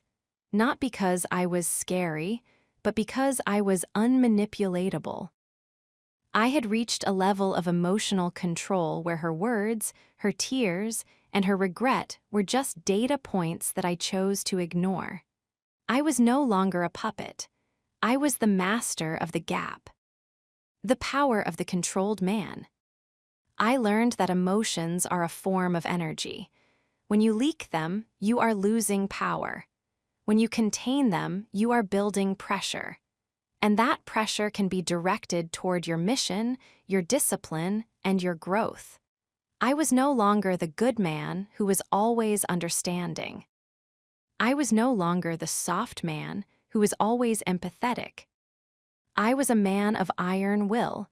I was a man who felt everything but was moved by nothing. I was a man who had turned his weak spot into his greatest strength. I was becoming unrecognizable. My walk had changed. My gaze had changed. My presence had a weight to it that made people step aside when I walked through a crowd. I wasn't being aggressive. I was just being controlled. The destruction was ancient history. The rebirth was reaching its peak. I had learned to be alone. I had chosen discipline over desire. And now I had my emotions under control. I was ready for the next step. I was ready to turn hurt into hunger. The world was about to find out exactly what happens when you take everything from a soft man and he refuses to stay broken. He doesn't just survive, he thrives, and he becomes the most dangerous thing on the planet. Chapter 27, Turning Hurt into Hunger. Most men treat hurt like a destination. They arrive at the doorstep of their own betrayal, set down their luggage, and decide to live there. They decorate the rooms with resentment, they paint the walls with what-ifs, and they spend the rest of their lives staring out the window, waiting for an apology that will never come from a person who has already forgotten their name. They become professional mourners of their own potential. They let the hurt sit in their gut until it turns to lead, weighing them down until they are too heavy to move, too tired to fight, and too broken to ever see the sun again. But there is a law of thermodynamics for the soul that the soft man never learns. Energy cannot be destroyed. It can only be transformed. The pain I felt after the final goodbye was a massive, volatile energy source. It was a sun's worth of nuclear fire sitting in the center of my chest. For months, that fire had been burning me. It had been melting my resolve, scorching my sleep, and turning my voice to ash. I was being consumed by my own suffering. But during the rebirth, I realized that I didn't have to be the fuel. I could be the engine. I decided to stop asking the pain to leave. Instead, I grabbed it by the throat and told it to get to work. I took every ounce of that hurt, the memory of the restaurant, the sting of the replacement, the humiliation of the begging, and I channeled it into a singular, predatory hunger. I was no longer a man who was hurt. I was a man who was hungry. And a hungry man is the most dangerous force in the universe because he is the only one who is truly willing to do whatever it takes to eat. The conversion of the fuel.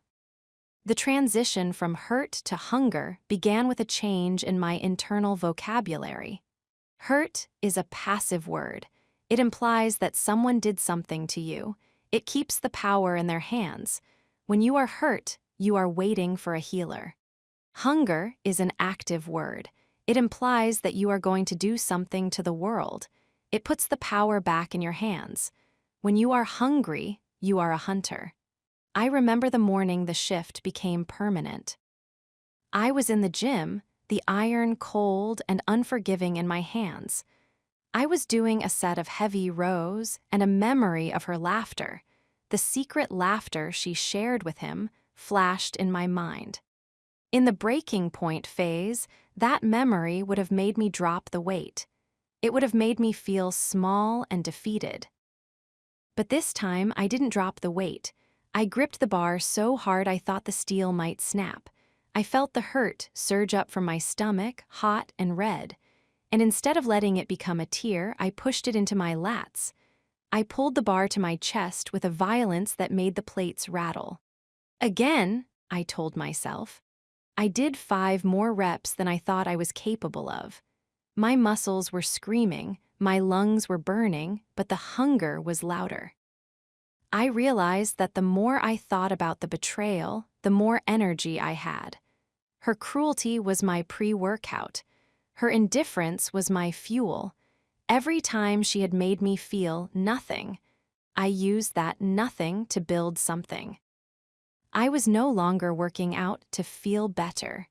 I was working out to become an apex predator. I was building a body that was a physical manifestation of my refusal to be a victim. The professional rebirth. I looked at my career.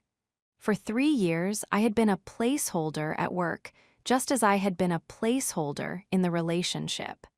I had stayed in a comfortable middle management position because it provided the safety she needed.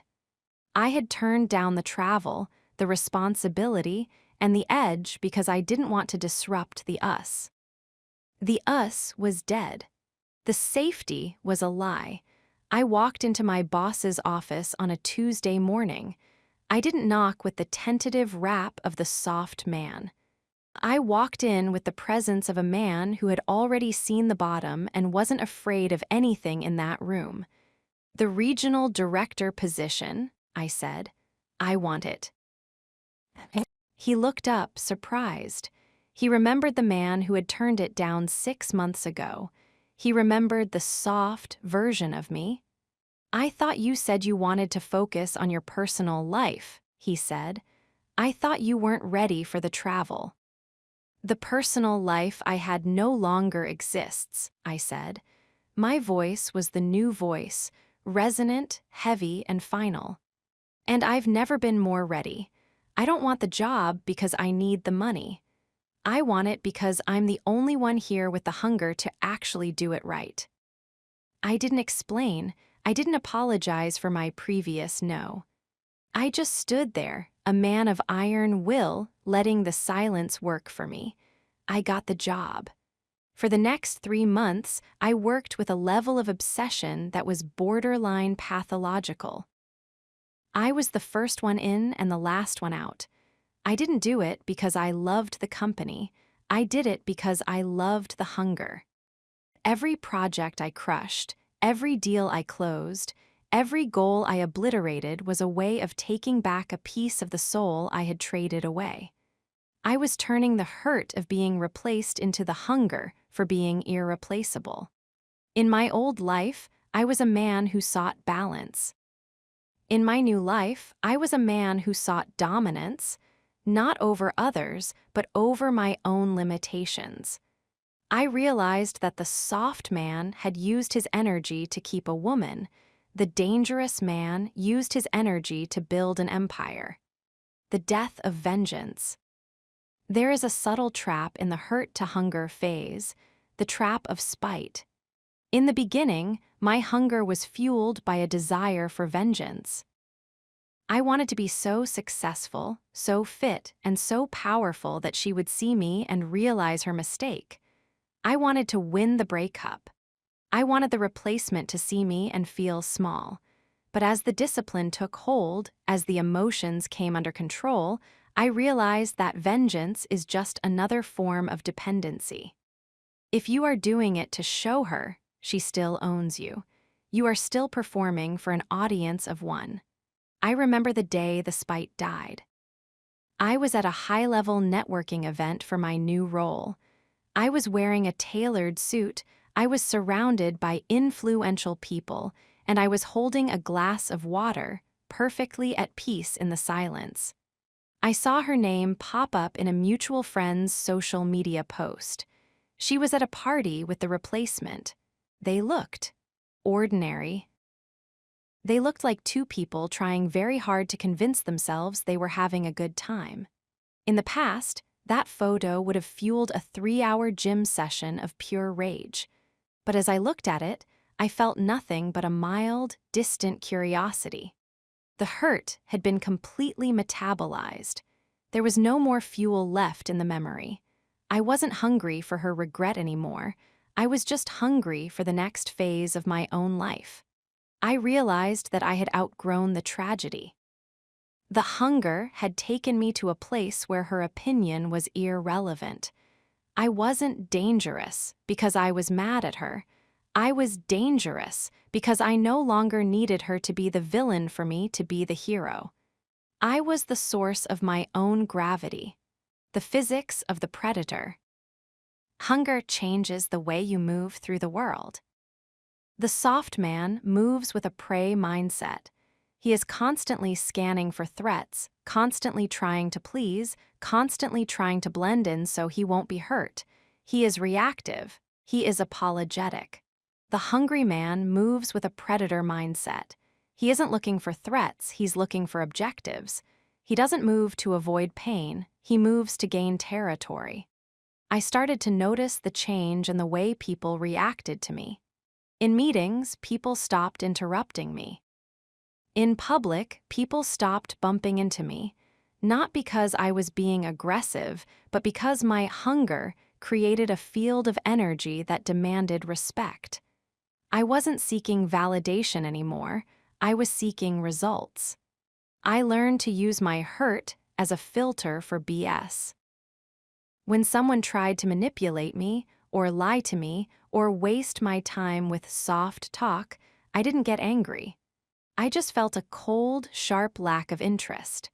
My hunger was too precious to be wasted on people who weren't on the same mission. I became a man of high standards and low tolerance. The soft man thought that unconditional love meant unconditional tolerance. The dangerous man knows that love without standards is just a slow suicide. I was hungry for excellence in myself, and I began to demand it from everyone around me. The hunger for solitude. Interestingly, as my hunger for success and strength grew, my hunger for company shrank. The soft man was hungry for a witness. He needed someone to tell him he was doing a good job. He was hungry for the safety of a relationship because he was afraid of his own emptiness. The dangerous man is hungry for the void. I began to value my alone time more than anything else. My Saturday mornings in the woods, my late nights in the office, my quiet hours in the gym, these were the places where the hunger was fed. I realized that the noise of other people was just a distraction from the signal of my own soul. I wasn't antisocial. I was pro-mission. I realized that the reason I had been so easily destroyed by her was because I had no internal food. I was a starving man who had stumbled upon a poisoned feast and called it a miracle. Now, I was a man who knew how to hunt for his own sustenance. I didn't need her to feed my ego. I was feeding it with my own achievements, my own discipline, and my own growth. The lesson of the forge. I looked at the before the fall version of myself. I saw a man who was full of love but empty of hunger. He was a man who wanted a comfortable life, a safe relationship, and a predictable future. He was a man who was destined to be broken. Then I looked at the dangerous man I had become. I was a man who was full of hunger but empty of need. I wanted a great life, a formidable character, and an impactful legacy. I was a man who could no longer be broken because I had already been through the ultimate destruction and I had used the pieces to build a tank. The hurt was gone. It had been entirely converted into the hunger. I stood in my apartment, the same apartment where I had once begged for her to stay, and I felt a sense of profound power. I wasn't safe anymore. I was hungry. And the world was starting to look like a feast. I was ready for the next step. I was ready to build walls, not excuses. I was ready to leave the destruction and rebirth phase and enter the phase of the dangerous man. The student had graduated. The soldier had completed his training. The predator was ready for the hunt. I looked at the clock. 5:00 a.m. The alarm didn't have to go off. I was already awake. I didn't need a good morning text. I had a mission. And the mission was the only thing that could satisfy the hunger. Chapter 28. I built walls, not excuses. An excuse is a white flag waved from the window of a crumbling spirit. It is the language of a man who is trying to negotiate with the consequences of his own weakness. For 3 years, I was a man of infinite excuses. I had an excuse for why she was lying to me. I had an excuse for why I turned down that promotion. I had an excuse for why I was sitting in a restaurant for 90 minutes waiting for a woman who didn't even have the decency to text me. I thought that by making excuses, I was being understanding. I thought I was showing patience. In reality, I was just building a monument to my own lack of self-respect. The soft man loves an excuse because it protects him from the jagged edge of the truth. If you have an excuse, you don't have to change. If you have an excuse, you can stay in the cage and tell yourself that the bars are just a different kind of architecture. But when I hit rock bottom, the excuses ran out. The silence of that empty apartment was too loud to be drowned out by the what-ifs and the it's not her faults. I was standing in the ruins of my life, and the only thing I had left was the cold, hard realization that I had allowed it all to happen. I decided right then that the era of the excuse was dead. I was going to stop explaining why things were broken and start building walls that were impossible to scale. I wasn't going to set boundaries. Boundaries are just lines in the sand that people think they can step over if they have a good enough reason. I was going to build walls. Thick, heavy, reinforced walls of character and discipline.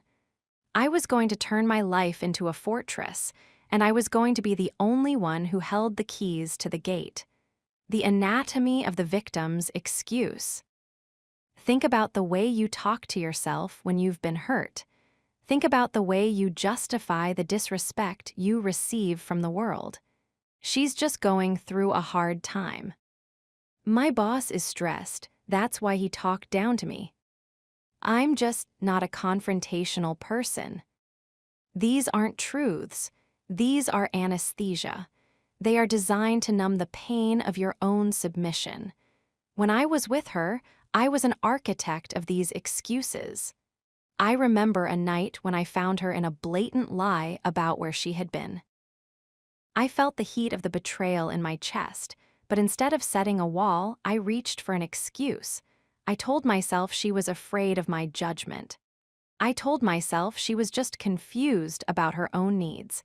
I literally used my own mind to defend the person who was destroying me. That is the ultimate betrayal, when you become the defense attorney for your own executioner. In the rebirth, I learned that an excuse is just a lack of standards. If you have a wall, you don't need an excuse. If someone lies to you, they are out. Period. There is no why. There is no context. There is only the fact of the lie and the structural integrity of the wall. By building walls, I was removing the need for internal negotiation. I was simplifying my life down to a set of uncompromising laws. I remember the first time I felt the power of a wall. It was a few months after the final goodbye. An old friend, someone who had known about her betrayal and had stayed quiet to not get involved, reached out to me. He wanted to get drinks. He wanted to clear the air. The old me would have made an excuse for him. He was in a tough spot. He didn't want to lose either of us as friends. I would have gone to the drinks. I would have listened to his soft lies. I would have accepted his apology to keep the peace. But the new me looked at the request and felt a cold, sharp finality.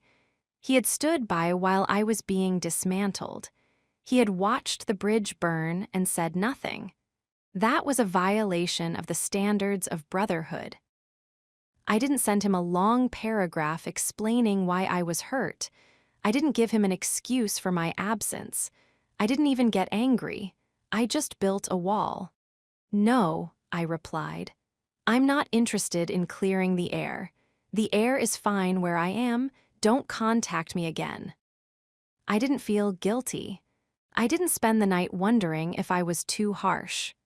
I felt solid. I felt protected. I had closed a door and locked it, and the energy I saved by not making an excuse for him was energy I could now use to build my own empire. The internal wall, guarding the gate. The most important walls you will ever build are not the ones that keep people out. They are the ones that keep your own weakness in. I started building walls around my time and my habits. I turned my 5:00 a.m. wake-up call into a wall. It wasn't a goal, it was a law. If I woke up at 5:05 a.m., I had failed. There was no excuse. I didn't care if I was tired. I didn't care if I had stayed up late working.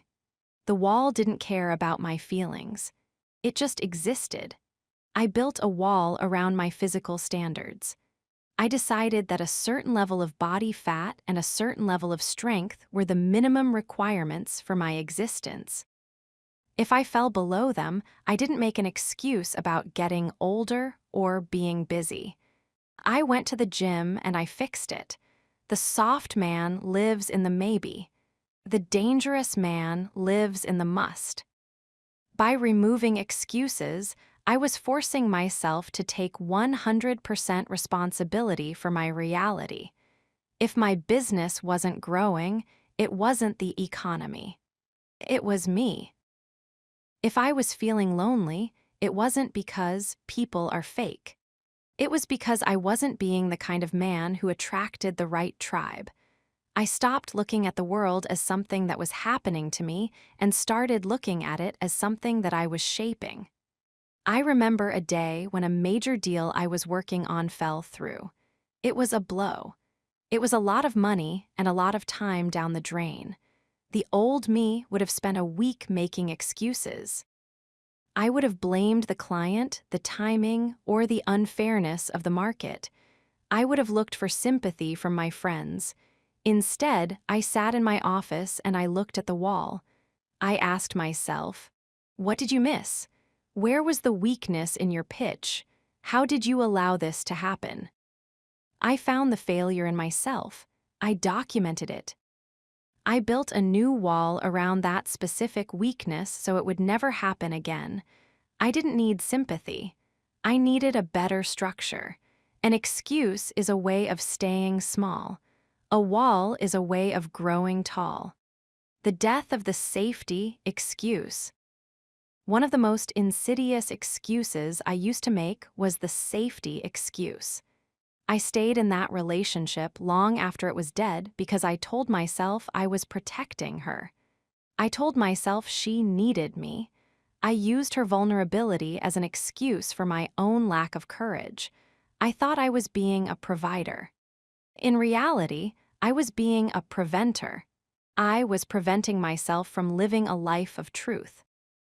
In the rebirth, I realized that you cannot provide safety for anyone else if you do not have a solid foundation for yourself. And you cannot have a solid foundation if it is built on excuses. I stopped using love as an excuse for tolerating disrespect. I stopped using kindness as an excuse for having no boundaries. I stopped using empathy as an excuse for being a doormat. I remember the first time I had to enforce a wall with a woman I started seeing after the fall. She was beautiful, she was smart, and she was testing me. She was late to our third date, not by 5 minutes, but by 40. No text, no heads up. When she finally arrived, she was full of excuses. The traffic, the phone battery, the crazy day. She expected me to be the soft man. She expected me to smile, say, "It's fine, I'm just glad you're here," and pay for the dinner. I looked at her and I felt the wall. It was solid. It was cold. "I'm sure you had a lot going on," I said. My voice was that resonant, heavy voice. "But my time is valuable. I'm not the man who waits for 40 minutes without a word. I hope you have a good night." I stood up, I paid for my own drink, and I walked out. The old me would have been terrified. I would have made excuses for why I should stay. "She's so pretty. Maybe it really was a crazy day. I don't want to be alone tonight." But the new me felt amazing. I felt like I had just defended my own borders. I had chosen my standards over my desires. I had built a wall, and that wall told the world, "You must be this tall to enter this life." She texted me a dozen times that night. She apologized. She begged for another chance. She was suddenly more attracted to me, not less. Why? Because women do not respect a man who has no walls. They may enjoy the safety of the doormat for a while, but they will always leave it for the man who has a fortress. The material of the wall, integrity. A wall is only as strong as its material, and the material of the dangerous man's wall is integrity. Integrity is not just honesty. Integrity is the state of being whole and undivided. It is when your thoughts, your words, and your actions are all aligned in a single, unbreakable structure. I realized that my soft life was a life of disintegration. I would think one thing, say another, and do a third. I was a man of 1,000 fractures. I would think she was lying, but I would say, "I trust you," and I would do nothing. In the rebirth, I became a man of a single piece. If I said I was going to do something, I did it. No excuses. If I thought something was wrong, I said it. No excuses. If I decided someone was out of my life, they were out. No excuses. This level of integrity is what makes the walls so formidable. People know that when they hit a wall in my life, it's not a negotiation. It's not a vibe. It's a fact. I stopped being a nice guy who was always flexible and started being a man of his word who was always reliable. Reliability is a wall. Flexibility is a door. I was done being a door. The warning for the listener. I learned that the more walls I built, the more dangerous I became to the mediocre world. Mediocre people hate walls. They want everyone to be as soft and accessible as they are. They want to be able to drift in and out of your life, wasting your time and draining your energy with their excuses. When you build walls, you are declaring that your life is a high-value territory. You are saying that not everyone is allowed in. You are saying that your goodness is a treasure to be guarded, not a commodity to be exploited. I remember the last excuse I ever made. It was about 6 months into the rebirth. I had failed to reach a personal goal, a specific fitness milestone I had set for myself. I started to tell myself that I had been traveling too much and that I didn't have the right equipment. I caught myself. I looked in the mirror and I didn't see the soft man. I saw the builder. "Shut up," I said to my reflection. "There are no excuses. There is only the failure and the fix. Go back to the gym." I went, I did the work, I hit the milestone. The walls were finished. The fortress was complete. I was no longer a man who was broken or healing. I was a man who was protected. I had replaced the safety of a relationship with the security of a character. I was ready for the final step of part 3. I was ready for love no longer ruled me. The soft man would have been horrified by the man I was becoming. He would have called me cold. He would have called me isolated. He would have been right. But as I sat in my fortress, listening to the silence of my own discipline, I realized that I had never felt more alive. The excuses were gone. The walls were high. And for the first time in my life, I was truly, undeniably safe, because I was the one guarding the gate. Chapter 29, Love No Longer Ruled Me. For most of my life, love was not a feeling, it was a monarch. It sat on a high, gilded throne in the center of my skull, and every other part of my being, my ambition, my dignity, my finances, and my time, were merely its subjects. I believed the grand lie that the world sells us from the cradle, that love is the ultimate destination, the only worthy pursuit, and the singular force that justifies our existence. I was taught that a man is incomplete until he finds his other half, and that once he finds her, his only job is to protect that bond at any cost. I was a loyal subject to that tyrant. When love told me to stay in a dead-end city, I stayed. When love told me to apologize for a crime I didn't commit, I apologized. When love told me to shrink so she could feel tall, I became a shadow. I lived in a state of perpetual emotional debt, always trying to pay off the interest on a safety that was never actually mine. I thought that by making love the ruler of my life, I was being noble. I didn't realize I was being a servant. But as I transitioned through the rebirth, as I built my walls and allowed pain to be my teacher, something shifted in the atmosphere of my soul. The throne in my mind began to look empty. The crown looked like tinsel. I realized that the love I had been worshiping was just a cocktail of dopamine, oxytocin, and fear. And the moment I stopped being afraid of being alone, the king lost his power. I stepped into a new reality. Love no longer ruled me. It was no longer the why behind my actions. It was no longer the compass for my journey. I had taken the crown off the head of the ghost and placed it on the altar of my own mission. the decoupling of worth and affection. The first thing I had to kill was the validation loop. In my old life, my self-worth was like a fluctuating stock market. If she sent a sweet text, my stock went up. If she was cold, I was in a recession. I was a man who didn't know his own value until someone else appraised him.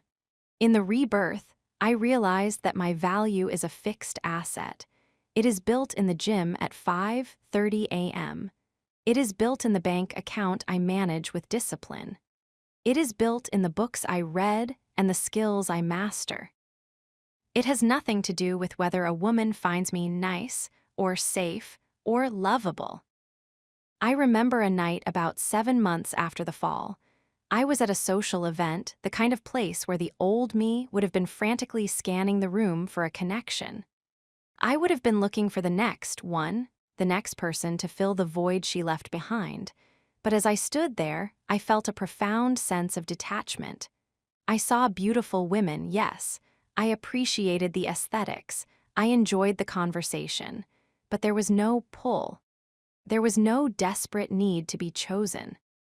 I realized that I didn't care if any of them liked me.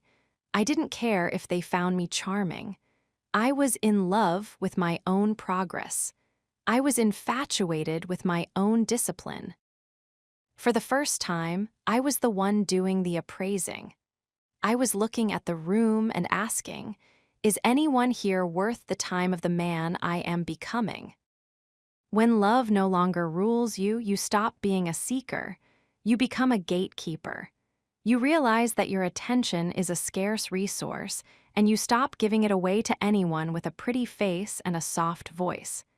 You realize that love is a luxury, but self-respect is a necessity. The death of the soulmate myth. I dismantled the altar of the soulmate. I used to believe that she was my destiny. I believed that our connection was written in the stars, which made the betrayal feel like a cosmic injustice. It made the breaking point feel like the end of the world, because I thought I had lost my singular chance at happiness. But pain, the teacher, showed me the truth. She wasn't my destiny, she was a data point. She was a person I shared a space with for a period of time. Our connection wasn't written in the stars, it was written in my own insecurities. By killing the myth of the one, I regained my freedom. I realized that there are 4 billion women on this planet. To think that my happiness depended on the approval of one specific person who had treated me like a doormat was not romantic, it was insane. I started to view relationships through a lens of utility and alignment. Does this person make me better? Do they respect my mission? Are they an asset to my life or a liability? If the answer was liability, I was gone. No long conversations. No working through it. No giving it one more chance. Love wasn't a reason to stay in a bad situation anymore. Love was just a feeling, and feelings can be managed. Integrity, however, is a fact, and I chose the fact over the feeling every single time. The hierarchy of the dangerous man. I established a new hierarchy in my life. In the soft years, the order was 1. Her. 2. The relationship. 3. My safety. 4. My career mission, distant fourth. In the dangerous years, the order became 1. My mission purpose. 2. My integrity self-respect. 3. My physical and mental strength. 4. Everything else, including love. By moving love to the bottom of the list, I made myself unmanipulatable. Think about the leverage people use against you. It's almost always the threat of withdrawing love or attention. If you do that, I'll be upset. If you don't do this, I might leave. To the soft man, these are existential threats. He will do anything to prevent the withdrawal. To the new man, these are just observations. You're upset. I understand. I'm going to finish my work now. You're thinking of leaving. The door is where it's always been. I'll help you with the bags. I remember the first time I applied this. I was seeing someone new, a woman who was used to the soft routine. She tried to use a classic emotional withdrawal to get her way on a Saturday night. I had planned to spend the evening working on a new business proposal. She wanted to go to a party. "If you don't go, I'm just going to go alone," she said, her voice full of that familiar test energy. "And I don't know who I might meet there." The old me would have felt a surge of panic. I would have dropped the work. I would have put on the loafers. I would have gone to the party to guard my territory. The new me didn't even look up from the screen. "Have a great time," I said. "Be safe. I'll see you tomorrow." The silence that followed was beautiful. She was waiting for the soft man to jump. She was waiting for the ruler to exert his power, but the throne was empty. I was ruled by my mission, not by her mood. She didn't go to the party. She sat on the couch and watched TV in a huff, and I didn't care. I didn't try to cheer her up. I didn't apologize. I did my work. By the end of the night, she was the one who came to me. She was the one who apologized for being manipulative. Why? Because you cannot control a man who doesn't fear being alone. You cannot rule a man who no longer worships love, the freedom of non-attachment. I learned to enjoy love as a side dish, not the main course. I realized that the soft man's hunger for love was actually a hunger for a sedative. He wanted to be numbed to the challenges of the world. He wanted a safety that would excuse him from the hard work of being a man. I no longer wanted to be numbed. I wanted to be awake. I found that by not needing love, I was actually better at it. I was more honest. I was more present. I was more attractive. Because I didn't need the other person to save me, I didn't put the weight of my existence on their shoulders. I was 200 pounds of solid man, standing on my own 2 feet. If they wanted to stand beside me, great. If not, the view was still the same. I stopped fighting for love. Love shouldn't be a fight. It should be a flow. If you have to fight to keep someone, you've already lost them. I realized that the only thing worth fighting for is your own character and your own mission. Everything else is just a passenger. The lesson of the sovereign heart. I remember a day when I was walking through a park where she and I used to go. In the breaking point phase, this park was a minefield of memories. Every tree was a reminder of a soft lie or a safety moment. Now I walked through it and I felt nothing, not a cold nothing, but a sovereign nothing. I saw the bench where we had sat, and it was just wood. I saw the path where we had walked, and it was just asphalt. The love that had once made this place look like a cathedral was gone, and what was left was just reality. I realized that I was no longer a ghost in my own life. I was the architect.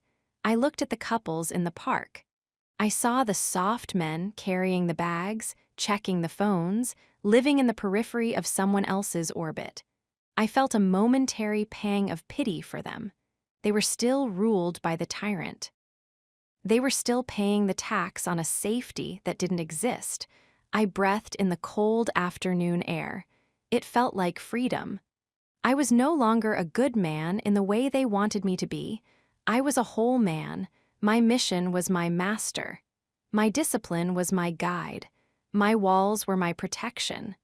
Love was just a guest in my house. And the guest followed the rules of the host. I was ready for the final step of part 3. I was ready to become unrecognizable. The soft man was not just dead, he was forgotten. The placeholder had been replaced by a man of substance. The safety had been replaced by power. I looked at my hands. They were steady. My voice was heavy. My heart was quiet. I was no longer a slave to a feeling. I was the commander of my own soul. and the world was about to see what a man can do when he finally stops begging for a heart and starts building a legacy. Chapter 30. I became unrecognizable. Transformation is not a quiet event. We like to think of it as a gradual evolution, a slow merging of the old and the new, like a river winding its way to the sea. We use soft words for it: growth, healing, maturing. But real transformation, the kind that happens when you have been dismantled to your very foundations and forced to rebuild in the dark, is a violent act. It is a demolition. To become someone new, you must first allow the person you used to be utterly destroyed. You must burn the blueprints, salt the earth, and walk away from the ashes without looking back. I remember the day I realized I had become unrecognizable. It wasn't a sudden epiphany, it was a series of mirrors. Not just the glass mirrors in my apartment, but the mirrors of other people's eyes. For 3 years, the world looked at me and saw a good man. They saw the soft man who was always ready with an apology, always eager to please, always modulating his frequency to make sure everyone else was comfortable. I was a man with no edges. I was a blurred outline of a person, a human smudge on the landscape of my own life. But as I completed the rebirth, as I turned my hurt into hunger and built my walls out of the discipline over desire, the smudge began to sharpen. The edges returned. The blur was replaced by a high-definition clarity that was so intense it started to make people uncomfortable. I wasn't better in the way society wants you to be better. I wasn't nicer. I wasn't more open. I was harder. I was quieter. I was more substantial. I had moved from being a placeholder to being a presence. And when a man becomes a presence, the world no longer knows how to categorize him. I became a stranger to my own history, the physical manifestation of the shift. The first mirror was the gym. I looked at my body in the floor-to-ceiling glass. In the before-the-fall era, I was fit, but it was a soft fitness. It was the body of a man who worked out so he would look good in a shirt for a woman. It was aesthetic, but it had no utility. My muscles were for show, not for war. Now the man in the mirror was different. My neck had thickened. My jawline, once softened by the safety of constant comfort, was now a sharp, defined edge. My eyes, most of all my eyes, had changed. The pleading look was gone. The searching look was gone. There was a stillness in my gaze that was almost predatory. I wasn't looking for approval anymore. I was looking at the reality of the situation. I moved differently. The soft man moved with a kind of apologetic haste. He was always trying to get out of people's way. He walked with a slight slouch, a subconscious attempt to make himself look less threatening. The new man occupied space. I walked with a heavy, rhythmic stride that didn't ask for permission. I didn't rush. I didn't fidget. I had learned the power of absolute stillness. When I stood in a room, I felt like a pillar of iron. I didn't need to speak to be noticed. My body was an announcement. I remember a guy at the gym, someone I had known vaguely for a year, walking up to me. He started to make the usual soft, small talk. "Hey man, you've been putting in work. You look intense. Everything okay at home?" I looked at him. I didn't smile to put him at ease. I didn't offer a soft lie to make the conversation safe. I just stayed in the silence for a heartbeat. "Everything is exactly how it should be," I said. My voice was a low vibration that seemed to come from the floor. He blinked, stepped back half an inch, and made a quick excuse to leave. He didn't recognize the good man who used to joke about sports and the weather. He didn't know how to talk to this new version of me. He saw the dangerous quality, and his instinct told him to keep his distance. That was the first time I realized that my transformation was working. I was no longer an easy target. I was no longer approachable to the mediocre. The social erasure. The second mirror was my social circle. I went to a dinner with some old friends, the ones I had kept on the periphery during the relationship. These were the people who knew the placeholder. They expected me to be the guy who would talk about the heartbreak, the guy who would look for sympathy, the guy who would be struggling. They had their platitudes ready. They were prepared to perform the ritual of healing for me, but I didn't give them the opening. I sat at the table and I didn't talk about her once. I didn't talk about the replacement. I didn't talk about the pain. I talked about my business. I talked about the books I was reading. I talked about the new standards I had for my life. I watched their faces. They were confused. They were looking for the soft man so they could feel stronger than him. But instead, they were sitting across from a man who was more focused, more disciplined, and more successful than any of them. I didn't laugh at the soft jokes. I didn't participate in the complaining. When one of them started moaning about his girlfriend, looking for my expert empathy, I just looked at him and said, "If you don't like the situation, change it. If you aren't going to change it, stop talking about it." The silence that followed was heavy. I had just violated the nice guy code of conduct. I wasn't being supportive. I was being real. One by one, those friends stopped calling. And for the first time in my life, I didn't care. I realized that my soft life was held together by a network of people who only liked me because I was safe. Now that I was dangerous, they had no use for me. I was becoming unrecognizable to the life I had outgrown. I was a wolf that had been raised by sheep, and I had finally realized that the wool I was wearing was just a costume that was too small for my frame. The mirror of the past, the family. The third mirror was my family. I went to visit my mother. She was the one who had seen the tired look in my eyes in Chapter 6. She was the one who had tried to warn me.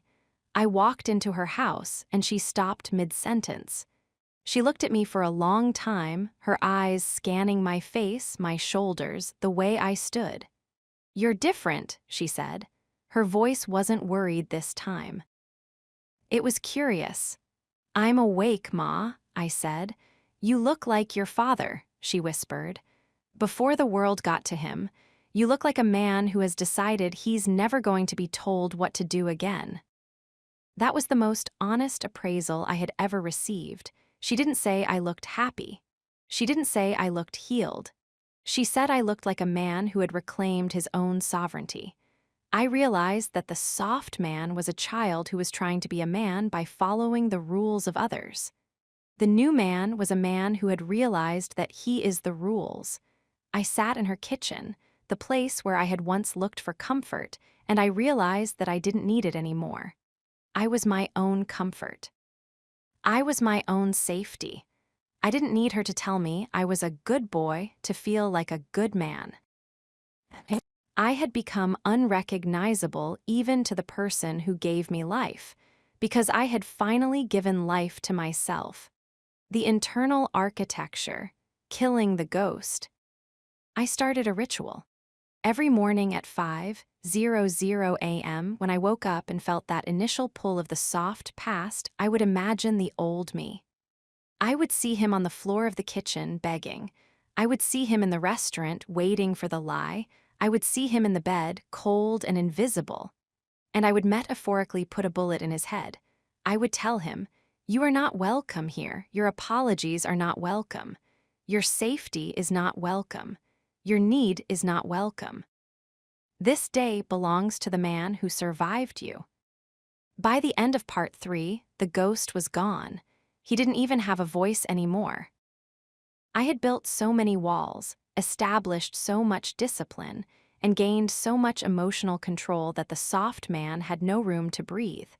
I was becoming a man of single-mindedness. I was no longer a committee of conflicting desires. I was a singular, focused entity. I was a spear, moving toward a target. I realized that the reason I had been unrecognizable to others was because I was finally recognizable to myself. For 30 years, I had been a stranger to my own potential.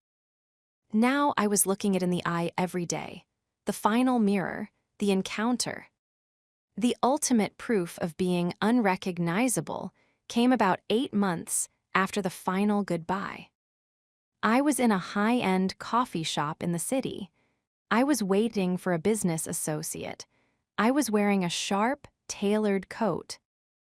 I was standing by the window, my back to the room, looking out at the street. I was in my solitude, perfectly at peace. The door opened. I felt the shift in the room's energy. I didn't turn around. I didn't have the reactive instinct of the soft man. And then I heard a voice. "Excuse me." It was her. She was standing 3 feet behind me. She was looking for a seat. She didn't know it was me. I turned around. I didn't smile. I didn't flinch. I didn't feel the hurt, and I didn't feel the anger. I just looked at her. She looked at me, and for a full 3 seconds, she didn't know who I was. I watched the realization hit her.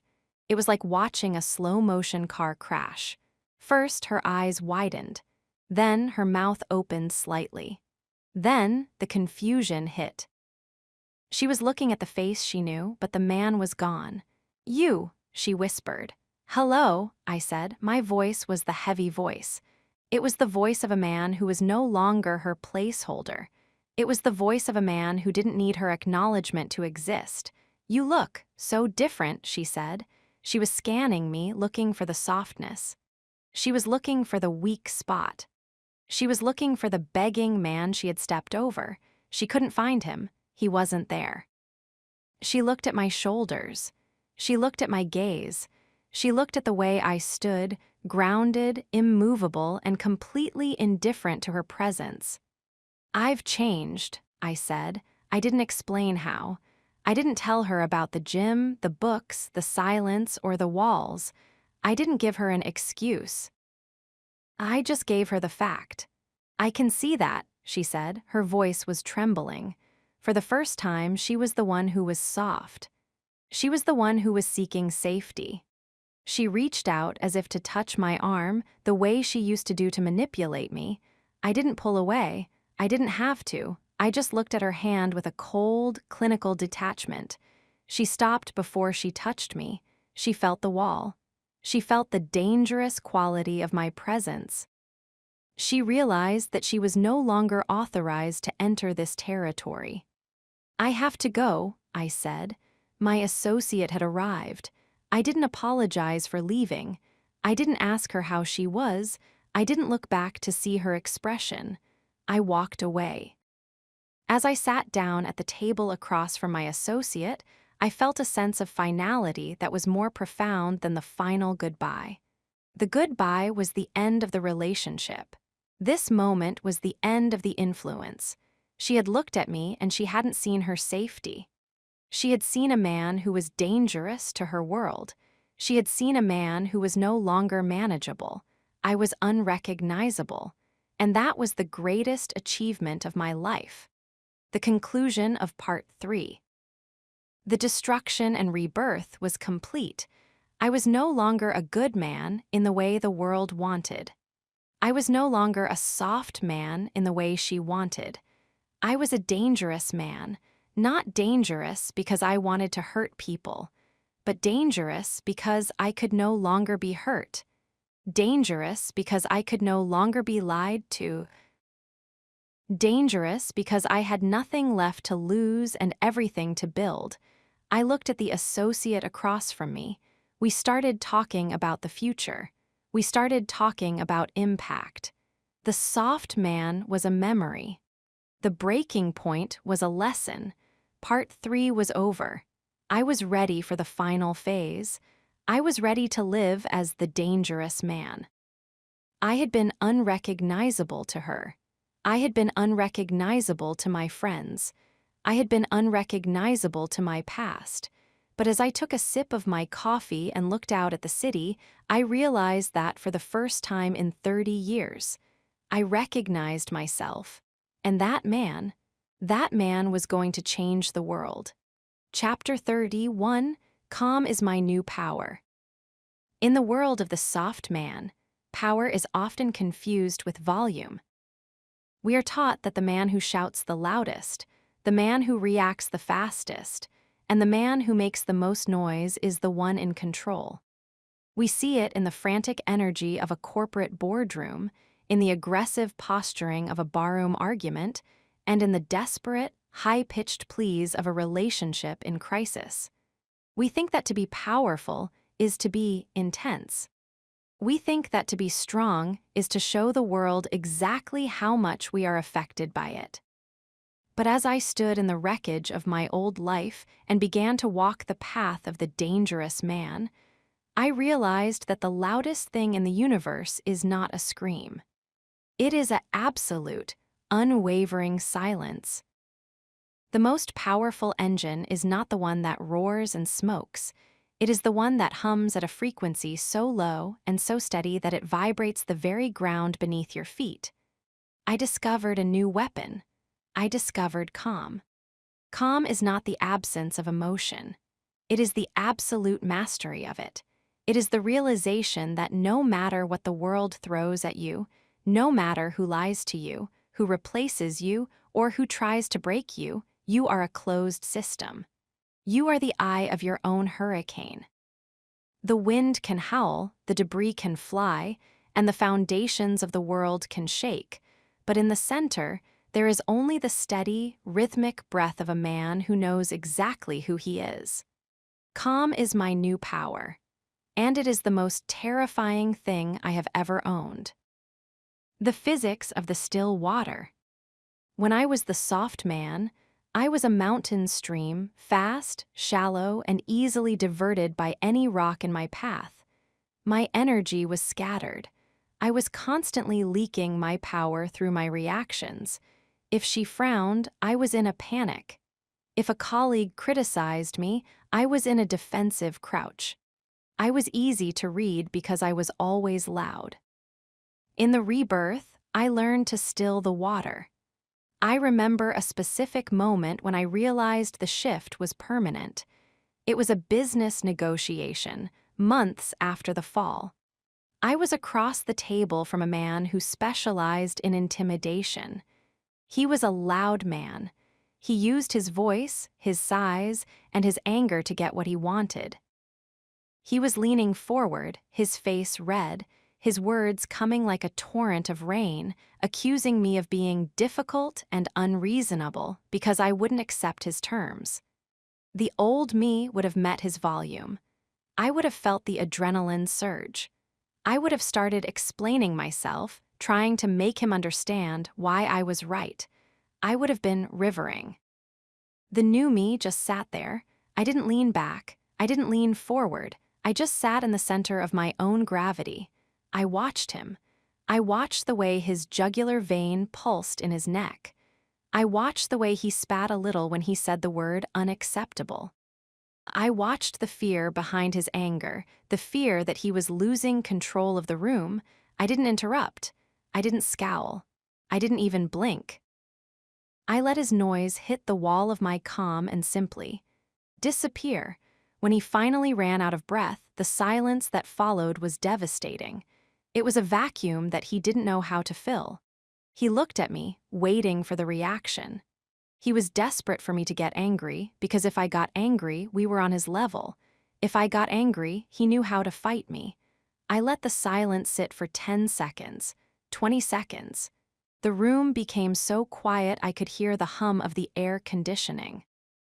The other people at the table began to shift in their seats, uncomfortable with the lack of friction. "Are you finished?" I asked. My voice was a low, resonant baritone. It didn't have a hook. It didn't have an edge of spite. It was just a question. Yes," he stammered. "Good," I said. "Then we'll stick to the original terms. I'll have the contract sent over this afternoon."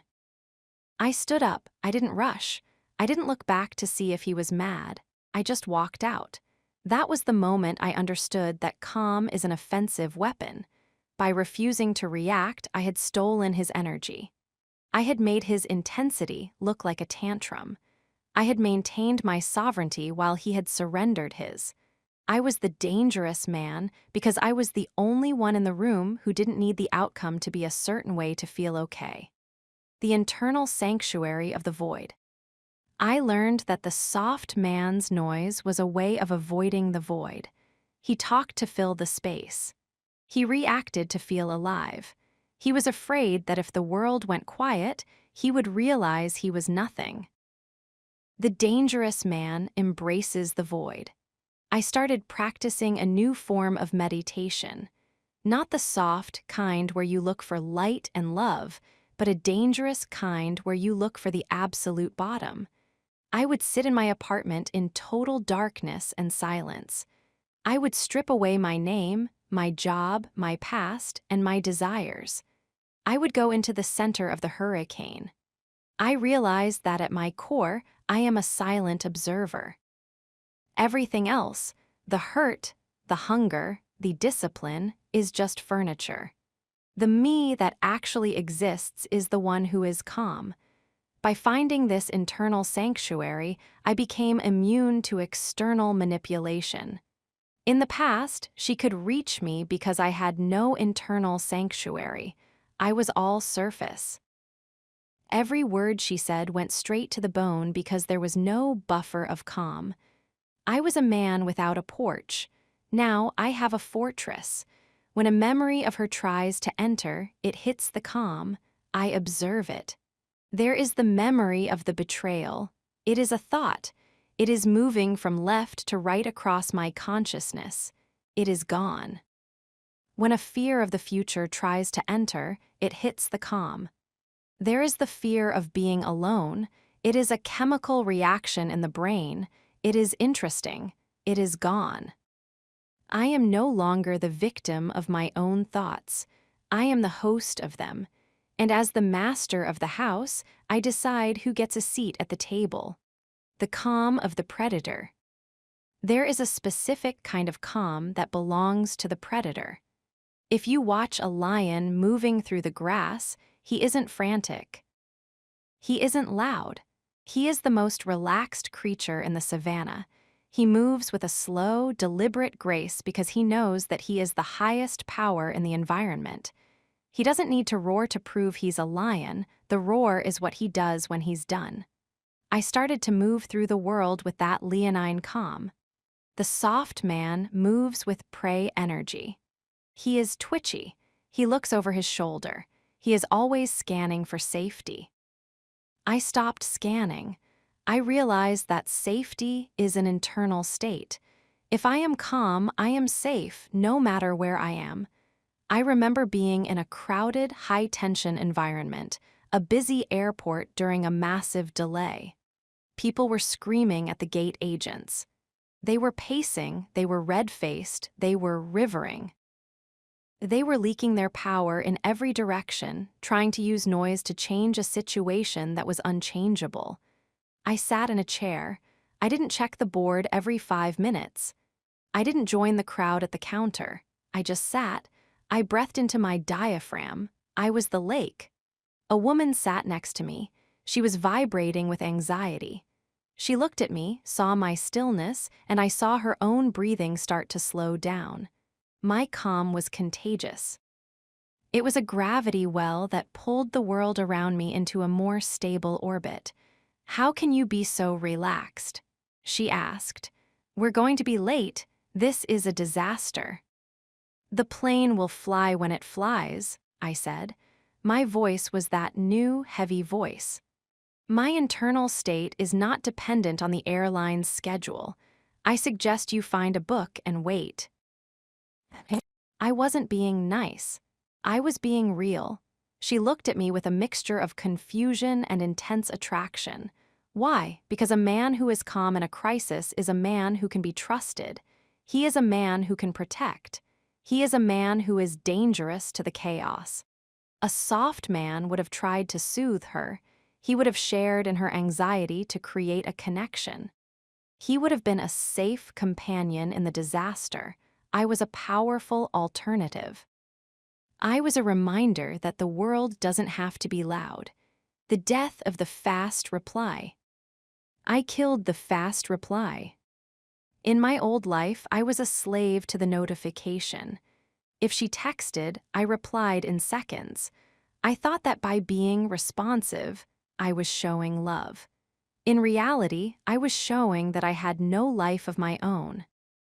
I was showing that my time was of no value. Now I let the messages sit. I don't do it as a game. I do it because I am busy with my mission. I do it because I am busy with my calm. I don't let the ping of a device dictate the rhythm of my heart. I remember getting a message from an old associate, someone who wanted a favor. He was urgent. He sent 3 follow-up texts within an hour. The old me would have been stressed. I would have felt the noise of his urgency. I would have apologized for the delay. The new me waited until the next morning. I had finished my workout, my reading, and my breakfast. I had established my frequency for the day. Then, and only then, did I open the message.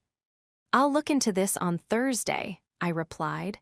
No apology, no explanation, no noise. I realized that when you move slowly and calmly, the world starts to move at your pace. People stop expecting the instant yes. They start to value your time because they realize it is a controlled resource. You are no longer a tap that anyone can turn on. You are a reservoir.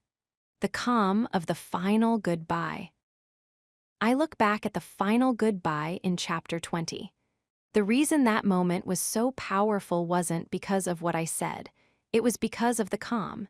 She came into that room expecting the soft man's storm. She wanted the noise. She wanted the drama. She wanted the hurt mixed with love. She wanted to be the center of a chaotic emotional event. Instead, she found a man who was as calm as a stone. My lack of reaction was a mirror that showed her the truth of her own smallness. By being calm, I had made her betrayal look irrelevant. I had made her new life look like a child's game. I was the dangerous man because I had already moved past the need to be heard by her. My calm was my final no. It told her, "You no longer have the frequency to communicate with me. I have moved to a different channel. I am the lake, and you are just a stone that hit the surface a long time ago. The ripples have already reached the shore. The water is still again." The lesson of the sovereign man. Calm is the foundation of sovereignty. If you can be angered, you can be controlled. If you can be saddened, you can be manipulated. If you can be excited by the promise of safety, you can be led into a cage. But if you are calm, if you are the mountain, then you are the master. I realize that the dangerous man is the most relaxed man in the world. He has nothing to prove, nothing to hide, and nothing to lose. He is a man who has made peace with the void, and therefore the world has no more weapons against him. I stood in my apartment, the same apartment that used to be an echo chamber of my own soft noise. It was quiet now, but it wasn't the quiet of a tomb. It was the quiet of a power plant. The destruction was over. The rebirth was complete. The dangerous man was here, and his first act of power was to do absolutely nothing. I looked at the clock. It was time for my evening routine. No noise, no excuses, just the calm. I was ready for the next step. I was ready to live the truth. I don't chase, I attract. The world was no longer something I had to run after. The world was something that was starting to come to me. Chapter 32, I don't chase, I attract. The most fundamental error a man can make is to believe that attraction is something he can manufacture through effort. We are raised on a diet of cinematic lies that tell us persistence is a romantic virtue. We are taught that if we just fight hard enough, if we send enough flowers, write enough letters, and show up at enough windows in the rain, we can convince someone to value us. We are taught that the chase is a noble pursuit.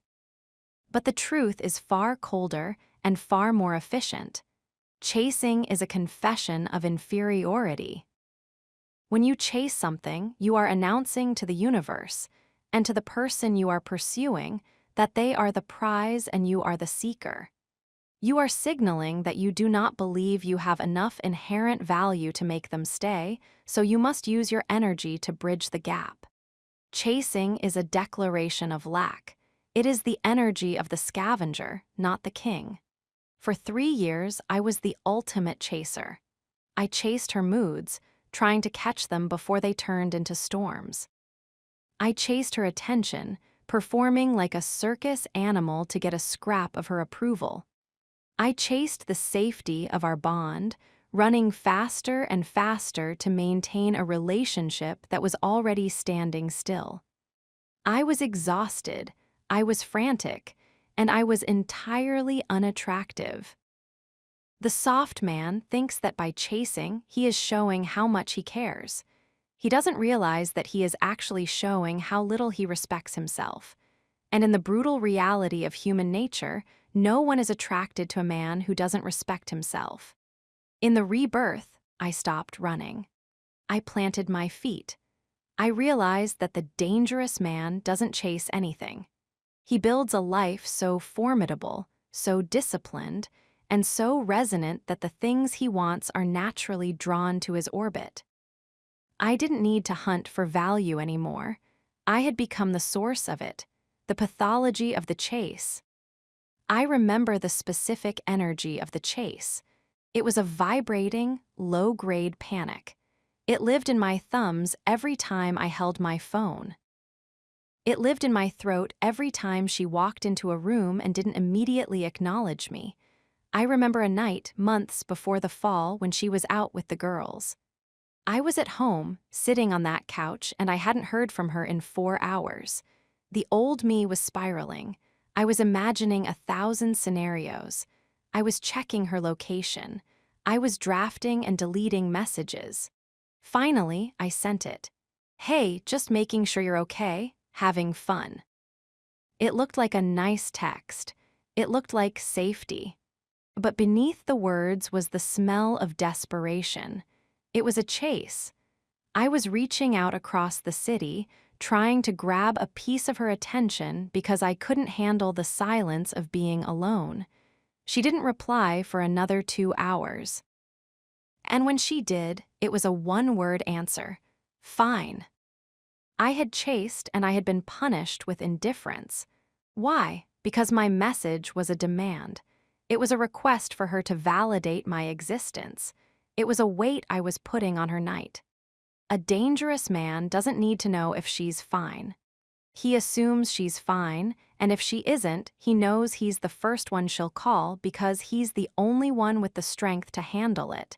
But he doesn't chase the information. He stays in his own center. He focuses on his own mission. He understands that his time and his attention are high-value assets, and he doesn't give them away to someone who is busy ignoring him. The shift to the magnet. When I hit rock bottom, I realized that I had nothing left to chase. She was gone. The job was stagnant. The friends were ghosts. I was a man standing in an empty field, and in that emptiness, I found my gravity. I stopped looking outward and started looking inward. I began to build. I built my body in the iron forge of the gym. I built my mind through the discipline of study. I built my career through the hunger of my new role. I was no longer a man who was looking for a home in someone else. I was becoming a home for myself. I noticed the shift first in my professional life. When I was the soft man, I was always chasing leads, chasing the boss for a good job, and chasing the market. I was reactive. I was always apologizing for my prices or my timelines. In the rebirth, I stopped. I set my standards.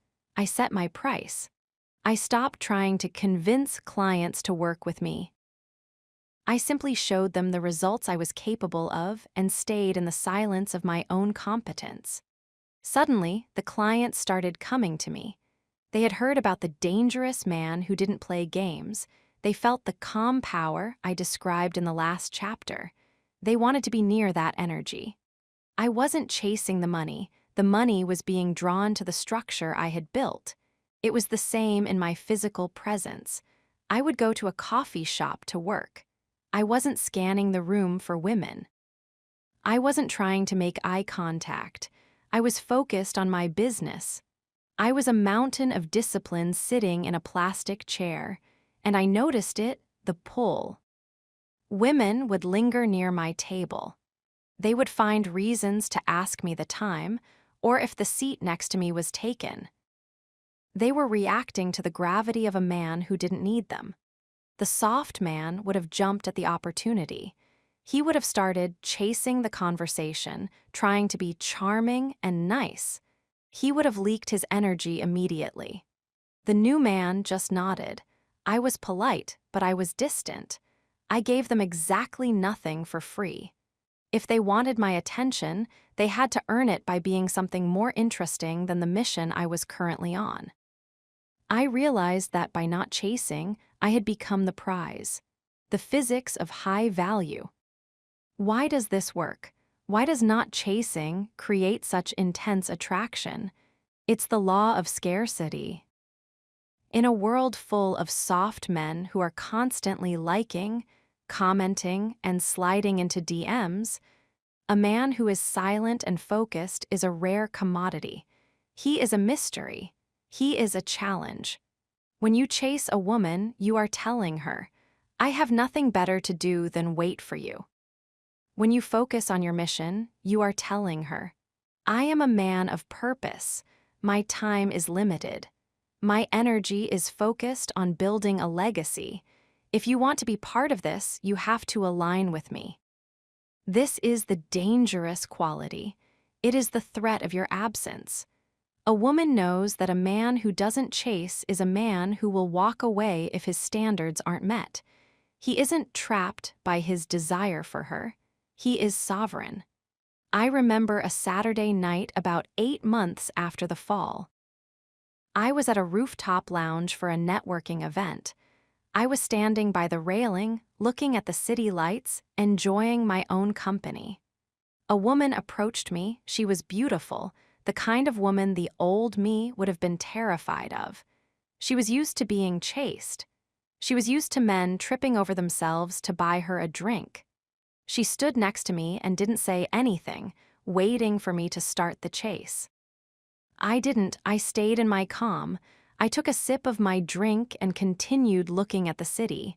I was the lake. You're very quiet, she finally said.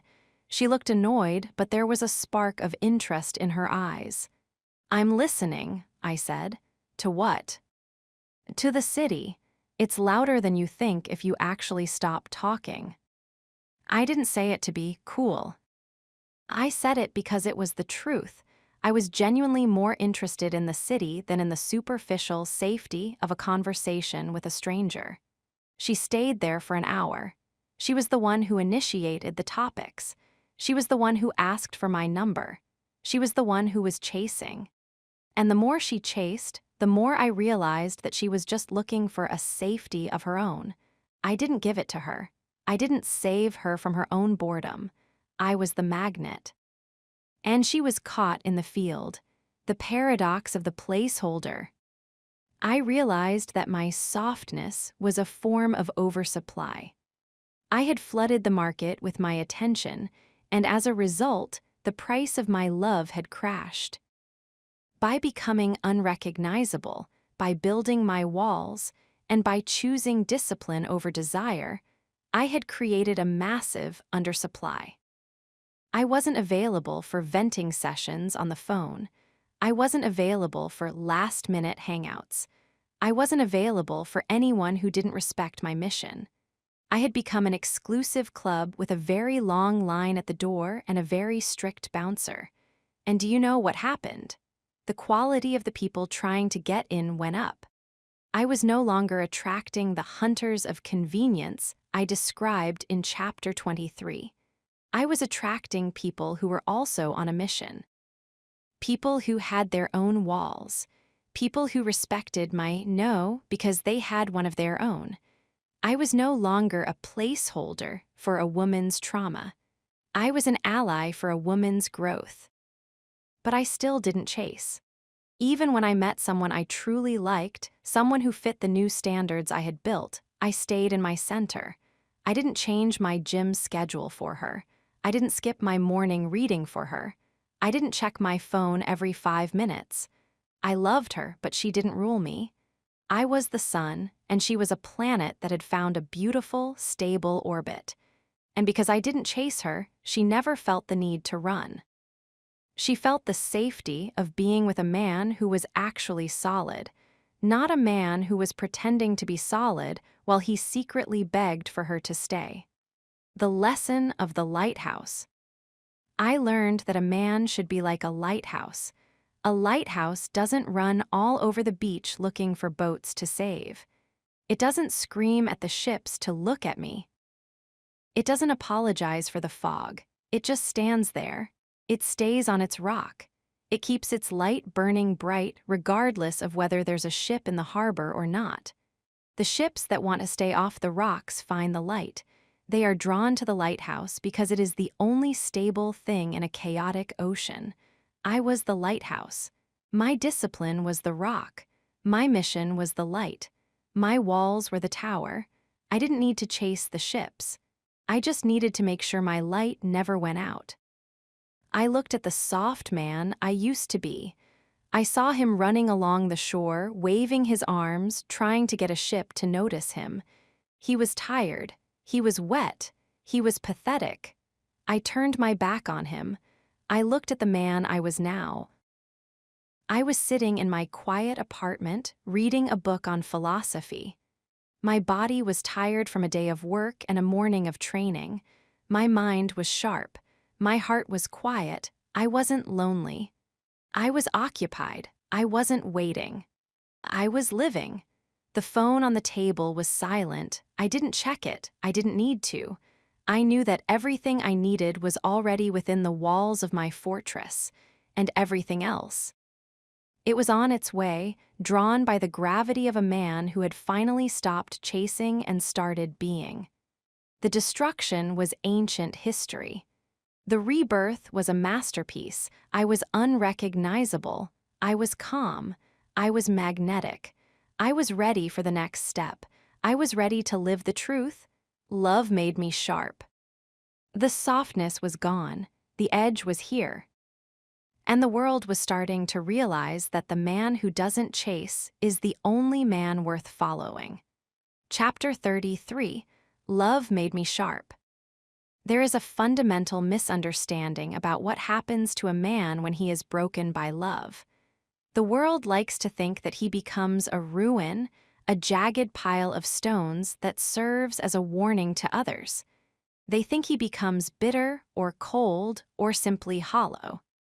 They expect him to be a blunt object, heavy with the weight of his own resentment, moving through life with the clumsy gait of the wounded. But they are wrong. When a man survives the breaking point and walks through the fires of rebirth, he doesn't become blunt. He becomes sharp.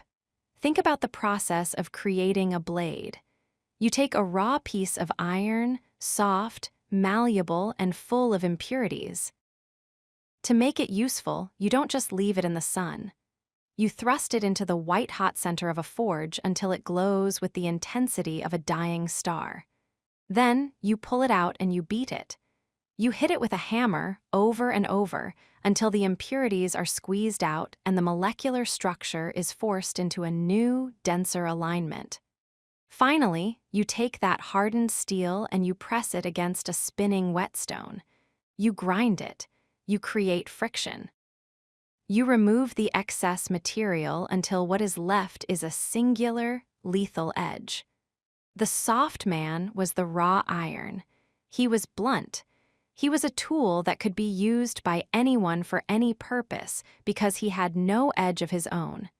He was a sponge for the world's emotions, absorbing everything and standing for nothing. But the betrayal was my forge. The sleepless nights were the hammer, and the final goodbye was the whetstone. I am no longer a blunt object. I am a scalpel. I am a razor. And the very thing that used to make me weak, my capacity to love, is the very thing that has made me sharp. The discernment of the blade. The first thing I realized in the dangerous man era is that sharpness is synonymous with discernment. When I was soft, my vision was clouded by hope. I looked at people not for who they were, but for who I wanted them to be. I saw potential where there was only rot. I saw safety where there was only a trap. I was blunt-edged. I couldn't cut through the noise to get to the truth. My sharpness manifests as a total lack of tolerance for ambiguity. I no longer wait and see. I see. I remember a business meeting shortly after my rebirth. I was sitting across from a potential partner, a man who was a master of the soft sell. He was all smiles, all we're a family here, all vague promises of future greatness. The old me would have been charmed. I would have felt the safety of his warmth and I would have leaned in. But I was sharp now. I watched him. I didn't listen to his words. I watched the way his eyes moved when I asked about the specific numbers. I noticed the micro-expression of irritation that flashed across his face when I refused to sign the letter of intent on the spot. I felt the frequency of his manipulation. He was trying to use softness to dull my senses. He was trying to wrap my blade in velvet so I wouldn't notice he was leading me toward a ledge. "This deal is weighted 70-30 in your favor," I said. My voice was the heavy voice, the one that doesn't ask for permission. "The family talk is a distraction from the fact that your overhead is ballooning. I'm not interested in subsidizing your inefficiencies." The smile didn't just fade, it evaporated. He realized that the soft man he thought he was dealing with was gone. He was looking at a man whose vision had been sharpened by the ultimate betrayal. He couldn't lie to me because I had already heard the greatest lies ever told. He couldn't manipulate me because I had already been manipulated by a master. When love makes you sharp, it gives you the ability to perform surgical strikes on the BS of the world. You stop wasting your energy on maybe. You cut straight to the is. The edge of the no. I learned to use my no like a guillotine. In my old life, my no was a suggestion. It was the beginning of a negotiation. If I said no to her, she knew she could just wait or cry or withhold affection, and the no would eventually turn into a yes. I was a blunt tool, easily bent by the pressure of her desire. Now my no is a wall of steel. I remember a woman I was seeing briefly during this phase. She was a hunter of convenience, though she didn't know I could see it. She wanted my time, my resources, and my safety, but she didn't want to respect my walls. She tried to test my edge by showing up at my apartment unannounced after I had told her I was busy with work. The old me would have been nice. I would have opened the door, made an excuse for my work, and let her in. I would have been soft. I didn't even open the door. I spoke to her through the intercom. "I told you I was working," I said. "I know, but I was in the neighborhood and I just wanted to surprise you. Don't be so mean." She was using the soft weapons, the guilt, the mean label, the playful tone. She was trying to dull my edge. "I'm not being mean," I said. "I'm being clear. My work is the priority. I'll call you when I'm finished. Goodbye." I turned off the intercom. I went back to my desk. I felt a surge of incredible, sharp energy. I hadn't lost a night of fun. I had gained a night of integrity. By using my no as a blade, I had cut out a distraction before it could become a parasite. I realized that the dangerous man is dangerous because he is willing to cut things out of his life. He is willing to lose a good time to protect a great mission. If love made me soft, the loss of it made me surgical. I started looking at my social circle, my habits, and even my own thoughts, and I started cutting. Is this friend an asset? No. Cut. Is this habit making me stronger? No. Cut. Is this thought about the past helping me? No. Cut. I was becoming a leaner, harder, and more efficient version of myself. I was a blade that was being stripped of its rust. The intuition of the blade. There is a specific kind of intuition that comes with being sharp. It's the ability to sense the wrongness in a room before a single word is spoken. When you have been through the breaking point, you become hyper-aware of the signs of betrayal. You recognize the lies spoken softly because you've heard them in your own bed. You recognize the love turning cold because you've felt the frost in your own marrow. You recognize the replacement energy because you've seen the secret smiles. My love didn't die, it changed its form. It became a guardian. It became a high-frequency sensor that warns me when a soft influence is trying to enter my perimeter. I was at a dinner with several high-level associates. One of them brought his wife. She was beautiful, charming, and perfect. She was the safe woman, but as I watched her, I felt a familiar vibration. I saw the way she looked at her husband when he wasn't looking. I saw the way she modulated her voice when she spoke to the waiter. I saw the prey mindset in him and the predator mindset in her. The old me would have felt sorry for him. I would have tried to help him or connect with him. The new me just made a note. I stayed sharp. I realized that his softness made him a liability to the business deal we were discussing. If she could rule him at home, she could rule him in the boardroom. I didn't judge him, I just discerned him. I adjusted my strategy. I moved with the caution of a man who knows where the traps are buried because he's already stepped on every one of them. My sharpness isn't about being mean. It's about being right. It's about having a vision that is no longer distorted by the need to be liked. The scalpel of the soul. I realized that the soft man was a man of weight. He was heavy with emotions, heavy with the past, heavy with the opinions of others. The dangerous man is a man of edge. He is light because he has cut away everything that doesn't serve the mission. I started applying this sharpness to my own self-talk. In the past, I was soft with myself. It's okay that you didn't hit the gym today, you're tired. It's okay that you're still thinking about her, you loved her. I was enabling my own weakness. Now I am surgical with myself. You didn't hit the gym because you were lazy. Don't lie to yourself. Go now. You are thinking about her because you are looking for a hit of dopamine. It is a chemical addiction. Recognize it and move on. By being sharp with myself, I became unshakable to the world. If I have already cut through my own BS, your BS doesn't stand a chance. I am the master of my own internal whetstone, loving with an edge.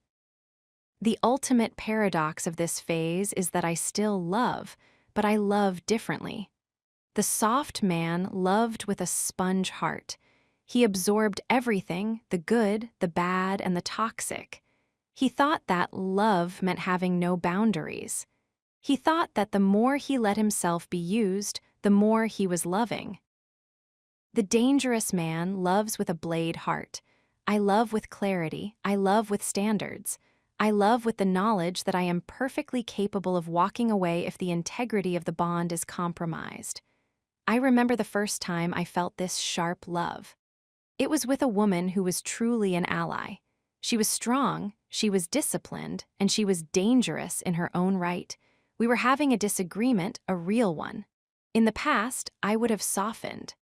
I would have apologized to end the conflict. I would have dulled my own point to make the safety return. This time, I stayed sharp. I stood my ground. I spoke the truth without anesthesia. I didn't yell. I didn't get loud. I just stayed in the center of my own steel. She looked at me, and I saw a flicker of something in her eyes. It wasn't the disgust I saw in chapter 15. It was respect. It was the recognition of a peer. She realized that she was with a man who could not be manipulated, a man who valued the truth more than the peace. And because I was sharp, the love between us was cleaner. It wasn't cluttered with soft lies and silent treatments. It was a collision of two high-frequency spirits. It was a partnership of two blades standing back to back against a blunt world. The warning of the blade. I learned that being sharp is a responsibility. You don't use the blade to hurt the innocent. You use the blade to clear the path. You use it to protect those who are still soft. You use it to carve out a legacy in a world that wants you to be a placeholder. I looked back at the before the fall version of myself. I saw a man who was so blunt he couldn't even cut his own food. He was a man who was waiting for the world to sharpen him. Well, the world did its job. I looked at my hands. They were steady. I looked at my reflection. My eyes were sharp. My voice was the resonance of a hammer hitting an anvil. I was no longer safety. I was precision. Love didn't destroy me. It stripped me of my rust. It hammered out my impurities. It ground me against the reality of betrayal until I was a singular, lethal edge. Love made me sharp. And as I walked out into the world that morning, I felt the wind against my face. I didn't feel the cold. I didn't feel the hurt. I felt the cut. I was ready for the next step. I was ready to speak less, see more. The soft man had talked his way into a cage. The dangerous man was going to see his way into an empire. Chapter 34, I speak less, see more. The loudest man in the room is almost always the most insecure. It is a law of social physics that the soft man never understands until he has been stripped of everything and forced to listen to the echo of his own desperation. For the 3 years I was the placeholder, I was a man of a million words. I spoke to fill the silence. I spoke to explain my intentions. I spoke to convince her that I was worthy, that our relationship was safe, and that the world was good. I used my voice like a blanket, trying to wrap it around every cold corner of our life together so I wouldn't have to face the freezing truth of her indifference.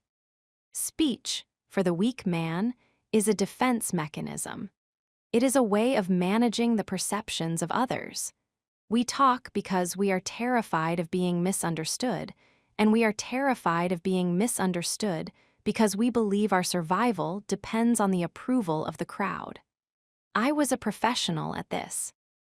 I would narrate my own life as I was living it, providing a constant commentary of soft justifications.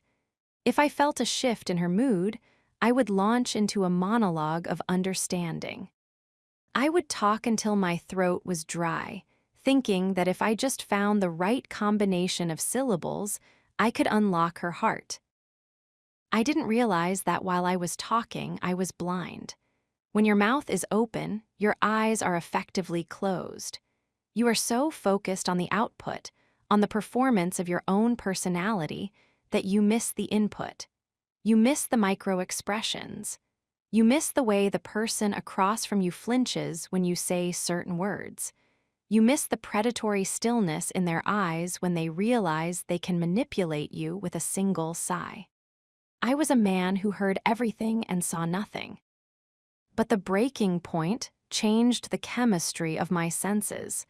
When she finally walked out and the silence of the apartment hit me, I realized that words had failed me. They hadn't saved the relationship. They hadn't protected my dignity. They had just been wasted breath. In the rebirth, I made a vow to the void. I was done filling the air. I was going to become a man of silence. I was going to speak only when the words were heavier than the quiet they were breaking, and in that silence I began to see. The first thing I saw was the mask that everyone wears. In my old life, I took people at face value. If someone smiled, I thought they were happy. If someone was nice, I thought they were good. I was a surface dweller. But as I started to speak less, I started to notice the glitch in the matrix. I noticed the way people's smiles didn't reach their eyes. I noticed the way they would look over my shoulder to see if someone more important had entered the room. I noticed the subtle hierarchy of every social interaction. Who was the predator, who was the prey, and who was the soft man trying to bridge the gap. I remember a business dinner about 9 months after the fall. In the past, I would have been the life of the party. I would have been telling jokes, sharing anecdotes, and trying to make sure everyone was having a great time. I would have been exhausting myself to be liked. But the new man sat in the center of the table and said absolutely nothing for the first 20 minutes. I watched the room. I didn't look at my phone. I didn't fidget with my glass. I just sat there, breathing deep into my diaphragm, my eyes moving slowly from person to person. It was a revelation. Because I wasn't talking, people didn't know how to label me. They couldn't put me in the nice guy box. They couldn't put me in the aggressive box. I was just a presence. I saw the CEO of the company we were negotiating with. He was a loud man. He was performing. He was telling a story about a hunting trip, and as he spoke, I watched the people around him. I saw his VP of sales leaning in, but his eyes were scanning the CEO's watch, a sign of hidden resentment.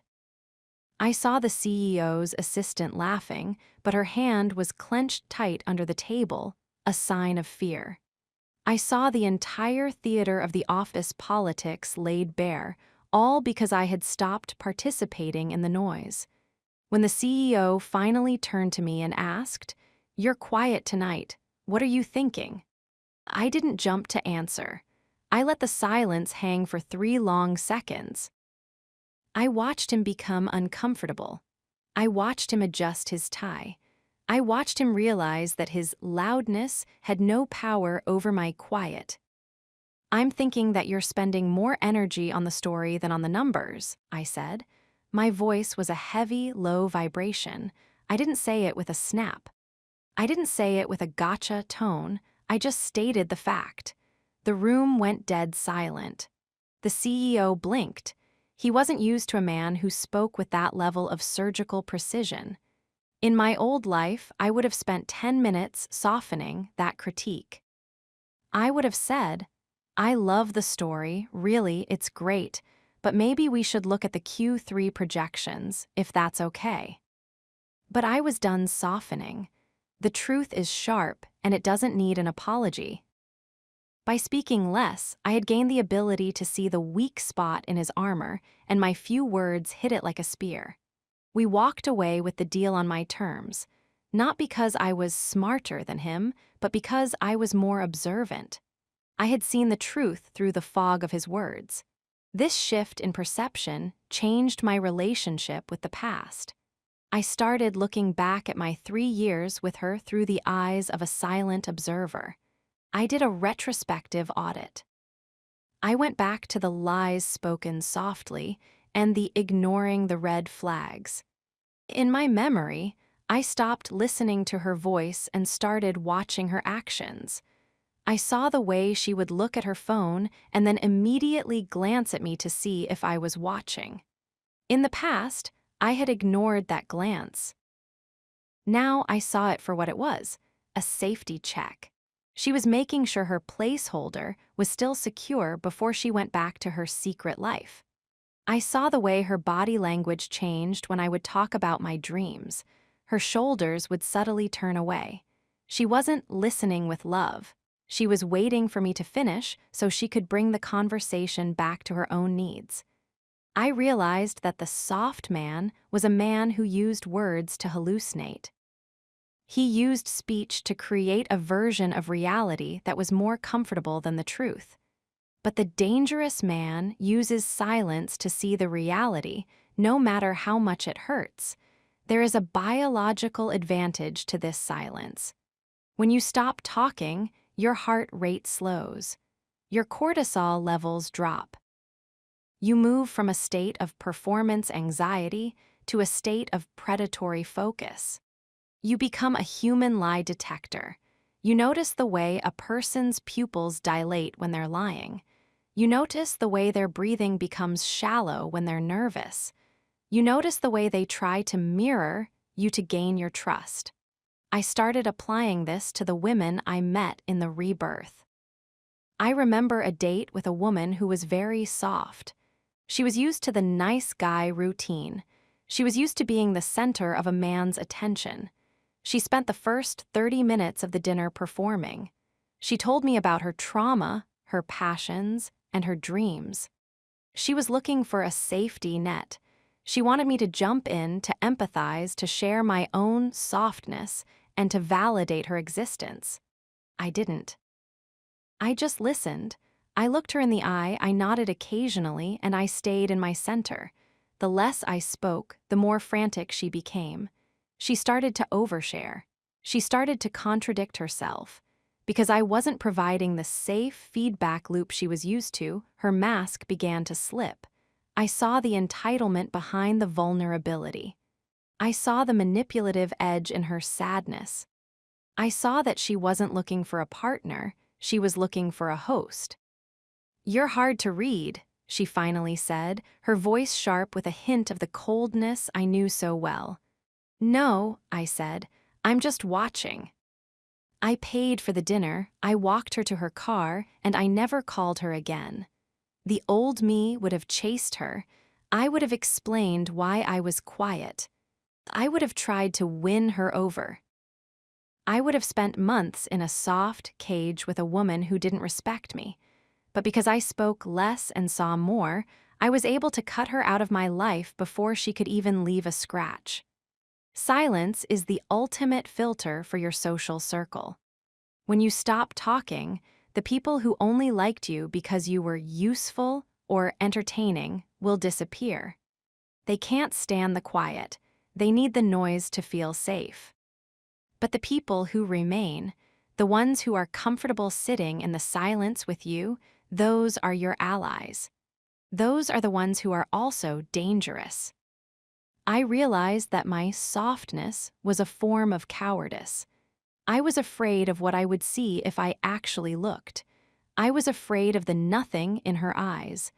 I was afraid of the contempt in her voice. I was afraid of the reality that I was a placeholder. So I talked and I talked and I talked, trying to create a world where those things weren't true. But the world doesn't care about your monologues. The world only cares about the truth. I started to use my eyes like a weapon. I learned the gaze of the sovereign. It's not a stare down. It's not about being aggressive. It's about a total, unwavering presence. When I look at someone, I'm not looking for their approval. I'm looking for their essence. I'm looking for the man behind the curtain. And people can feel it. They can feel that I am seeing through the nice guy act, the corporate act, and the romantic act. This level of perception is what makes you dangerous. It means you can no longer be lied to spoken softly. It means you can no longer be blinded by love. You have removed the filter. You are seeing the world in its raw, unfiltered, and often brutal state. I remember a day when I was walking through a park. I saw a couple arguing. In my old life, I would have felt empathy. I would have wanted to help. I would have felt the hurt mixed with love. Now I just saw the mechanics. I saw the way the man was softening. I saw the way he was apologizing for something he didn't do. I saw the way the woman was using her silence to punish him. I saw the leash. I saw the cage. I saw the breaking point that was coming for him in 6 months. I didn't feel sad for him. I felt a cold, sharp recognition. He was the man I used to be. He was a man of 1,000,000 words, and he was currently talking himself into his own destruction. I kept walking. I realized that seeing more meant realizing that most people are living in a dream. They are trapped in a cycle of safety and desire, and they use noise to make sure they never have to wake up. They are blunt objects, and they are terrified of the sharpness of the truth. My silence was my whetstone. I started to apply this to my internal life. I stopped explaining things to myself. When I felt a surge of an old emotion, I didn't launch into an internal monologue about why I was feeling it. I didn't try to process it with words. I just watched it. I saw the emotion as a physical event. I saw the hollow feeling in the chest. I saw the heat in the neck. I watched it move. I saw the way my mind tried to attach a story to the feeling. I miss her because she was the only one who understood me. I saw that sentence for what it was, a lie. A soft lie my brain was telling itself to get a hit of dopamine. By seeing the lie, I killed the emotion. I was performing surgery on my own soul, and I was doing it in total silence. I began to value the economy of information. I realized that the dangerous man is a man who keeps his cards close to his chest. He doesn't share his plans. He doesn't share his dreams. He doesn't share his vulnerabilities with anyone who hasn't earned the right to see them through years of proven loyalty. Information is leverage. And the soft man gives his leverage away for free because he's hungry for a connection. I wasn't hungry for connection anymore. I was hungry for impact. I remember the last time I saw her, the moment in the coffee shop from chapter 30. In that moment, she was talking. She was filling the air with her softness. She was trying to explain her intentions. She was trying to narrate a new version of the story where she wasn't the villain. She was using 1,000 words to try and find a way back into my mind. I said 4 words. I've changed. I have to go. But in the silence between those words, I saw everything. I saw the aging in her face, the lines of a woman who was tired of the chase. I saw the regret in her eyes, not because she loved me, but because she had realized that her replacement was just another soft man who couldn't provide the safety I once did. I saw the way she looked at my coat, my watch, and my gaze, and I saw her calculating my new value. She was still a hunter. She was still looking for a host. Because I was quiet, I saw the predator behind the angel. Because I was watching, I saw the smallness behind the memory. I walked out of that coffee shop, and I didn't think about her words. I didn't think about her apology. I thought about the data. The data told me that she was a person I had outgrown. The data told me that the us was a hallucination. The data told me that my silence was the only thing that could protect my future. I looked at the city as I walked back to my office. It was a landscape of information. I saw the loud people and I saw the quiet people. I saw the chasers and I saw the magnets. I realized that the dangerous man is the man who has learned the ultimate secret of the universe. The truth doesn't need to be spoken to be real. The truth is what remains when the noise stops. I was the silence. I was the observation. I was the one who saw everything. And because I saw everything, I was finally, undeniably, the master of my own life. I was ready for the next step. I was ready for fear left my eyes.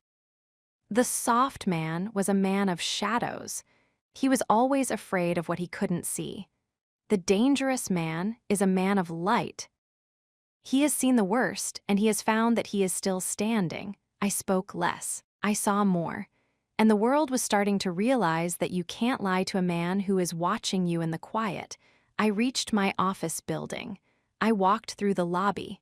I didn't look at the people around me to see if they were looking at me. I didn't care. I was focused on the mission. I pressed the button for the elevator. The doors closed. In the silence of the rising car, I looked at my reflection in the chrome doors. I didn't recognize the man I used to be. but for the first time, I truly saw the man I was, and he was enough. Chapter 35. Fear Left My Eyes. Fear is the primary instrument of the soft man's domestication. It is the invisible collar that keeps him within the boundaries of safety and politeness. It is a low-grade, perpetual vibration in the nervous system that whispers about the consequences of stepping out of line. I lived in that vibration for most of my adult life. I was a man governed by the fear of loss, the fear of losing her, the fear of losing my status, the fear of losing the fragile peace I had sacrificed my soul to maintain. When you live in fear, it shows in your eyes. The soft man's eyes are constantly scanning for exits. They are reactive, widening at a sharp tone, flickering toward the floor during a confrontation, and searching the eyes of others for the all-clear signal of approval. My gaze was a prey gaze. I was always looking for the predator, always trying to anticipate the blow, always hoping that if I looked nice enough, the world would decide not to strike. But there is a strange and terrifying freedom that comes when the thing you feared most actually happens. I feared she would leave. She left. I feared I would be replaced. I was replaced. I feared I would hit rock bottom. I hit it, and I found it was made of solid granite. The moment the worst has already happened, fear loses its leverage. What else could the world take from me? My dignity. I had already given it away and taken it back. My heart. It had already been shattered and rebuilt with reinforced steel. My safety. I had realized it was a cage. When you no longer have a safety to protect, you no longer have a reason to blink. Fear left my eyes, and in its place, something far more formidable took root. It was the gaze of a man who had already seen the end of the world and found that he was still standing. The anatomy of the fearless gaze. The shift was physical. I remember standing in the bathroom of my apartment, months into the rebirth, and looking at my reflection. In the before the fall era, I looked at myself with a kind of anxious judgment. I was looking for flaws. I was looking for the things she might dislike. I was looking for the softness that I thought was my greatest virtue. Now I just looked. My eyes didn't dart away from my own reflection. They didn't squint with self-doubt. They were steady. They were the eyes of a soldier who had spent years in a foxhole and had finally climbed out to see the sun. There was a heaviness to my gaze now. It wasn't a glare. It wasn't an act of aggression. It was simply the weight of absolute presence. I realized that fear is a form of time travel. You are afraid of what might happen in the next 10 minutes, the next 10 days, or the next 10 years. You are never truly in the present because you are too busy defending the future. But once you commit to the dangerous man path, you exist only in the now. And in the now, there is no fear. There is only the objective. There is only the next rep, the next word, the next decision. I took this new gaze into the world, and I watched the world react. I remember walking down a busy street in the city at night. In my old life, I would have been safe. I would have checked my surroundings with a nervous, twitchy energy. I would have made myself small to avoid being a target. My eyes would have been full of the please don't notice me prayer of the domestic animal. This time, I walked through the shadows with a calm, predatory stillness. My eyes didn't scan for threats, they observed the environment. When I passed a group of men who were looking for a soft target to harass, I didn't look at the ground. I didn't speed up my pace. I looked at them. I didn't scowl. I didn't challenge them. I just looked at them with the absolute, unblinking clarity of a man who was ready for whatever came next. I saw the moment they looked into my eyes and saw the lack of fear. It confused them. They were looking for the prey reaction, the flinch, the quickening of the breath, the avoidance of eye contact. When they didn't get it, they stepped aside. They felt the dangerous quality of my presence. They realized that I wasn't a man who was afraid of a fight. I was a man who had already been through a much worse fight within myself and won. I was the mountain, and they were just the wind. Fear had left my eyes, and as a result, the world had lost its ability to intimidate me. The death of social anxiety. The most pervasive fear for the soft man is the fear of social rejection. We are terrified of being the weird one, the lone one, or the one who is wrong. We use our speech to bridge the gaps and our nice guy masks to fit in. I realized that social anxiety is just the fear of being seen for who you truly are and found wanting. But once I had become unrecognizable, once I had built my own walls and chosen discipline over desire, I no longer cared about the wanting. I had already found myself wanting and fixed the problem. I went to a high-profile corporate event. These were the people who used to make me soft. These were the people with the titles, the money, and the social power that I thought I needed to belong to. I stood in the center of the room with a glass of water. I didn't have a wingman. I didn't have a phone to hide behind.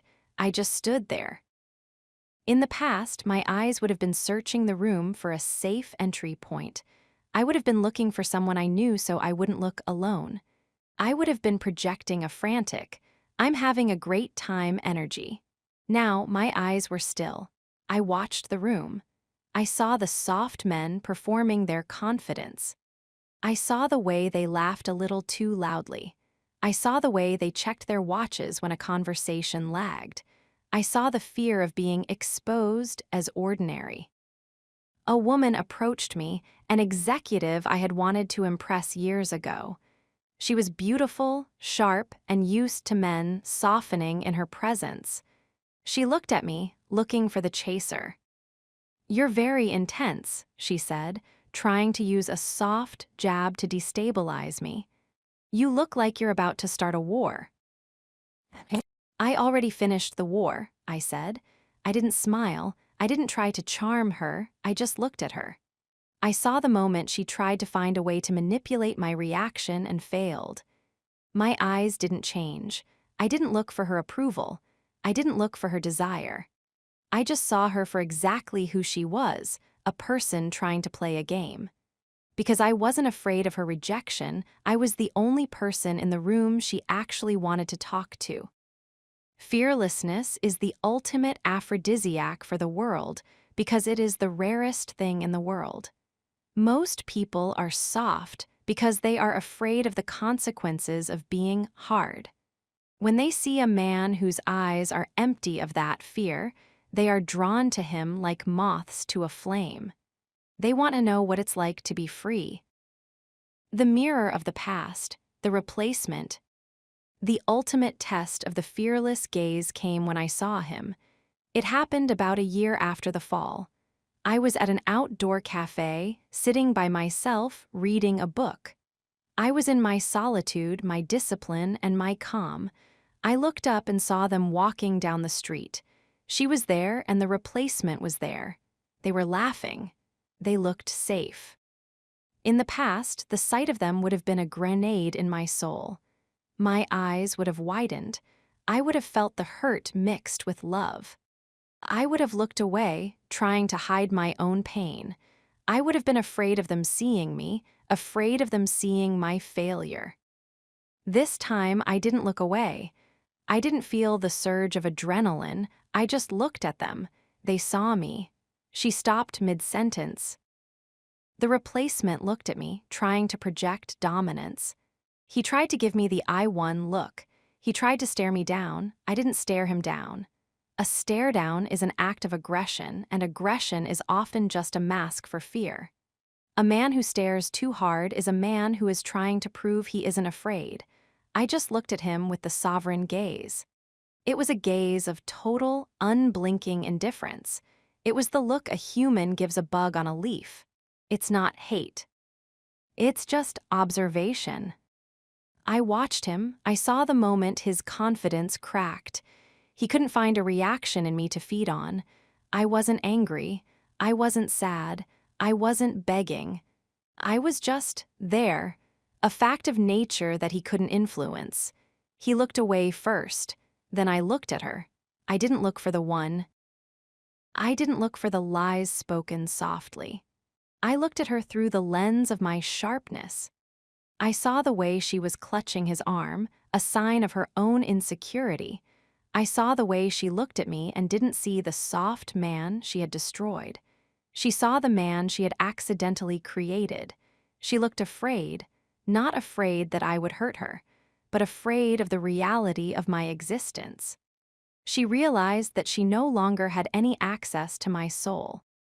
She realized that her replacement was a small man in the shadow of the one she had left behind. I didn't say a word. I didn't nod. I went back to my book. Fear had left my eyes long ago, and in that moment, I realized that I had truly won. Not because I had beaten them, but because they no longer had the power to make me blink. I was no longer a participant in their drama. I was the master of my own.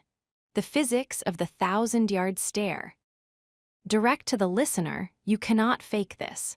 You can't practice cool eyes in the mirror and expect it to work. People can smell the fear behind a fake gaze. You only get the fearless eyes by actually being broken and refusing to stay that way. You get them by realizing that the things you were afraid of, the silence, the solitude, the loss, are actually your greatest allies. I learned that the dangerous man has what they call the 1,000-yard stare. It's the gaze of someone who is looking past the superficial noise of the moment and into the deeper structure of reality. When you stop being afraid, you start seeing the why of everything. I saw why my boss was being a jerk. He was afraid of losing his job. I saw why my friend was being manipulative. He was afraid of being alone. I saw why the world was so soft. It was afraid of the truth. Because I wasn't afraid, I became the only one who could see clearly. My eyes were no longer clouded by the need to protect my ego or my safety. I was a man of pure observation. This made me dangerous in every negotiation, every conversation, and every relationship. I was the only person who wasn't playing a fear-based game. While everyone else was trying to win to avoid losing, I was just operating. I remember a high-stakes meeting where the tension was so thick you could taste it. Everyone was on edge. Everyone was rivering. They were all afraid of the deal falling through. They were all afraid of looking bad to their superiors. I was the only one who was calm. I was the only one whose eyes were steady. "You don't seem worried," one of the partners said. "I'm not," I said. "Fear doesn't change the numbers. It only changes your ability to read them. If the deal works, it works. If it doesn't, I have other missions. I'm not here because I'm afraid of failing. I'm here because I'm focused on succeeding." They looked at me with a mixture of awe and terror. They realized that they couldn't pressure me. They couldn't use urgency or fear of missing out to manipulate me. I was the most dangerous man in the room because I was the only one who was truly free. The graduation from the ghost. I realized that the soft man was a man who lived in the shadow of a ghost. He was afraid of the memory of his own weakness. He was afraid that at any moment the world would find out he was nothing. But the dangerous man has looked into the nothing and found that it's just air. I spent a night on the balcony of my apartment, the same balcony where I had once looked out and felt the shift. The moon was full. The city was a sea of lights. In the past, the night would have brought the loud thoughts and the sleepless nights. I would have been afraid of the silence. Now I breathed in the quiet. I looked at the dark corners of the apartment and I didn't see ghosts. I saw space. I looked at the future and I didn't see uncertainty. I saw opportunity. I looked into the mirror one last time before going to bed. My eyes were dark, steady, and deep. There was no flicker of safety-seeking. There was no shadow of an apology. They were the eyes of a man who had built walls, mastered his emotions, and turned his hurt into a hunger that could never be satisfied by a soft love. I wasn't safe. I was dangerous. And as I closed my eyes to sleep, the deep, restorative sleep of the sovereign, I realized that the world had no more weapons against me. Because you cannot frighten a man who has already been through the fire and come out as the flame, I was ready for the next step. I was ready for respect replaced apologies. The soft man had apologized his way into a cage.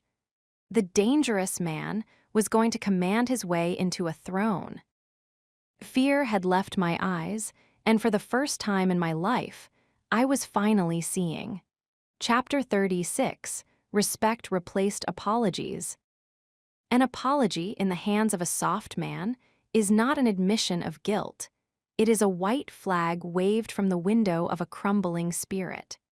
For the 3 years I lived as a placeholder, I was a man who breathed in apologies and exhaled submissions. I apologized for the weather. I apologized for the traffic. I apologized for my own success when it made her feel insecure, and I apologized for her betrayals because my softness convinced me that I must have driven her to them. I used the words, "I'm sorry," like a social lubricant, a way to grease the gears of a relationship that was grinding to a halt. I thought that by being the first to apologize, I was being the bigger person. I was wrong. I was being the smaller person. I was shrinking myself so she wouldn't have to grow. When you apologize for things that are not your fault, you are not being kind. You are being dishonest. You are lying to the world about where the responsibility lies, and in doing so, you are training the people around you to treat you like a landfill for their own mistakes. I had become a professional at absorbing blame. I thought that if I could just take enough responsibility for her happiness, she would eventually reward me with her respect. But respect is not a reward for good behavior. Respect is a response to strength. And you cannot be strong while you are perpetually on your knees, saying, "Sorry" for the space you occupy. In the rebirth, I performed a surgical extraction of the word sorry from my vocabulary. I realized that respect and apologies are mutually exclusive in the economy of the dangerous man. Respect is a pillar of granite. It is solid, heavy, and demands that the world move around it. An apology is a handful of sand. It is easily blown away, easily stepped on, and leaves no lasting mark. I decided that the era of the apology was over. I was going to replace the soft courtesy with a dangerous integrity, the pathology of the automatic reflex. The first few weeks of this shift were agonizing. I realized that my apologies were a physical reflex, a twitch in my vocal cords that triggered whenever I felt the safety of a situation beginning to waver. If someone bumped into me at the grocery store, the soft man would say sorry before the other person could even blink. If I was 5 minutes late to a meeting due to a literal catastrophe, I would walk in with a frantic, pleading apology. I had to learn the weight of silence. I had to learn to stand in the friction of an uncomfortable moment without trying to fix it with a surrender. I remember a moment at work, about 10 months into my transformation. I had been promoted to a leadership role. The hunger I described in Chapter 27 was starting to pay dividends. I had made a decision to cut a project that wasn't performing. It was the right call for the company, but it was an unpopular one for a specific team. One of the senior directors called me into his office to discuss it. He was a man of the old school. He used volume and intimidation to get soft men to fold. "You've upset a lot of people with this move," he said, leaning over his mahogany desk, trying to loom over me. I've had 3 managers in here today complaining about your arrogance. Don't you think you owe them an explanation? Don't you think you should apologize for the lack of communication? The old me felt the familiar heat in the back of the neck. The soft man was already drafting the apology. I'm so sorry. I didn't mean to ruffle feathers. I'll make sure to clear it with everyone next time. I would have folded to protect the safety of my reputation. But the new me stayed in the chair. I didn't lean forward. I didn't fidget. I looked him in the eye and I let the silence become a third person in the room. I felt the urge to speak, to softly justify my actions. I killed it. I waited until his breathing became audible, until the noise of his intimidation had fully dissipated. The project was a liability, I said. My voice was the new voice, resonant, heavy, and empty of any upward inflection. I didn't consult the managers because their emotional attachment to the project was the reason it was failing. I don't owe an apology for making a profitable decision. I owe the company results, and I've delivered them. I didn't say, I'm sorry if people are upset. I didn't say, I apologize for the oversight. I simply stated the fact and let him deal with the weight of it. He looked at me, and I saw the mirror shift. He was looking for the soft man he could bully into a compromise. He found a wall. He realized that I wasn't afraid of his disapproval. He realized that my sense of goodness wasn't tied to his permission. Just be more careful next time, he muttered, looking back at his papers. I had replaced an apology with respect. I didn't leave the room feeling safe. I left the room feeling powerful. By refusing to apologize for a correct action, I had forced him to respect my judgment. I had taught him that I was a man of high standards and zero excuses, the respect of the boundary. Directing thought to the self. Most men think that nice is a substitute for respectable. They think that if they are perpetually pleasant and apologetic, the world will be kind to them. But the world is not kind to the pleasant, it is kind to the formidable. You must be willing to be unpleasant to protect the integrity of your own walls. I began to apply this to my social life. I realized that my friends had become used to my softness. They expected me to be the one who was always flexible, the one who would apologize for having a different plan, the one who would sorry his way out of an invitation he didn't want to accept. I remember a Saturday. An old friend called me at the last minute. He wanted me to help him move a piece of furniture across town. He didn't ask, he assumed. Hey man, I'll be at your place in 10. I need a hand with the new sofa. In the past, I would have dropped everything. I would have apologized for being in the middle of something and then gone anyway. I thought that by being reliable, submissive, I was being a good friend. I'm not available today, I said. What? It'll only take an hour. Don't be a jerk, man. I'm already on my way. The old me would have felt the guilt. I would have made an excuse. I would have said, I'm so sorry. I really wish I could, but... I'm not available, I repeated. I didn't offer a reason. I didn't offer an apology. I have work to do and my time is scheduled. I'll see you next week at the gym. Wow, okay. Sorry for bothering you, I guess. He was using the passive-aggressive apology as a weapon, trying to make me feel like the villain. You don't need to be sorry for asking, I said. And I don't need to be sorry for saying no. Have a productive day. I hung up. I didn't feel the anxiety of a broken connection. I felt the solidness of a protected border. By not apologizing, I had communicated the value of my time more effectively than 1,000 explanations ever could. When you stop apologizing for your boundaries, people start to value your yes.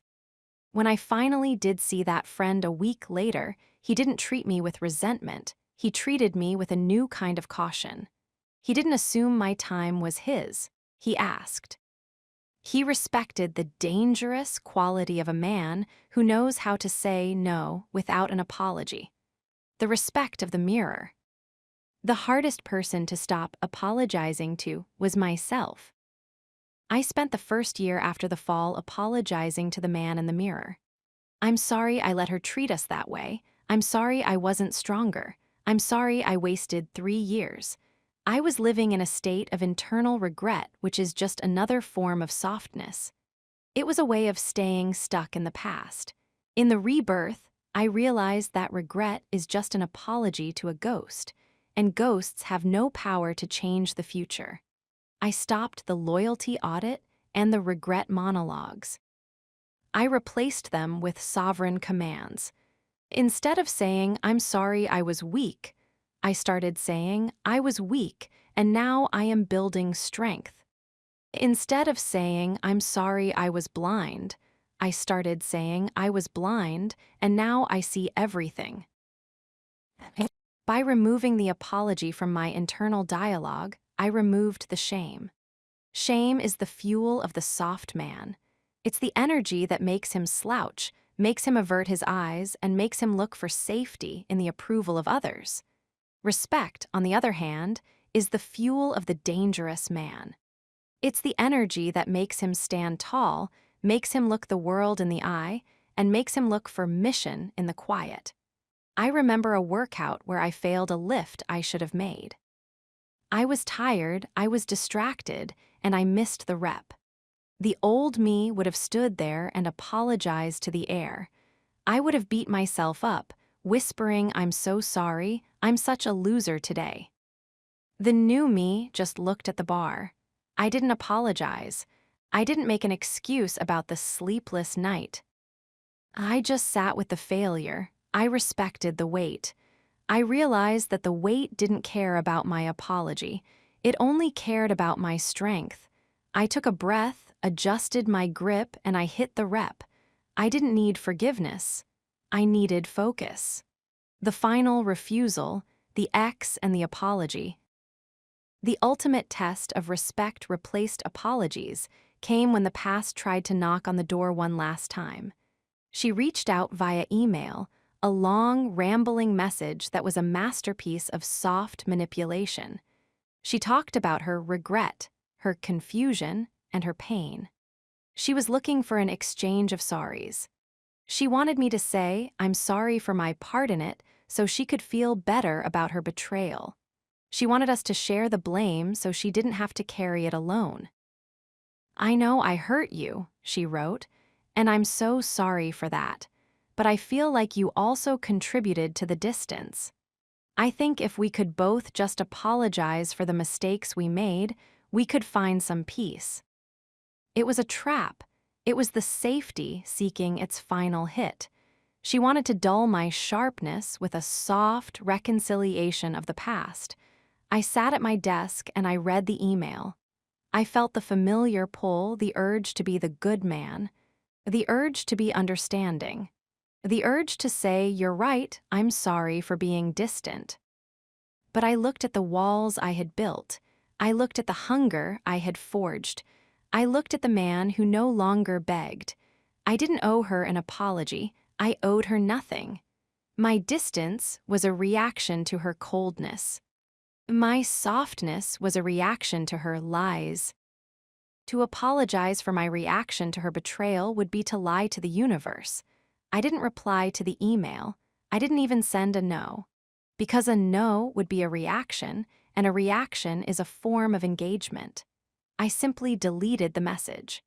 I respected my own time too much to waste it on a negotiation with a ghost. I didn't need her to apologize to me to be at peace, and I certainly wasn't going to apologize to her to make her safety feel real.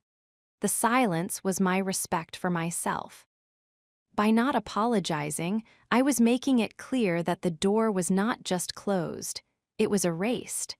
I was telling her, through my lack of response, that her opinion of my part in the story was irrelevant. I was the author now, and I had already finished that chapter. The gravity of the unapologetic man. Thought reflection. When you stop apologizing, your presence gains weight. People stop trying to guilt you because they realize you are immune to it. They stop trying to manage you because they realize you are unmanageable. You become a man of iron will. You are no longer a participant in the soft games of the world. I noticed that as I stopped apologizing, the quality of my relationships changed.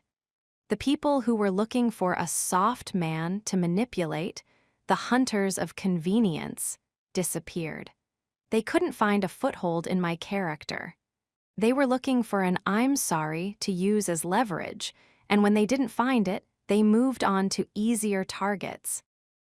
But the people who were looking for a dangerous man to lead, the allies of the mission, began to appear. They respected my lack of apologies. They saw it as a sign of integrity. They knew that if I did something wrong, I would fix it with action, not with words. They knew that if I said yes, it was because I meant it, and if I said no, it was because I was guarding something valuable. Respect had replaced apologies in every corner of my life. I walked through the city that afternoon, my head held high. I bumped into a man on the sidewalk, a soft man who was looking at his phone. He immediately blurted out, "Oh, I'm so sorry." I didn't say it back, I didn't scowl, I just nodded. "Watch your path," I said. My voice was heavy and calm. I wasn't being a jerk, I was being an observer of reality. He had been distracted, and I had been in his way. An apology didn't change the fact. A warning did. I realized that the world doesn't need more nice men who apologize for the mess. The world needs more dangerous men who have the respect to tell the truth. I reached the office building. I walked through the lobby. I didn't look for approval. I didn't look for safety. I looked at the mission. The soft man was a memory of a man who was always sorry. The dangerous man was the reality of a man who was always solid. I was ready for the next step. I was ready to love differently now. The soft love was a love of apologies and surrenders. The dangerous love was going to be something else entirely. Respect was the foundation, discipline was the wall, and I was the master of the house. I entered the elevator and pressed the button. I didn't apologize for being the last one in. I didn't apologize for the silence. I just stood there, in the calm, in the power. Respect had replaced apologies, and for the first time, I truly respected myself. Chapter 37, I Love Differently Now. There is a version of love that is a prison, and for most of my life, I was its most dedicated inmate. I used to believe that to love someone meant to be consumed by them. I thought that the intensity of the flutter in my chest, the frantic need for a text message, and the willingness to erase my own boundaries were the markers of a great romance. I believed that love was a beautiful surrender, a process of two people melting into one another until the individual edges were gone, leaving only a soft, vulnerable mass of shared dependency. I called it devotion. I called it being a soulmate. I was wrong. That version of love is not a bond. It is a parasitic loop. It is a slow-motion suicide where two people use each other to avoid the terrifying reality of their own emptiness. When I was the soft man, I loved from a place of lack. I needed her to tell me I was good. I needed her to tell me I was safe. I was a beggar disguised as a boyfriend, and my love was the currency I used to buy a temporary reprieve from my own insecurity. Because I loved from a place of need, my love was manipulative, even if I didn't realize it. I was nice so she would stay. I was patient so she wouldn't leave. I was safe so she would choose me. But the man who has walked through the fire of the breaking point and built a fortress in the rebirth no longer loves from a place of lack. I love from a place of overflow. I have realized that the most dangerous thing a man can do is to love without needing to be loved in return. I love differently now. My love is no longer a monarch sitting on a throne in my mind. It is a guest in a house that I own. It is no longer a leash that connects my neck to someone else's hand. It is a choice made every morning by a man who is perfectly capable of being alone. My love has gained an edge. It has gained a weight. It has gained the cold, sharp clarity of a man who values his mission more than his comfort. I remember the first time I felt this new frequency. I was sitting across from a woman several months into my transformation. She was beautiful, intelligent, and possessed that magnetic energy that would have sent the old me into a tailspin of safety-seeking. In the past, I would have been performing. I would have been leaning forward, searching her face for signs of approval, modulating my voice to match her vibe, and mentally preparing my soft justifications for why I was the man she should choose. This time, I just sat there. I felt the weight of my own body in the chair. I felt the stillness in my gaze. I appreciated her beauty, I enjoyed the conversation, and I felt a genuine warmth for her spirit, but I didn't need anything from her. I wasn't looking for a mirror to tell me I existed. I already knew I existed. I had the 5:00 a.m. workouts, the growing business, and the silence of my apartment to prove it. Because I didn't need her, I was able to see her. I saw the way she tried to use a small emotional withdrawal to see if I would chase. I saw the way she tested my boundaries with a late-night text that I didn't answer until the morning. In my old life, those things would have triggered a panic. Now, they were just data points. I didn't get angry. I didn't get cold. I just stayed in my center. I loved her with a sharp discernment. I was saying, without words, I see you. I appreciate you, but I do not belong to you. This is the dangerous quality of the new love. It is conditional. The world tells us that unconditional love is the highest goal. But unconditional love between two adults is a recipe for disaster. It is an invitation for the other person to be their worst self because they know you will never leave. My love now has very clear, very sharp conditions. It is conditioned on respect. It is conditioned on integrity. It is conditioned on alignment with my mission. If those conditions are met, I love with a depth and a presence that the soft man could never imagine. Because I am no longer afraid of losing her, I can be 100% honest with her. I don't have to hide my opinions to keep the peace. I don't have to softly lie to protect her feelings. I can look her in the eye and tell her the brutal truth, and in that truth, there is a far deeper intimacy than there ever was in the safety of the lie. A woman doesn't want to be the sun of a man's universe. It is a terrifying burden to be someone's only source of light. She wants to be a planet in orbit around a man who is his own sun.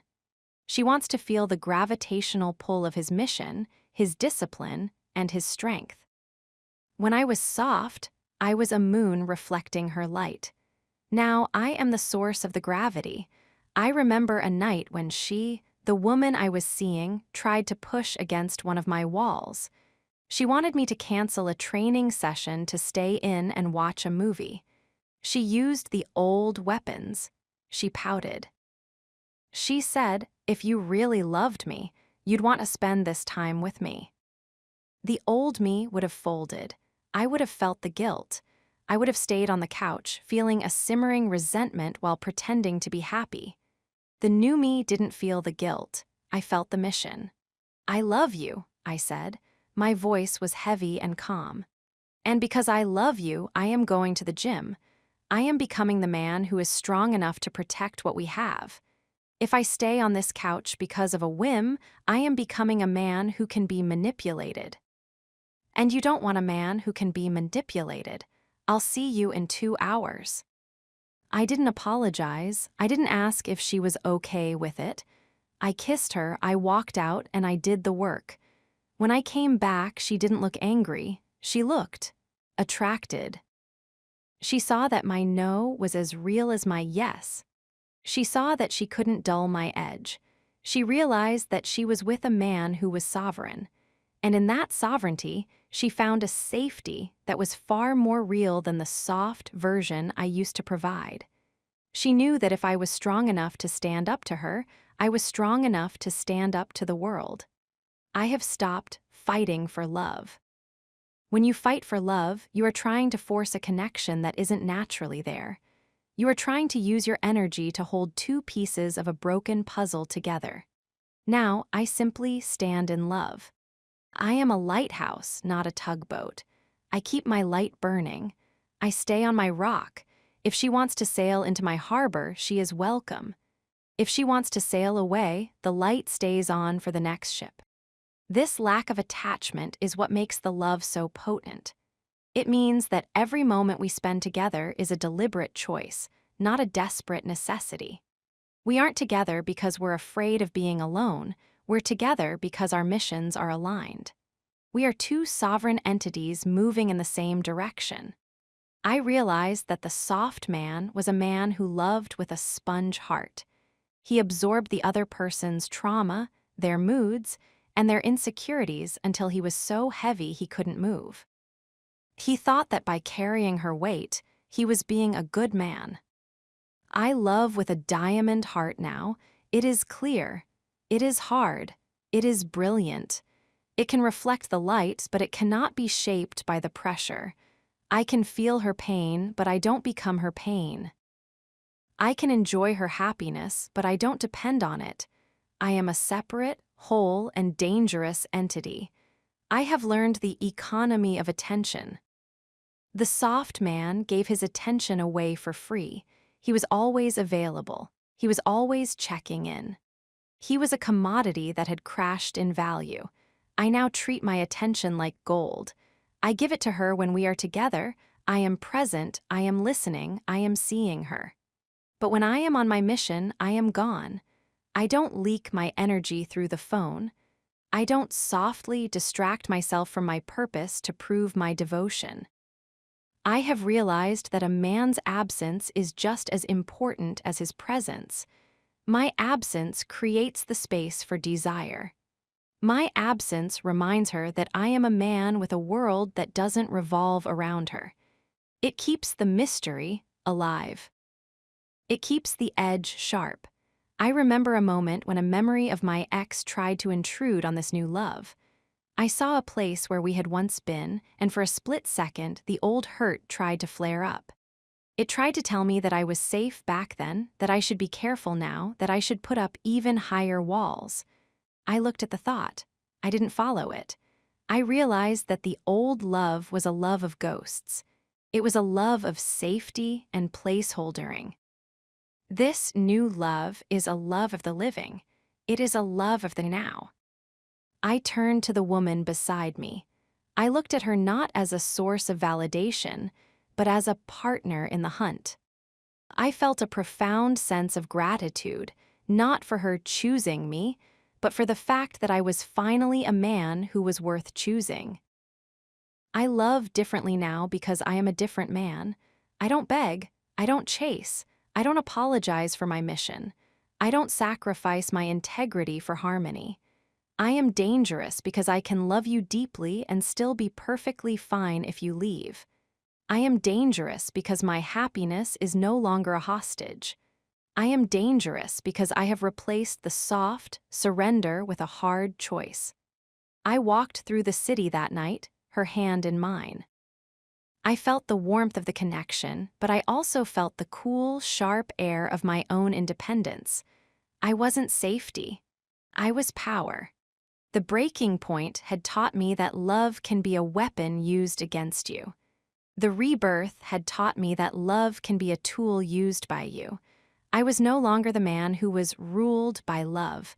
I was the man who had mastered it.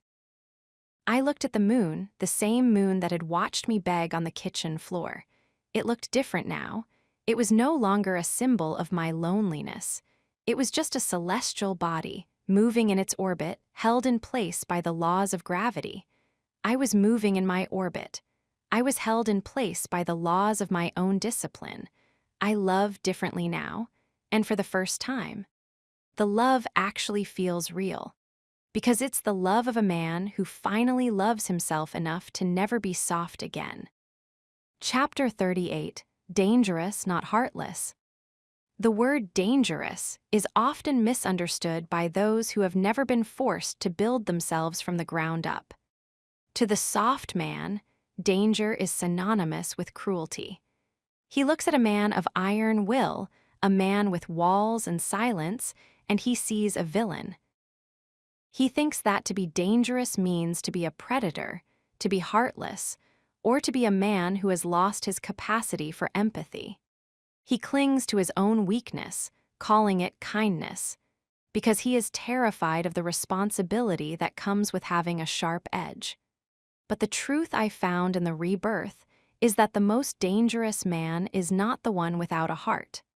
The most dangerous man is the one who possesses a deep, resonant heart but has gained absolute control over the hands that hold it. There is a profound difference between a man who is harmless and a man who is peaceful. A harmless man is a man who cannot do any damage. He is the soft man. He is the sheep who prides himself on not being a wolf, ignoring the fact that he doesn't have the teeth to be a wolf even if he wanted to. His goodness is not a choice, it is a lack of options.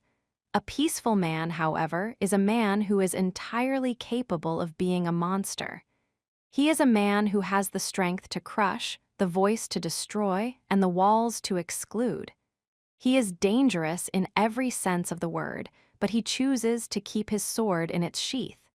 He is virtuous because his peace is a conscious decision made every single morning. I am dangerous now, but I am not heartless. If anything, I have more heart now than I ever did when I was a placeholder. The difference is that my heart is no longer a public park where anyone can trample the grass and leave their trash behind. It is a sanctuary guarded by a man who knows the value of what lies within, the compassion of the sword. I remember a moment, about a year into my new life. I was walking through the city, heading toward my office. It was a cold, biting morning, the kind that makes people pull their coats tight and look at the ground. I passed a man sitting on the sidewalk, a man who had clearly been broken by the world in a way far more physical than my own fall. He was shivering, his hands tucked into his thin jacket, a look of profound, quiet defeat in his eyes. The old me, the soft man, would have felt a surge of safety-seeking empathy. I would have felt guilty for my tailored coat. I would have dropped a few dollars into his cup, said something nice to make myself feel better, and walked away thinking I was a good man. I would have been performing a ritual of pity to validate my own sense of virtue. The new me stopped. I didn't feel pity. Pity is a soft emotion. It looks down on the other person. I felt a sharp, resonant recognition. I saw a man who was at his own rock bottom. I walked over to him. I didn't look down at him. I knelt so I was at his eye level. I looked him in the eye with that fearless gaze I described in Chapter 35.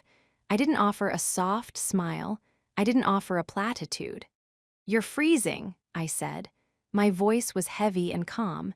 He looked at me, startled by the directness. He saw a man who wasn't afraid of his poverty, a man who wasn't looking at him like a charity case. I took off my gloves, the heavy, expensive leather ones I had bought to replace the soft ones I used to wear. I handed them to him. I reached into my pocket and took out $100 bill. I didn't drop it. I handed it to him, hand to hand. "Get a meal, get a room for the night," I said. "Then find a way to stand up. The world doesn't care that you're down. Only you can change the view." I stood up and walked away. I didn't look back for a thank you. I didn't feel noble. I felt like a man who had done his duty. That is the difference. The soft man gives to be liked. The dangerous man gives because it is right. I wasn't being heartless by telling him to stand up. I was being the only person in his day who treated him like a man with potential rather than a victim with a cup. My heart was engaged, but it was filtered through my edge. I was dangerous to his excuses, but I was an ally to his survival. The protection of the fortress. Thought reflection. Heartlessness is an absence of care. Danger is a surplus of protection. A man with no heart will watch his world burn and feel nothing. A dangerous man will burn the world down himself if it dares to touch what he protects. I realized that my softness was actually a form of heartlessness toward myself. By having no walls, I was allowing my own spirit to be drained and discarded. I was being nice to everyone else while being cruel to the man in the mirror. In the dangerous man phase, I have more love for my tribe than I ever thought possible. I look at my mother now. I look at my few, true friends, the ones who stayed or the new ones who have earned their place. I would do anything for them. I protect their peace with a ferocity that the soft man couldn't fathom. Because I have walls, I can provide a real sanctuary for the people I love. When they are within my perimeter, they are safe. Not safe in the fragile, lying way I used to be, but secure. I remember a situation with one of my employees. She was being harassed by an ex-partner, a soft man who had turned bitter and aggressive, the kind of man who uses noise to try and reclaim power he never earned. He was showing up at the office, sending threatening messages, trying to dismantle her peace. The old me would have called the police and waited. I would have been safe. I would have stayed in my office and hoped it went away. The new me walked down to the lobby when I heard he was there. I didn't go down there to fight. I didn't go down there to shout. I went down there to be the mountain. I walked into the lobby and I saw him. He was being loud. He was rivering all over the receptionists. He was waving his arms, trying to make himself look big. I walked up to him and I didn't stop until I was inside his personal space. I was taller, heavier, and infinitely calmer. I didn't say a word for 10 seconds. I just looked at him. I let him feel the dangerous quality of my presence. I let him look into eyes that were empty of fear and full of a cold, sharp discernment. He stopped shouting. He literally ran out of air. "You're done," I said. My voice was a low, resonant vibration that seemed to rattle the glass of the front doors. "You will not call her. You will not come here. You will not exist in her world anymore. If you do, you will find out exactly how much weight I can bring to bear on your life. Do you understand?" I didn't call him names. I didn't get angry. I was a surgeon explaining a procedure. He looked at me and he saw the abyss. He saw a man who wasn't playing a game of social safety. He saw a man who was willing to follow through. He left. He never called again. I went back upstairs and I checked on my employee. I didn't make it about me. I didn't look for a hero reward. I just made sure she was okay and I went back to my mission. That wasn't heartless. That was the ultimate act of heart. I used my dangerous edge to protect a person who was vulnerable. I was the wall that the predator couldn't climb. A soft man can't do that. He's too busy trying to be fair to the harasser to be protective of the victim. The surgical strike of truth. Heartlessness is lying to someone because you don't care about their growth. It's letting them stay in their delusions because it's easier for you to be nice. The dangerous man is the most honest man you will ever meet. Thought reflection. Honesty without tact is sometimes called cruelty, but tact without honesty is always a lie. I stopped using soft lies to protect people from the truth.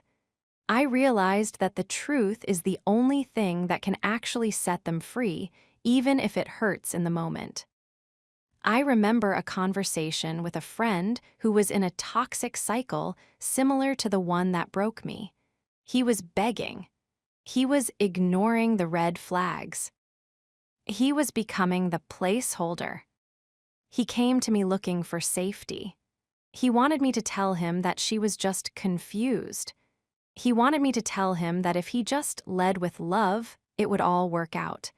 The old me would have given him the poison. I would have been supportive.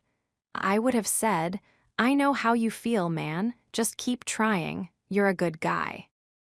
The new me looked him in the eye and used the scalpel. "She doesn't love you," I said. "She respects you even less. Every time you call her after she ignores you, you are digging your own grave. You aren't being a romantic, you're being a coward. You're afraid of being alone, so you're letting her treat you like trash. Stop calling me to complain about it until you're ready to stand up." It was harsh, it was blunt. It was dangerous. He was hurt, he walked away. We didn't talk for a month, but a month later he called me.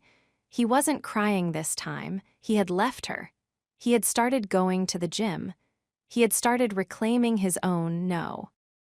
"You were the only one who told me the truth," he said. "Everyone else was being nice while I was dying. Thank you." I wasn't heartless. I was surgical. I loved him enough to hurt him into the truth. I used my sharpness to cut the leash that was choking him. That is the compassion of the dangerous man. It doesn't look like a hug, it looks like a wake-up call. The heart in the mission. One of the greatest lies of the soft world is that a man of mission is a man of no emotion. They think that because I am focused, disciplined, and uncompromising, I am a machine. They don't see the fire. The soft man's emotions are like a puddle, shallow, easily disturbed, and messy. My emotions are like a pressurized boiler. The heat is much higher, but it is contained. It is directed toward a purpose. I feel a profound love for the life I am building. I feel a deep, resonant joy in the morning when I hit my reps. I feel a sense of awe when I look at the city and realize how much territory I have claimed. I am not heartless. I am full. I have realized that the soft man wasn't actually full of heart. He was full of need. He was an empty vessel trying to fill himself with the approval of others. Because I am now self-sourced, because I have learned to be alone and love no longer rules me, I have a surplus of actual love to give. I give it to my work. I give it to my legacy. I give it to the few people who have earned a seat at my table, but I give it on my terms. If I love you, I will be the strongest, most reliable, and most protective force in your life. I will tell you the truth. I will guard your back. I will help you build your own walls, but I will not soften for you. I will not compromise my mission for your whims. I will not apologize for my edge. I am dangerous because I am immovable. And that immovability is the only thing that can provide real safety in a world of shifting sands. The balance of the sovereign. Thought reflection: a man who is only dangerous is a monster. A man who is only heart is a victim. The sovereign man is the union of the two. He is the warrior who can weep at the beauty of a sunset, but who will not hesitate to strike if that sunset is threatened. He is the father who can be gentle with his child, but who has the fearless gaze when a stranger approaches the gate. I looked back at the before the fall version of myself. I saw a man who thought that heart was a substitute for strength. He was a good person, but he was a useless person in a crisis. He couldn't protect anything, not even his own heart. I looked at the man I was now. I am a man who can be trusted, not because I am nice, but because I am solid. People know where I stand. They know that my no is a wall and my yes is a covenant. They know that I am dangerous to the lie, dangerous to the predator, and dangerous to the excuse. but they also know that I am the one who will stay in the fire when everyone else runs. I remember a day when I was back in that same park where the final goodbye happened. I saw a child who had fallen and scraped his knee. His parents were a few yards away, distracted by their phones. I walked over.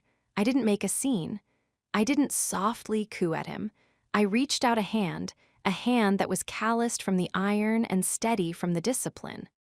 "Up you get," I said. He looked at me. He saw the dangerous man, but he didn't feel afraid. He felt the gravity. He took my hand, I pulled him up, and I waited until he found his balance. "You're okay," I said. "Pain is just a teacher. Keep walking."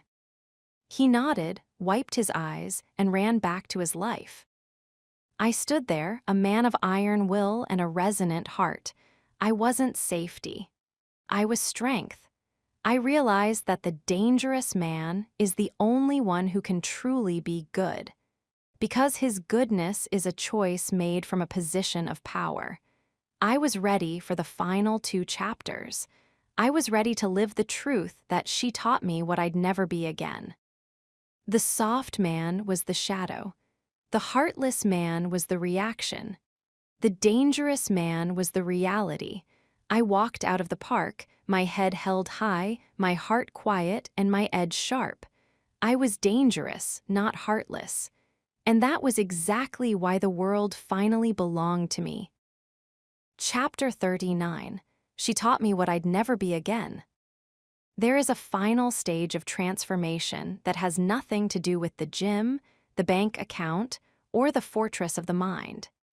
It is the moment when the ghost of the woman who broke you stops being a source of pain and starts being a source of data. For a long time, I viewed her as the architect of my misery. I saw her as the person who had stolen 3 years of my life and left me for dead on a kitchen floor. I viewed the betrayal as a theft.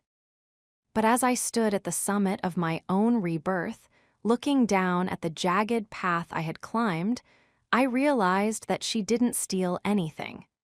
She was a teacher who had provided the most expensive education I would ever receive. And the tuition was paid in the blood of the man I used to be. I no longer look back at that relationship with the hurt mixed with love or even the cold indifference of the early dangerous man. I look back with a clinical, almost holy gratitude. She didn't destroy me. She dismantled a version of me that was never going to survive the real world. She taught me, through the sheer weight of her own selfishness and the surgical precision of her lies, exactly what I would never be again. The soft man died so that the dangerous man could live. And for that, I owe her a debt I can never truly repay. She handed me the knife and showed me exactly where my own skin was too thin. She pointed out the cracks in my armor by driving a spear through them. She didn't create my weaknesses, she simply revealed them. And in doing so, she gave me the blueprints for my own immortality, the list of the dead. I sat down in my quiet office one evening, the city lights a distant, shimmering grid outside my window, and I wrote a list. It wasn't a list of grievances. It was a list of never-agains. It was the manifesto of the man I had become, forged from the failures of the man she had left behind. I will never again be a placeholder. She taught me that if you allow yourself to be used as a transition, you will eventually be discarded like a bridge after the river has been crossed. I saw the way I had positioned myself as the safe option, the healer, the one who would provide the stability she lacked. I realized that by being the man who was always there, I was making myself invisible. I was a commodity and she was a consumer. Never again will I enter a relationship as a solution to someone else's problem. I am the prize or I am nothing. I will never again ignore the red flags of my own intuition. She taught me that the small lies are the early warning signs of the great betrayal. I remembered the Sarah, lie, and the work mixer excuses. I remembered the feeling in my gut, the silent scream of the guard dog that I had muffled with the blanket of love. She taught me that trust is not a virtue if it is given blindly. It is a liability. Now, my intuition is a sharp, cold blade. If the math doesn't add up, I don't look for more numbers. I close the book. I have learned that the first lie is the only one you should ever hear. I will never again apologize for my own mission. She taught me how a man loses his soul when he prioritizes harmony over truth. I remembered the promotions I turned down and the hobbies I sold because she found them stressful or avoidant. I realized that by trying to make her world safe, I had made my own world small. She taught me that a woman doesn't actually want a man she can manage. She wants a man she can respect. And respect is only given to a man who is immovable in his purpose. My mission is now my master, and any love that requires its sacrifice is not love, it is a hostage situation.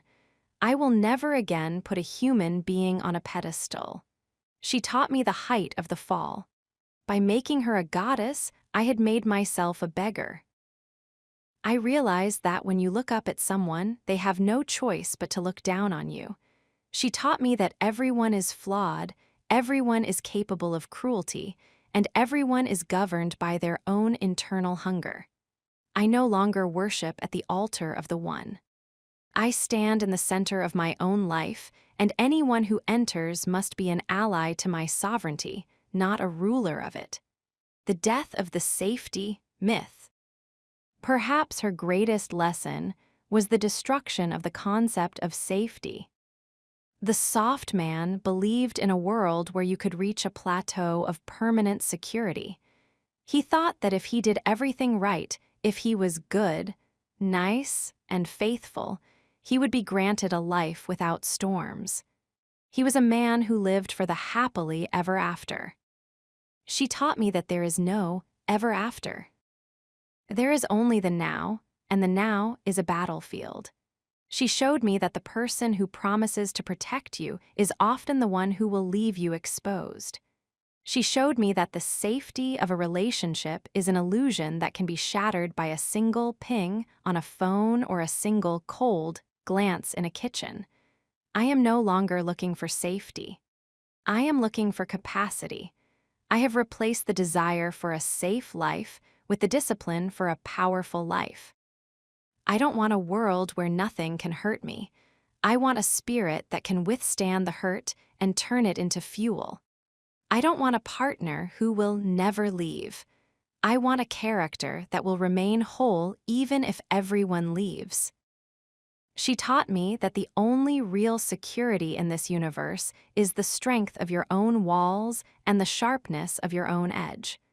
By breaking my heart, she forced me to find the part of me that is unbreakable. The realization of the gift. It is a strange thing to look at the person who caused you the most pain and feel a sense of profound clarity. I remember seeing her a final time, not in person, but in a memory that felt like a movie of someone else's life. I saw her lies, her manipulation, and the way she had looked at the replacement. In the past, this would have triggered a spiral. Now I saw the mechanics. I saw a woman who was terrified of her own emptiness, trying to find herself in the reflections of the men she consumed. I saw that her cruelty was actually just survival. She was a shark that had to keep moving, and I was just the water she was swimming through. I realized that the soft man was the perfect prey for her. He was soft, he was available, and he had no boundaries. He was a feast. By eating him alive, she had done him a favor. She had ended a version of his existence that was never going to lead to anything but a slower, more agonizing death in the long run. She taught me that I had been a volunteer for my own destruction. She didn't do it to me. I let it happen. I was the one who handed her the knife. I was the one who ignored the flags. I was the one who begged. This realization was the final piece of the dangerous man. When you take 100% responsibility for your own betrayal, You gain 100% power over your own future. If I was the one who allowed the soft man to be destroyed, then I am the one who can ensure the dangerous man remains sovereign. I am no longer a victim of her character. I am the architect of my own. The end of the villain narrative. I have stopped telling the story of the evil ex. The soft man needs a villain to explain his own failure. He needs to believe that he was too good for a world that was too cruel. He needs to believe that he was a victim of a monster so he doesn't have to face the fact that he was a man with no spine. I have deleted the villain. She wasn't a monster. She was just a woman with a set of desires and a lack of integrity. She was a human being who did exactly what people with low standards do. She took the easy path. She chose the new over the real. She chose herself over the us. She was exactly who she was supposed to be in the curriculum of my life. By removing her from the role of the villain, I removed her from the role of the ruler. I stopped the energy of the anger mixed with love. I stopped the loyalty audit. I stopped the sleepless nights. I looked at the memory of her and I said, "Thank you for the lesson. I have mastered the material. You are dismissed." The new architecture. I look at the man I am now. I look at the way I move through the world. I look at the calm power and the fearless gaze. I look at the discipline over desire. Every single part of this dangerous man is a direct response to the soft man's failure. Because she was a liar, I became a man of absolute truth. Because she was cold, I became a man of internal warmth. Because she replaced me, I became a man who is irreplaceable to himself. Because she made me beg, I became a man who will never ask for anything twice. I built this version of myself using her as a negative blueprint. I looked at everything she did to me, and I built a wall to ensure it could never happen again. I looked at every way I had been soft, and I forged an edge. She taught me that I had been living a safe life that was actually a dangerous one, and she taught me how to live a dangerous life that is actually a sovereign one. I am unrecognizable to her now, but more importantly, I am unrecognizable to the man I was when I loved her. I have reclaimed the morning. I have reclaimed the mission. I have reclaimed the silence. I walked past a mirror in the hallway of my fortress. I saw the man I had become. He looked like a man who could handle a war. He looked like a man who could handle a betrayal. He looked like a man who had no weak spots left. I felt a surge of cold, sharp gratitude. I thought about her one last time. I didn't think about the hurt. I didn't think about the replacement. I thought about the man on the floor. "Never again," I whispered. And for the first time, I wasn't saying it with a sigh. I was saying it with a command. She had taught me what I'd never be again, and in doing so, she had shown me exactly who I was meant to be. The destruction was ancient history. The rebirth was a masterpiece. The dangerous man was finally, undeniably, whole. I was ready for the final chapter. I was ready to live the ultimate truth of my new life. Love didn't destroy me. Love didn't break me. Love made me dangerous. Chapter 40, Love Made Me Dangerous. The word dangerous is a label that the world usually reserves for the monsters. It is a word used to describe the storms, the predators, and the men who have abandoned the social contract in favor of chaos. We are taught to avoid the dangerous, to fear the dangerous, and to pray that we never find ourselves in its path. For the first 30 years of my life, I viewed danger as a failure of character. I believed that a good man was a man who had removed all the sharp edges from his soul, a man who was as predictable and safe as a well-paved road. I thought that by being harmless, I was being virtuous. But as I stand now at the final summit of this journey, looking back at the wreckage of the soft man and the forge of the rebirth, I realize that the most dangerous thing in this universe is not a monster. It is a man who has been completely dismantled by love, who has seen the bottom of the abyss, and who has climbed back out with his eyes open and his heart in his own hands. I am dangerous now, but I am not a monster. I am dangerous because I can no longer be lied to. I am dangerous because I can no longer be manipulated by the promise of safety or the threat of loss. I am dangerous because I have realized that my capacity to love is not a weakness to be exploited, but a power to be guarded. I am dangerous because I have lost everything that once made me small, and in the vacuum that remains, I have built a fortress of absolute sovereignty. Love made me dangerous. It took the blunt iron of my spirit, thrust it into the fire of betrayal, hammered it on the anvil of solitude, and ground it against the whetstone of truth until I became a singular, lethal edge. I didn't choose this path. I was forced onto it by the very person I thought was my sanctuary. And in the final irony of my life, the woman who wanted a man she could manage accidentally created a man who is entirely unmanageable. The redefinition of power. In my old life, power was something I sought from the outside. I wanted a powerful title, a powerful bank account, and a powerful relationship to prove that I was significant. I thought that power was a cloak you wore to hide your softness. But the breaking point showed me that external power is an illusion. A title can be taken. A bank account can be frozen. A relationship can be replaced in the span of a single Tuesday night. Real power is internal. It is the ability to remain immovable in the face of the storm. I remember the soft man on the kitchen floor. He had everything the world told him he needed to be safe.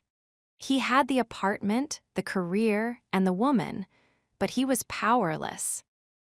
He was a slave to her moods, a prisoner of her lies, and a beggar for her affection. He was safe for everyone else, but he was a lethal danger to his own soul. The dangerous man I am now is the opposite. I may look unsafe to those who want a placeholder. I may look dangerous to those who thrive on manipulation. But for the first time in my life, I am safe for myself. My power comes from the fact that I no longer need the world to tell me I'm okay. I have a 5:00 a.m. alarm that tells me I'm disciplined. I have a fearless gaze that tells me I'm honest. I have walls that tell me I'm respected.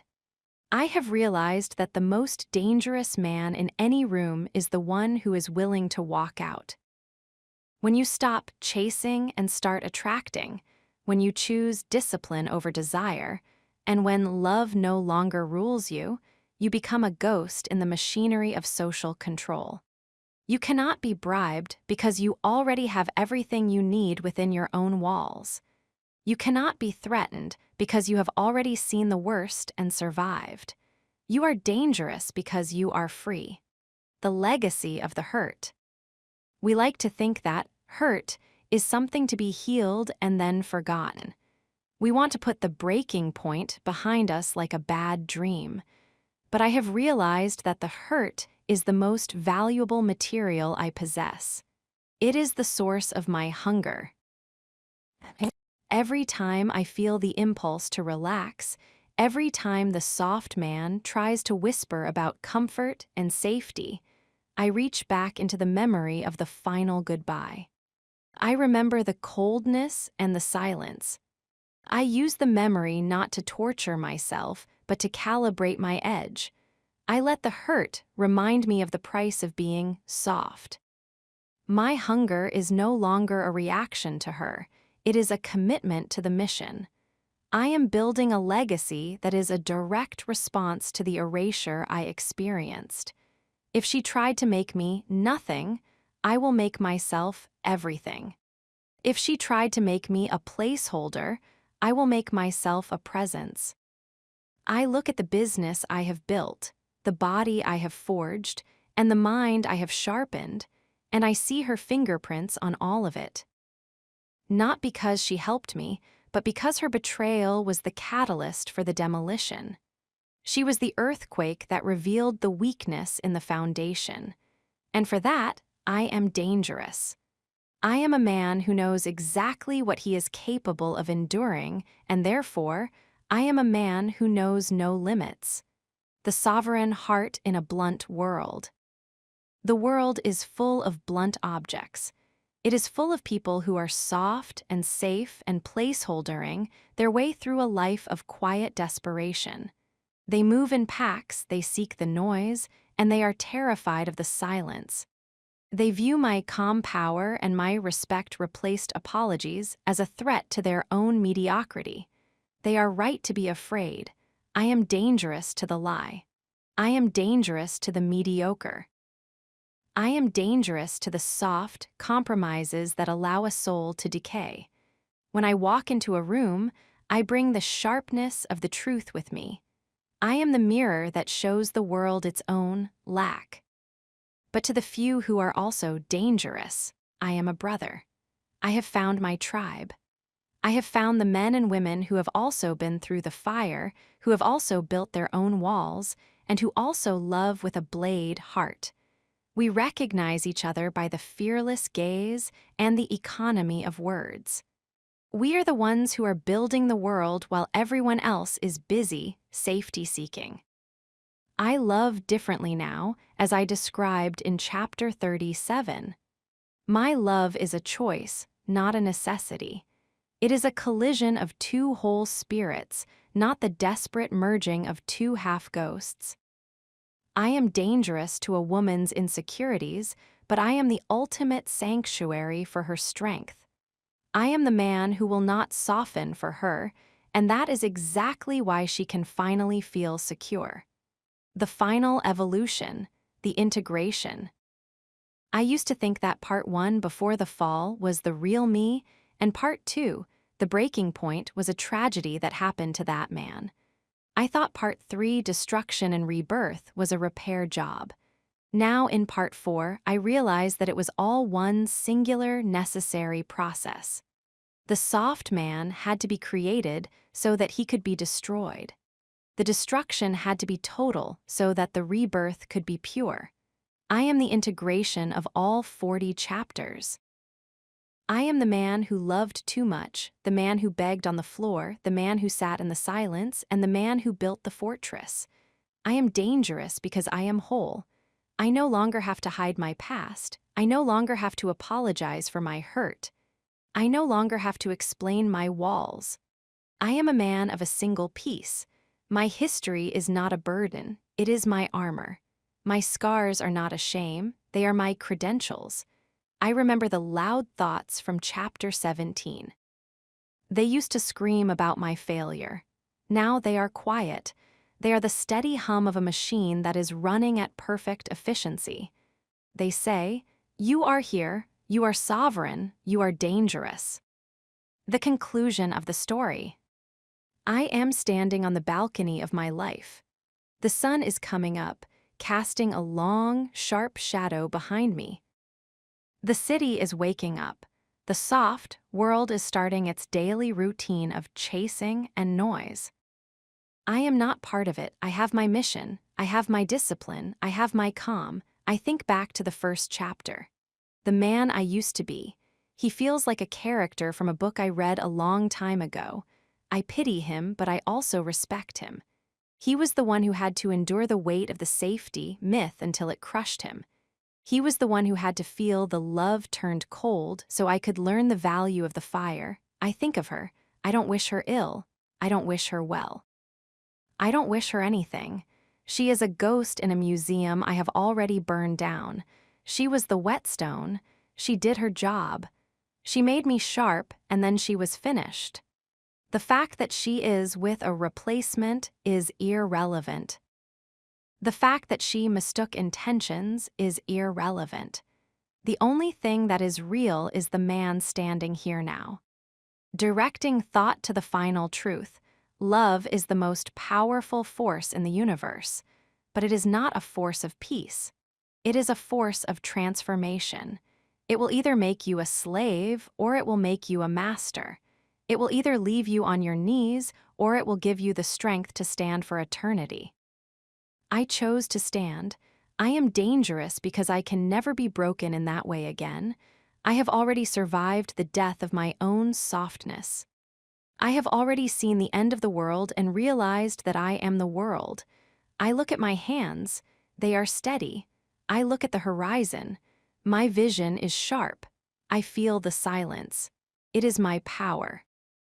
Love didn't make me happy in the way the world wanted. Love didn't make me safe in the way she wanted. Love made me dangerous. It gave me the edge. It gave me the walls. It gave me the hunger. It gave me back my soul. I am the man who was destroyed by love and rebuilt by discipline. I am the man who speaks less and sees more. I am the man who no longer chases but attracts the world. The story is over. The mission is just beginning. I turn away from the past. I walk into the room. I pick up my bag. I have work to do. The door closes behind me. Click. The lock is solid. The fortress is secure. I am a dangerous man, and for the first time, I am finally free. End of audiobook. Love made me dangerous.